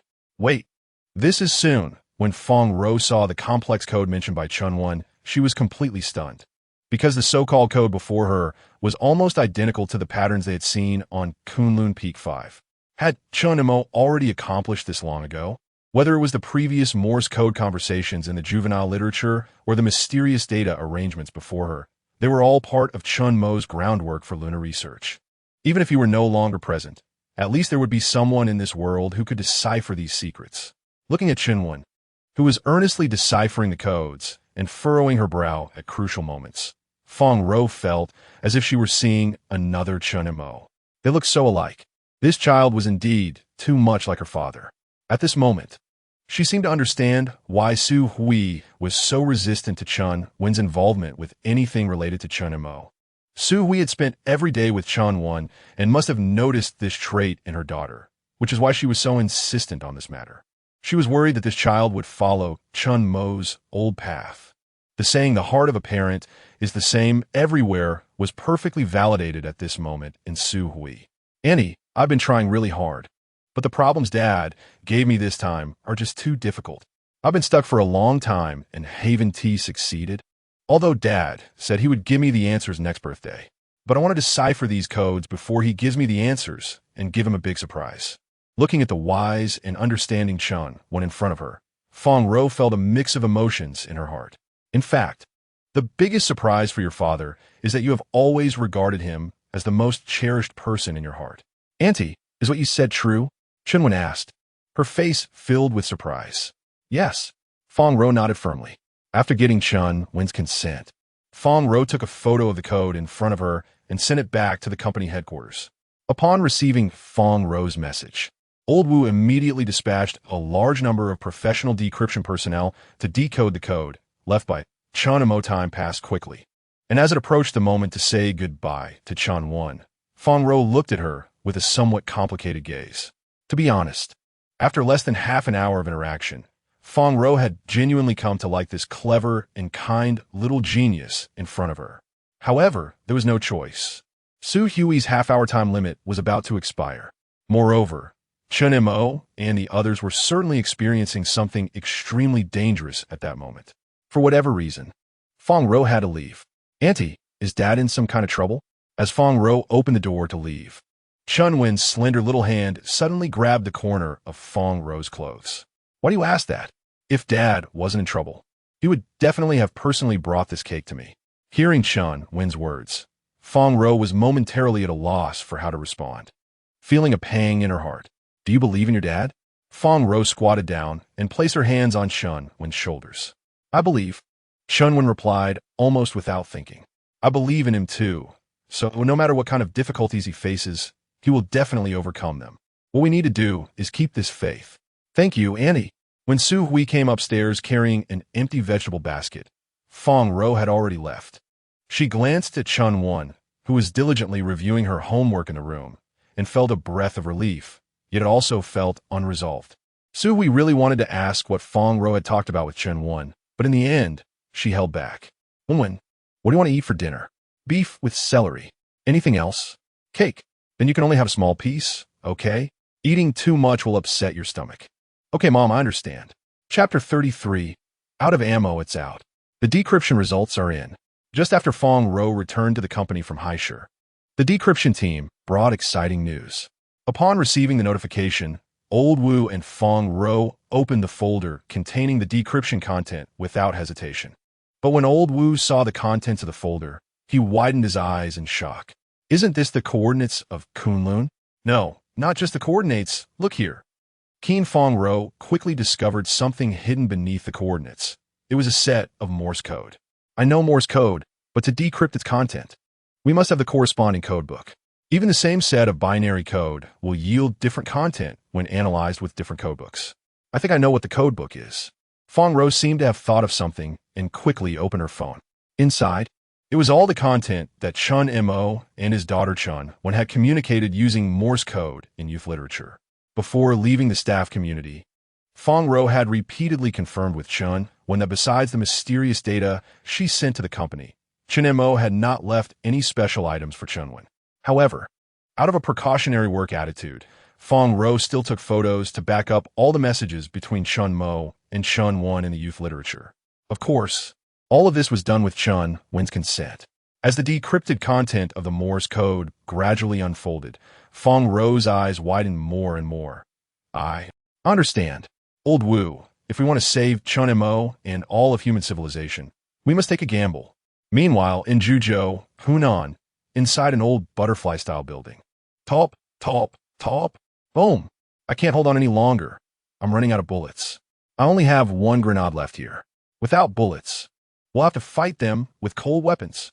Ever since that mysterious little girl disappeared, all sorts of prehistoric creatures from the medieval era have been flooding into the hallway like bamboo shoots after rain, facing the relentless attacks. Even the heavily armed trio of guards were now out of ammunition. After Cheng Yinxiao fired the last grenade, he immediately drew out the twin blades from his back. Haifeng followed suit and pulled out the dagger from his waist. The oddest of all was Wang Tai, whose cold weapon was a bright red fire axe. "You guys should have found me a better weapon." Chen Mo glanced at his empty 92-style pistol with a helpless expression and picked up a half-broken table leg from the ground. Facing wave after wave of monster assaults, the room where Chen Mo and the others were had long since become unrecognizable. Several times, those monsters nearly broke through their firepower blockade. If it weren't for Wang Tai's individual rocket launcher stabilizing the situation at a critical moment, they would have become snacks for those monsters. "Here they come again. Be careful." As heavy footsteps drew closer, a creature resembling a velociraptor but significantly larger, covered in grayish-white fur, appeared before them. "It's a Dakotaraptor," Chen Mo wanted to remind them, but the Dakotaraptor outside had already launched its attack. Fortunately, this Dakotaraptor had just arrived in this era and wasn't particularly adapted to the surrounding environment. When it charged into the room, it hesitated and used too much force, getting its broad back stuck in the narrow door frame. Seeing the 3-meter-long giant in front of him, Wang Tai seized the opportunity to raise his fire axe and swung it down at the Dakotaraptor's head. The sharp axe embedded deeply into the Dakotaraptor's skull, blood staining its grayish-white fur, and Wang Tai was knocked away by the giant creature's massive body. However, the experienced old Yaowen Ti gave the Dakotaraptor any chance to catch its breath. Cheng Yunxiao and Haifeng immediately followed, pouncing on the bloodied middle-aged predator like a pack of wolves. You stab, I slash, they attacked the Dakotaraptor, which began to screech. In the end, Cheng Yunxiao used his Type 3 bionic arm to sever the Dakotaraptor's head from its neck. Wang Tai, are you okay? Seeing that the door was temporarily blocked by the bloodied corpse of the Dakotaraptor, Chen Mo hurried over to check Wang Tai's injuries. I'm fine. Just got knocked a bit. My back hurts a little. Chen Mo lifted Wang Tai's shirt and saw that his back was covered in bruises. Humans without firearms appeared quite insignificant in front of the Dakotaraptor, a middle-aged predator.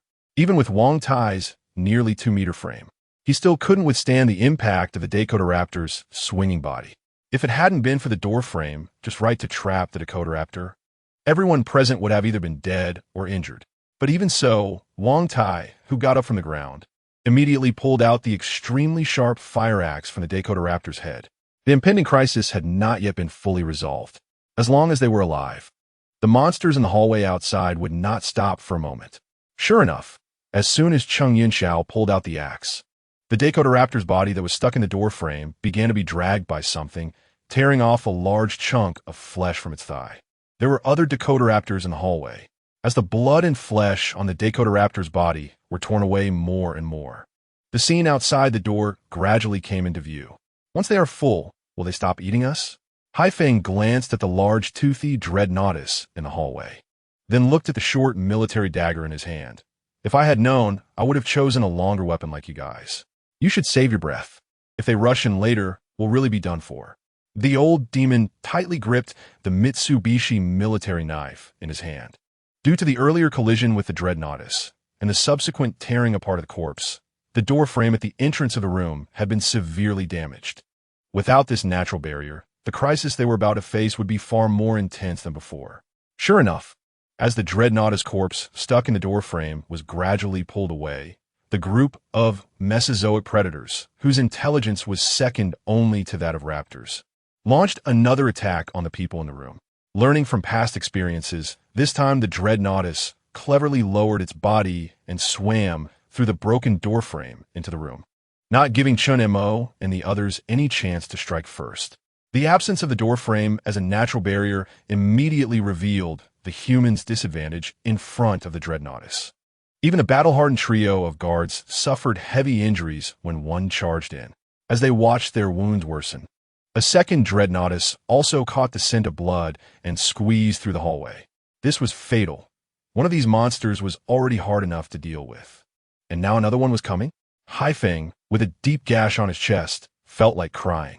At a critical moment, Chen Mo noticed an overturned medicine box in the corner of the room. He quickly rushed over, opened the box, and without hesitation, took off his outer jacket, wrapping it tightly around a broken table leg, then poured medical alcohol from the box over it. Who has fire? I do. The old demon, who understood Chen Mo's intention in an instant, tossed out a lighter from his pocket. Without saying a word, Chen Mo picked up the lighter and ignited the hastily made torch in his hand. Boom! At the moment the intense flames ignited, the two dreadnoughtus in the room preparing to attack narrowed their pupils and retreated into the hallway. Even Mesozoic predators like the dreadnoughtus were still deeply ingrained with a fear of flames in their bloodlines. It seemed that the volcanic eruptions of the Mesozoic had taught these creatures a lesson. Holding the torch, Chen Mo gradually pushed the two dreadnoughtus back into the hallway. With this brief moment of respite, the trio of guards and Cheng Yunxiao quickly moved everything that could be shifted in the room to block the only entrance. Due to their fear of the fire in Chen Mo's hand, the dreadnoughtus in the hallway did not attack them. However, as the medical alcohol on the torch gradually burned out, the intense flames began to dim, and the dreadnoughtus in the hallway started to stir again. Are we really going to die this time? Haifeng looked up at the reblocked door, clearly realizing that these objects couldn't stop the monsters in the hallway. Chapter 34. Dimension Immigration Plan. Tick-tock, tick-tock. Haifeng and the others didn't even have time to deal with the wounds they sustained from battling the dreadnoughtus. Each of them tense, gripping their weapons tightly, with blood dripping from their clothes onto the floor. Stimulated by the scent of blood, the dreadnoughtus in the hallway became increasingly restless. They began to try dragging the obstacles at the door of the room little by little in the dim light. It's over, it's over. What we painstakingly piled up has been dismantled by this group of monsters in no time. If we're going to die, let us go all out against these monsters. The old demon raised the military knife in his hand, ready to charge forward. Just then, everything around seemed to be paused, and everyone's movements slowed down, while the air gradually came to a standstill. The aroma of food wafted through the room again. It was still the same room, still a table full of freshly cooked meals, but there were no dreadnoughtus, nor were there any corpses of various Mesozoic monsters. All that remained were Chen Mo and the others, looking weary and battered, and the little girl at the dining table, who wore a mocking expression. Although you rejected me earlier, out of a kind heart, I've decided to give you another chance. Just as the little girl finished speaking, the injured Haifeng had already plopped down at the dining table, eagerly picking up chopsticks to feast. Once, a table of delicious food had been placed before him, but he cherished it and only regretted it when it was gone. Now, with the table of food reappearing, Haifeng couldn't care less. Even if he was to die, he wanted to die full. His gluttonous eating manner startled the little girl sitting across the table. But soon, the mocking expression returned to her face. The same table of food, after experiencing different events, would always lead to different choices. So I'm very curious to know if your answers have changed as well. This time, Chen Mo did not directly answer the little girl's question. He slowly walked to the dining table and sat down. Among them, he was the least injured, which he knew was due to everyone's deliberate protection. He served himself a bowl of soup, took a couple of sips, then looked up at the ceiling. My thoughts have indeed changed a bit, but before I answer you, I hope you can answer a few of my questions. Watching as Chen Mo's gaze shifted from the ceiling back to the little girl, she smiled faintly at the corners of her mouth. Then let us see what questions you ask. Chen Mo wasted no time, immediately asking what was on his mind.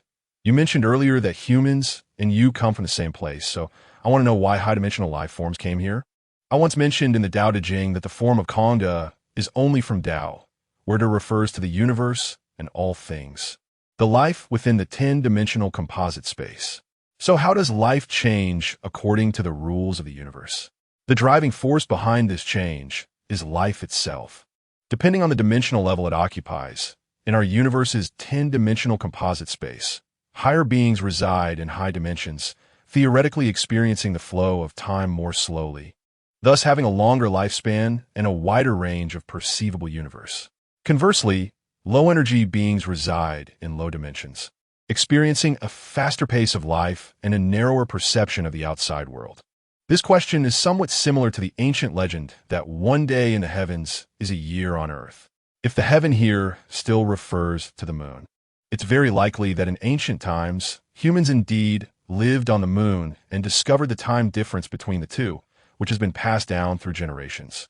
It is precisely because of the various connections between the moon and human civilization that Chen Mo would believe the little girl's previous claims about high-dimensional life forms. The moon is a product of high-dimensional life.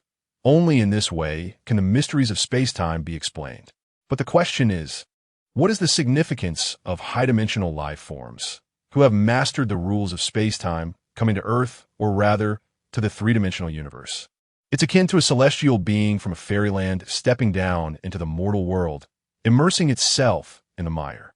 This is entirely unreasonable. Would a rich second generation accustomed to living in comfort lower their status to live in a pigsty in the countryside? Although this analogy makes Chen Mo, as a human, uncomfortable, it is simply the situation. Before resolving why high-dimensional life forms would enter the three-dimensional universe, everything else is nonsense. Fortunately, the little girl did not refuse to answer Chen Mo's question. She smiled slightly and shook off the ants from the paper. The sound of tearing paper echoed continuously in Chen Mo's ears. Have you heard of dimensional collapse? Chen Mo did not respond, but frowned slightly. However, the little girl did not stop tearing the paper. When I was online in human society, I discovered something interesting. humans have actually become aware of the existence of entropy. Humans age and die, rivers dry up, and before a star's life ends, it becomes a red giant that devours everything around it. Even black holes will continue to evaporate until they ultimately explode. Everything in the universe is heading towards destruction through the process of increasing entropy. And this process is irreversible. The little girl's voice paused slightly at this point. Similarly, there exists such an irreversible law in higher dimensions. And it is even more terrifying than the entropy-increasing universe that you humans imagine. We call it dimensional collapse. Dimensional collapse? Chen Mo's frown deepened as he felt he had touched upon a new point of knowledge. You can imagine dimensions as a pyramid. The three-dimensional space in which humans live is the base of this pyramid, and dimensional collapse occurs from the top down. The higher the dimension, the more it can carry. Just like life, low-dimensional life only has a fleeting 100 years, and in the entire evolutionary process of the three-dimensional universe, it is as insignificant as a speck of dust. Meanwhile, high-dimensional life has mastered the secrets of space-time and can use the power of space-time to obtain eternal life. Compared to the life in the three-dimensional universe, high-dimensional life is no longer dust. It can, to some extent, change the trajectory of the high-dimensional universe, while the weak become a more stable foundation for the low-dimensional universe. So, high-dimensional life is fleeing. They are escaping to lower dimensions to avoid the disaster of dimensional collapse. Chen Mo's sudden remark seemed to evoke certain memories in the little girl. That's right, you can understand it this way, but it's not they, it's we. I mentioned before that humans come from the same place as I do, the little girl corrected. Although the ultimate fate of the entire dimension is destruction, low dimensions can indeed exist for a longer time. We cannot change the result of dimensional destruction, just as humans cannot prevent the destruction of the universe. But we can enter lower dimensions and exist in this form for a longer time. The destruction of a universe will give birth to a new universe. Similarly, after dimensional collapse, new dimensions will also be reborn. Destruction, rebirth, then rebirth in a never-ending cycle. Even high-dimensional life that has mastered the secrets of space-time cannot change this iron law. The second question, you said some among you want humanity to remain as it is now. Is this related to the collapse of the universe? That's right. Before our dimensional collapse, we had a migration plan concerning all high-dimensional life. Clearly, the migration target mentioned by the little girl is the three-dimensional universe. Compared to the point and line of one universe and the surface of the two-dimensional world, the structure of the three-dimensional universe better fits the goals of high-dimensional life. Because its structure is not so singular, while also satisfying the migration goal of lower dimensions being more stable. However, before implementing this plan, we need to solve a very important technical problem. What problem? The way of existence of high-dimensional life cannot enter the three-dimensional universe. So to enter the three-dimensional universe, we must enter in the state of three-dimensional life. Upon hearing this, Chen Mo's pupils suddenly dilated as if he realized some important information. Chapter 35. Terrifying upright apes, so that's it. Humanity's exploration of itself has never ceased. In both Eastern and Western myths, different creators are mentioned as having created humanity.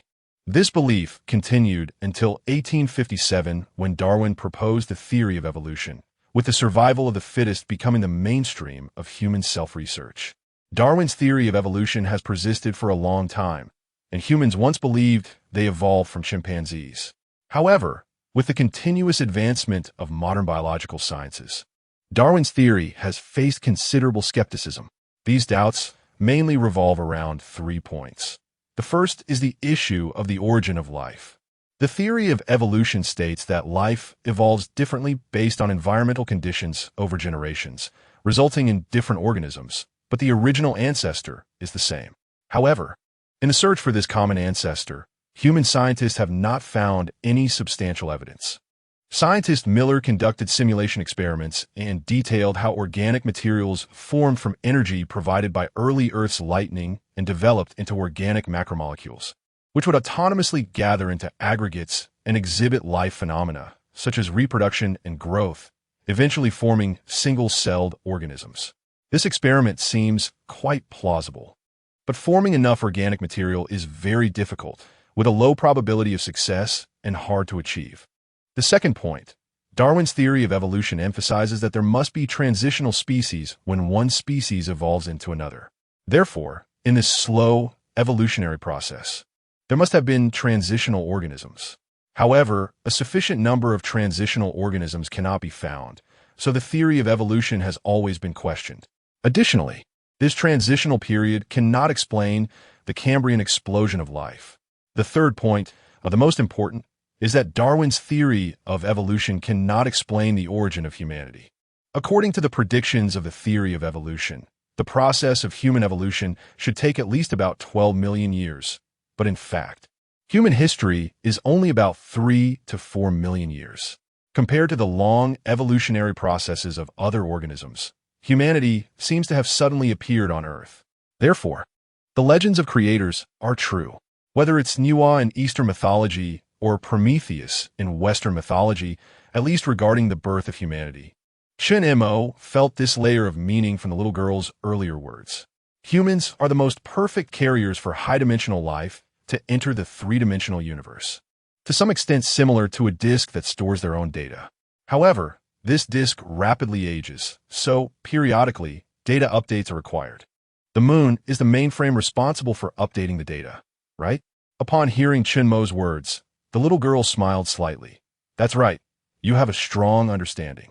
In fact, we have considered creating a disk that is not damaged or has a stronger capacity. However, in the end, it all ended in failure. You should have seen those failures just now. The little girl's words inexplicably reminded Chen Mo of the giant dinosaur in the hallway and those ancient arthropods. For high-dimensional life that has mastered the secrets of space-time, time is meaningless. They can repeatedly simulate the long timeline of Earth over billions of years. It's like you hold a mouse and browse a film on a computer. The mouse can freely cut into any timeline of the movie. However, their operations have more controllability compared to humans watching movies. They can even forcibly add characters and change the storyline within the film to create a high-performance disc. We almost collected the genes of all three-dimensional life, from arthropods to reptiles like dinosaurs, but they all failed. In the midst of repeated failures, we suddenly realized that all these three-dimensional lives retained the original coding that belonged to the three-dimensional world. No matter how we change the sequence of the coding, they will never become our optimal choice. To carry high-dimensional consciousness, we must create an entirely new life form, a complete and pure three-dimensional life. Thus, humanity was born. This is our most perfect creation. Although the human lifespan is only a few decades long, it can perfectly merge with higher dimensional consciousness. At this point, the little girl gazed deeply at Chen Mo again. Haven't you ever thought that the fact humans have never encountered higher dimensional civilizations, yet can make hypotheses about dimensions, even deduce theories of time and space, is itself quite illogical? An ant reaches from point to point because it first encounters the paper beneath its feet, creating a vague consciousness of point to point. But time and space are things that are invisible and intangible. In the face of vast time and space, the brief lifespan of humans seems as weak as a speck of dust. It's like a primitive person who has never left the universe suddenly has a whim and draws a spaceship on a stone wall. There are no reference points. It just appears suddenly in their mind. In fact, these are deep-seated higher-dimensional imprints hidden within your souls. The little girl seemed to want to prove her earlier statement and gently tapped her finger on her head. Soul? Does it really exist? Chen Mo preferred to believe that it was just a bunch of electromagnetic signals stored in the body. Never mind. It's easier to understand if you imagine yourself as a disk that stores consciousness. The little girl waved her hand and then seemed to remember something, murmuring to herself. The device created by journey.When and Changxi, although modified by the thick earth, still cannot completely erase those imprints engraved deep in the soul. journey.When? Changxi? The moment Chen Mo heard these two names from the little girl, his expression changed again. There is a woman named Feng Yuyue, journey.Wen's wife Changxi. And the phrase the moon is born 12 times, this starts the bathing, has always been associated with the 12 matrix machines on the moon. Chen Mo had always thought that the mention of the moon is born 12 times in that phrase was just a numerical coincidence with the 12 matrix machines on the moon. But now it seemed that was not the case. The 12 matrix machines inside the moon were indeed related to journey.When and Changxi. Some technologies from the thick earth were even used. Speaking of the thick earth, Chen Mo inexplicably thought of the legendary 6 paths of reincarnation. This Mother Earth, who masters yin and yang and nurtures all things, is the true deity who governs the 6 paths of reincarnation in legend. It is said that after a person dies, the 6 paths of reincarnation will send the soul into different channels according to the causes and effects of their life, with 3 good paths: the path of heavenly beings, the path of humans, and the path of asuras, and 3 evil paths: the path of hell, the path of hungry ghosts, and the path of beasts. Reincarnation continuously cycles between the heavenly path and the hell path, purely based on good and evil in life. If it were in the past, Chen Mo would naturally scoff at such unfounded legends. However, the little girl's earlier words gave him an important hint.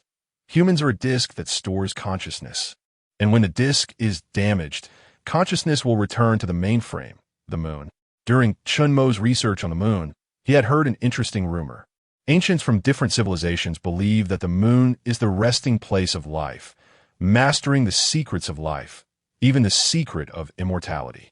The rumor even referenced the story of Chang'e flying to the moon. Mastering the secrets of time and space is equivalent to obtaining eternal life.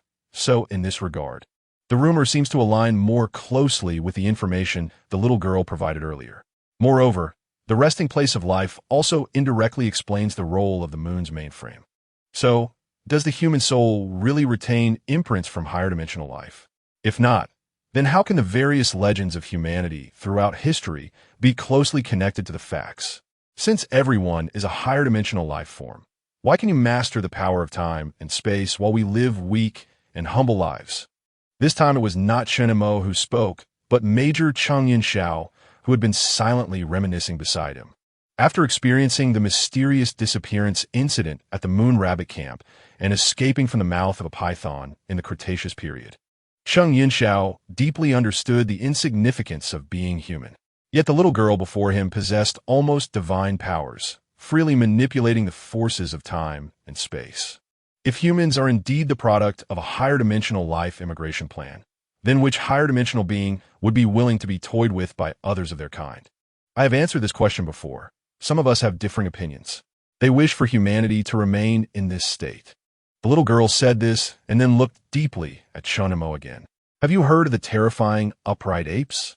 To ensure the safety of newborns, primitive humans would purge all the beasts in the forest at the birth of newborn until no beast dared to trespass on human territory. We did the same when we entered the 3-dimensional universe.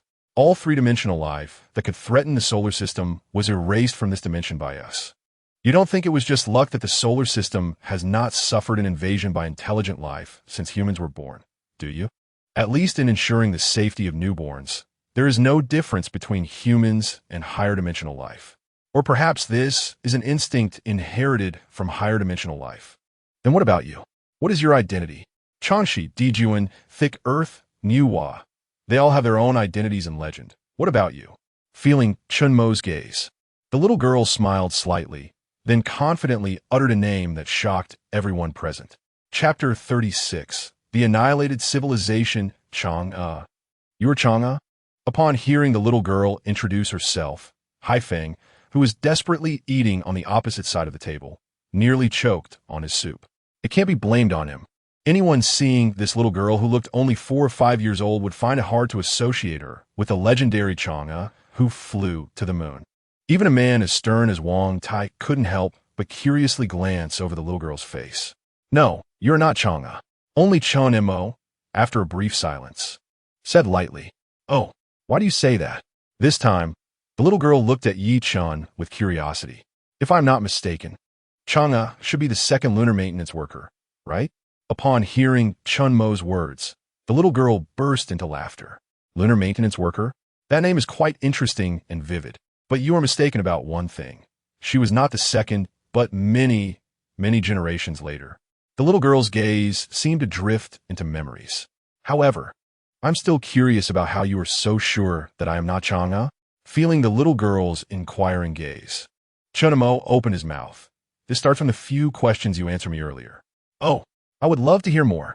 You mentioned more than once in our conversation that some higher dimensional beings hope humanity remains as it is now. But you avoided a question. Why do they hope for humanity to stay this way? If, as you say, humans are the consciousness disks of higher dimensional life, immigrants, then they would surely hope for this disk to have better quality, continuing to maintain their endless life. The ancestors of humans preserved the first spark of fire for survival. Higher dimensional beings immigrating to lower dimensions also do so for survival. Therefore, regarding the issue of survival, both higher dimensional and lower dimensional life forms are in agreement. Beyond survival, many different needs will evolve. It is like when a person is hungry. Their only need is a bowl of hot rice, but once that need is met, they will begin to seek new needs to fill their lives. Ordinary people wish to become wealthy overnight. After becoming rich, they hope that this wealth will be passed down for generations. Once they have inherited wealth, they will begin to pursue power. When power reaches its peak, they desire to become emperors. Yet even emperors who possess all the material wealth and power in the world still cannot help but pursue immortality. High-dimensional life has mastered the rules of space-time and possesses nearly infinite life, making it as difficult for them to give up this near-immortal form as it would be for a money-obsessed billionaire to relinquish all their wealth. So what exactly compels them to willingly give it all up? Ultimately, it comes down to survival. Only when survival is threatened do high-dimensional beings have to make compromises and abandon certain things. You mentioned that as long as we agree to your terms, humanity can achieve immortality. Can I also understand this to mean that high-dimensional beings have the capability to attain immortality within the three-dimensional universe? Even those who have died can continue to live carefree on another timeline. But I boldly speculate that such a method cannot be so simple and must have its drawbacks. When Chen Mo said this, the little girl's gaze clearly revealed a hint of unusual emotion. I will boldly guess again that because of these drawbacks, significant disagreements arose among high-dimensional beings, which even led to war at one point. If the moon indeed drifted away from Earth after Gong Gong crashed into the Buzhou Mountain, then the high-dimensional forces represented by Gong Gong must be in opposition to you. Only this can explain his reasons for destroying the Celestial Road. As Chen Mo previously stated, myths and legends may not be true, but they cannot come out of thin air. Gong Gong may not have literally rammed his head into Buzhou Mountain, but the destruction of the Celestial Road surely cannot be unrelated to him. Gong Gong did indeed damage the moon, no. It should be said that he destroyed the 12 matrix machines within the moon. The matrix machines malfunctioned, severing the Celestial Road, leading to floods and prehistoric creatures spilling into the Earth through the chaotic space-time. To some extent, what the little girl said acknowledged Chen Mo's speculation. Thus, the stories of Nuwa mending the sky and Diyu controlling the floods are not baseless. But what does this have to do with my identity? As expected, the little girl shifted the topic back to identity again. Chen Mo paused slightly and said, "The story I want to hear next is very exciting. If you don't mind, can I take my time to tell it? Whatever, it doesn't matter, since wasting time in this building is pointless because the space-time here is different from the outside." The little girl shrugged her shoulders, indicating indifference. The following story might be somewhat related to your identity. As Chen Mo spoke, he took out his notebook and flipped through several pages, finally stopping at a yellowed sheet of paper. I'm the kind of person who likes to record interesting things when I see them. My research progress has always faced many obstacles.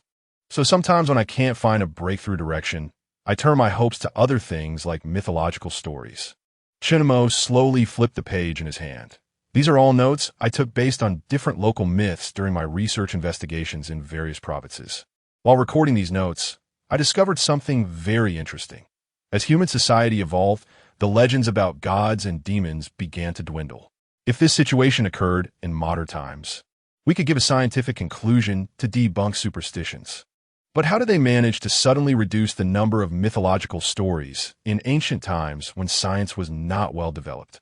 Even if some mythological stories occasionally appeared, they merely added a few trivial tales within the original framework. This is akin to the Cambrian explosion, where mythological stories suddenly erupted at one stage and then sharply declined or even disappeared at another. Something unknown must have happened during this period. So when I studied this issue, I made another bold conjecture. Since mythological stories suddenly experienced a discontinuity, could the reason for this discontinuity be understood as the disappearance of the original events that triggered these stories? Without points of reference, the number of mythological stories began to plummet. Even ancient people only had gaps in their understanding, not issues with intelligence. If they hadn't truly witnessed certain things, it would be impossible to bring such a grand mythological system onto the historical stage. What do you mean by telling me all this? Va? Chen Mo raised a finger and gently tapped the table. I already mentioned that matters involving immortality and the interests of all high-dimensional immigrants cannot avoid war. Hence, there are legends of Gong Gong crashing into Buzhou Mountain and destroying the Celestial Road. Moreover, I suspect that the wars among you have occurred more than once and have even been divided into many stages. Chen Mo, all of this is just mythological stories. Despite Cheng Yunxiao's strong trust in Chen Mo as a military officer educated in modern science, if all issues were approached from a mythological perspective, it wouldn't hold much persuasive power for him. Major Cheng, I know this all sounds far-fetched, but please bear with me. Chen Mo continued. Returning to the original topic, by the way, I mentioned stages earlier. This is the key to the problem. When high-dimensional life seeks to immigrate, their initial vision must have been very beautiful. In a relatively stable, lower-dimensional universe, they could continue to enjoy endless life. This should have been the initial envisioned state of high-dimensional immigration, everyone in harmony, celebrating the joy of successful immigration. This also explains why people at that time could live on both the moon and the ground simultaneously, because the humans living on Earth at that time belonged to higher-dimensional life forms. But the situation soon changed. Although I don't know the specific reasons, disagreements arose among you, leading to the first war of high-dimensional immigration. After Gong Gong destroyed Buzhou Mountain and the Celestial Road collapsed, Niuhua, as the first lunar repairer, did not restore the moon to its original state, but maintained a certain distance between it and the Earth. This indicates that Niuhua acknowledged Gong Gong's act of destroying the Celestial Road. Therefore, I once again boldly categorize Niuhua and Gong Gong into the same camp. But here's the problem. Since it was a war, there must be a victor and a loser. If Niuhua was the one who repaired the moon afterward, even controlling the 12 matrix machines, does that not imply that Gong Gong's side emerged victorious? And does this mean that the side you represent was defeated? Chen Mo glanced at the little girl's slightly sunken face. The answer to this story was already very apparent. As Cheng Yunxiao had previously said, Chen Mo's story was merely a collection of legendary myths without any reliable data to support it. If it were any other time, such claims would only provoke laughter. However, the situation is different now. They stand before someone who personally experienced those events. And Chen Mo's seemingly absurd story has evidently been validated by the other party's tacit acceptance. However, Chen Mo's story did not end there. I've gone through a vast amount of mythological legends. Despite many systems being quite chaotic, they all share a common point. The power system of mythological figures is constantly changing. Before this incident, the characters in mythological legends were mostly beings like Niuhua, Gong Gong, and Pangu, capable of catastrophic destruction. Any single event could bring immeasurable devastation to the Earth.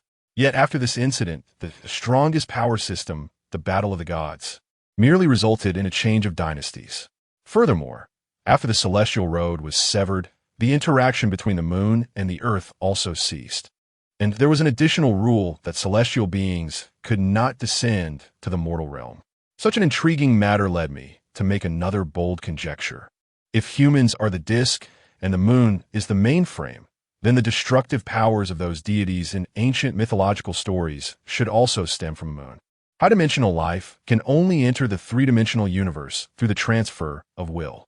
However, some are concerned that once they enter the three-dimensional universe, they will be unable to grasp the rules of time and space, losing their eternal life. Thus, the 12 matrix machines in the moon were born. After successful immigration, some discovered certain issues within the matrix machines, but in the face of immortality, some chose to ignore the existing problems. This led to conflicts, which evolved into war. This battle was undoubtedly brutal, to the extent that Gong Gong was willing to destroy the Matrix machines on the moon after the war ended, to prevent more people from reigniting war due to the desire for immortality. Niwa, a moon repairer, rewrote certain programs in the Matrix, limiting the powers of high-dimensional immigrants. Or, it could be said, limiting the consciousness of high-dimensional life within the disk. However, it was evident that such actions did not completely eliminate the possibility of similar events occurring again. The temptation of immortality was simply too great. Therefore, the power of the moon was once again restricted, but this time the limitations applied to everyone.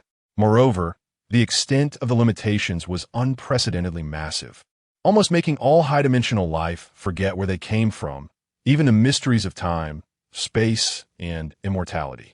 At this point, Chen Mo's gaze slowly returned to the little girl. If, as you say, humanity comes from the same place as you, and everyone is high-dimensional life, then under the condition that all high-dimensional consciousness is restricted by the host, you possess complete memories and even the power to rewrite time and space. The only explanation is that you are a moon repairer. The 12 matrix machines within the host are the key to maintaining the continuous transfer of high-dimensional consciousness to the new disk. Therefore, someone must remain to supervise and maintain the various issues of the host. Otherwise, once the host malfunctions, the entire high-dimensional immigration plan will turn to ashes. However, in a state where all high-dimensional life is suppressed by the host, the existence of a moon repairer is itself the greatest uncertainty. If she wishes to attain immortality, under the restriction of everyone's consciousness, who can stop her? Thus, high-dimensional life will definitely impose strict limitations on the remaining moon repairers. At the very least, she cannot directly interfere with everything on the ground or the development of humanity. This is also why Chen Mo was so certain that the little girl in front of him was not Chang'e. Chang'e is a moon repairer, with the abilities of high-dimensional life. Since she has set limitations, she could never run to Earth and cause such a big commotion like you did. Therefore, your relationship with Chang'e may be unusual, but you can never be Chang'e. Besides this, Chen Mo thought of another matter. The white ghostly figure that Cheng Yunxiao and the others saw in the number 46 meteorite crater. Perhaps it was not a ghostly figure at all. What Cheng Yunxiao and the others saw was Chang'e. Clap, clap, clap. The sound of the little girl clapping suddenly echoed in the silent room. That was an excellent analysis. Indeed, I am not the real Chang'e, but my relationship with her is extremely close. It can be said that without her, there would be no current me. Since you have guessed so much, I need not continue to hide my identity. You can call me Yutu.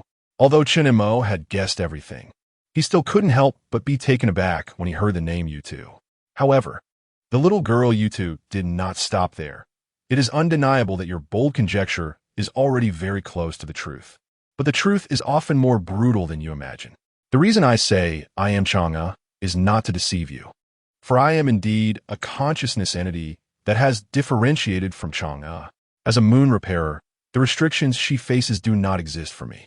But because of this, my control over the 12 matrix machines on the moon is very limited. Since you are so honest, I will also be honest with you. Chen Mo's words sparked Yutu's curiosity. You lured me here with that stone tablet on the moon, actually not to kill me, but to obtain something from me, right? At this moment, Yutu's expression finally changed. You actually guessed this? Even when Chen Mo previously outlined the general sequence of events through various bold speculations, Yutu's eyes did not change this much. In fact, you don't want to kill me at all, or rather, you want to kill me until I hand over what you want. Chen Mo never believed that the little girl Yutu would show them kindness. The reason the other party suddenly stopped attacking was solely to force Chen Mo to compromise. Although I do not know what you want from me, I will not give it to you. What could make you to go to such lengths must be related to lifting the restrictions on Chang'e. Even someone as thick-headed as Haifeng could imagine what would happen to the entire Earth if Chang'e lifted her restrictions. At that time, she would be the only true deity in the world, controlling the fate and direction of all humanity. Even a single thought could lead to the complete annihilation of human civilization. I still underestimated you. I didn't expect you to deduce to this extent based on a bunch of nonsensical mythological stories. You are right. I will not easily kill you before I get what I want. However, They're not included in this category. As she spoke, the little girl Yu2's strange gaze swept over Cheng Yinxiao, Lao Yao, Haifeng, and Wang Tai one by one. The next moment, something incredible happened again. Chapter 37. What is in Kunlun Mountain? Cheng Yunxiao's Type 3 bionic arm rapidly aged under the little girl's gaze, as if it had experienced thousands of years of decay in just a few seconds.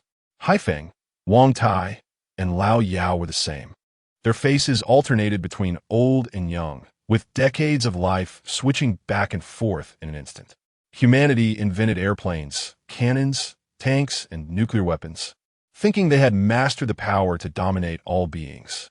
In reality, these things can only destroy a moment. Only time is the sharpest weapon in this world. It can erase all traces of life, even entire civilizations. Back then, when high-dimensional life immigrated to the three-dimensional universe, it was through the mysteries of time and space that they destroyed civilizations that existed before humans. In the face of the little girl's blatant threat, Chen Mo showed no signs of panic. He stared directly at her. "You too, Cheng'a, moon repairers, no matter how beautifully you speak, it cannot cover up your inner greed for immortality. Moreover, I do not believe that you can bring eternal life to all humanity. You will only lead humanity to an endless hell. In order to obtain this so-called immortality, the other party has already begun to resort to any means necessary. The electromagnetic waves on the moon are like this, and the little girl in front of me is the same. However, the former threatens the entire human civilization, while the latter threatens the lives of Lao Yao and the others. Essentially, there is no difference. Expecting such a group to provide humanity with the eternal life they dream of is simply a delusion. Moreover, the message left on the fifth peak of Kunlun was not truly meant to save us, right? At this moment, Chen Mo's gaze was incredibly bright, as if he wanted to pierce through the boundless darkness. I guess all of this is to make me fall perfectly into the trap of your coercion. Just as Chen Mo said before, being a moon repairer itself comes with many restrictions. If Chang'e or you two could change the rules of time and space at any time, then they would have already acted against Chen Mo and the others during the Cretaceous period. So, whether it's using the heavenly path to bring us back to the modern era from the river of time, or the information on the lunar stone slab, it all serves this purpose. In other words, you can only freely wield the power of time and space within specific loopholes. It's similar to a computer program. No matter how perfect a program is, it can still have flaws when manipulated by someone with intent. The old butterfly building before us is clearly one such flaw. In a way, Chen Mo and the others are like prey hunted by ancient humans, gradually herded into a preset trap. However, you have ultimately overlooked one thing. Chen Mo narrowed his eyes slightly. What thing? Even if a trapped prey struggles with all its might, it can still break free from its cage. Upon hearing this, the little girl Yuta seemed to find it the funniest joke in the world, glancing at Chen Mo with a sneer. Are you saying you have the ability to leave here? No, we don't need to leave here. We just need to fix the current loophole. As he spoke, Chen Mo's peripheral vision caught a glimpse of the satellite communicator on his wrist. The previously lost satellite signal was gradually and intermittently recovering. How did you do it? The little girl Yutu seemed to sense something, staring at Chen Mo in surprise. To be precise, it's not me who did it, but my companion. The restoration of the satellite communication device indicated that Feng Ro had successfully deciphered the content left by Chen Mo. This further confirmed Chen Mo's earlier speculation. Having lost control of the time over the current loophole, the timeline of the little girl Yutu began to gradually detach from Chen Mo and the others' timeline. The four of Cheng Yinxiao, who had been constantly switching between old and young states, also gradually returned to normal. Just as the little girl Yutu's figure was about to disappear, she suddenly showed Chen Mo a meaningful smile. Do you think this is the end? Even if I lose control over the space-time, you won't think of leaving the building alive. As the little girl's words echoed in everyone's ears, Chen Mo and the others had returned to the previously battered room from the fight. They looked around, and the room had long lost the traces of the giant thief dragon. Phew, you scared me. So are we safe now? In just a few seconds, Haifeng had repeatedly experienced multiple age stages from youth to middle age and then to old age. He swore he never wanted to experience that feeling again in this lifetime. The others felt the same, despite their minds being a muddle. They couldn't understand how Chen Mo had saved everyone from the twisted little girl U2. But it was clear that the little girl U2 could no longer manipulate the time and space here as freely as before. It's still too early to say we're safe. The danger hasn't truly passed. Chen Mo's gaze was fixed on the doorway of the room, where the giant thief dragon's body had been mostly devoured by his companions. And the little girl U2's words before her disappearance flashed through his mind. Gurgle, gurgle. Sure enough, as soon as Chen Mo finished speaking, strange sounds echoed down the hallway again. It turned out that the giant thief dragon in the room hadn't really left. It had simply returned to the hallway and other rooms after losing its hunting target. The current butterfly building was no longer under the control of the little girl U2, and the doors of the entire floor were a mess, thanks to these creatures covered in white fur. Damn, they must have come here following the smell of our blood. The old monster gripped the Mitsubishi military dagger tightly again. No wonder that little girl said we wouldn't be able to leave the building alive. Haiphong felt an overwhelming sense of despair. However, when he saw the giant thief dragon gradually poking its head out at the door, he couldn't help but cross the dagger in front of his chest. Anyway, my stomach is already full. Even if I go to the king of hell, I'll be a well-fed ghost. Chen Mo, no matter what, you must survive. Do not let her scheme succeed. Cheng Yunxiao, who also sensed the crisis, drew his twin daggers to stand in front of Chen Mo. Although Chen Mo had previously spoken a lot of baseless mythological stories in front of him, it was undeniable that he had saved everyone from the little girl's hands with those stories. The existence of the little girl U2 would only plunge human civilization into endless crises. Only Chen Mo could stop her. Looking at Cheng Yunxiao, who had a resolute expression, Chen Mo felt a strange touch in his heart. But even so, he couldn't help but speak. Major Cheng, do you think if you all die here, I would still have a chance to leave alive? Both the three-member escort team and Cheng Yunxiao were well-trained soldiers. But Chen Mo was different. He was just an ordinary person, even though he had done heavy physical labor for years. He was merely stronger than average and had a few survival skills in dangerous situations. The giant thief dragons before him generally exceeded 3 meters in length, and Chen Mo, unarmed, would have no chance of escaping from these mid-generation predators. It would be no different from being eaten compared to those internet shut-ins protein. Can't you say something uplifting? Cheng Yunxiao frowned slightly. All right, I wish everyone victory. Just at that moment, the giant thief dragons outside had already started to pour in. We fight. The old monster was the first to charge, raising the military dagger in his hand to stab at one of the giant thief dragon's eyes. Wang Tai also acted quickly, swinging his fire axe desperately to try to gain a last bit of safety for everyone. Unfortunately, their actions fell on deaf ears for these evolved mid-generation terrifying predators. With a few dodges and bites, they snatched the fire axe from Wang Tai's hands, seemingly finding it a bit of a nuisance. The giant thief dragon, holding the axe, tossed it aside onto the ground. Meanwhile, Cheng Yunxiao, who was wielding twin daggers to prevent the giant thief dragon from approaching Chen Mo, was also bitten by one of the giant thief dragons on his bionic arm after a few exchanges. Just as he was about to be pulled away, Chen Mo rushed forward to disconnect the connection of the Tigong Type 3 bionic arm. Losing that immensely powerful arm, Cheng Yunxiao's combat effectiveness plummeted.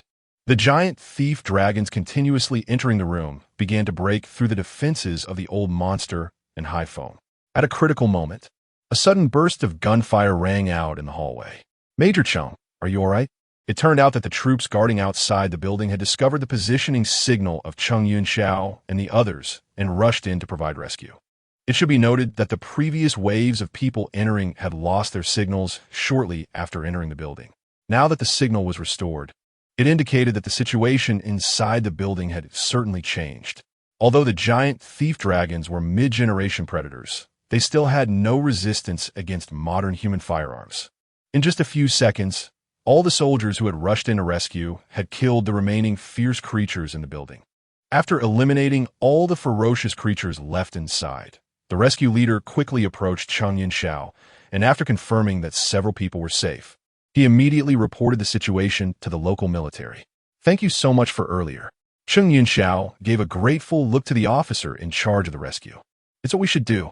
The rescue officer saluted. Next, both sides exchanged some intelligence, and Cheng Yunxiao's gaze finally returned to Chen Mo.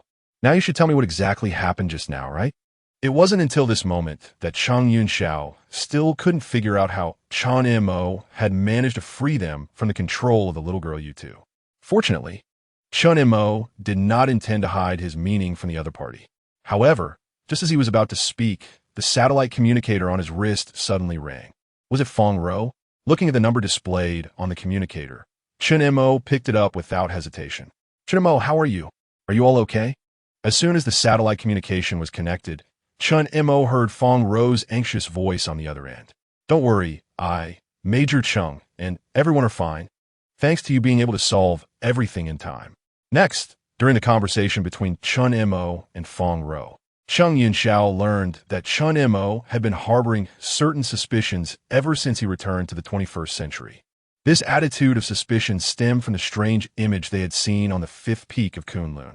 By the way, Chen Mo, can you guess what I found deep in Kunlun Mountain based on the coordinates from the information? As soon as Fong Ro finished speaking, Chen Mo's satellite communicator received a set of photos. As the content of the photos unfolded before everyone, they couldn't help but gasp in shock. Chapter 38.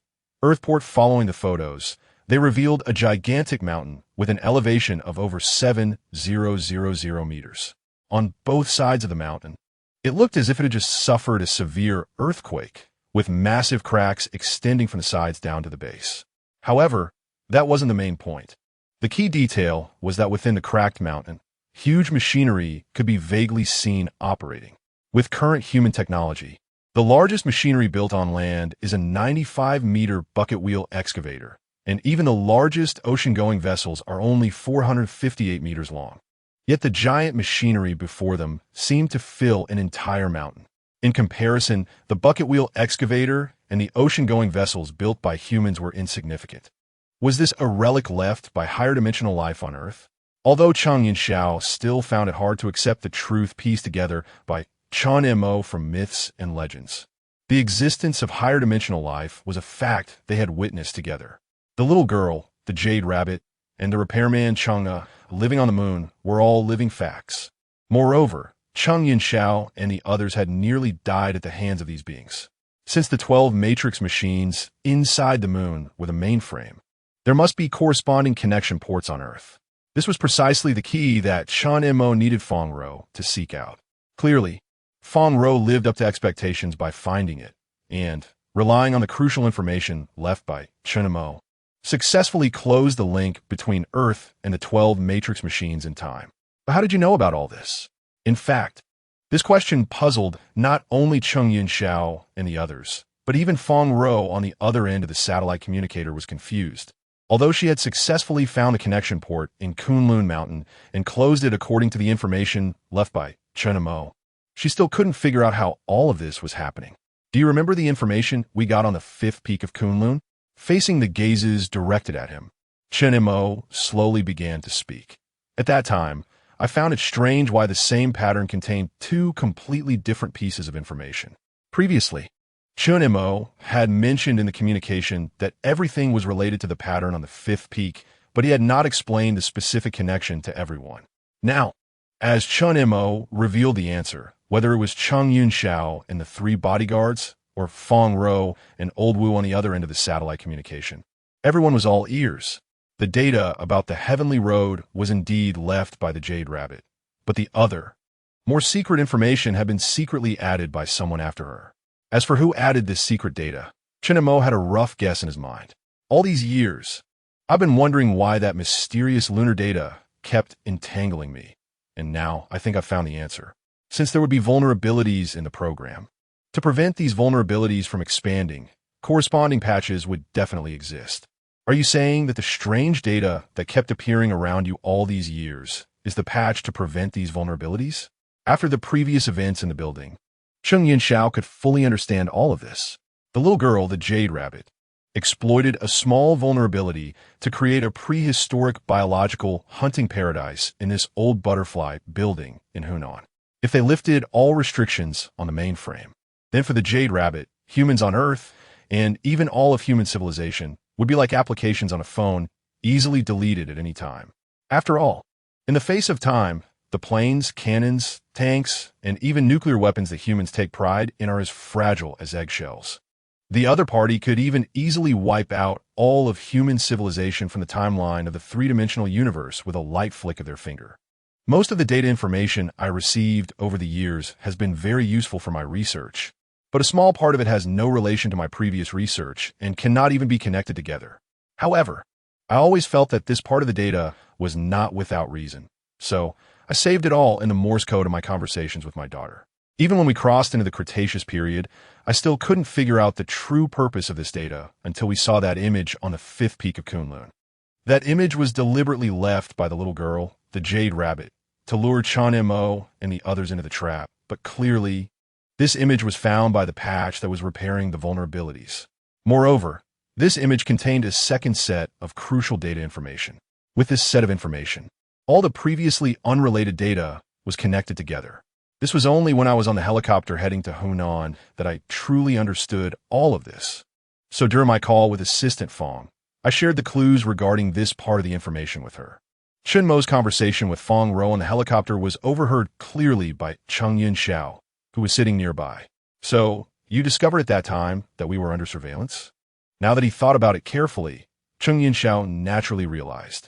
In such a critical situation, Chen Mo still remembered to ask Fong Ro to buy a birthday cake to visit his daughter.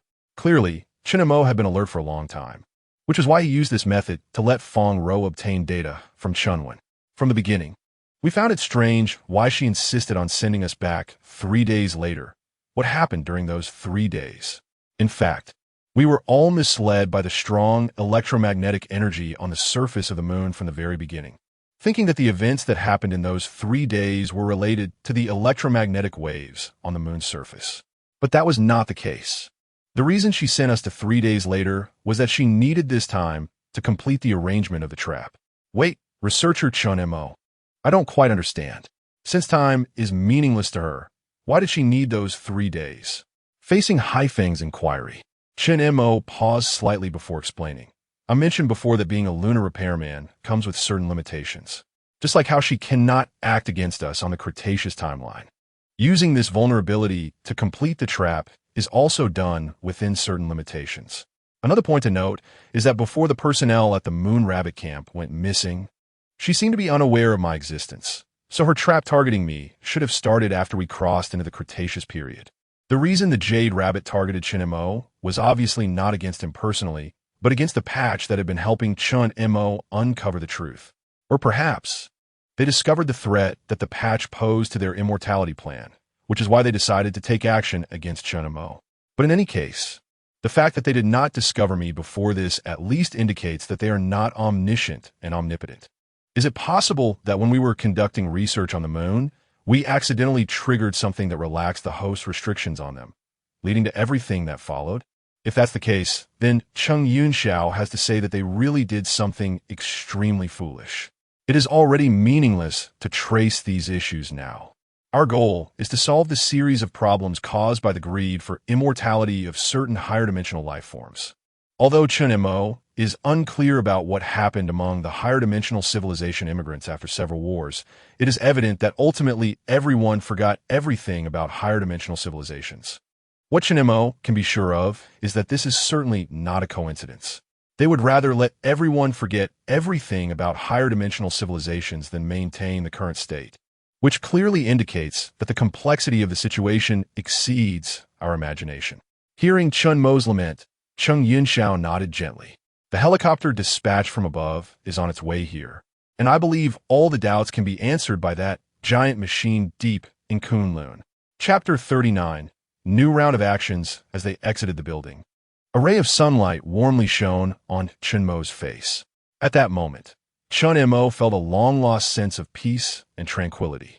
Now, looking back on everything that happened in these days, Chen Mo felt as if he had just had a very long dream. The Cretaceous period, time travel, prehistoric creatures, higher dimensional civilizations. Cheng Yunxiao and the others behind Chen Mo felt the same way. If someone had told them these things a month ago, they would have absolutely thought the person was crazy. But after experiencing all this firsthand, such crazy events began to make sense in their hearts. The ambulance for Major Chung has arrived. Let's have the doctors bandage you up first. According to the local military, they were supposed to send Chung Yunxiao and the others directly to the hospital for treatment. However, since Chung Yunxiao and the others were about to head to Kunlun soon, the local military had no choice but to arrange an ambulance to go to the scene. Nevertheless, the medical equipment and supplies in the vehicle were still quite adequate. Fortunately, the wound was a few inches off and did not injure any internal organs. The medical personnel who hurried to the scene breathed a sigh of relief after checking Chung Yunxiao's chest injury. The three old monsters were the same.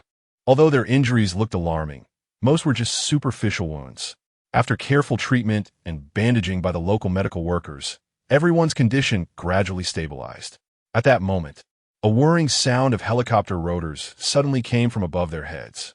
Old Chung, didn't expect to see you so soon after we just parted. Hey, what happened to your injury? It's nothing, just superficial wounds. The higher-ups said they were sending a plane over, but I didn't expect it would be you. Chung Yunxiao smiled as he looked at Zhou Sun, who was stepping down from the helicopter in a military coat. Fate is indeed a strange thing. Zhou Sun and his team had just left Hunan when they received a call from the Air Force headquarters to return the same way. The leaders also wanted to dispatch planes from other locations, but when it comes to flying over Kunlun, our Eagle Squadron's technical capabilities are absolutely top-notch. As Zhou Sun spoke, he glanced at Chung Yunxiao's empty left hand. Wait, the precious item I just lent you, and you've already lost it?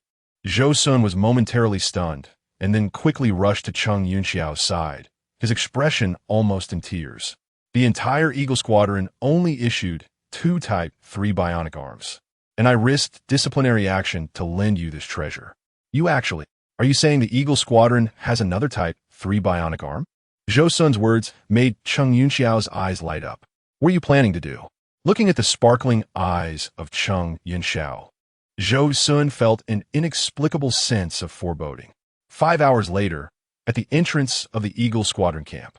Old Chung, let me remind you one last time, we only have this one Type 3 bionic arm left in the entire Eagle Squadron, so you must not lose it again. Amid Zhou Sun's repeated warnings, Chung Yunxiao, whose chest was bandaged, put on the brand new Type 3 bionic arm. All right, you've been nagging all the way here. Aren't you tired of it? Hey, old Chung, let's be reasonable. I kindly lent you the Type 3 bionic arm, and you actually lost it. Who's really feeling distressed here? Anyway, I don't care. The Type 3 on your hand is the last one we have in the Eagle Squadron, so you must protect it no matter what. Zhou Sun kept nagging, but it must be said that as the Special Flight Squadron stationed at Kunlun, the Eagle Squadron's flying quality and skills were absolutely top-notch, even in the complex, mountainous terrain of the Kunlun Mountains. Zhou Sun's piloting of the helicopter was as smooth as walking on flat ground, effortlessly avoiding various potential dangers. Finally, an hour and a half after entering the Kunlun Mountains, Chen Mo and the others successfully arrived at the designated coordinates. Old Chung, I now believe what you said about aliens. As soon as Zhou Sun got off the plane, he was stunned by the sight before him. The enormous mountains that stretched endlessly combined the sediment of history with mechanical shock perfectly. Colonel Zhou, how many times do I have to say it? They are not aliens. They are higher-dimensional life forms. Haifeng corrected him while his pupils emitted strong shock. Standing beneath a gigantic peak with an altitude of over 7,000 meters, they profoundly felt the insignificance of being human. The key was that such a massive mountain was actually just a disguise for the machinery of higher-dimensional life. Observing up close was much more shocking than in photos. No wonder Assistant Fong and the others kept saying how incredible this was in the satellite communicator. Facing such a shocking high-tech product, any normal human would find it difficult not to feel that genuine shock. Chen Mo, you finally made it. Just as everyone was deeply shocked, Fong Ro and Old Wu hurried over to greet them. You've worked hard on this journey. Looking at the bandaged wounds on Chen Mo and the others, Old Wu's expression was complex as he blurted out. Among the group, Chen Mo had the lightest injuries, but he was still bandaged in 7 or 8 places. The combat personnel like Lao Yao, Haifeng, and Wang Tai were even more so. Old Wu could imagine the danger of this trip to Hunan without needing to hear the details from Chen Mo. especially since Cheng Yunxiao had his entire arm broken, with 3 blood streaks from the claws of a large dinosaur extending from his chest to his abdomen, and bandaged wounds all over his face and legs. Even the brand new Type 3 bionic arm could not hide the severity of Cheng Yunxiao's injuries. By the way, Assistant Fong, Old Wu, have you found anything on your end? Due to severe landslides, many areas are in fault zones, which has posed a significant obstacle for us, so we haven't found any particularly valuable clues yet. Hearing Fong Ro's response, Chen Mo nodded gently. It has been almost 7 hours since the port closed. We must speed up the process of unraveling the mystery. Otherwise, when a new round of crisis arrives, it will be a devastating blow to all human civilization. Is a new round of crisis about to start? It may have already begun. At that moment, Old Wu, who was intently monitoring the satellite communication, spoke up with a serious expression. What do you mean? Chen Mo was slightly taken aback, an ominous premonition slowly rising from his heart. Upon hearing this, Old Wu shared the message he had just received via satellite communication with everyone. As a message shared by Old Wu came into view, Chen Mo's expression gradually became serious. Chapter 40. Moon Destruction Plan. The electromagnetic radiation energy on the moon has been active at a level 15 times greater than the past 3 days in just over 6 hours. Upon hearing this news, both Chen Mo and the others behind him, including Cheng Yunxiao, all frowned deeply. Earlier, on their way to Hunan, they had learned from Fong Ro that the reason the United Nations announced a global state of preparedness was that the moon's surface had accumulated a large amount of electromagnetic radiation energy. This electromagnetic radiation energy is 100 times that of the Carrington event in 1859. Once this electromagnetic radiation energy erupts, human civilization will revert to the Stone Age, which is the most conservative estimate. Fortunately, there have been no signs of an imminent eruption of the vast electromagnetic radiation energy on the moon's surface, which has given the high-level officials of various countries time to prepare and not rush to announce a countdown for human civilization.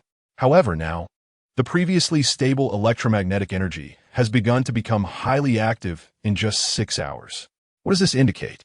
It seems that our actions to shut down the Earth's port connection have thoroughly angered them. Losing control over Earth means that the patching process is gradually fixing the vulnerabilities present in the host. For those high-dimensional beings who have meticulously planned and are obsessed with pursuing immortality, this is unacceptable. Therefore, we must take action to prevent everything from happening before the moon's electromagnetic energy erupts and human civilization becomes history. Cheng Yunxiao is definitely not exaggerating. If a Carrington-like electromagnetic storm could allow human civilization to continue, then an electromagnetic eruption 100 times that of the Carrington event poses a question of whether humanity can preserve the last spark of civilization. The situation has reached an irretrievable point. Does the United Nations have any measures? Chen Mo suddenly thought of a question. Since countries around the world have reached an unprecedented state of unity due to the crisis triggered by the moon, it is impossible for high-level officials of various countries to remain inactive in the face of this new crisis, at least on the point of continuing human civilization. The goals of high-level officials from various countries are aligned. Sure enough, as soon as Chen Mo finished speaking, Old Wu nodded. The United Nations held an emergency meeting at the first opportunity, and among the many self-rescue plans for human civilization, the high-level officials of various countries are more inclined to take proactive measures, concentrating global nuclear weapons to respond to this crisis. They can't be planning to blow up the moon, can they? As soon as Hai Feng blurted this out, he immediately felt the surrounding gazes regarding him, as if he were a fool. I was just saying, didn't those scientific reports say? The combined nuclear warheads of the world could destroy the Earth dozens of times. The moon is only 1/18th of the Earth. So it shouldn't be a big problem to concentrate global nuclear weapons and blow it up, right? Most people looked unconvinced at what Hai Feng had just said, but Chen Mo responded very seriously. Blowing up the moon is not a new topic in the scientific community. The moon affects the Earth's oceans, climate, biology, night sky, and many other aspects. Because of the moon's presence, the Earth's poles do not always rotate in the same direction but draw arcs in the air, which we call axial precession. This has led to a series of natural disasters in Earth's history, such as the famous Little Ice Age and the Great Ice Age. Therefore, scientists have proposed the concept of blowing up the moon long ago. They believe that as long as the moon disappears, human civilization will achieve a more stable development, no longer disturbed by various natural disasters caused by the moon. For this reason, American scientists have even calculated that blowing up the moon would require at least 30 megatons of energy. Most people might not have a concept of this number, but let me put it another way so you'll understand. Even if all the world's nuclear weapons are concentrated at one point, the energy released would still be minuscule compared to the 30 megatons figure. Chen Mo turned his head to glance at High Phone. As for what you just said about the combined nuclear warheads being able to destroy the Earth dozens of times, that is a one-sided statement. With humanity's current nuclear technology, it is simply impossible to destroy the Earth. Only humanity itself would be destroyed, and the Earth would still exist. Therefore, the governments of various countries would never blindly blow up the moon unless Chang Yunxiao seemed to think of something, slightly furrowing his brows. Unless they utilize the phased array principle to trigger helium-3 nuclear fusion. Chen Mo immediately understood the reason for Chang Yunxiao's hesitation. As humanity's first step into the universe, the moon has always been an important target for human research. There's a massive amount of helium-3 on the moon, which is an isotope that is very rare on Earth and has even been considered by some scientists as humanity's future energy storage.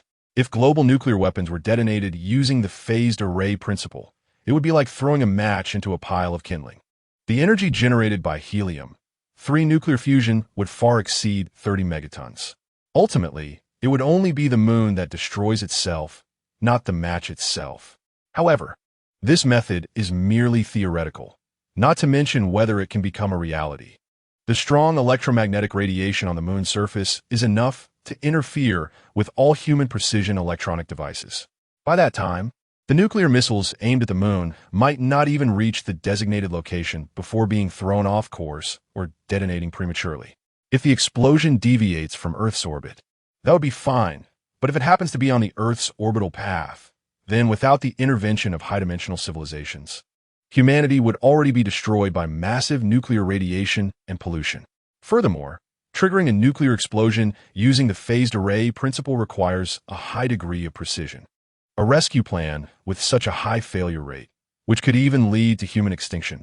Chen Mo believes that the United Nations and the high-level officials of various countries would never easily approve. Therefore, the current goal of the United Nations is not to detonate the moon. As everyone's gaze returned, Old Wu finally pulled out a cigarette, lit it, and took a puff. Currently, the top scientists from various countries have begun to calculate and are preparing to find a breakthrough point in the areas of the moon where the electromagnetic energy is weakest, still using the phased array principle. But the target of the explosion is not the moon, but the actively radiating electromagnetic energy on the moon's surface. Wave-particle duality? Chen Mo's pupils shrank slightly. Wave-particle duality? What is that? Sensing the inquiring looks from others around him, Chen Mo slowly began to explain.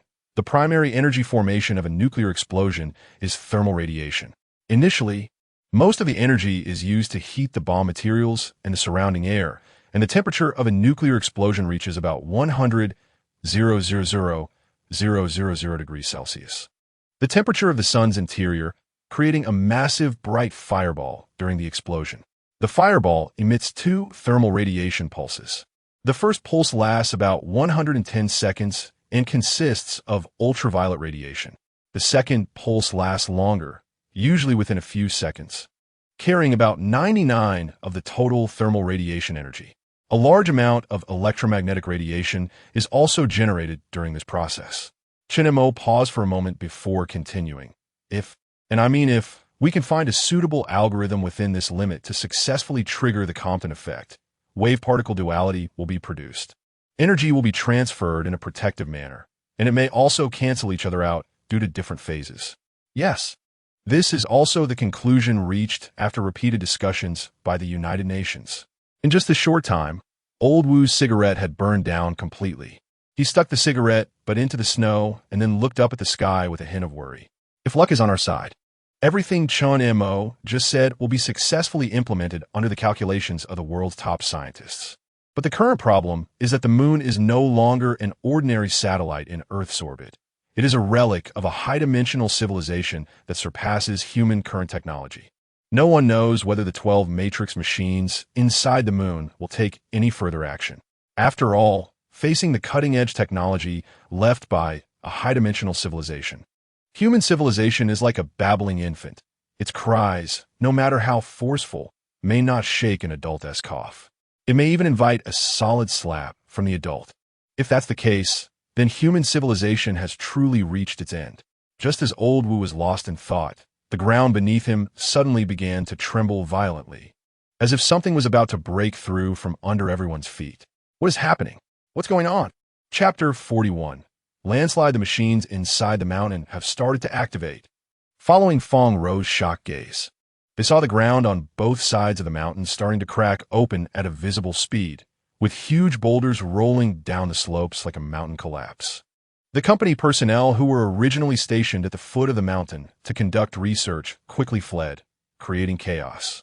Many of the company staff who couldn't escape in time were buried underground on the spot. "Don't just stand there. Get on the plane."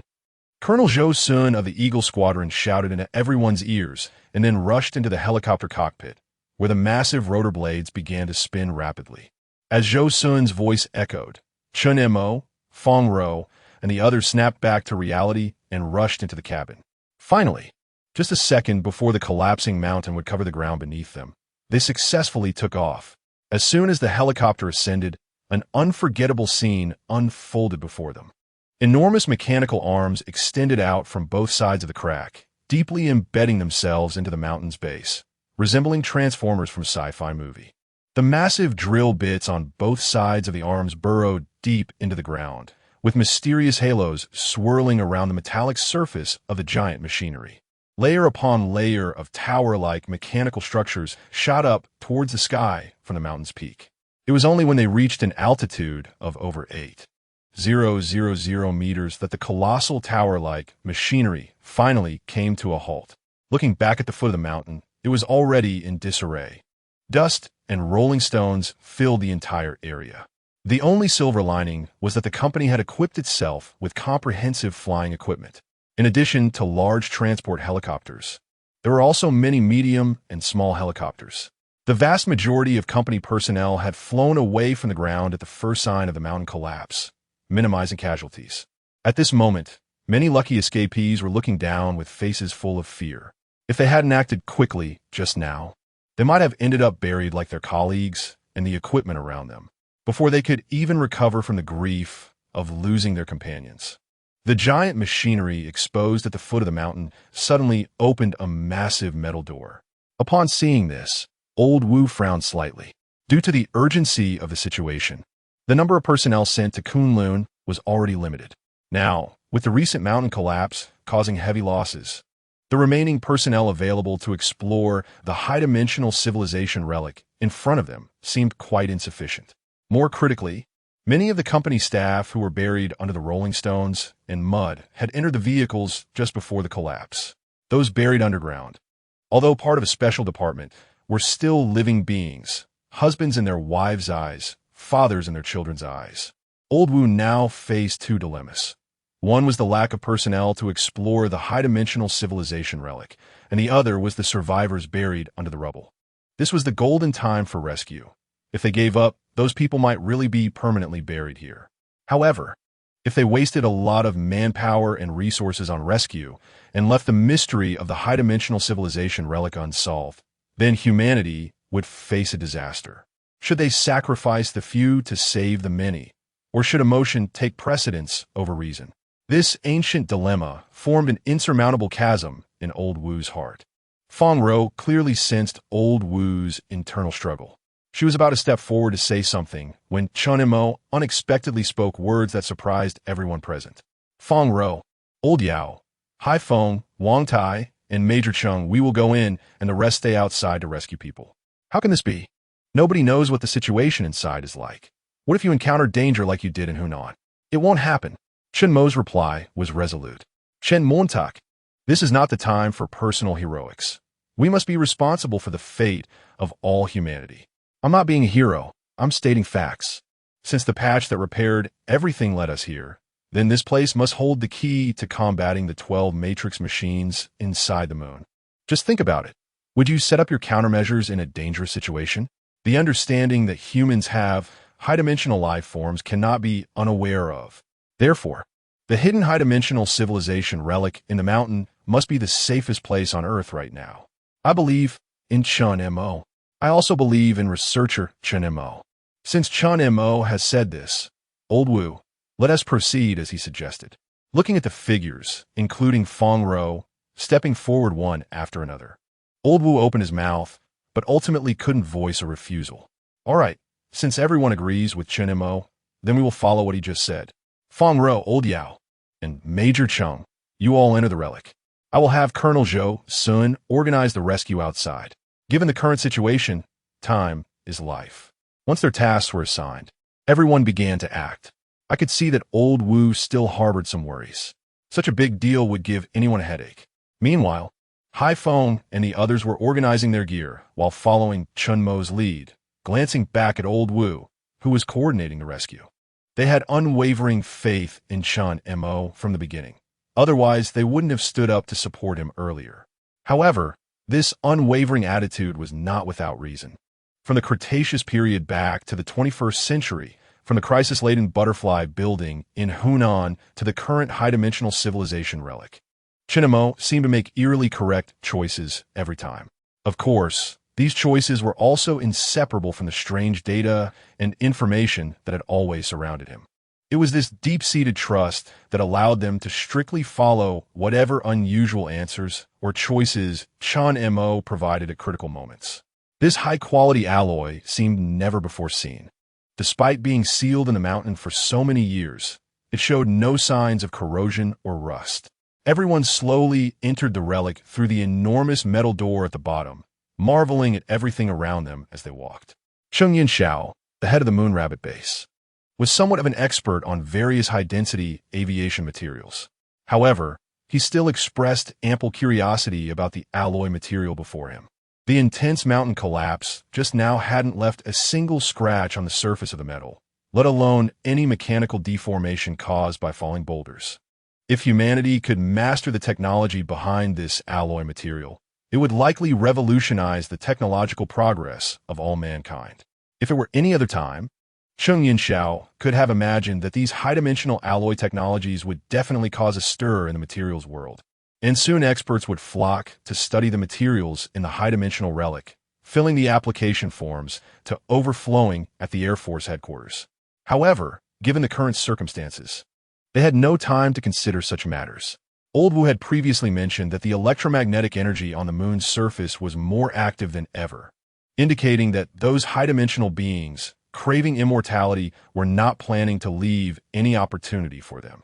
The port connecting the mainframe to Earth had been shut down, and the only way they could influence the present world was through the electromagnetic energy accumulated on the moon's surface. Humanity could not withstand such a blow. Once the electromagnetic energy erupts from the surface of the moon, death, disaster, and chaos will cause human civilization to restart once again.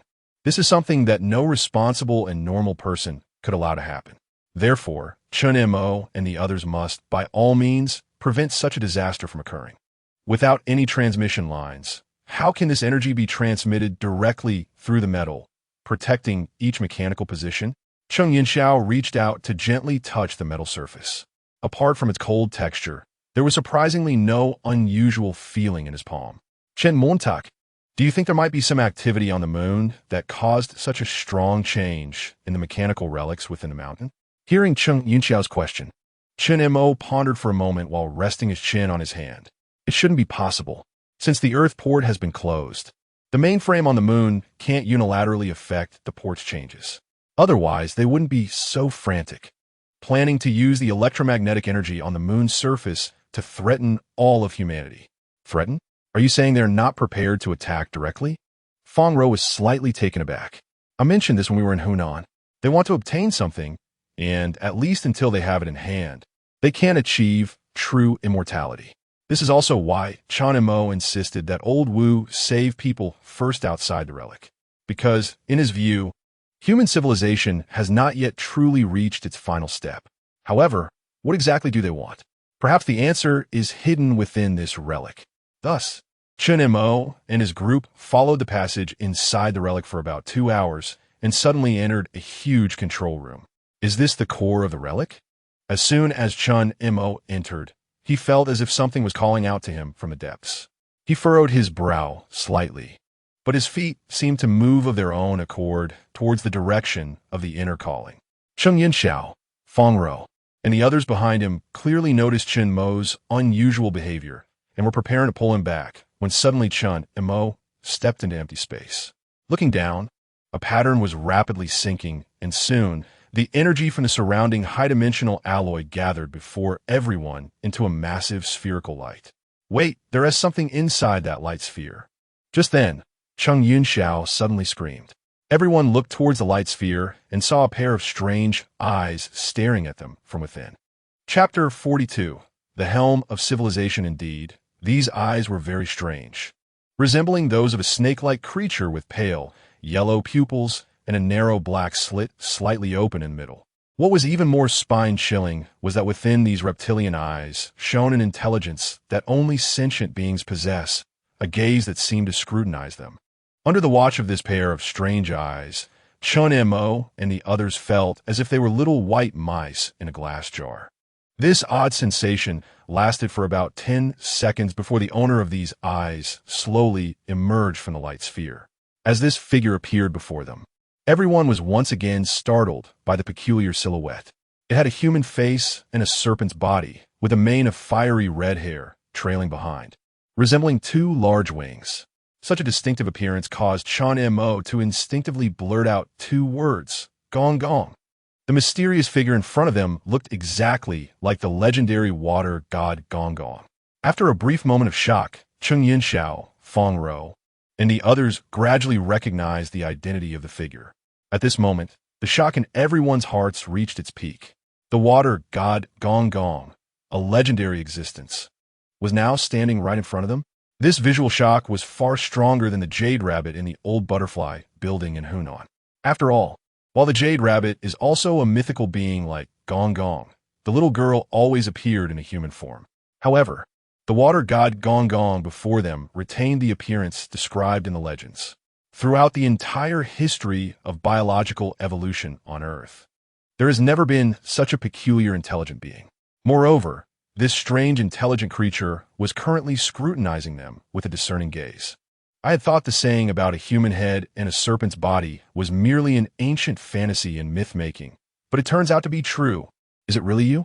Just as Chen Mo was inwardly contemplating, a strange voice suddenly rang in everyone's ears. Clearly, the source of this mysterious voice was the water god Gong Gong, with a human head and serpent body inside the light sphere. However, when he spoke, his gaze remained fixed on Chen Mo. Are you waiting for me? Do you know me? Chen Mo also noticed this point. Faced with Chen Mo's 2 questions, Gong Gong appeared to fall into deep recollection. It's you who don't recognize me. Gong Gong took a deep breath, pulling himself out of his memories, but that's understandable. The 6 paths of reincarnation is the only choice to cleanse one's self from the past. You're not remembering me means the 6 paths of reincarnation plan is proceeding smoothly. It seemed that Gong Gong answered Chen Mo's questions, but also seemed not to have answered anything at all. Are you here for the 12 matrix machines? You know about it? Chen Mo narrowed his eyes slightly. I am just a segment of video data.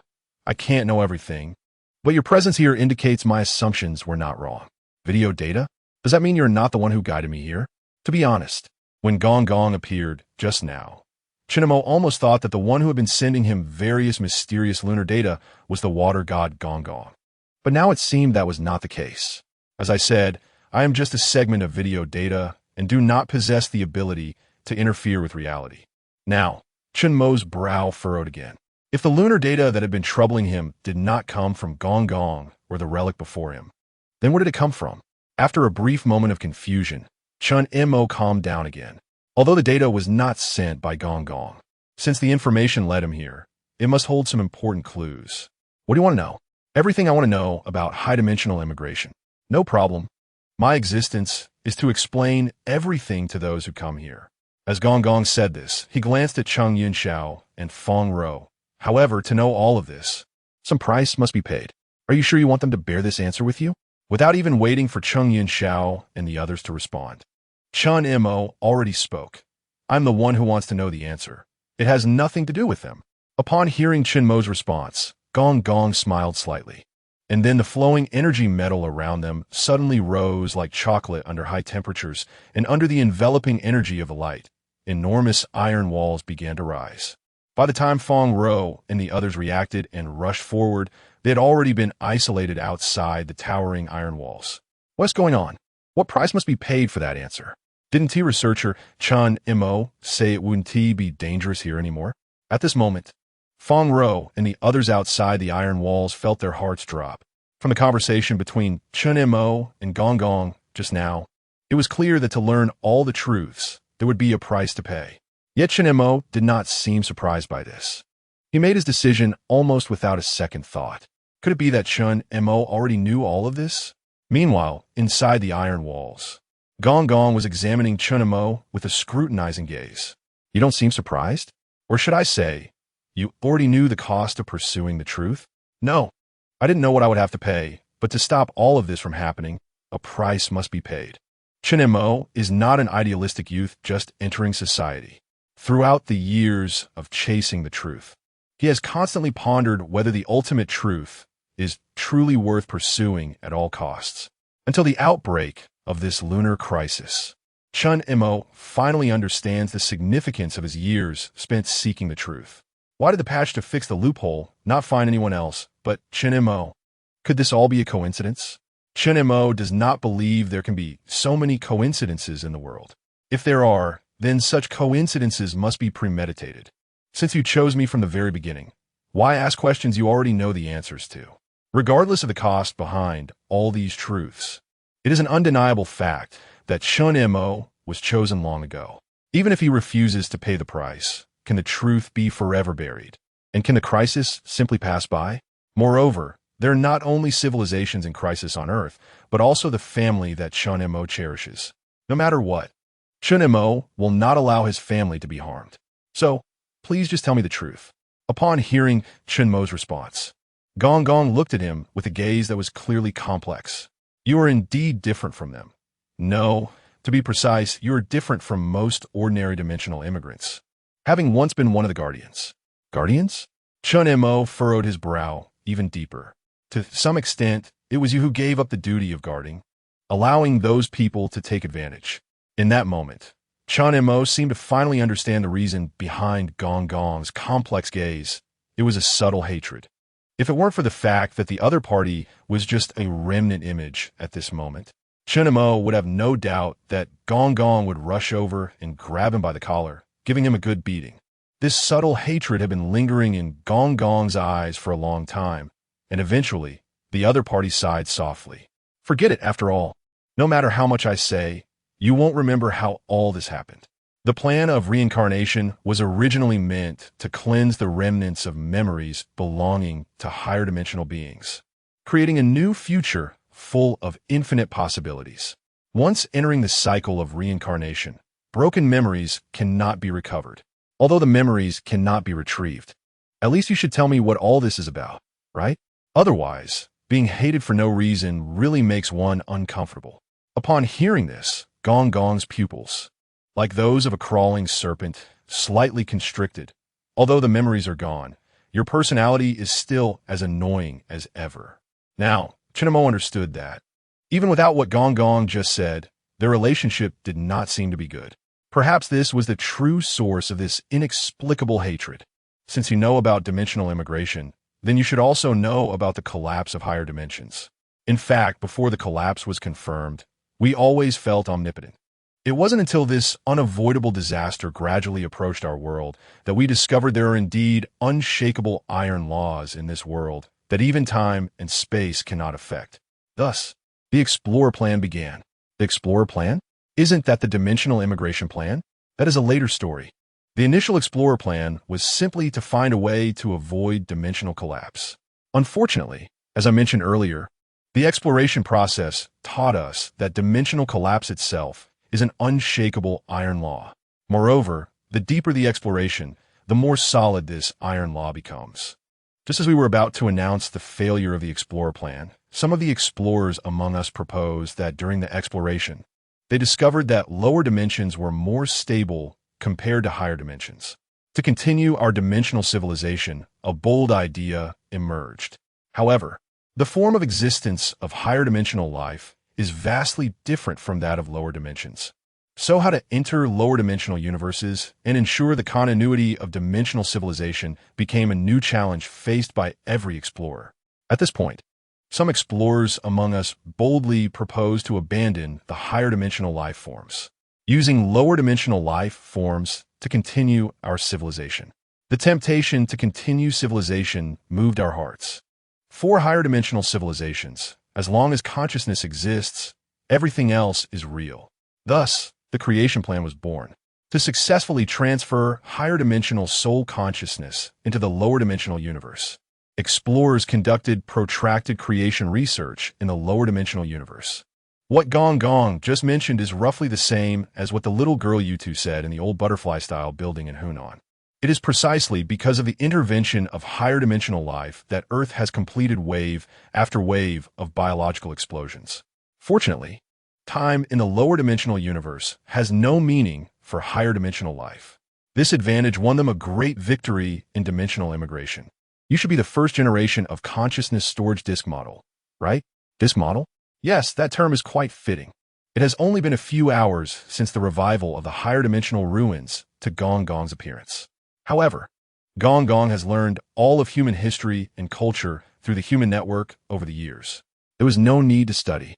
All the information was downloaded into Gong Gong's mind at high speed. It was only after understanding the entire process of human civilization that Gong Gong chose to appear and meet Chen Mo. According to what you just said, what you see of me now is the prototype of the first batch of consciousness disks.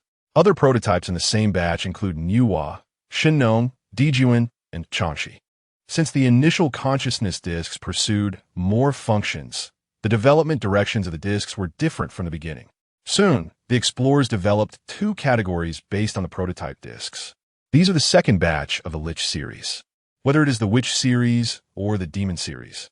They were optimized based on the prototype disks and can accommodate more needs for higher dimensional consciousness immigration. However, the Lich series disks also have fatal shortcomings. Since they are products born from the prototype disks, the Lich series consciousness disks still possess many abilities of the prototype disks. Once such abilities exist in large numbers in the three-dimensional universe, they can severely disrupt the dimensional order of that universe. The initial purpose of immigration was to avoid dimensional collapse and to gain more time for civilization to continue. However, the number of prototype disks and second-generation disks would greatly accelerate the collapse speed of the three-dimensional universe. Thus, at the suggestion of most explorers, we used the second-generation Lich disk as a prototype to develop the third-generation consciousness storage disk. It can minimize the destructive impact on the dimensional order while also meeting the needs of a large number of immigrants. Upon hearing this, Chen Mo almost understood what the third-generation consciousness storage disk mentioned by the other party was. So, does this mean that Niwa creating humans is no longer just an ordinary myth? Niwa indeed participated in the creation of the third-generation consciousness storage disk. But this was not her achievement alone. It was the crystallization of the efforts of all explorers. With the birth of the third-generation consciousness storage disk, our civilization was also continued, and the creation plan was officially renamed the Dimensional Immigration Plan. Although the development speed of the third-generation consciousness storage disk was fast enough, it still could not transfer all immigrants to the three-dimensional universe before the higher dimensions completely collapsed. Thus, at the suggestion of journey.When and Chanxi, we created 12 matrix machines capable of controlling the power of time and space. The power of time and space can greatly alleviate the pressure of immigration while also eliminating any three-dimensional civilizations that may pose a threat to the immigration plan. Under the operation of 12 matrix machines, the entire high-dimensional immigration plan proceeded in an orderly manner. Although the final dimensional immigration plan could not save all high-dimensional life, our civilization continued. During that initial period, everyone was immersed in the joy of surviving a catastrophe, and there were not many conflicts among us. However, it wasn't long before some high-dimensional immigrants began to feel dissatisfied with the status quo. It was akin to royal relatives who were accustomed to exquisite delicacies suddenly finding themselves in a slum. Originally possessing immortality, high-dimensional life had to face aging, sickness, and death upon entering the three-dimensional universe. Moreover, according to Gongong's earlier statement, the first-generation divine demon Pan and the second-generation Lich Pan possess capabilities far exceeding that of the third-generation human Pan.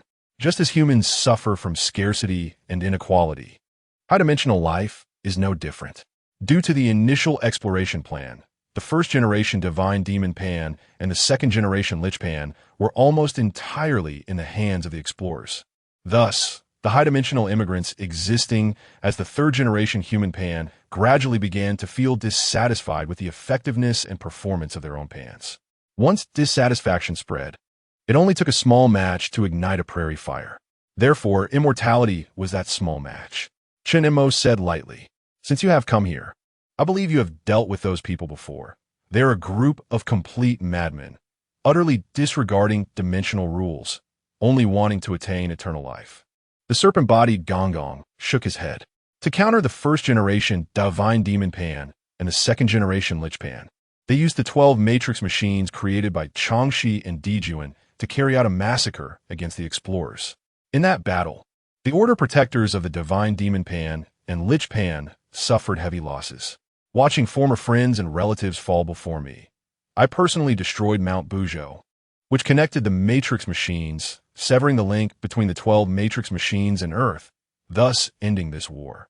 At this point, Gongong's meaning became clear. This was the true situation of Gongong colliding with Mount Buzhou. After the matrix machines went out of control, Earth faced nearly a century of temporal chaos. To repair everything, all divine demons and liches initiated a prolonged rescue plan. Finally, the floods were diverted and the temporal chaos was corrected. The various prehistoric creatures that had entered the current timeline due to the temporal chaos were also wiped out by us. However, this incident also sounded a warning bell for our entire dimensional civilization. At Yua's suggestion, we decided to change our previous state of existence. We pushed the moon away from the Earth, permanently prohibiting human footprints from stepping into this forbidden zone. At the same time, we changed the connection method between the 12 matrix machines and Earth. Upon hearing this, Chen Mo couldn't help but take out a cigarette he carried and sniff it. Removing the fixed connection of the mainframe from the port, switching to remote mode, and prohibiting any rebellious forces that could touch the mainframe from stepping on the moon was indeed a good way to handle it. However, the most dangerous things often come from within. Although the third-generation human Pan does not possess the capabilities of the first-generation divine demon Pan and the second-generation Lich Pan, their consciousness originates from higher dimensions. So, they soon developed a brand new technology for soul snatching by seizing and altering other divine demon Pans and Lich Pans. The forces pursuing immortality gradually parasitized within us. Thus, the Second Great War broke out in this silent state. Finally, through one battle after another, we understood that as long as the past high-dimensional civilization marks still existed, countless people would be obsessed with eternal life. This is the inherent flaw of high-dimensional life. To start anew, one must forget the past. Thus, the 6 Paths of Reincarnation plan officially commenced. At the beginning of the plan, everything went very smoothly. Huti used the 12 matrix data left by Changshi and Dijuan to modify the 12 matrix machines, preparing to completely erase everyone's desire for immortality through repeated reincarnations. However, this plan had a very fatal flaw. Chen Mo could sense that when Gongong spoke of this, his gaze once again revealed a very subtle hatred toward Chen Mo. The 6 Paths of Reincarnation and the 12 matrices all have corresponding operating cycles. If all people's soul memories were completely erased, and if one day these 12 matrix machines malfunctioned, the entire civilization would be obliterated. Therefore, before the plan commenced, we had to solve this problem. So, the lunar maintenance personnel came into being. It must be said that these high-dimensional life explorers are indeed quite selfless. For the continuation of the entire civilization, they made bold attempts time and again, from high-dimensional immigration to sealing their own memories never removing themselves from the equation, even willing to give up their identities as divine demons and liches to enter the 6 paths of reincarnation. Although there were some setbacks in the middle of the plan, the direction remained correct, and the reborn civilization continued rather than being destroyed in one war after another sparked by the pursuit of immortality. All this information was what Gong Gong learned through human networks. Although human civilization often erupts in wars, it is still within an acceptable range compared to wars that could easily submerge civilizations. To prevent someone from using the privileges of the administrators to lead the entire civilization to destruction after the commencement of the 6 paths of reincarnation plan, we set up a comprehensive patch program within the 12 matrix machines, constantly repairing any potential vulnerabilities. We needed to ensure the continuation of civilization while guaranteeing that over the long years, the lunar administrators would not lead the entire civilization to destruction for personal reasons. At this point, Gong Gong turned back and gave Chen Mo a deep look. Since you have come here, it means the patch program has been activated, which also confirms how foolish your choice was back then. Although there was always a hint of blame in Gong Gong's tone, the hatred in his eyes was noticeably less than at the beginning. I have understood everything you have done. Although the past you made me very uncomfortable. This time you did well. Although various national databases have the top hacker teams, they're like a free realm before the high-dimensional life Gong Gong. In almost an instant, Gong Gong had already understood everything that happened from the Cretaceous period to the old butterfly-style building in Hunan from official documents. I am merely a fragment of data drifting in the crevices of time and space. Those who once held the helm of civilization were us explorers. Now it is time to hand it over. I hope the spark of civilization can continue in your hands. As his voice fell, Gong Gong's figure within the light sphere disappeared without a trace, leaving only a flickering point of light in midair, slowly descending into Chen Mo's palm. Chapter 43. The correct choice, nothing at all? As the point of light in his palm slowly dispersed, Chen Mo stood frozen in place. But before he could regain his senses from the scene before him, the surrounding iron walls had already scattered like quicksand. Soon, what came into view was Fong Ro, who wore a face full of anxiousness, along with Cheng Yun Xiao and others. How is it? Chen Mo, are you all right? What about Gong Gong? What did he say to you just now? Also, what exactly is the price he mentioned? Facing the eager inquiries of Fong Ro and the others, Chen Mo revealed a helpless smile. I'm not sure what he really meant. How is that possible? You two were in there for a day and a night. You can't tell me you didn't talk about anything? What? You say I was in there for a day and a night? This time, it was Chen Mo who was surprised. He clearly had not talked with Gong Gong for long in the Iron Room, but after coming out, Fong Ro actually told him that a day and a night had passed. In a moment of disorientation in time and space, Chen Mo's eyes flashed with a glimmer of light. I understand what he means. It seemed that Chen Mo suddenly grasped everything. Gong Gong clearly had something important to hand over to him, but after the light dispersed, there was nothing in Chen Mo's palm. Obviously, Gong Gong wouldn't make such a boring joke regarding something as crucial as the continuation of civilization. But what exactly did he mean? This had been troubling Chen Mo, leaving him perplexed until Fong Ro and the others mentioned the issue of time. He created this Iron Room not because he was worried about the story I told leaking out, but to use this method to tell me that only time itself can overcome time. Chen Mo, stop daydreaming. You probably don't even know what has happened in this day and night, do you? The level of electromagnetic energy activity on the moon's surface has been exponentially increasing over the past 18 hours and is about to reach a critical point. 3 days earlier than the global scientists' estimated outbreak time. The United Nations is in chaos right now. If the usual launch methods are followed, most of the nuclear bombs won't be able to reach their designated positions. This is why when Chen Mo met Fong Ro and the others, everyone was as anxious as ants on a hot pan. Besides worrying about Chen Mo's safety, everything that has happened in this day and night is equally concerning. How much time is left until the electromagnetic radiation energy bursts on the moon's surface? Chen Mo turned to Fong Ro and asked. According to the latest statistics from the United Nations, there's only less than 6 hours left. Hearing Fong Ro's answer, Chen Mo nodded gently. That's enough. Notify Old Wu. I have a way to get global nuclear bombs to their designated positions within an hour. Chen Mo, are you kidding? Fang Rou was slightly taken aback, and Cheng Yunxiao and the others were equally stunned. According to global nuclear weapon statistics, there are 450 registered bombs. Moreover, these nuclear bombs come from different countries. To launch so many nuclear bombs from different countries into lunar orbit within an hour, even the leaders of the most technologically advanced aviation countries would not dare to make such a bold claim. You don't have to look at me like that. I'm not lying when I say I have a way. Just help me contact Old Wu first. Out of trust, in Chen Mo, Fang Rou still dialed Old Wu's satellite communication. What? Chen Mo, are you serious? As expected, upon hearing that Chen Mo could send global nuclear weapons to lunar orbit within an hour, even Old Wu was taken aback. I'm not joking. I'm very serious. In fact, you all know this method. We know. Almost instantly, everyone perked up their ears, and Chen Mo slowly uttered 2 words, Tianlu. Upon hearing this, whether it was Fang Rou or Old Wu on the other end of the communicator, their eyelids instinctively twitched. The mention of Tianlu first came from Old Wu when he was with Fang Rou and the others at the villa. They naturally understood why Chen Mo brought up Tianlu at this moment. Especially Fang Rou. She had accompanied Chen Mo to return to the 21st century via Tianlu on Kunlun's 7th peak. So Fang Rou knew better than anyone that Tianlu was not just a legend, but a manifestation of high-dimensional technology. Chen Mo, do you mean you have a way to make Tianlu reappear? This sentence was almost articulated by Old Wu word by word. Standing next to Chen Mo, Fang Rou couldn't help but swallow hard. At this moment, almost everyone's gaze was focused on Chen Mo.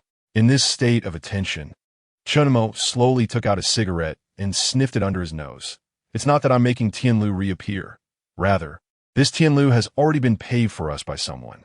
Chen Mo looked up at the flowing energy within the high-dimensional alloy around him, resembling liquid.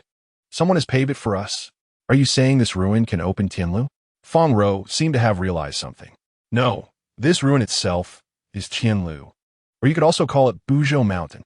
The moment the words Buzhou Mountain left Chen Mo's mouth, Fang Rou and Cheng Yunxiao's expressions changed again.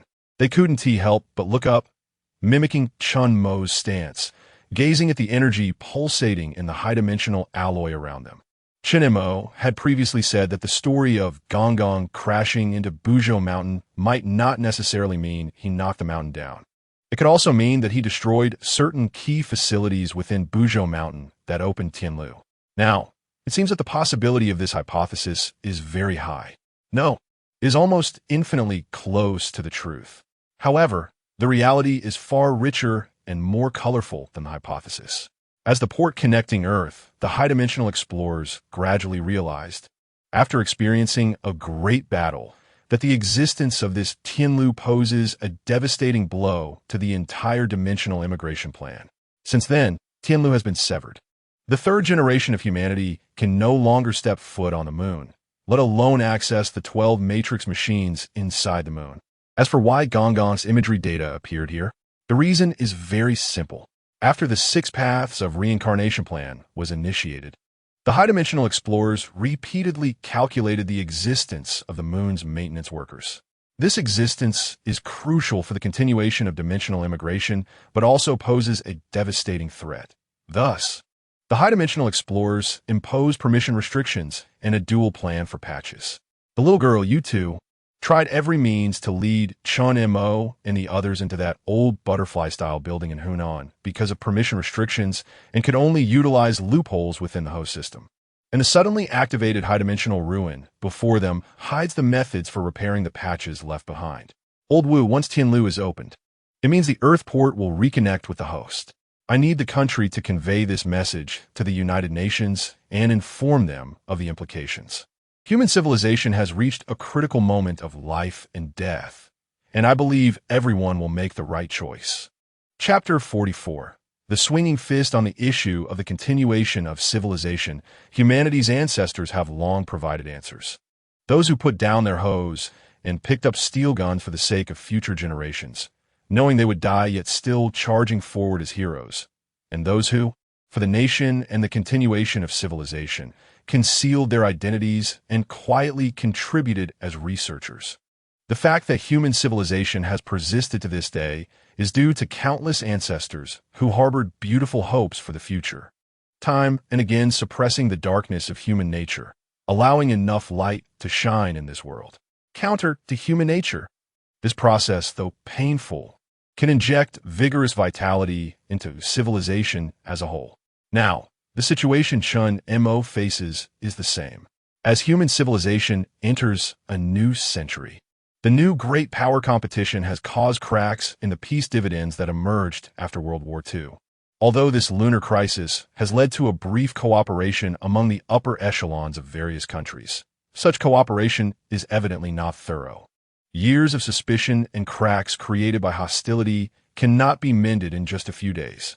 However, Chen Mo believes this is not the original intention of all humanity. Among the human race, there are surely many others filled with confidence like him. Just that, with the erosion of time, the collision of situations, and the pressure of reality, their hearts have gradually become numb. What Chen Mo needs to do now is to throw a match into the hearts of these people, reigniting the flame within them. Just like when our ancestors first hunted in groups, only through sincere cooperation can humanity collectively overcome this crisis. After ending the satellite communication with Chen Mo, Old Wu weighed the matter carefully and ultimately decided to report the discoveries Chen Mo and the others made in the ruins, as well as Chen Mo's proposal, to the state.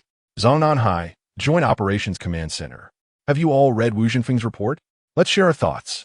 It's nonsensical, a bunch of bizarre myths. Can they really be used as a lifeline to save all humanity? That is not the way to put it. At least they handled the situation in Hunan quite well. The resolution of the Hunan issue was good, but we cannot stake the fate of all humanity on a pile of myths. I propose we restart the 816 project and do our utmost to preserve the sparks of civilization within these 6 hours. The 816 project is a special product of the country from last century, during the nuclear threat phase. Store food and dig deep. The length of the tunnel exceeds 20 kilometers. The maximum chamber height reaches 796 meters. The sidewall excavation depth is 252 meters. The arch span is 312 meters. And the total area is 130,000 square meters.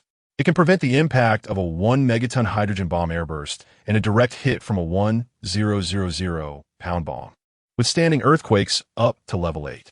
Since the electromagnetic radiation energy on the moon's surface has surged exponentially, the original plan to counter this radiation using wave-particle duality has become a mere formality. Governments around the world are contemplating how to maximize the preservation of human civilization's spark in the limited time remaining. The long-extinct 816 survival project has been mentioned again by high-level officials domestically, even gaining some support. If human civilization is destined to face this crisis, then the 816 plan undoubtedly increases the possibility of its continuation. Can I say something? The 816 plan does indeed increase the possibility of civilization continuing, but I must say, this is merely a desperate struggle for survival. Think about it. Since the lunar crisis erupted, the crisis environment has been changing constantly. Even if we implement the 816 plan, can you guarantee that whatever is on the moon won't interfere with the civilized spark we aim to preserve? Let me answer that for you. No one can guarantee it. Since we can't guarantee it, why reject a proposal that could perfectly solve the problem? Even if this proposal sounds ethereal and has a slim chance of success, it's still better than entrusting the possibility of civilization's continuation to a bunch of people who want to destroy it, right? This statement plunged everyone in the conference room into deep thought. Each person sitting here is someone who is willing to sacrifice for the country and the continuation of civilization. They are already prepared to shoulder this responsibility and mission. However, there are some temporary disagreements on how to accomplish this mission. So, are we going to abandon the 816 plan? No, the 816 plan must continue. We cannot miss any possibility. The mission we bear does not allow for any mistakes. Therefore, my opinion is that the 816 plan and this company proposal should be carried out simultaneously. I agree. I also support it. I have no objections. Thus, after the 80 votes in the conference room passed the resolution, in the spirit of a shared human destiny, The high-level officials immediately shared this news with the United Nations. What? Within an hour, send all nuclear warheads to the designated location? Is your country's leader insane? Mount Buzhou, the heavenly road? Oh my God, is there anything crazier than this? To entrust a critical turning point of human civilization to a pile of myths. You might as well tell me that Noah's Ark is docked in Earth's orbit, ready to rescue us, as expected by the high-level officials. This news immediately met with ridicule upon arriving at the United Nations. Su Yan, the spokesperson for the country, was equally shocked. She couldn't believe her eyes when she first received the information from home. However, as she delved deeper into the content of the materials in her hands, a serious expression gradually appeared on her face. She placed the organized materials in front of Elder Peng, a veteran figure in international diplomacy and the main person responsible for representing China in the global joint military operation plan. Is this really the final choice made by the high-level officials? He slowly stood up, leaning on his cane. I know that the matters in this document are absurd, but do we have a better option? Do we know the coordinates where Noah's Ark is docked? Did God give us clear guidance? None of that.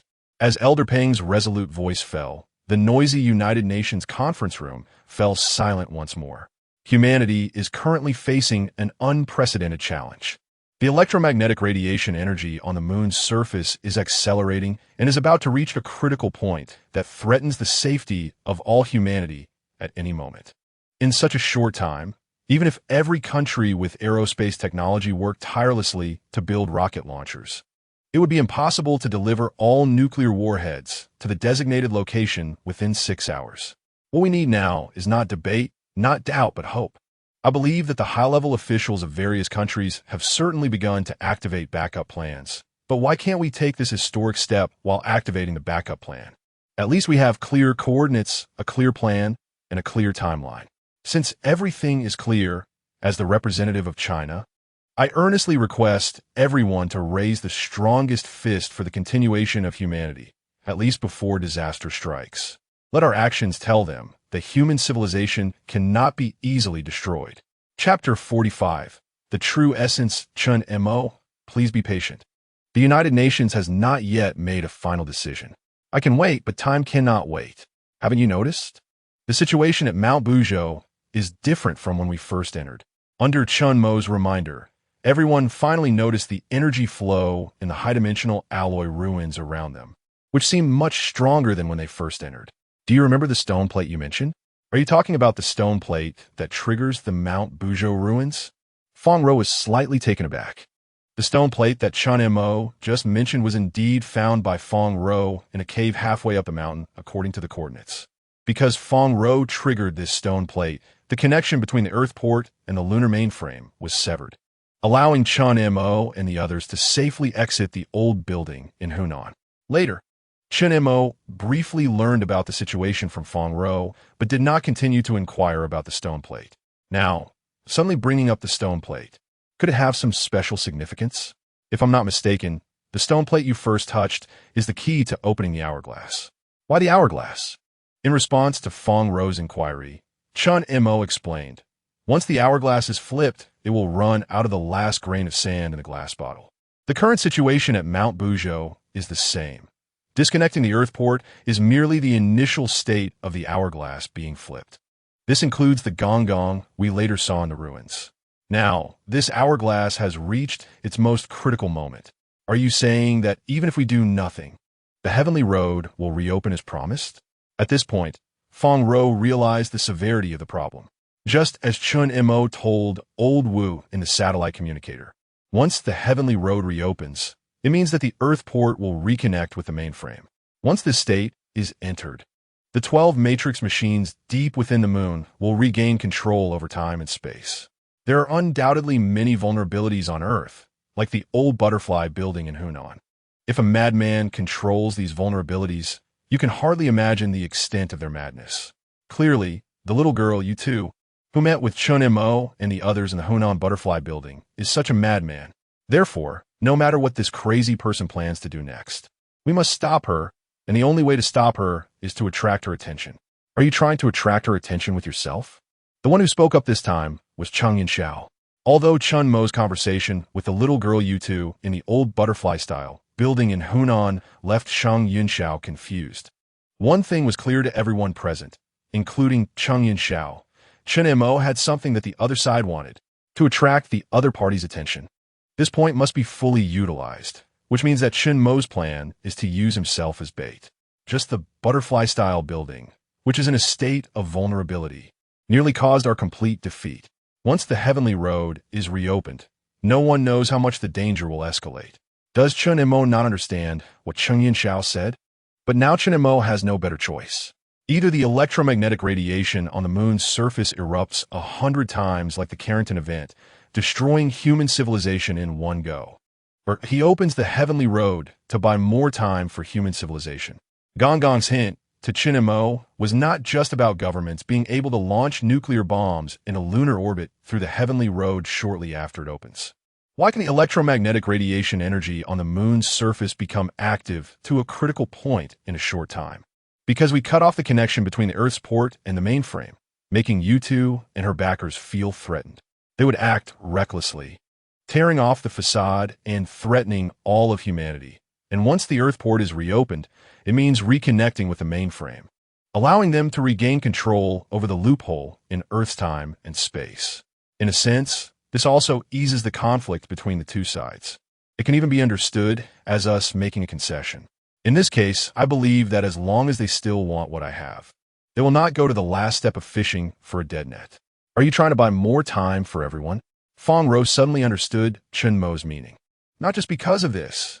When Chen Mo said this, there was a hint of helplessness on his face. The entire Buzhou mountain is now like an inverted hourglass. It simply cannot be stopped. The initiative of whether to open the heavenly road is not in our hands.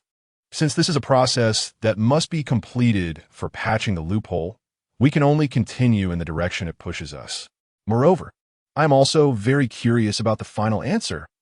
In less than half a month, Chen Mo and his companions experienced a miraculous journey that most normal people might not experience in a lifetime. Although during the journey, they continuously uncovered the relationship between high-dimensional civilizations and humanity.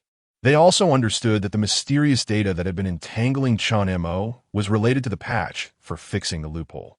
However, Chen Mo still couldn't figure out why the patch sought him out. From the communication with Gong Gong deep within the mechanical core of Buzhou Mountain, it seems that as an important link in opening the patch and one of the leaders of the entire immigration plan, Gong Gong has a significant prejudice against Chen Mo. Moreover, Gong Gong's prejudice against Chen Mo seems to be related to his identity. The ancient Indian Upanishads referred to the moon as the world of ancestral spirits, which actually has the same meaning as the cycle of reincarnation, is the destiny of the soul.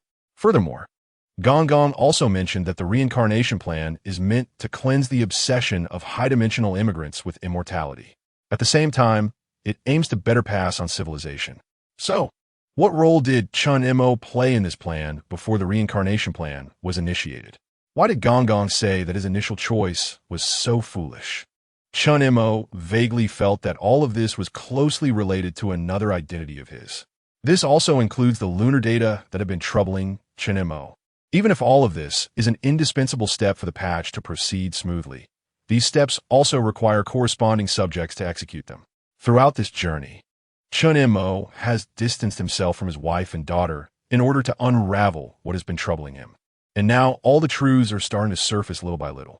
Chen Mo feels that he needs to clarify all of this, since he has chosen this path. The final answer must be clear and unambiguous, without any hint of vagueness. In fact, even Chen Mo himself has not realized that he has always hidden the persistence of a researcher within him, tracing back to the source, exploring the truest essence of the universe and all things. Even though most of the truth has been revealed, he still cannot help but reach out to rip off the last layer of veil shrouded in the mask of truth. Chapter 46. The reopening of the heavenly road. If I had known, I should have asked Colonel Zhou Sun to get us some good equipment when passing by the Eagle Team camp. After listening to Chen Mo and their conversation, Haifeng wore a bitter expression. The shadow left by the trip to Hunan was not a trivial matter for him. Haifeng almost lost his life in that old butterfly-style building in Hunan. As a sniper, he had never imagined that one day he would be so obsessed with firepower. If they had sufficient firepower supply in that old butterfly-style building in Hunan, Haifeng would not have had to fight desperately with a dagger against a mid-sized predator like the great thief dragon. Perhaps this is what is known as the fear of insufficient firepower. Lao Yao, Wang Tai, and their reactions were similar to Haifeng's. The three of them were combat personnel, and deciphering the truth was not their forte. However, when it comes to combat, the three of them were undeniably in sync. If it weren't for their use of cold weapons and skilled combat skills at the last moment, buying enough time for Feng Rou to uncover the truth. Whether Chen Mo could survive and leave Hunan would be a big question mark. You don't need to worry about firepower. Just then, Feng Rou, who had been silent, suddenly pointed towards the distance. Everyone turned to follow Feng Rou's finger and saw 6 or 7 huge military containers. After the collapse accident, Lao Wu mobilized the entire company's resources, even sending out 20, and airdropped a large amount of rescue supplies all at once. As Feng Rou spoke, she led Chen Mo and the others towards the cluster of containers across the way. Of course, in addition to rescue supplies, there were also some other items inside. As the container doors were slowly opened by Feng Rou, Haifeng's eyes suddenly burst with an unprecedented intensity. Is this a mechanical exoskeleton suit? He had long envied Cheng Yunxiao's Type 3 bionic arm, and now, seeing the military exoskeleton inside the container, Haifeng was extremely excited. Even the usually reticent Wang Tai couldn't help but step forward. With these military exoskeletons, I can carry more ammunition and heavy firepower equipment. For someone like Wang Tai, perhaps nothing else in this world could attract him aside from firepower. Chen Mo stepped forward to take a look at the exoskeleton suits in the container. There were about 8 sets, and besides the cool technological feel comparable to a blockbuster, they were all painted in camouflage. Just then, Cheng Yunxiao patted Chen Mo from behind. Wearing these things, even if you can't provide effective fire support, you can help us carry more bullets. It must be said that Chen Mo's shooting skills are really poor. The impression he left on Cheng Yunxiao and the others in the old butterfly-style building in Hunan was profound, with a target as big as a door panel. Even a rookie would find it hard to miss from 50 meters, but Chen Mo fired over 10 shots in the corridor and only hit 6 or 7 door panels. Although this critical moment saved everyone, it still couldn't change the fact that Chen Mo's shooting skills were poor. On this issue, Chen Mo did not refute anyone, but instead showed an unprecedented awkward smile. Besides the exoskeleton suits, there were also some weapons and equipment in the box, and the ammunition should be sufficient to meet your firepower needs. H, upon hearing this, pulled out a sleek, black weapon from a large box in front of him. The Type 02 flamethrower? Wow, if we had this thing in the old building in Hunan, what would we have to fear from those giant dragonflies? It's the giant dragonfly. The old demon reminded him from the side. Doesn't he matter? It's all the same. I've reserved this thing. No matter if it's flies or mosquitoes one by one, I'll take them down, and if they come in swarms, I'll wipe them out. In contrast, the eyes of firepower hand Wang Tai remained fixed on the various light and heavy machine guns. These things, just like the individual rocket launchers, are Wang Tai's favorites. Cheng Yunxiao, as always, chose various sizes and models of grenades. The old demon, based on his usual firepower setup, added many medium and heavy individual weapons. These individual exoskeleton suits can withstand a normal ammunition load 8 times greater without affecting the soldier's mobility, or even more. However, due to being heavy equipment, the battery can only run at full load for 3.5 hours. Hearing Feng Rou's reminder, everyone's gaze returned to these camouflaged exoskeleton suits. They indeed appeared to have a heavier feel than normal exoskeleton suits, rather than calling them exoskeleton suits. It would be more accurate to refer to them as exoskeleton armor. However, only such heavy individual gear can handle 8 times the normal ammunition load. Feng Rou stepped forward, opened her mouth, and was about to say something to Chen Mo when suddenly a dazzling bright light flashed overhead, followed by a sound resembling some object tearing. The path to heaven has opened. Wait, this path to heaven seems different from what we saw before. A huge, Irregular spherical objects slowly emerged in midair under the astonished gazes of Chen Mo and the others. Haven't we seen this thing somewhere? Gazing at the familiar giant sphere in midair, Haifeng couldn't help but mutter. That's right, we have seen it. In the image on the fifth peak of Kunlun from the Cretaceous period. Cheng Yinxiao nodded. At this moment, the colossal object floating above everyone's heads was indeed the irregular circular pattern from the fifth peak of Kunlun, appearing as if it had been slashed at an angle, presenting itself like a mountain before everyone. This is the complete Buzhou mountain, or we can call it the path to heaven. Hearing Chen Mo's words, everyone finally noticed that along the slashed angle of Buzhou mountain, a ladder of light and shadow was faintly visible among the clouds and mist. This should be the space tunnel that the ancients used to reach the moon. The 12 matrix machines at the core of the moon control the power of time and space from higher dimensions. Therefore, the path to heaven itself possesses both temporal and spatial characteristics. The path to heaven that transports Chen Mo and the others back from the Cretaceous to the 21st century is a time tunnel. Meanwhile, the path to heaven leading to the moon is the Buzhou mountain before us. To some extent, this path to heaven is similar to the old butterfly-shaped building in Hunan, where the space inside is, to some extent, controlled by the 12 matrix machines along with time. You mean, it's very likely that there will be temporal anomalies here like in Hunan? I can't say for sure whether there are temporal anomalies. But one thing I can confirm is that the higher dimensional beings on the moon will never allow us to easily pass through the space tunnel. Chapter 47. The Monarch of Giant Insects, what? You want to go with us? About 10 minutes later, Chen Mo, who had donned the exoskeleton suit from the container, immediately refused. Assistant Fong, I cannot agree to your request. I am not asking for your consent. I am informing you. Fang Hu ignored Chen Mo's objection, strode into the container, and skillfully pulled out a Type 09 individual shotgun from the box. The tungsten alloy projectile can penetrate targets better, and its wide-area lethality can effectively compensate for the lack of shooting accuracy. After saying that, Fong rode directly through the Type 09 individual shotgun in her hand towards Chen Mo. With the protection of the exoskeleton suit, the recoil of this gun can be minimized. Watching Fong Ro, who was putting on her exoskeleton suit while talking, both Cheng Yunxiao and the trio of bodyguards shrugged at Chen Mo simultaneously. Especially Haifeng, Lao Yao, and Wang Tai from the bodyguard trio. Assistant Fong has always had this kind of temperament, and I think Assistant Fong is quite capable. She will definitely be of great help. I have no objections. Even Wang Tai, who usually spoke the least among the three, couldn't help but voice his support for Fong Ro. In fact, long before Chen Mo entered the container to wear the exoskeleton suit, Fong Ro had already greeted the trio of bodyguards in her capacity as an assistant. The three of them were company employees and naturally could not go against Fong Ro's orders. From a professional perspective, they had worked with Fong Ro for quite some time in the company and held great respect for this female assistant who had transitioned from Special Operations Unit. Moreover, they had experienced life and death together during the Cretaceous. If it weren't for Fong Ro deciphering the data Chen Mo left behind, they wouldn't have had the chance to stand here. Don't look at me. I won't be involved in this.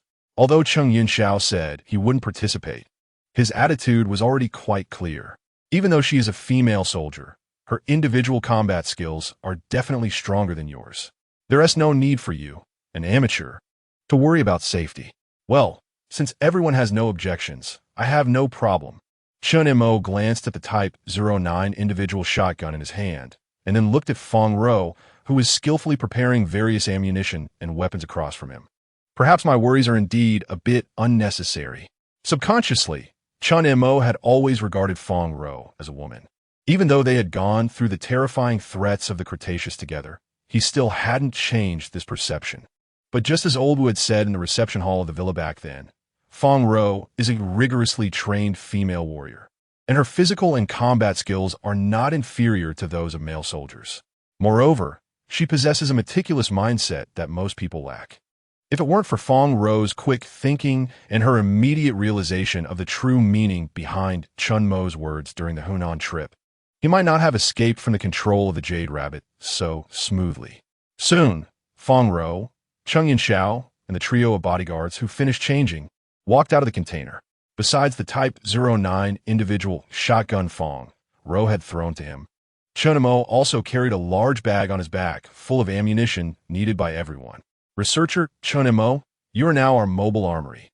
With such ample ammunition supply, no matter how many damn monsters come this time, Hai, will make them hit the ground and call me Grandpa.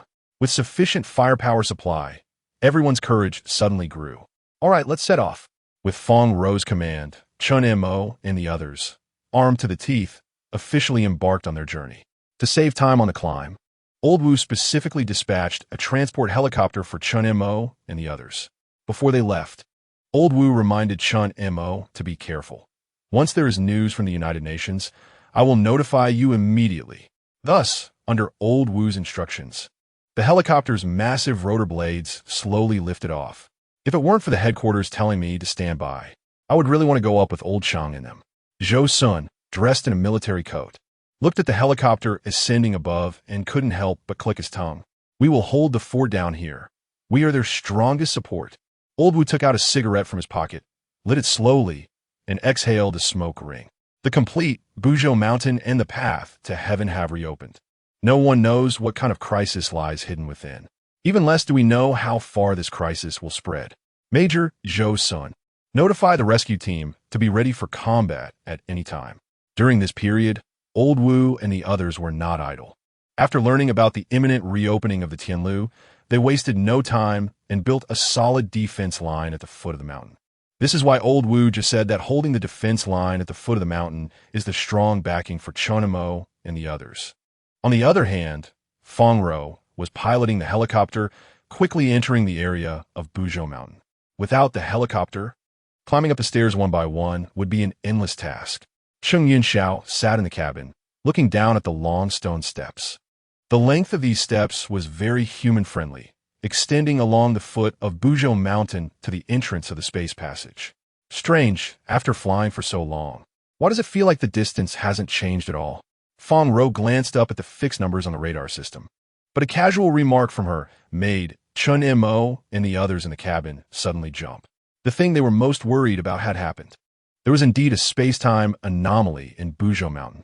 The scene before them was all too familiar to Chen Mo and the others, who had experienced the bizarre corridors of the old butterfly-style building in Hunan.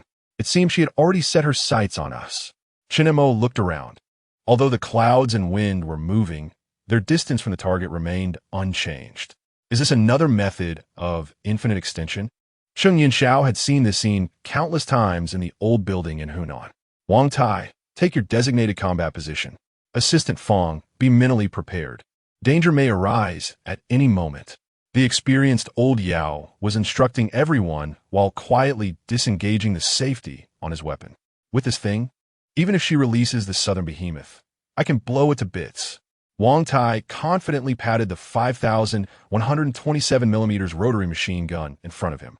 The last close combat with the great thief dragon had made this tower-like man feel deeply powerless. This time, with the heavy firepower he had longed for, Wang Tai felt a surge of confidence. Be careful, they're coming out from the right front. Just like the previous old building in Hunan, this crisis also followed rules. Did they replace the building door with a cave? Haifeng licked his dry lips, watching the giant dragonflies swarm out from the crevices of the Buzhou mountain wall to the right front. Another dragonfly? It seems similar to what you encountered in Hunan. Fong Ro looked at the swarm of giant dragonflies approaching, and a strange color flickered in her eyes. Don't underestimate them. During the era of giant insects, giant dragonflies ruled the earth for 300 million years. The hunting success rate of a peregrine falcon is 23, a lion's is 50, and even the most cunning hyena on the African savanna has a success rate of only 67. But the hunting success rate of giant dragonflies can reach almost 100. But even the strongest can be blasted to pieces by our bullets, right? Haifeng, who had been looking for a chance for revenge, now had a gleam of eagerness in his eyes as he faced the approaching giant dragonflies. Now's the time, fire! Chapter 48. The surging tongues of fire erupted from the 5,127mm rotary machine gun, and the once thick swarm of giant dragonflies began to rain blood. Watching the dragonfly limbs fall continuously under Wang Tai's fierce firepower, Old Yao and Cheng Yunxiao also joined the slaughter without hesitation. No wonder they are the rulers of giant insects. They've even learned to encircle from the side. Haifeng glanced at the giant dragonflies coming from both sides through the cabin side door and eagerly opened the cabin door, unleashing his two-type flamethrower without hesitation, spraying a long cloud of fire into the air. Wherever the fire cloud passed, countless giant dragonflies, with their wings scorched by the flames, fell towards the ground. Ha ha! Come on, little girl. Don't you like using monsters to harm people? Open your eyes wide and see how Hai, deal with you bunch of bastard monsters. At this moment, under the powerful fire output, the frustration Haifeng felt in the old building in Hunan seemed to vanish. Looking at the group, who were in a completely different state from the old building in Hunan, Chen Mo suddenly thought of a popular joke on his phone. Indeed, all fears in the world stem from insufficient firepower. Once sufficient firepower is mastered, even the most terrifying things can change. Although the strong firepower output could keep these giant insects away from the plane, if they couldn't solve the spatial problem, even with infinite firepower, they couldn't escape the current predicament. Chen Mo nodded in agreement with Feng Rou's words. That's right, space is the biggest problem we face right now. Back in the old building in Hunan, they could solve this problem by closing the Earth portal. But now they obviously couldn't do that. Nor could they close the Earth portal again. Since this is a necessary process for patching the space-time anomaly, the solution must also be found within the situation. Chen Mo kept observing his surroundings. The flowing wind and floating clouds all felt so real, with no trace of any space being confined. It was as if a perfect sky realm had seamlessly merged with everything around it. Old Yao, shoot a few rounds at the stone wall where the giant dragonflies are appearing. Upon hearing Chen Mo's words, Old Yao immediately turned the gun towards the stone wall and fired 3 rounds. As expected, 3 clear bullet marks were left on the wall. Just like in the old building in Hunan, when the time in a certain area changes, the infinite extending space will stop. As soon as Chen Mo's words fell, Feng Rou, understanding his meaning, piloted the helicopter towards the direction where the giant dragonflies were attacking, attempting to break out of this infinite extending space. Buzhou Mountain was different from the old building in Hunan. The space here was vast. Even if the Jade Rabbit could utilize the anomaly in Buzhou Mountain to control the space-time rules, the influence of the anomaly would definitely be limited. Under the cover of the firepower from the 3-man guard team, and Cheng Yunxiao, Feng Rou successfully piloted the helicopter through the blockade of the insect cloud. The huge helicopter blades, under Feng Rou's control, moved like a nimble gecko, tailing along the stone wall upwards. Hurry up, go faster. In a moment's distraction, the number of giant dragonflies pouring out from the cracks in the stone wall below was decreasing. Clearly, the operator behind had sensed Chen Mo's intentions, trying to close the anomaly in space by stopping time. Wait, what is that? Just then, a huge head suddenly emerged from a cave in the stone wall above. Feng Rou couldn't dodge in time and was bitten on the tail of the helicopter by the gaping maw. The rapidly spinning blades struck the monster, causing it to howl in pain as blood mixed with fragments of the broken tail fell. There is no time left. Jump out now. Almost instantly, everyone in the cabin activated the ejection jump devices on their exoskeleton suits, leaping toward the hole below and the stone wall. Just after they jumped out of the cabin, the helicopter finally crashed down with thick smoke, severely damaged. Looking back at the giant beast at the cave entrance, its entire head was already drenched in blood from the rotor blades, lying on the ground, barely alive. It was a Spinosaurus, and it was only at this moment that everyone clearly saw the true face of this giant monster. To prevent any accidents, Wang Tai, holding heavy weaponry, stepped forward and fired a burst at the Spinosaurus's bloody head. Feng Rou and Cheng Yunxiao, hanging on the stone wall, were also successfully pulled up with the help of Old Yao and Haifeng. Thankfully, this exoskeleton suit has an ejection jump and climbing hooks. Otherwise, my life would have been lost just now. Gasping heavily at the cave entrance, Cheng Yunxiao made a self-deprecating joke. All right, our free ride time is over from now on.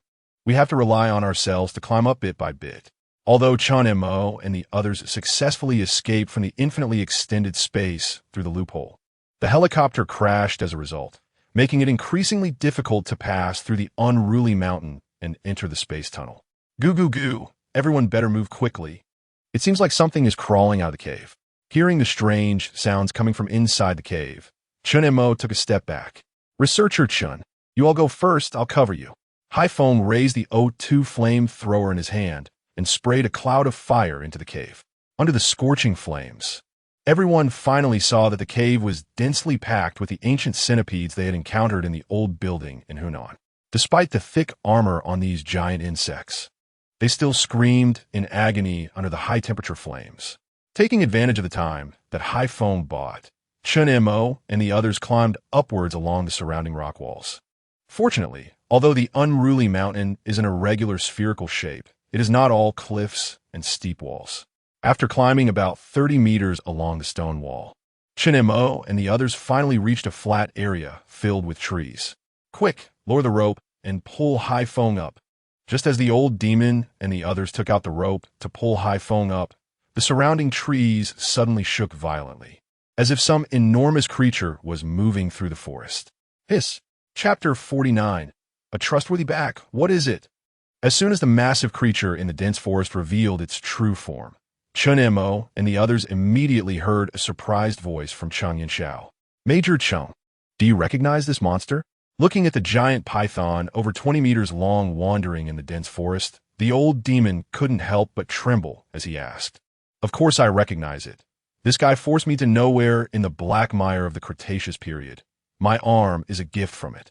Cheng Yinxiao shook his bionic arm. You mean this giant python is the one you encountered in the Cretaceous? Feng Ro was also taken aback upon hearing this. The giant python in front of them was indeed larger than the legendary Titanoboa. But could Cheng Yinxiao really recognize this python as the one that chased him in the Cretaceous? This left Feng Ro feeling somewhat incredulous. Did you notice the scar under its right eye? At Cheng Yinxiao's reminder, everyone finally noticed the faint scar beneath the giant python's right eye. It was precisely because of this scar that Cheng Yinxiao could recognize the python's identity at a glance. It seems this guy didn't perish with that whatever it was. The lizard crocodile. Another possibility is that this giant python appeared before Major Cheng encountered it. Chen Mo's words instantly reminded everyone that within the time and space loophole controlled by the little girl, you too, one cannot deduce the true nature of things based on common sense. Regardless of whether it was before or after, this creature had already set its sights on them. And if they didn't take it down, none of them would be able to leave here.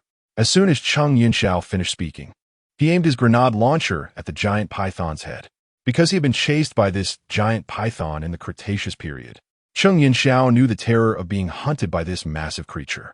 However, just as Cheng Yinxiao pulled the trigger, the giant python seemed to sense the danger and quickly twisted its body, turning its enormous head to the side.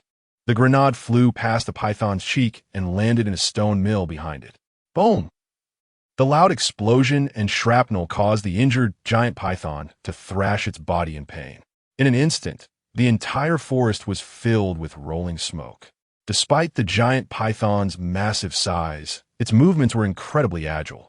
The old demon and Wang Tai fired several times but failed to bring down the giant creature. In the end, it was Wang Tai who hoisted the shoulder-mounted rocket launcher and directly fired a shot that heavily injured the giant python as it fled deep into the forest. This creature was very skilled at stealth hunting. If it managed to escape, it would truly be a headache. The prey targeted by the giant python would surely find a way to ambush Chen Mo and the others along their path. Cheng Yinxiao rushed forward in great strides. Looking at the writhing giant python near the shell hole, which had its lower abdomen and tail severed into two sections, with its innards and blood flowing everywhere. And without hesitation, he raised his grenade launcher and fired another shot. This time, the heavily injured giant python did not evade and was directly hit in the head by Cheng Yinxiao's grenade launcher, dying on the spot. The advantage of hot weapons in instantly killing flesh and blood was thoroughly demonstrated, and this scene happened to be witnessed by Haifeng, who was climbing up the rope. After understanding the situation, Haifeng looked at Cheng Yinxiao with a suppressed smile. Major Cheng, that last shot was a bit personal, wasn't it? The giant python was already heavily injured. All you needed was to shoot a couple more times, but you had to blow it to bits. What is this if not personal animosity? In fact, everyone had noticed this point, but as the saying goes, seeing through but not saying through. They were not like Hai Feng, who foolishly blurted everything out. What about the centipedes below? Hearing Chen Yunxiao's inquiry, Hai Feng proudly waved the O2 flamethrower in his hand. Most of them have been burned to death. Although these guys have tough skin and thick flesh, they are particularly afraid of fire. Once the fire at the cave entrance started, they immediately backed off. All right, then let's continue. However, just as Chen Mo opened his mouth, a bizarre thing happened again. The giant python, which had its head blown off by Cheng Yunxiao and had its innards and blood all over the place, actually vanished into thin air right in front of everyone.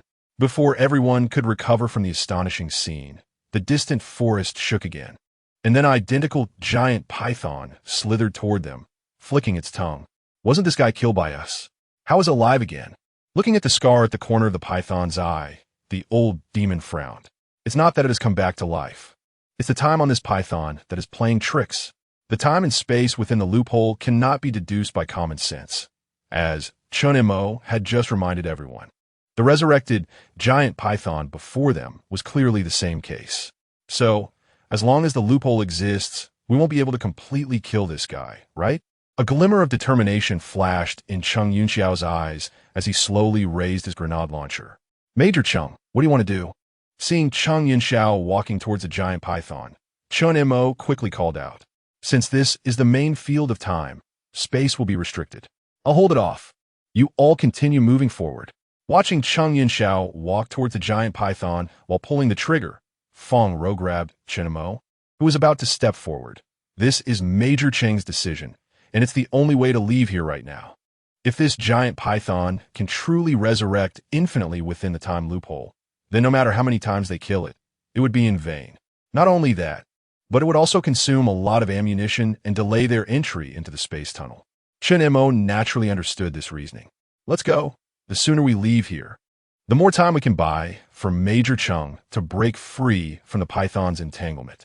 Chen Mo also knew that this was not the time for emotional decisions. Cheng Yunxiao's actions were not only for them, but also for the continuation of human civilization. Major Cheng, take care. The old demon and Hai Feng shouted towards Cheng Yunxiao, then without hesitation, protected Chen Mo and Feng Ro as they retreated from the forest. Even Wang Tai, who had been silent as the firepower hand, couldn't help but cast an admiring glance at Cheng Yunxiao. For them, as soldiers who fought on the battlefield, having a comrade who actively sacrifices himself to cover everyone is undoubtedly a great honor. Clearly, Cheng Yunxiao was such a person. Chen Mo, what are you thinking? On the way out of the forest, Feng Ro glanced at the silent Chen Mo beside her. I was wondering why she didn't directly attack us. Here, Chen Mo refers to her as the Jade Rabbit. According to the experiences of Chen Mo and the others in the old building in Hunan, the entire old building was clearly the domain of the little girl, the Jade Rabbit. Chen Mo and the others had no room to resist at all. However, since they entered Mount Buzhou, although they encountered obstacles, the intensity of the obstacles was not as severe as they had imagined. Except for the giant python they encountered in the dense forest, which was somewhat troublesome, it seemed they hadn't faced any excessively desperate situations. Unless, just as Chen Mo thought of something, he suddenly stepped into a void and fell. What is this? A swamp. It turned out that the moment Chen Mo and the others rushed out of the woods, they unexpectedly entered a foggy swamp. Damn it, the more you struggle, the faster you sink. Moreover, Chen Mo and the others were wearing heavy exoskeleton battle suits and carrying a large amount of ammunition on their backs, causing them to sink into the swamp much faster than normal people. Wait, what is that? At this moment, the old demon suddenly noticed a huge figure flickering in the mist right in front of them. At the foot of Mount Buzhou, Old Wu and Zhou Sun watched the helicopter in the distance fall and explode, with thick smoke billowing. Both of them couldn't help but frown. Clearly, Chen Mo and the others had run into trouble on their way to the heavenly road. Soon, after controlling the fire, Old Wu and Zhou Sun, after checking and finding no human remains, finally breathed a sigh of relief. Just then, Zhou Sun noticed a dark cloud approaching from above. Is it the giant dragonfly? Chen Mo and the others mentioned it in their report. Old Wu recognized the origin of the dark cloud at a glance. And facing the densely packed swarm of flying insects rushing in, Old Wu immediately ordered without hesitation. Open fire. Hit them hard. Under Old Wu's command, the defensive line formed by the rescue team opened fire simultaneously. The dense bullets formed a trench of steel, firmly intercepting these flying giant insects outside the trench. It's giant insects and more giant insects. Hearing the gasps from the crowd, Old Wu, who had already returned to the camp, and Zhou Sun quickly looked in the direction everyone was pointing. At this moment, they saw a mass of giant centipedes and various other enormous insects rapidly spreading towards their camp from halfway up the mountain. The rescue team, forming the defense line, had never seen such a scene, their faces turning pale as they grit their teeth and shot at the giant insects on the hillside. Has there been no information from the United Nations yet? Looking at the increasingly numerous giant insects around, Zhou Sun, while changing magazines to join the shooting team, asked Old Wu. Unexpectedly, as soon as Old Wu raised his wrist-mounted satellite communicator, his eyelids suddenly twitched. I'm afraid we won't be able to wait for information from the United Nations. What do you mean? Hearing this, Zhou Sun, who was raising his gun and shooting frantically at the giant insects, was momentarily stunned. Chapter 50. United Nations Crisis, United Nations Headquarters. Since everyone thinks there is no problem with the plan we mentioned earlier, then wait a minute, I have something to say. Peng Lao's words were interrupted halfway by the American representative, who walked forward step by step with a phone in hand. I just received a call from the Pentagon, and just a few minutes ago, the coordinates you mentioned have disappeared from the satellite cloud map, and we can't even detect any signals inside. The American representative's words were undoubtedly a heavy blow to the representatives of various countries present. Ever since Peng Lao provided that coordinate far away in Kunlun in the United Nations Conference Hall, the representatives of the United Nations countries had been closely monitoring all information related to this coordinate. But clearly, there was a problem during the monitoring process. In the content that was just presented by the Chinese side, a very important issue was mentioned. Through the data, we can see that the Chinese side does not clearly understand the true intentions of the mastermind behind all this. They only provided a vague conclusion of immortality through a bunch of Eastern mythological stories. I believe that in this highly developed technological modern era, especially in the United Nations conference room, making such statements is extremely irresponsible. The American representative said this and then turned to look at Peng Lao. I admit, your debate just now was very impressive, but it is not enough to sway the decision of the United Nations. Based on the above, can we understand that the Chinese side does not have a full understanding of the situation and only wants to deliver a strong counterattack before the opponent strikes? But as we can all see, the behind-the-scenes guy just used a little trick and made the most precise space instruments on Earth seem blind, losing track of the target. I want to ask the Chinese side, under such circumstances, do you think you have the ability to throw a punch? Regarding the American representatives mentioned that the Kunlun coordinates lost contact a few minutes ago, Peng Lao's side did not receive prior notice. To be precise, just now, Peng Lao was indeed in a critical moment of reaching an agreement with the representatives of the various countries present and had no time to receive external information. At this moment, hearing the American representative's statement, Peng Lao glanced at Su Yin, who quickly responded. After confirming the accuracy of this news, Peng Lao gently nodded. However, the American representative did not give Peng Lao a chance to catch his breath. Let me ask everyone present, if the person behind this unknown crisis has more powerful means, and we swing our fists with all our might, will that provoke them? As for the consequences of provoking them, the representatives of various countries present also had a rough idea in their minds without the American representative needing to say it. Regarding the plan to launch nuclear bombs in lunar orbit to trigger wave-particle duality, initially, many countries in the United Nations were opposed to it. Even at that time, including the United States, all permanent members voted in favor because the United States truly believed that human power could prevent this lunar crisis. However, with the rapid activation of electromagnetic radiation energy on the moon's surface, combined with the data previously announced by the Chinese side in the United Nations, the American side suddenly realized that the situation seemed more complicated than they had imagined. If the one controlling everything behind the moon really comes from a higher dimensional civilization, then what is the point of resisting? As the American representative, I now announce the Pentagon's latest decision. The SPAR plan will continue to be implemented. According to the latest detection report, the electromagnetic energy activity on the moon has begun to slow down significantly since a few minutes ago. In other words, regarding the question of whether to destroy human civilization, the higher dimensional existence has shown hesitation. Therefore, I advise everyone that at this time, slapping the lions but is not a wise move. The American representative's words were directed not only at Peng Lao, but also at all the representatives of the countries present. I agree with the American representative's statement. I agree. Provoking an invincible enemy is not a wise choice. We must consider the well-being of our nation's citizens. The continuation of humanity does not necessarily have to rely on force.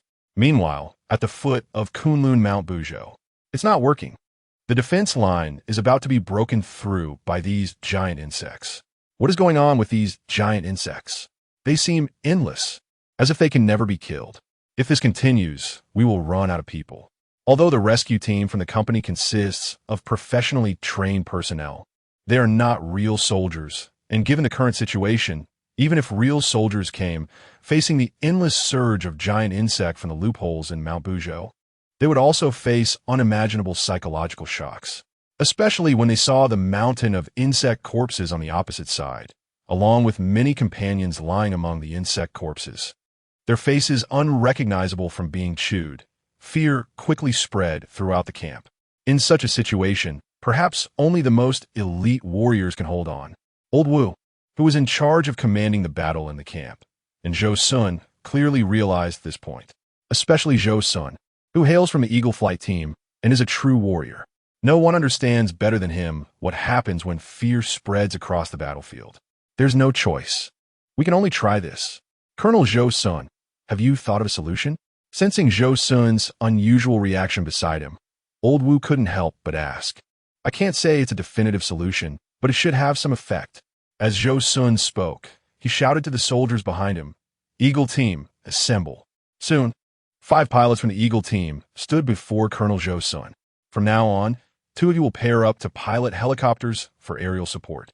Earlier, when Old Wu called for airborne support, Zhou Sun noticed that many helicopters have been equipped with 5 127mm rotary cannons.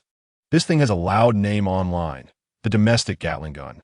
Unlike the traditional 6-barrel rotating Gatling, the domestic 5 127mm machine gun uses a 3-barrel rotation, giving it a natural advantage in firepower suppression. However, due to the giant dragonflies hovering over the camp, these powerful weapons have yet to play their proper roles in battle. Colonel Zhou Sun, as a pilot, you should know better than I do that the biggest taboo during flight is encountering large swarms of flying creatures. Even a sparrow can cause unprecedented air disasters. Have you thought about the consequences if you forcibly take off in such a situation? In response to Old Wu's questioning, Colonel Zhou Sun smiled nonchalantly. Is it just death? We soldiers have been waiting for the day to sacrifice ourselves for our country since we put on this uniform. Moreover, we are fighting not just for our country, but for civilization as a whole. Even if we die, we will be heroes of humanity. Under Zhou Sun's moving speech, the eyes of the surrounding Eagle Team pilots were firm. Death can be heavier than Mount Tai or lighter than a feather. At this moment, they felt heavier than Mount Tai. Without any hesitation, Zhou Sun immediately issued the flight order. Watching the 3 helicopters slowly take off, Old Wu wanted to say something, but in the end, he said nothing. He knew better than anyone why Zhou Sun and the others had to do this. If the rescue team on the camp's defensive line couldn't withstand the pressure and retreated, the entire camp would fall. In such a situation, their aerial fire support was a shot of adrenaline. Only in this way could the camp's defensive line hold out longer. Chen Mo, Feng Ro, you need to hurry up, or my credibility, built over a lifetime, will be broken by you. Old Wu quickly loaded another magazine and joined the team shooting at the giant insects. Chapter 51. Breaking Promises at Nazhaushen in the Swamp. Lao Yao, Wang Tai, and Haifeng once again shot down the colossal creature in the swamp. Looking at the middle-aged giant that resembled both a crocodile and a lizard, covered in mud, Feng Ro couldn't help but wipe her face. Half an hour ago, We couldn't even cover 200 meters.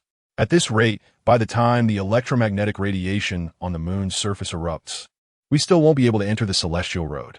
The creature's corpse is disappearing again, just like the giant python Chen Mo and the others encountered in the woods. The lizard crocodile in front of them would reappear no matter how many times it was killed. This should be the 5th time we've killed this monster, right? Even Haifeng, who was holding the Type 02 flamethrower, couldn't help but frown. This feeling of killing it once only for it to return is really unpleasant. The key is that they were in the swamp, severely limited in movement, and this was precisely the lizard crocodile's territory. Chen Mo, what are you thinking about?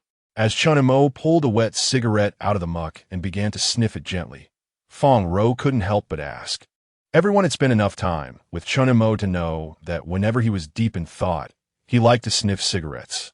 This habit had always been a signature move of his, and when this gesture appeared, Chen Mo often found some critical clues in difficult situations.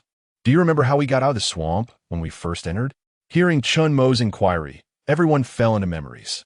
At the moment they sank into the mud, they truly thought they were done for.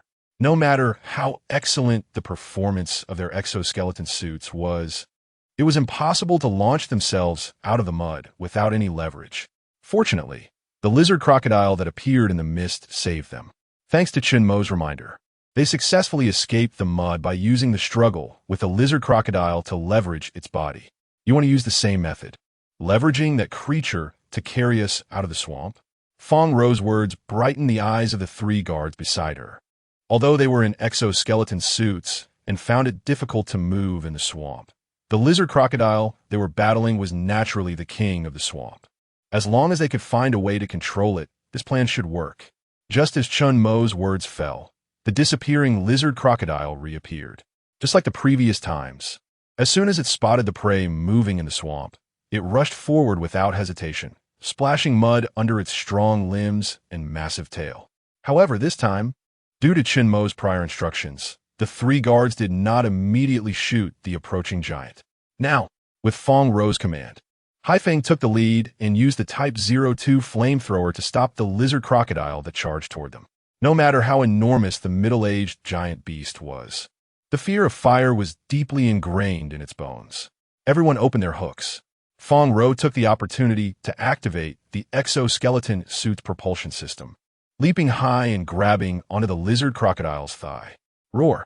The pained lizard crocodile let out an angry roar. Its massive body began to thrash around in the swamp. Assistant Fong, the situation has changed. Eliminate the target immediately.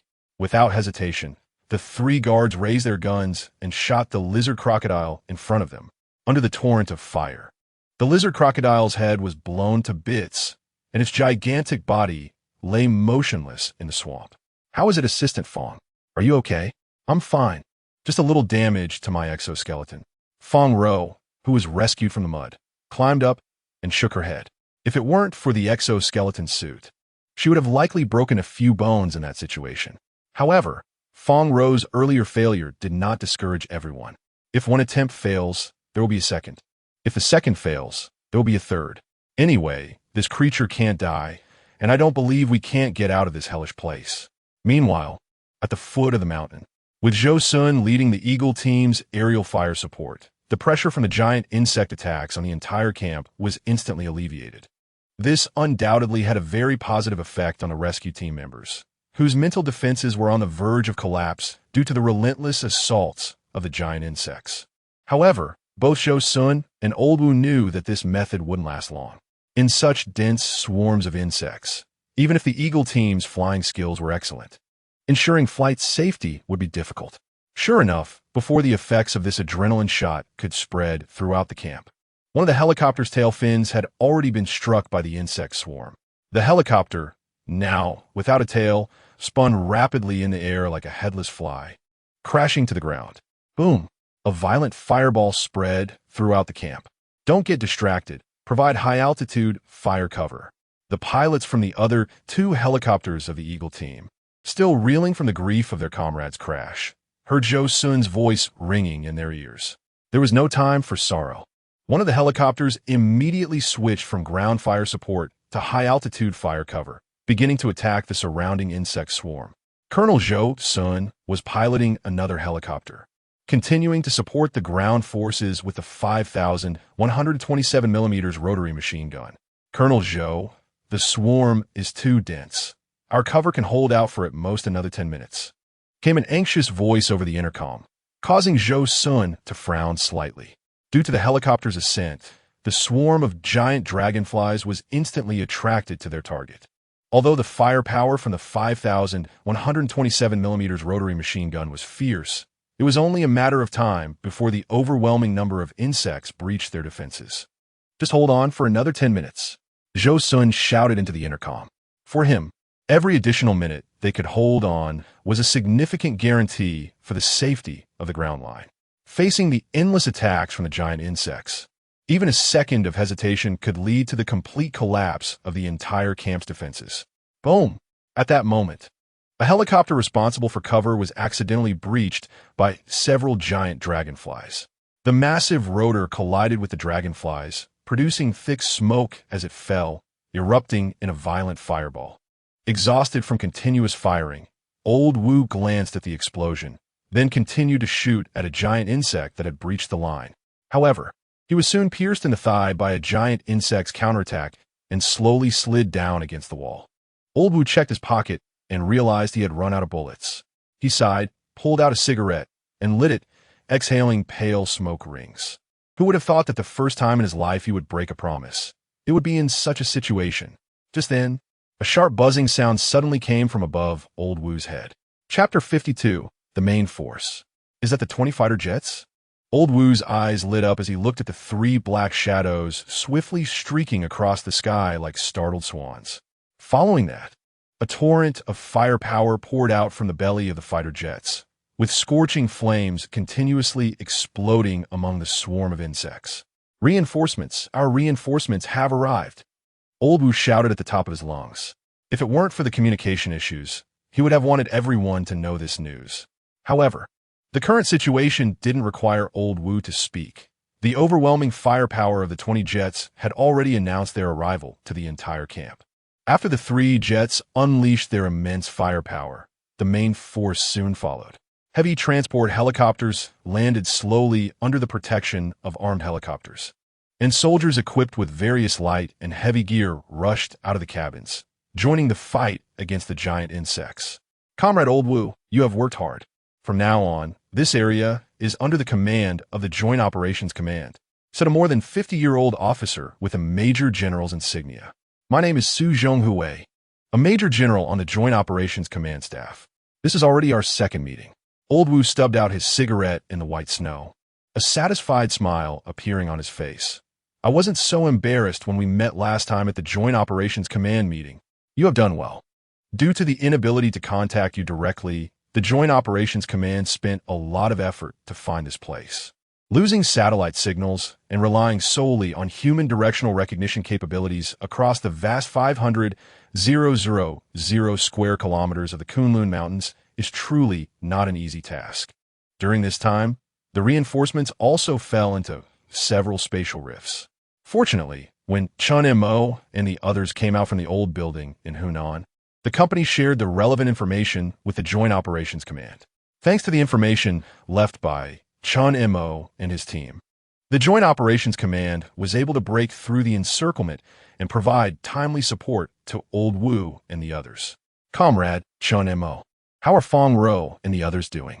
Not sure. They've been climbing for a while. If all goes well, they should be nearing the Celestial Road. With the support of the main force, the swarm of insects in the air was quickly cleared away, and even the vast number of giant insects on the opposite side were being decimated at a visible speed under the onslaught of various light and heavy firepower.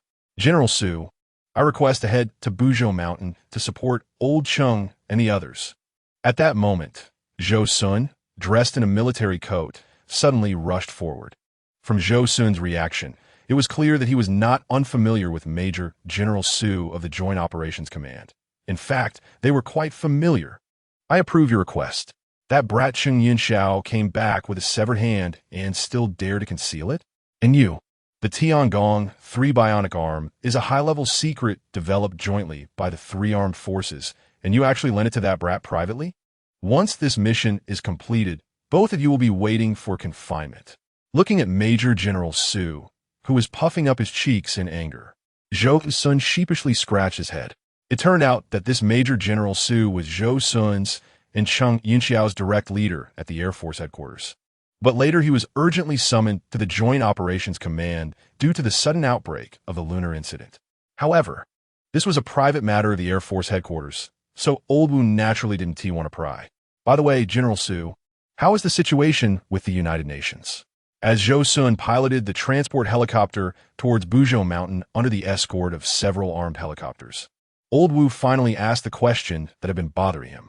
Before our main force entered Kunlun, Elder Peng from the Ministry of Foreign Affairs was still arguing with the American representatives in the UN conference room. Although I don't know the final outcome, we should trust Elder Peng. Since the reinforcement troops from the Joint Operations Command entered the Kunlun Mountains, communication with the outside world gradually ceased. If it weren't for the fierce situation at the foot of the mountain camp attracting the attention of the reinforcement troops, they might not have found them so quickly. Elder Peng is a veteran of the Ministry of Foreign Affairs. If he can't resolve it, then we can only rely on ourselves. Just as Old Wu finished speaking, the massive swarm of giant insects surged out from the spatial rift in the distance. It seemed that the situation was just as Chen Mo said. As long as the 12 matrix machines inside the moon were still operating, the crisis on Earth would continue endlessly. Hearing Old Wu's words, Major General Su frowned slightly and stepped forward. Before I set off, the Joint Operations Command had already ordered all local arms factories to operate at full capacity, and the three armed forces are on high alert. The Joint Operations Command stance is very clear. Even if we have to fill these rifts with bullets, we must not let any prehistoric creature cross our defense line.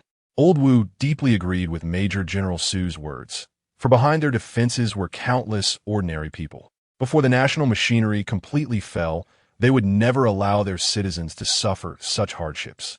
On the other side, Chen Mo and the others had gone through several battles in the Black Swamp, but had not been able to successfully tame the Mesozoic Swamp King, the crocodile. Just after they killed the crocodile for the 8th time, the time rift here suddenly stopped. What happened? Did she discover our plan? Although Chen Mo and his team had failed several times, their steps in taming the crocodile had become increasingly skilled with each failure. In the most recent attempt, they even used the massive body of the crocodile to move swiftly through the Black Swamp for several dozen meters. If this trend continued, it wouldn't be long before Chen Mo and his team successfully tamed the crocodile. It seems we have underestimated the situation. Just as Chen Mo frowned, the sound of helicopter rotors suddenly echoed behind them.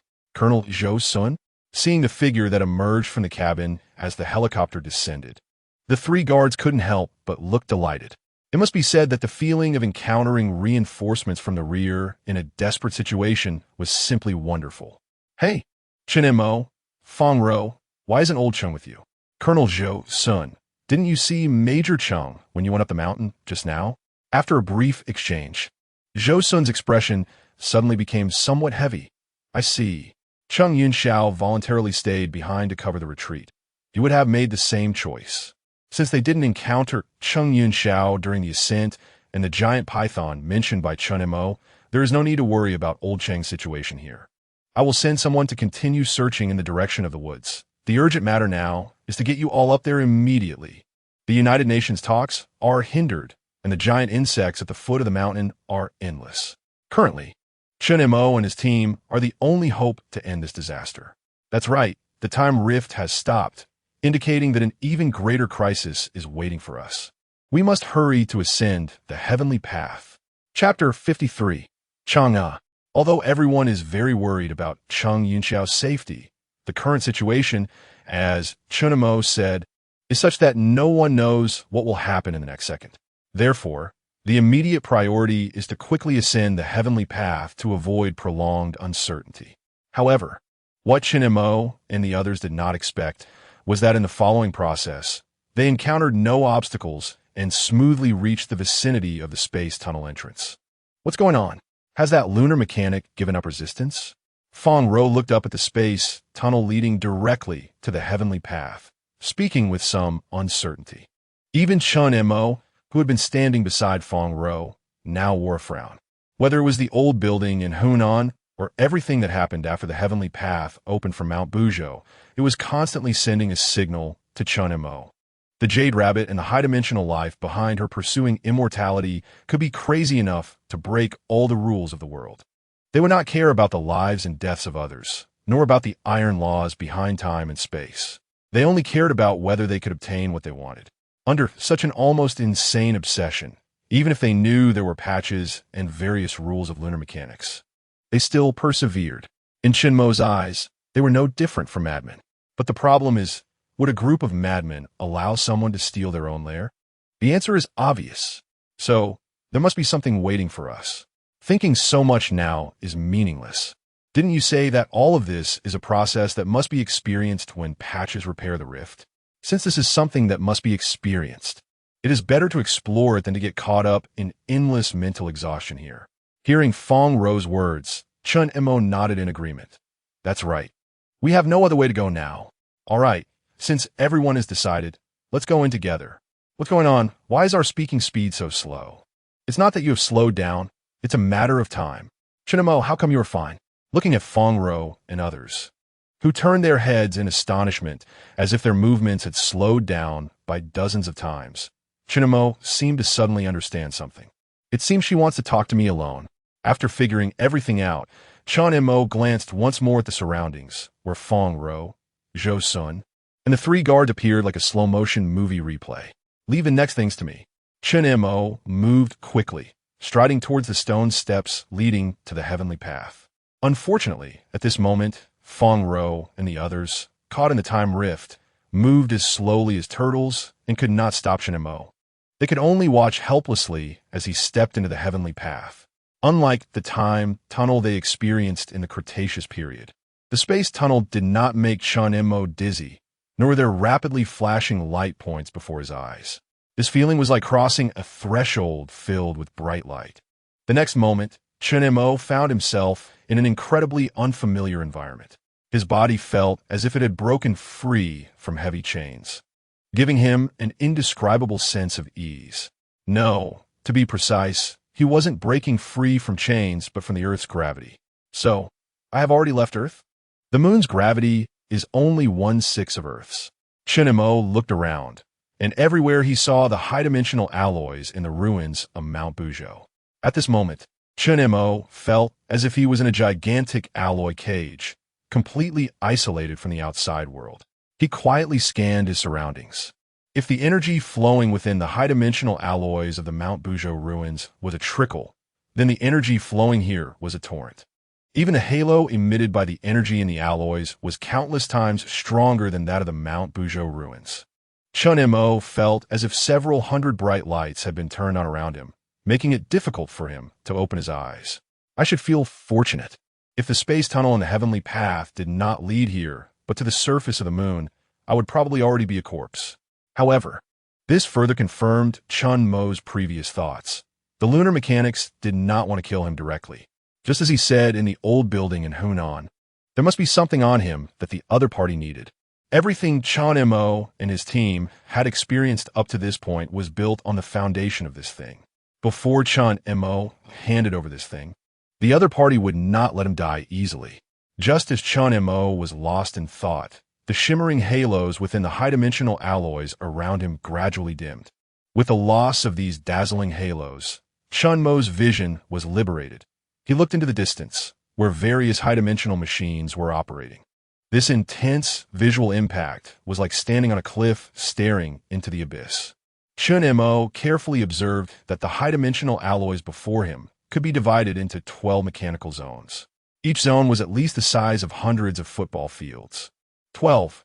Could this be the 12 matrix machines deep within the core of the moon? Just as Chen Mo was astonished by the 12 matrix machines buried deep in the moon's core, a voice quietly came from behind him. Are you shocked to see these machines because something is missing from your soul? Turning to look in the direction of the voice, Chen Mo found that the owner of the voice was none other than the little girl, the Jade Rabbit. However, when Chen Mo met her gaze, he could not help but frown slightly. He could clearly sense that the look the little girl, the Jade Rabbit, gave him was completely different from that in the old building in Hunan. It contained a very complex emotion. You're not the Jade Rabbit. Although the Jade Rabbit in the old building in Hunan always wore a smile, Chen Mo felt that there was something missing in her gaze. Something he had not been able to figure out before. But now Chen Mo understood. It was emotion, human emotion. I didn't expect you to discover it so quickly. Yes, I am not the Jade Rabbit. She is just a program I created to accomplish tasks that I cannot complete. No, that is not right. Hearing the other party's response, Chen Mo narrowed his eyes slightly. The little girl, the Jade Rabbit, in the old building in Hunan, although lacking human emotion in her eyes, did not seem like just a cold program, as the other party said, as if seeing through Chen Mo's thoughts. The other party smiled slightly and stepped forward. You must have sensed that familiar aura from her, right? That is because I infused a part of myself into her when I created her. So, you are the true lunar mechanic, Chang'e? As their eyes met, Chang'e sighed softly. Her body began to transform into a faint light cluster, and the image within the light cluster changed from the little girl, the Jade Rabbit, into a beautiful woman in flowing white garments. But since the appearance of that program made you uncomfortable, I can only face you like this, E. Chapter 54, The List of Deities. When E heard Chang'e's title, Chen Mo's brows furrowed slightly, and a long-standing mythological story involuntarily emerged in his mind. During the reign of Emperor Yao, the archer, E could shoot 100 paces and never miss, earning the emperor's favor and marrying the daughter of Emperor Ku. Later, he was rewarded by the Queen Mother of the West with an elixir of immortality for his achievement in shooting down the suns. He entrusted the elixir to his wife for safekeeping, but she secretly consumed it and flew to the moon. This is the well-known story of Chang'e flying to the moon. Chang'e betrayed Hou Yi's trust in her, consuming the elixir alone and living out her days in the lonely Guanghan Palace. In this story, Chang'e forsook Hou Yi's love and freedom for immortality. However, there is a significant logical flaw in this. Chang'e betrayed Hou Yi to gain immortality, but the elixir was originally granted by the Queen Mother of the West due to Hou Yi's merit in shooting down the suns. Even if she obtained immortality through such means, the authority of the Queen Mother would not permit such an event to exist. It would be akin to a celebrated hero in a well-ordered society being robbed of their accolades. If not addressed promptly, it could lead to extremely adverse consequences throughout society. Although mythological stories cannot be compared to normal society, a higher dimensional civilization would not allow such individuals to foster bad customs. Moreover, there are 12 matrix machines on the moon, a presence comparable to contemporary nuclear weapons. Unless Chang'e is a fool, she would not let short-term benefits cloud her judgment to act in such a way. However, if all this happened during a state of war, the situation would be entirely different. The story of Hou Yi shooting down the suns is well known. What Hou Yi shot down were not the actual suns, but the demon race's golden crows. In other words, they were part of the second-generation demon series. Previously, from the words of Gong at the Buzhou Mountain ruins, Chen Mo learned that after the severance of the Heavenly Road, the third generation of humanity lost the possibility of stepping onto the moon. However, in order to regain control over the 12 matrix machines at the moon's core, humanity developed a new technology for possession. Through this technology, they infiltrated the second generation of witch and demon races in large numbers, leading to the subsequent Witch-Demon War. The Witch-Demon War cannot be simply understood as a war initiated unilaterally by the witch or demon races, but rather as a conflict arising from internal divisions among the higher dimensional immigrants. Therefore, what the Queen Mother of the West granted was not merely an elixir of immortality. At that moment, Chen Mo seemed to understand everything. Hou Yi was the selected lunar maintenance worker in the Six Paths reincarnation plan. To stop the Witch-Demon War and end the higher dimensional being's obsession with immortality, the first batch of explorers from the divine and demon races initiated the Six Paths reincarnation plan. They selected Hou Yi from the existing personnel to serve as the lunar maintenance worker to ensure the continuation of the entire higher dimensional civilization. However, Hou Yi's identity as the lunar maintenance worker was taken away by his wife, Chang'e. Wait, that's wrong. If Chang'e took away the identity of the lunar maintenance worker, then the final outcome of the Witch-Demon War should have been dominated by the third-generation humanity. Hou Yi's wife Chang'e was clearly a spy who had infiltrated the second-generation Witch-Demon race through possession. Otherwise, she would not have backstabbed her husband Ho-E at such a critical moment. But if the third-generation humanity won, the Six Paths reincarnation plan could not succeed, and humanity would not forget their past from a higher dimension. It seems that all the answers can only wait for Chang'e to reveal them herself. Seemingly sensing Chen Mo's gaze, Chang'e slowly floated out from the light mass. Since you have come here, I believe you have understood most of the events that transpired. Give it up. Join me in obtaining immortality, just as you did before. Even if I stand against all of humanity, I do not wish for the enemy before me to be you. Sorry, I do not remember what I once did, Chen Mo replied. It's okay. I will make you remember. Chang'e approached and pressed her forehead against Chen Mo's. In the next second, an endless stream of information flooded into Chen Mo's mind. So it was like this. No wonder. About 10 minutes later, Chen Mo slowly opened his eyes. At that moment, he finally understood why Gong Gong, as a first-generation explorer from the divine and demon races, had such strong resentment when he first saw him at the Buzhou Mountain ruins. It turned out that the first-generation explorers had decided to implement the Six Paths reincarnation plan to cleanse the higher-dimensional immigrant's obsession with immortality during the late stages of the Witch-Demon War. However, they overlooked the infiltration power of the third-generation humanity's possession. Not only did the second-generation Witch-Demon races have their spies, but even the first-generation divine and demon races had them. After the information leaked, the Witch-Demon War officially reached its peak. The first-generation explorers, discovering that the situation was uncontrollable, had to activate the Six Paths reincarnation plan ahead of time. Ho-E was urgently summoned by the explorers. But no one expected that Ho-Yi's wife Chang'e had long been possessed by the third-generation humanity. Ho-Yi's love for his wife, Chang'e, became the main reason for the plan's failure. Helpless, the first-generation explorers could only invoke the lunar maintenance worker system provisions to confine Chang'e, who had entered the moon's core. However, they themselves were also caught up in the Six Paths reincarnation power activated by the provisions, sucked into the 12 matrix machines. The initial Six Paths reincarnation could only cleanse the soul memories within the third-generation humanity, while some from the second-generation Witch-Demon races and the first-generation divine and demon races still retained partial memories. Those who successfully possessed and parasitized in the second-generation Witch-Demon races and the divine and demon races were the same. Thus, shortly after the end of the Witch-Demon War, a new round of the Battle of Deification broke out. The essence of the Battle of Deification was to seize control of the first-generation divine and demon races. Only in this way could they resist more rounds of soul cleansing through the Six Paths reincarnation. As the promoters of the Six Paths reincarnation plan, the first-generation divine and demon explorers would naturally not allow such a thing to happen. They joined forces to create the list of deities, sealing all the possessed witch-demon races and divine and demon races within it, creating a patch program to fill the loopholes in the lunar maintenance worker system provisions. Although I have witnessed all of this happening, due to the existence of the lunar maintenance worker provisions, I cannot influence any reality. Moreover, due to my close connection with the 12 matrix machines, when they encounter problems, I must strive to repair them. Otherwise, I will be automatically dismissed into the Six Paths reincarnation by the provisions. As Chang'e spoke, she gave Chen Mo another deep look.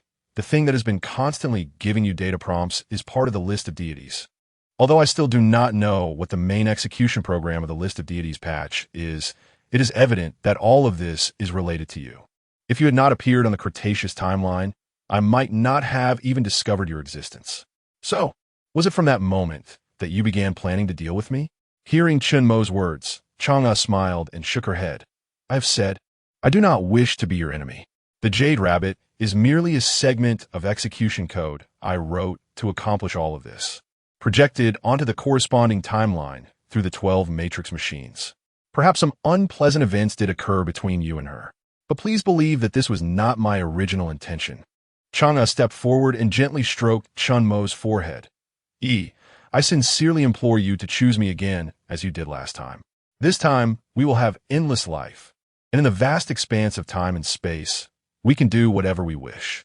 We will be the only true gods in this world, and we will never be separated again.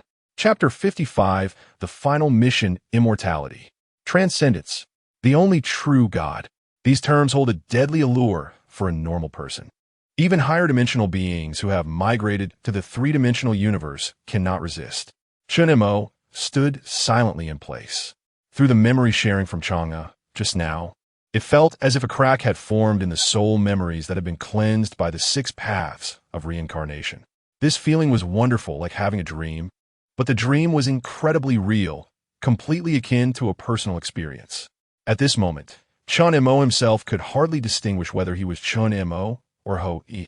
My choice. That's right, your choice. Now tell me, what have you chosen?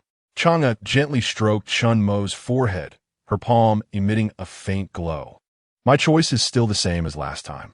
Looking at Chen Mo's slightly dazed eyes, a faint smile appeared on Chang'e's lips. That's right, E. Even after countless years apart, I'm still part of your choice. Was, is, and will be. Chang'e's voice seemed to carry an infinite allure. Yes, my choice has never changed. It's just that this time it's not you. The moment Chen Mo raised his head, his gaze quickly regained clarity. The scene before him made Chang'e pause slightly. E, are you going to betray me? You misunderstood. My choice has always been family. But this time, my family is not you. The moment Chen Mo spoke these words, images of Su Hui and Chen Wen flashed quickly through his mind. If I let you hurt them, that would truly be betrayal. No, no. Only I am your eternal family. They are merely a brief point in your life. Only with me is there eternity. If your so-called eternity means abandoning family, then such eternity is not worth having. In that moment, Chen Mo's gaze was more resolute than ever. Did you see? He is no longer the Ho you knew. At that moment, another voice suddenly emerged from within Chang'e. This voice was familiar to Chen Mo. It belonged to the little girl, Yu-Tu, from the old building in Hunan. Hearing Yu-Tu's voice, Chang'e slowly raised her head and sighed. Yes. He is no longer the Ho-E who unconditionally trusted me back then. Chang'e's expression changed rapidly, and the complex gaze she had towards Chen Mo instantly turned cold. It was as if a stranger of no importance stood before her. If you had chosen me just now like you did back then, perhaps I would have considered our past feelings and let you enjoy eternity with me. But now, you have lost that qualification. Accompanied by Chang'e's icy words, the surrounding glowing orbs multiplied, and among these mirror-like orbs, Chen Mo saw Feng Ro, Zhou Sun, and the 3 guards bound by time at the entrance of the Tianlu Gate. He saw Lao Wu, the soldiers from the Joint Operations Command battling among the swarms. And he saw Elder Peng, who argued fiercely in the United Nations, as well as Abu patrolling the Tibetan region, and Su Chaoyang from the Natural Celestial Body Research Center. Among these numerous figures, Chen Mo's gaze finally locked onto a mother and daughter. This mother and daughter were none other than Su Hui, who picked up Chen Wen after school. Do you see? Every person you cherish is now under my control. You have no bargaining chips with me. From the very beginning, victory in this game was destined to be on my side. The high-dimensional migration has always been a mistake. How could a highly intelligent race give up their original identity to mingle with cattle and sheep? Since the explorers cannot continue to pursue immortality in the low-dimensional universe, let me alone continue the glory of high-dimensional life. Threat. Change was blatt antli treatening Chen Montag. But she overlooked one point. No, you don't understand anything. What the high-dimensional explorers need to continue is never some so-called glory. For a civilization, not achieving a good continuation is, in the eyes of the explorers, a failure in itself. As a continuation of a failed civilization, you have not cherished the hard-won peace, but instead, for the sake of some nonsense immortality, plunged the entire civilization into endless war. Chen Mo had previously believed that the high-dimensional civilization's explorers created the 6 paths of reincarnation to help high-dimensional immigrants forget their obsession with immortality. However, the moment Gong Gong handed the helm of civilization to Chen Mo, he suddenly awakened. The true intention of the high-dimensional explorers was not simply to let civilization continue. They were creating a whole new possibility. Since a failed civilization could not continue, it was better to cast a brand new seed, allowing this seed to bloom with a different brilliance in a new 3-dimensional universe. And humanity is the continuation of this seed. My friend Abu from the Tibetan region once said, The path for the younger generation should be walked by themselves, not burdened with too much wisdom from their predecessors. Similarly, today I return this sentence to you. The will of high-dimensional life should not be imposed on humanity. And there's one point you got wrong. I also have the bargaining chips to manipulate you. As soon as Chen Mo's words fell, he pressed his hand against Chang'e's chest, and in his palm, a mysterious string of data codes was faintly visible. The moment these data codes touched Chang'e's body, they swiftly burrowed into her as if they were alive. What? What have you done to me? Chang'e felt her connection with the 12 matrix machines gradually severing, and her face began to twist in pain. Sharp voices echoed in Chen Mo's ears. I am merely completing the mission that was not fulfilled before. At this moment, Chen Mo's expression was surprisingly calm as he took out a charred lighter. This lighter was given to him by Lao Wu back at the villa, and later, after the incident in the old building in Hunan, Chen Mo found it in the remnants of the fire and discovered that it still worked. He also took out a pack of white sand cigarettes, which had been soaked in mud and water, paused, and instinctively put them back, replacing them with the pack of Zhonghua cigarettes that Lao Wu had given him. This pack of Zhonghua cigarettes had accompanied Chen Mo from Tianqi to the Cretaceous period, from the old building in Hunan to the Wuzhou mountain ruins, and he had never had the heart to open it. Chen Mo tore open the seal of the packaging, slowly took out a Zhonghua cigarette, lit it, and took a deep puff. Cough, cough. This thing still smelled a bit more pleasant, although the feeling of smoking for the first time made Chen Mo quite uncomfortable. He still picked up the Zhonghua cigarette in his hand and took 2 more puffs. Then, he tossed the cigarette to the ground and extinguished it, glancing at Chang'e, who was gradually becoming transparent in the data codes, and said something that left her exceedingly puzzled. Thank you. As soon as Chen Mo's words fell, his body also began to transform into a phantom like Chang'e. At this moment, there was not a trace of fear on Chen Mo's face. His heart felt a calmness he had never experienced before, because this was a responsibility he should bear. Thank you for giving me such a unique life experience, for allowing me to meet the most precious people in my life.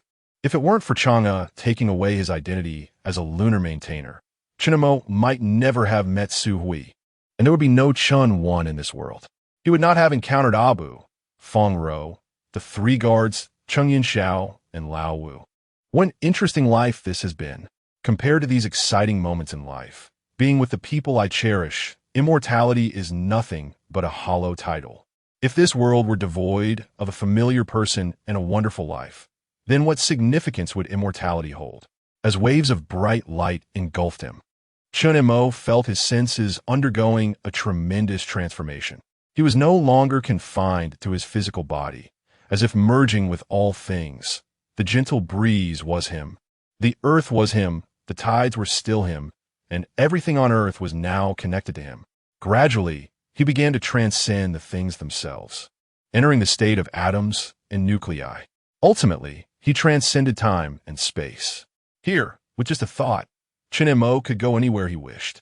In the Paleozoic era, the Cretaceous period, Chen Mo witnessed the birth of humanity and the evolution of all things on Earth, bit by bit, in the river of time. In this river, he saw the young Feng Rou gradually moving from an ordinary working-class family to the military, becoming an excellent female special forces warrior. He also saw Elder Peng persuading representatives from various countries at the United Nations headquarters to work together to overcome difficulties. Was this Haifeng?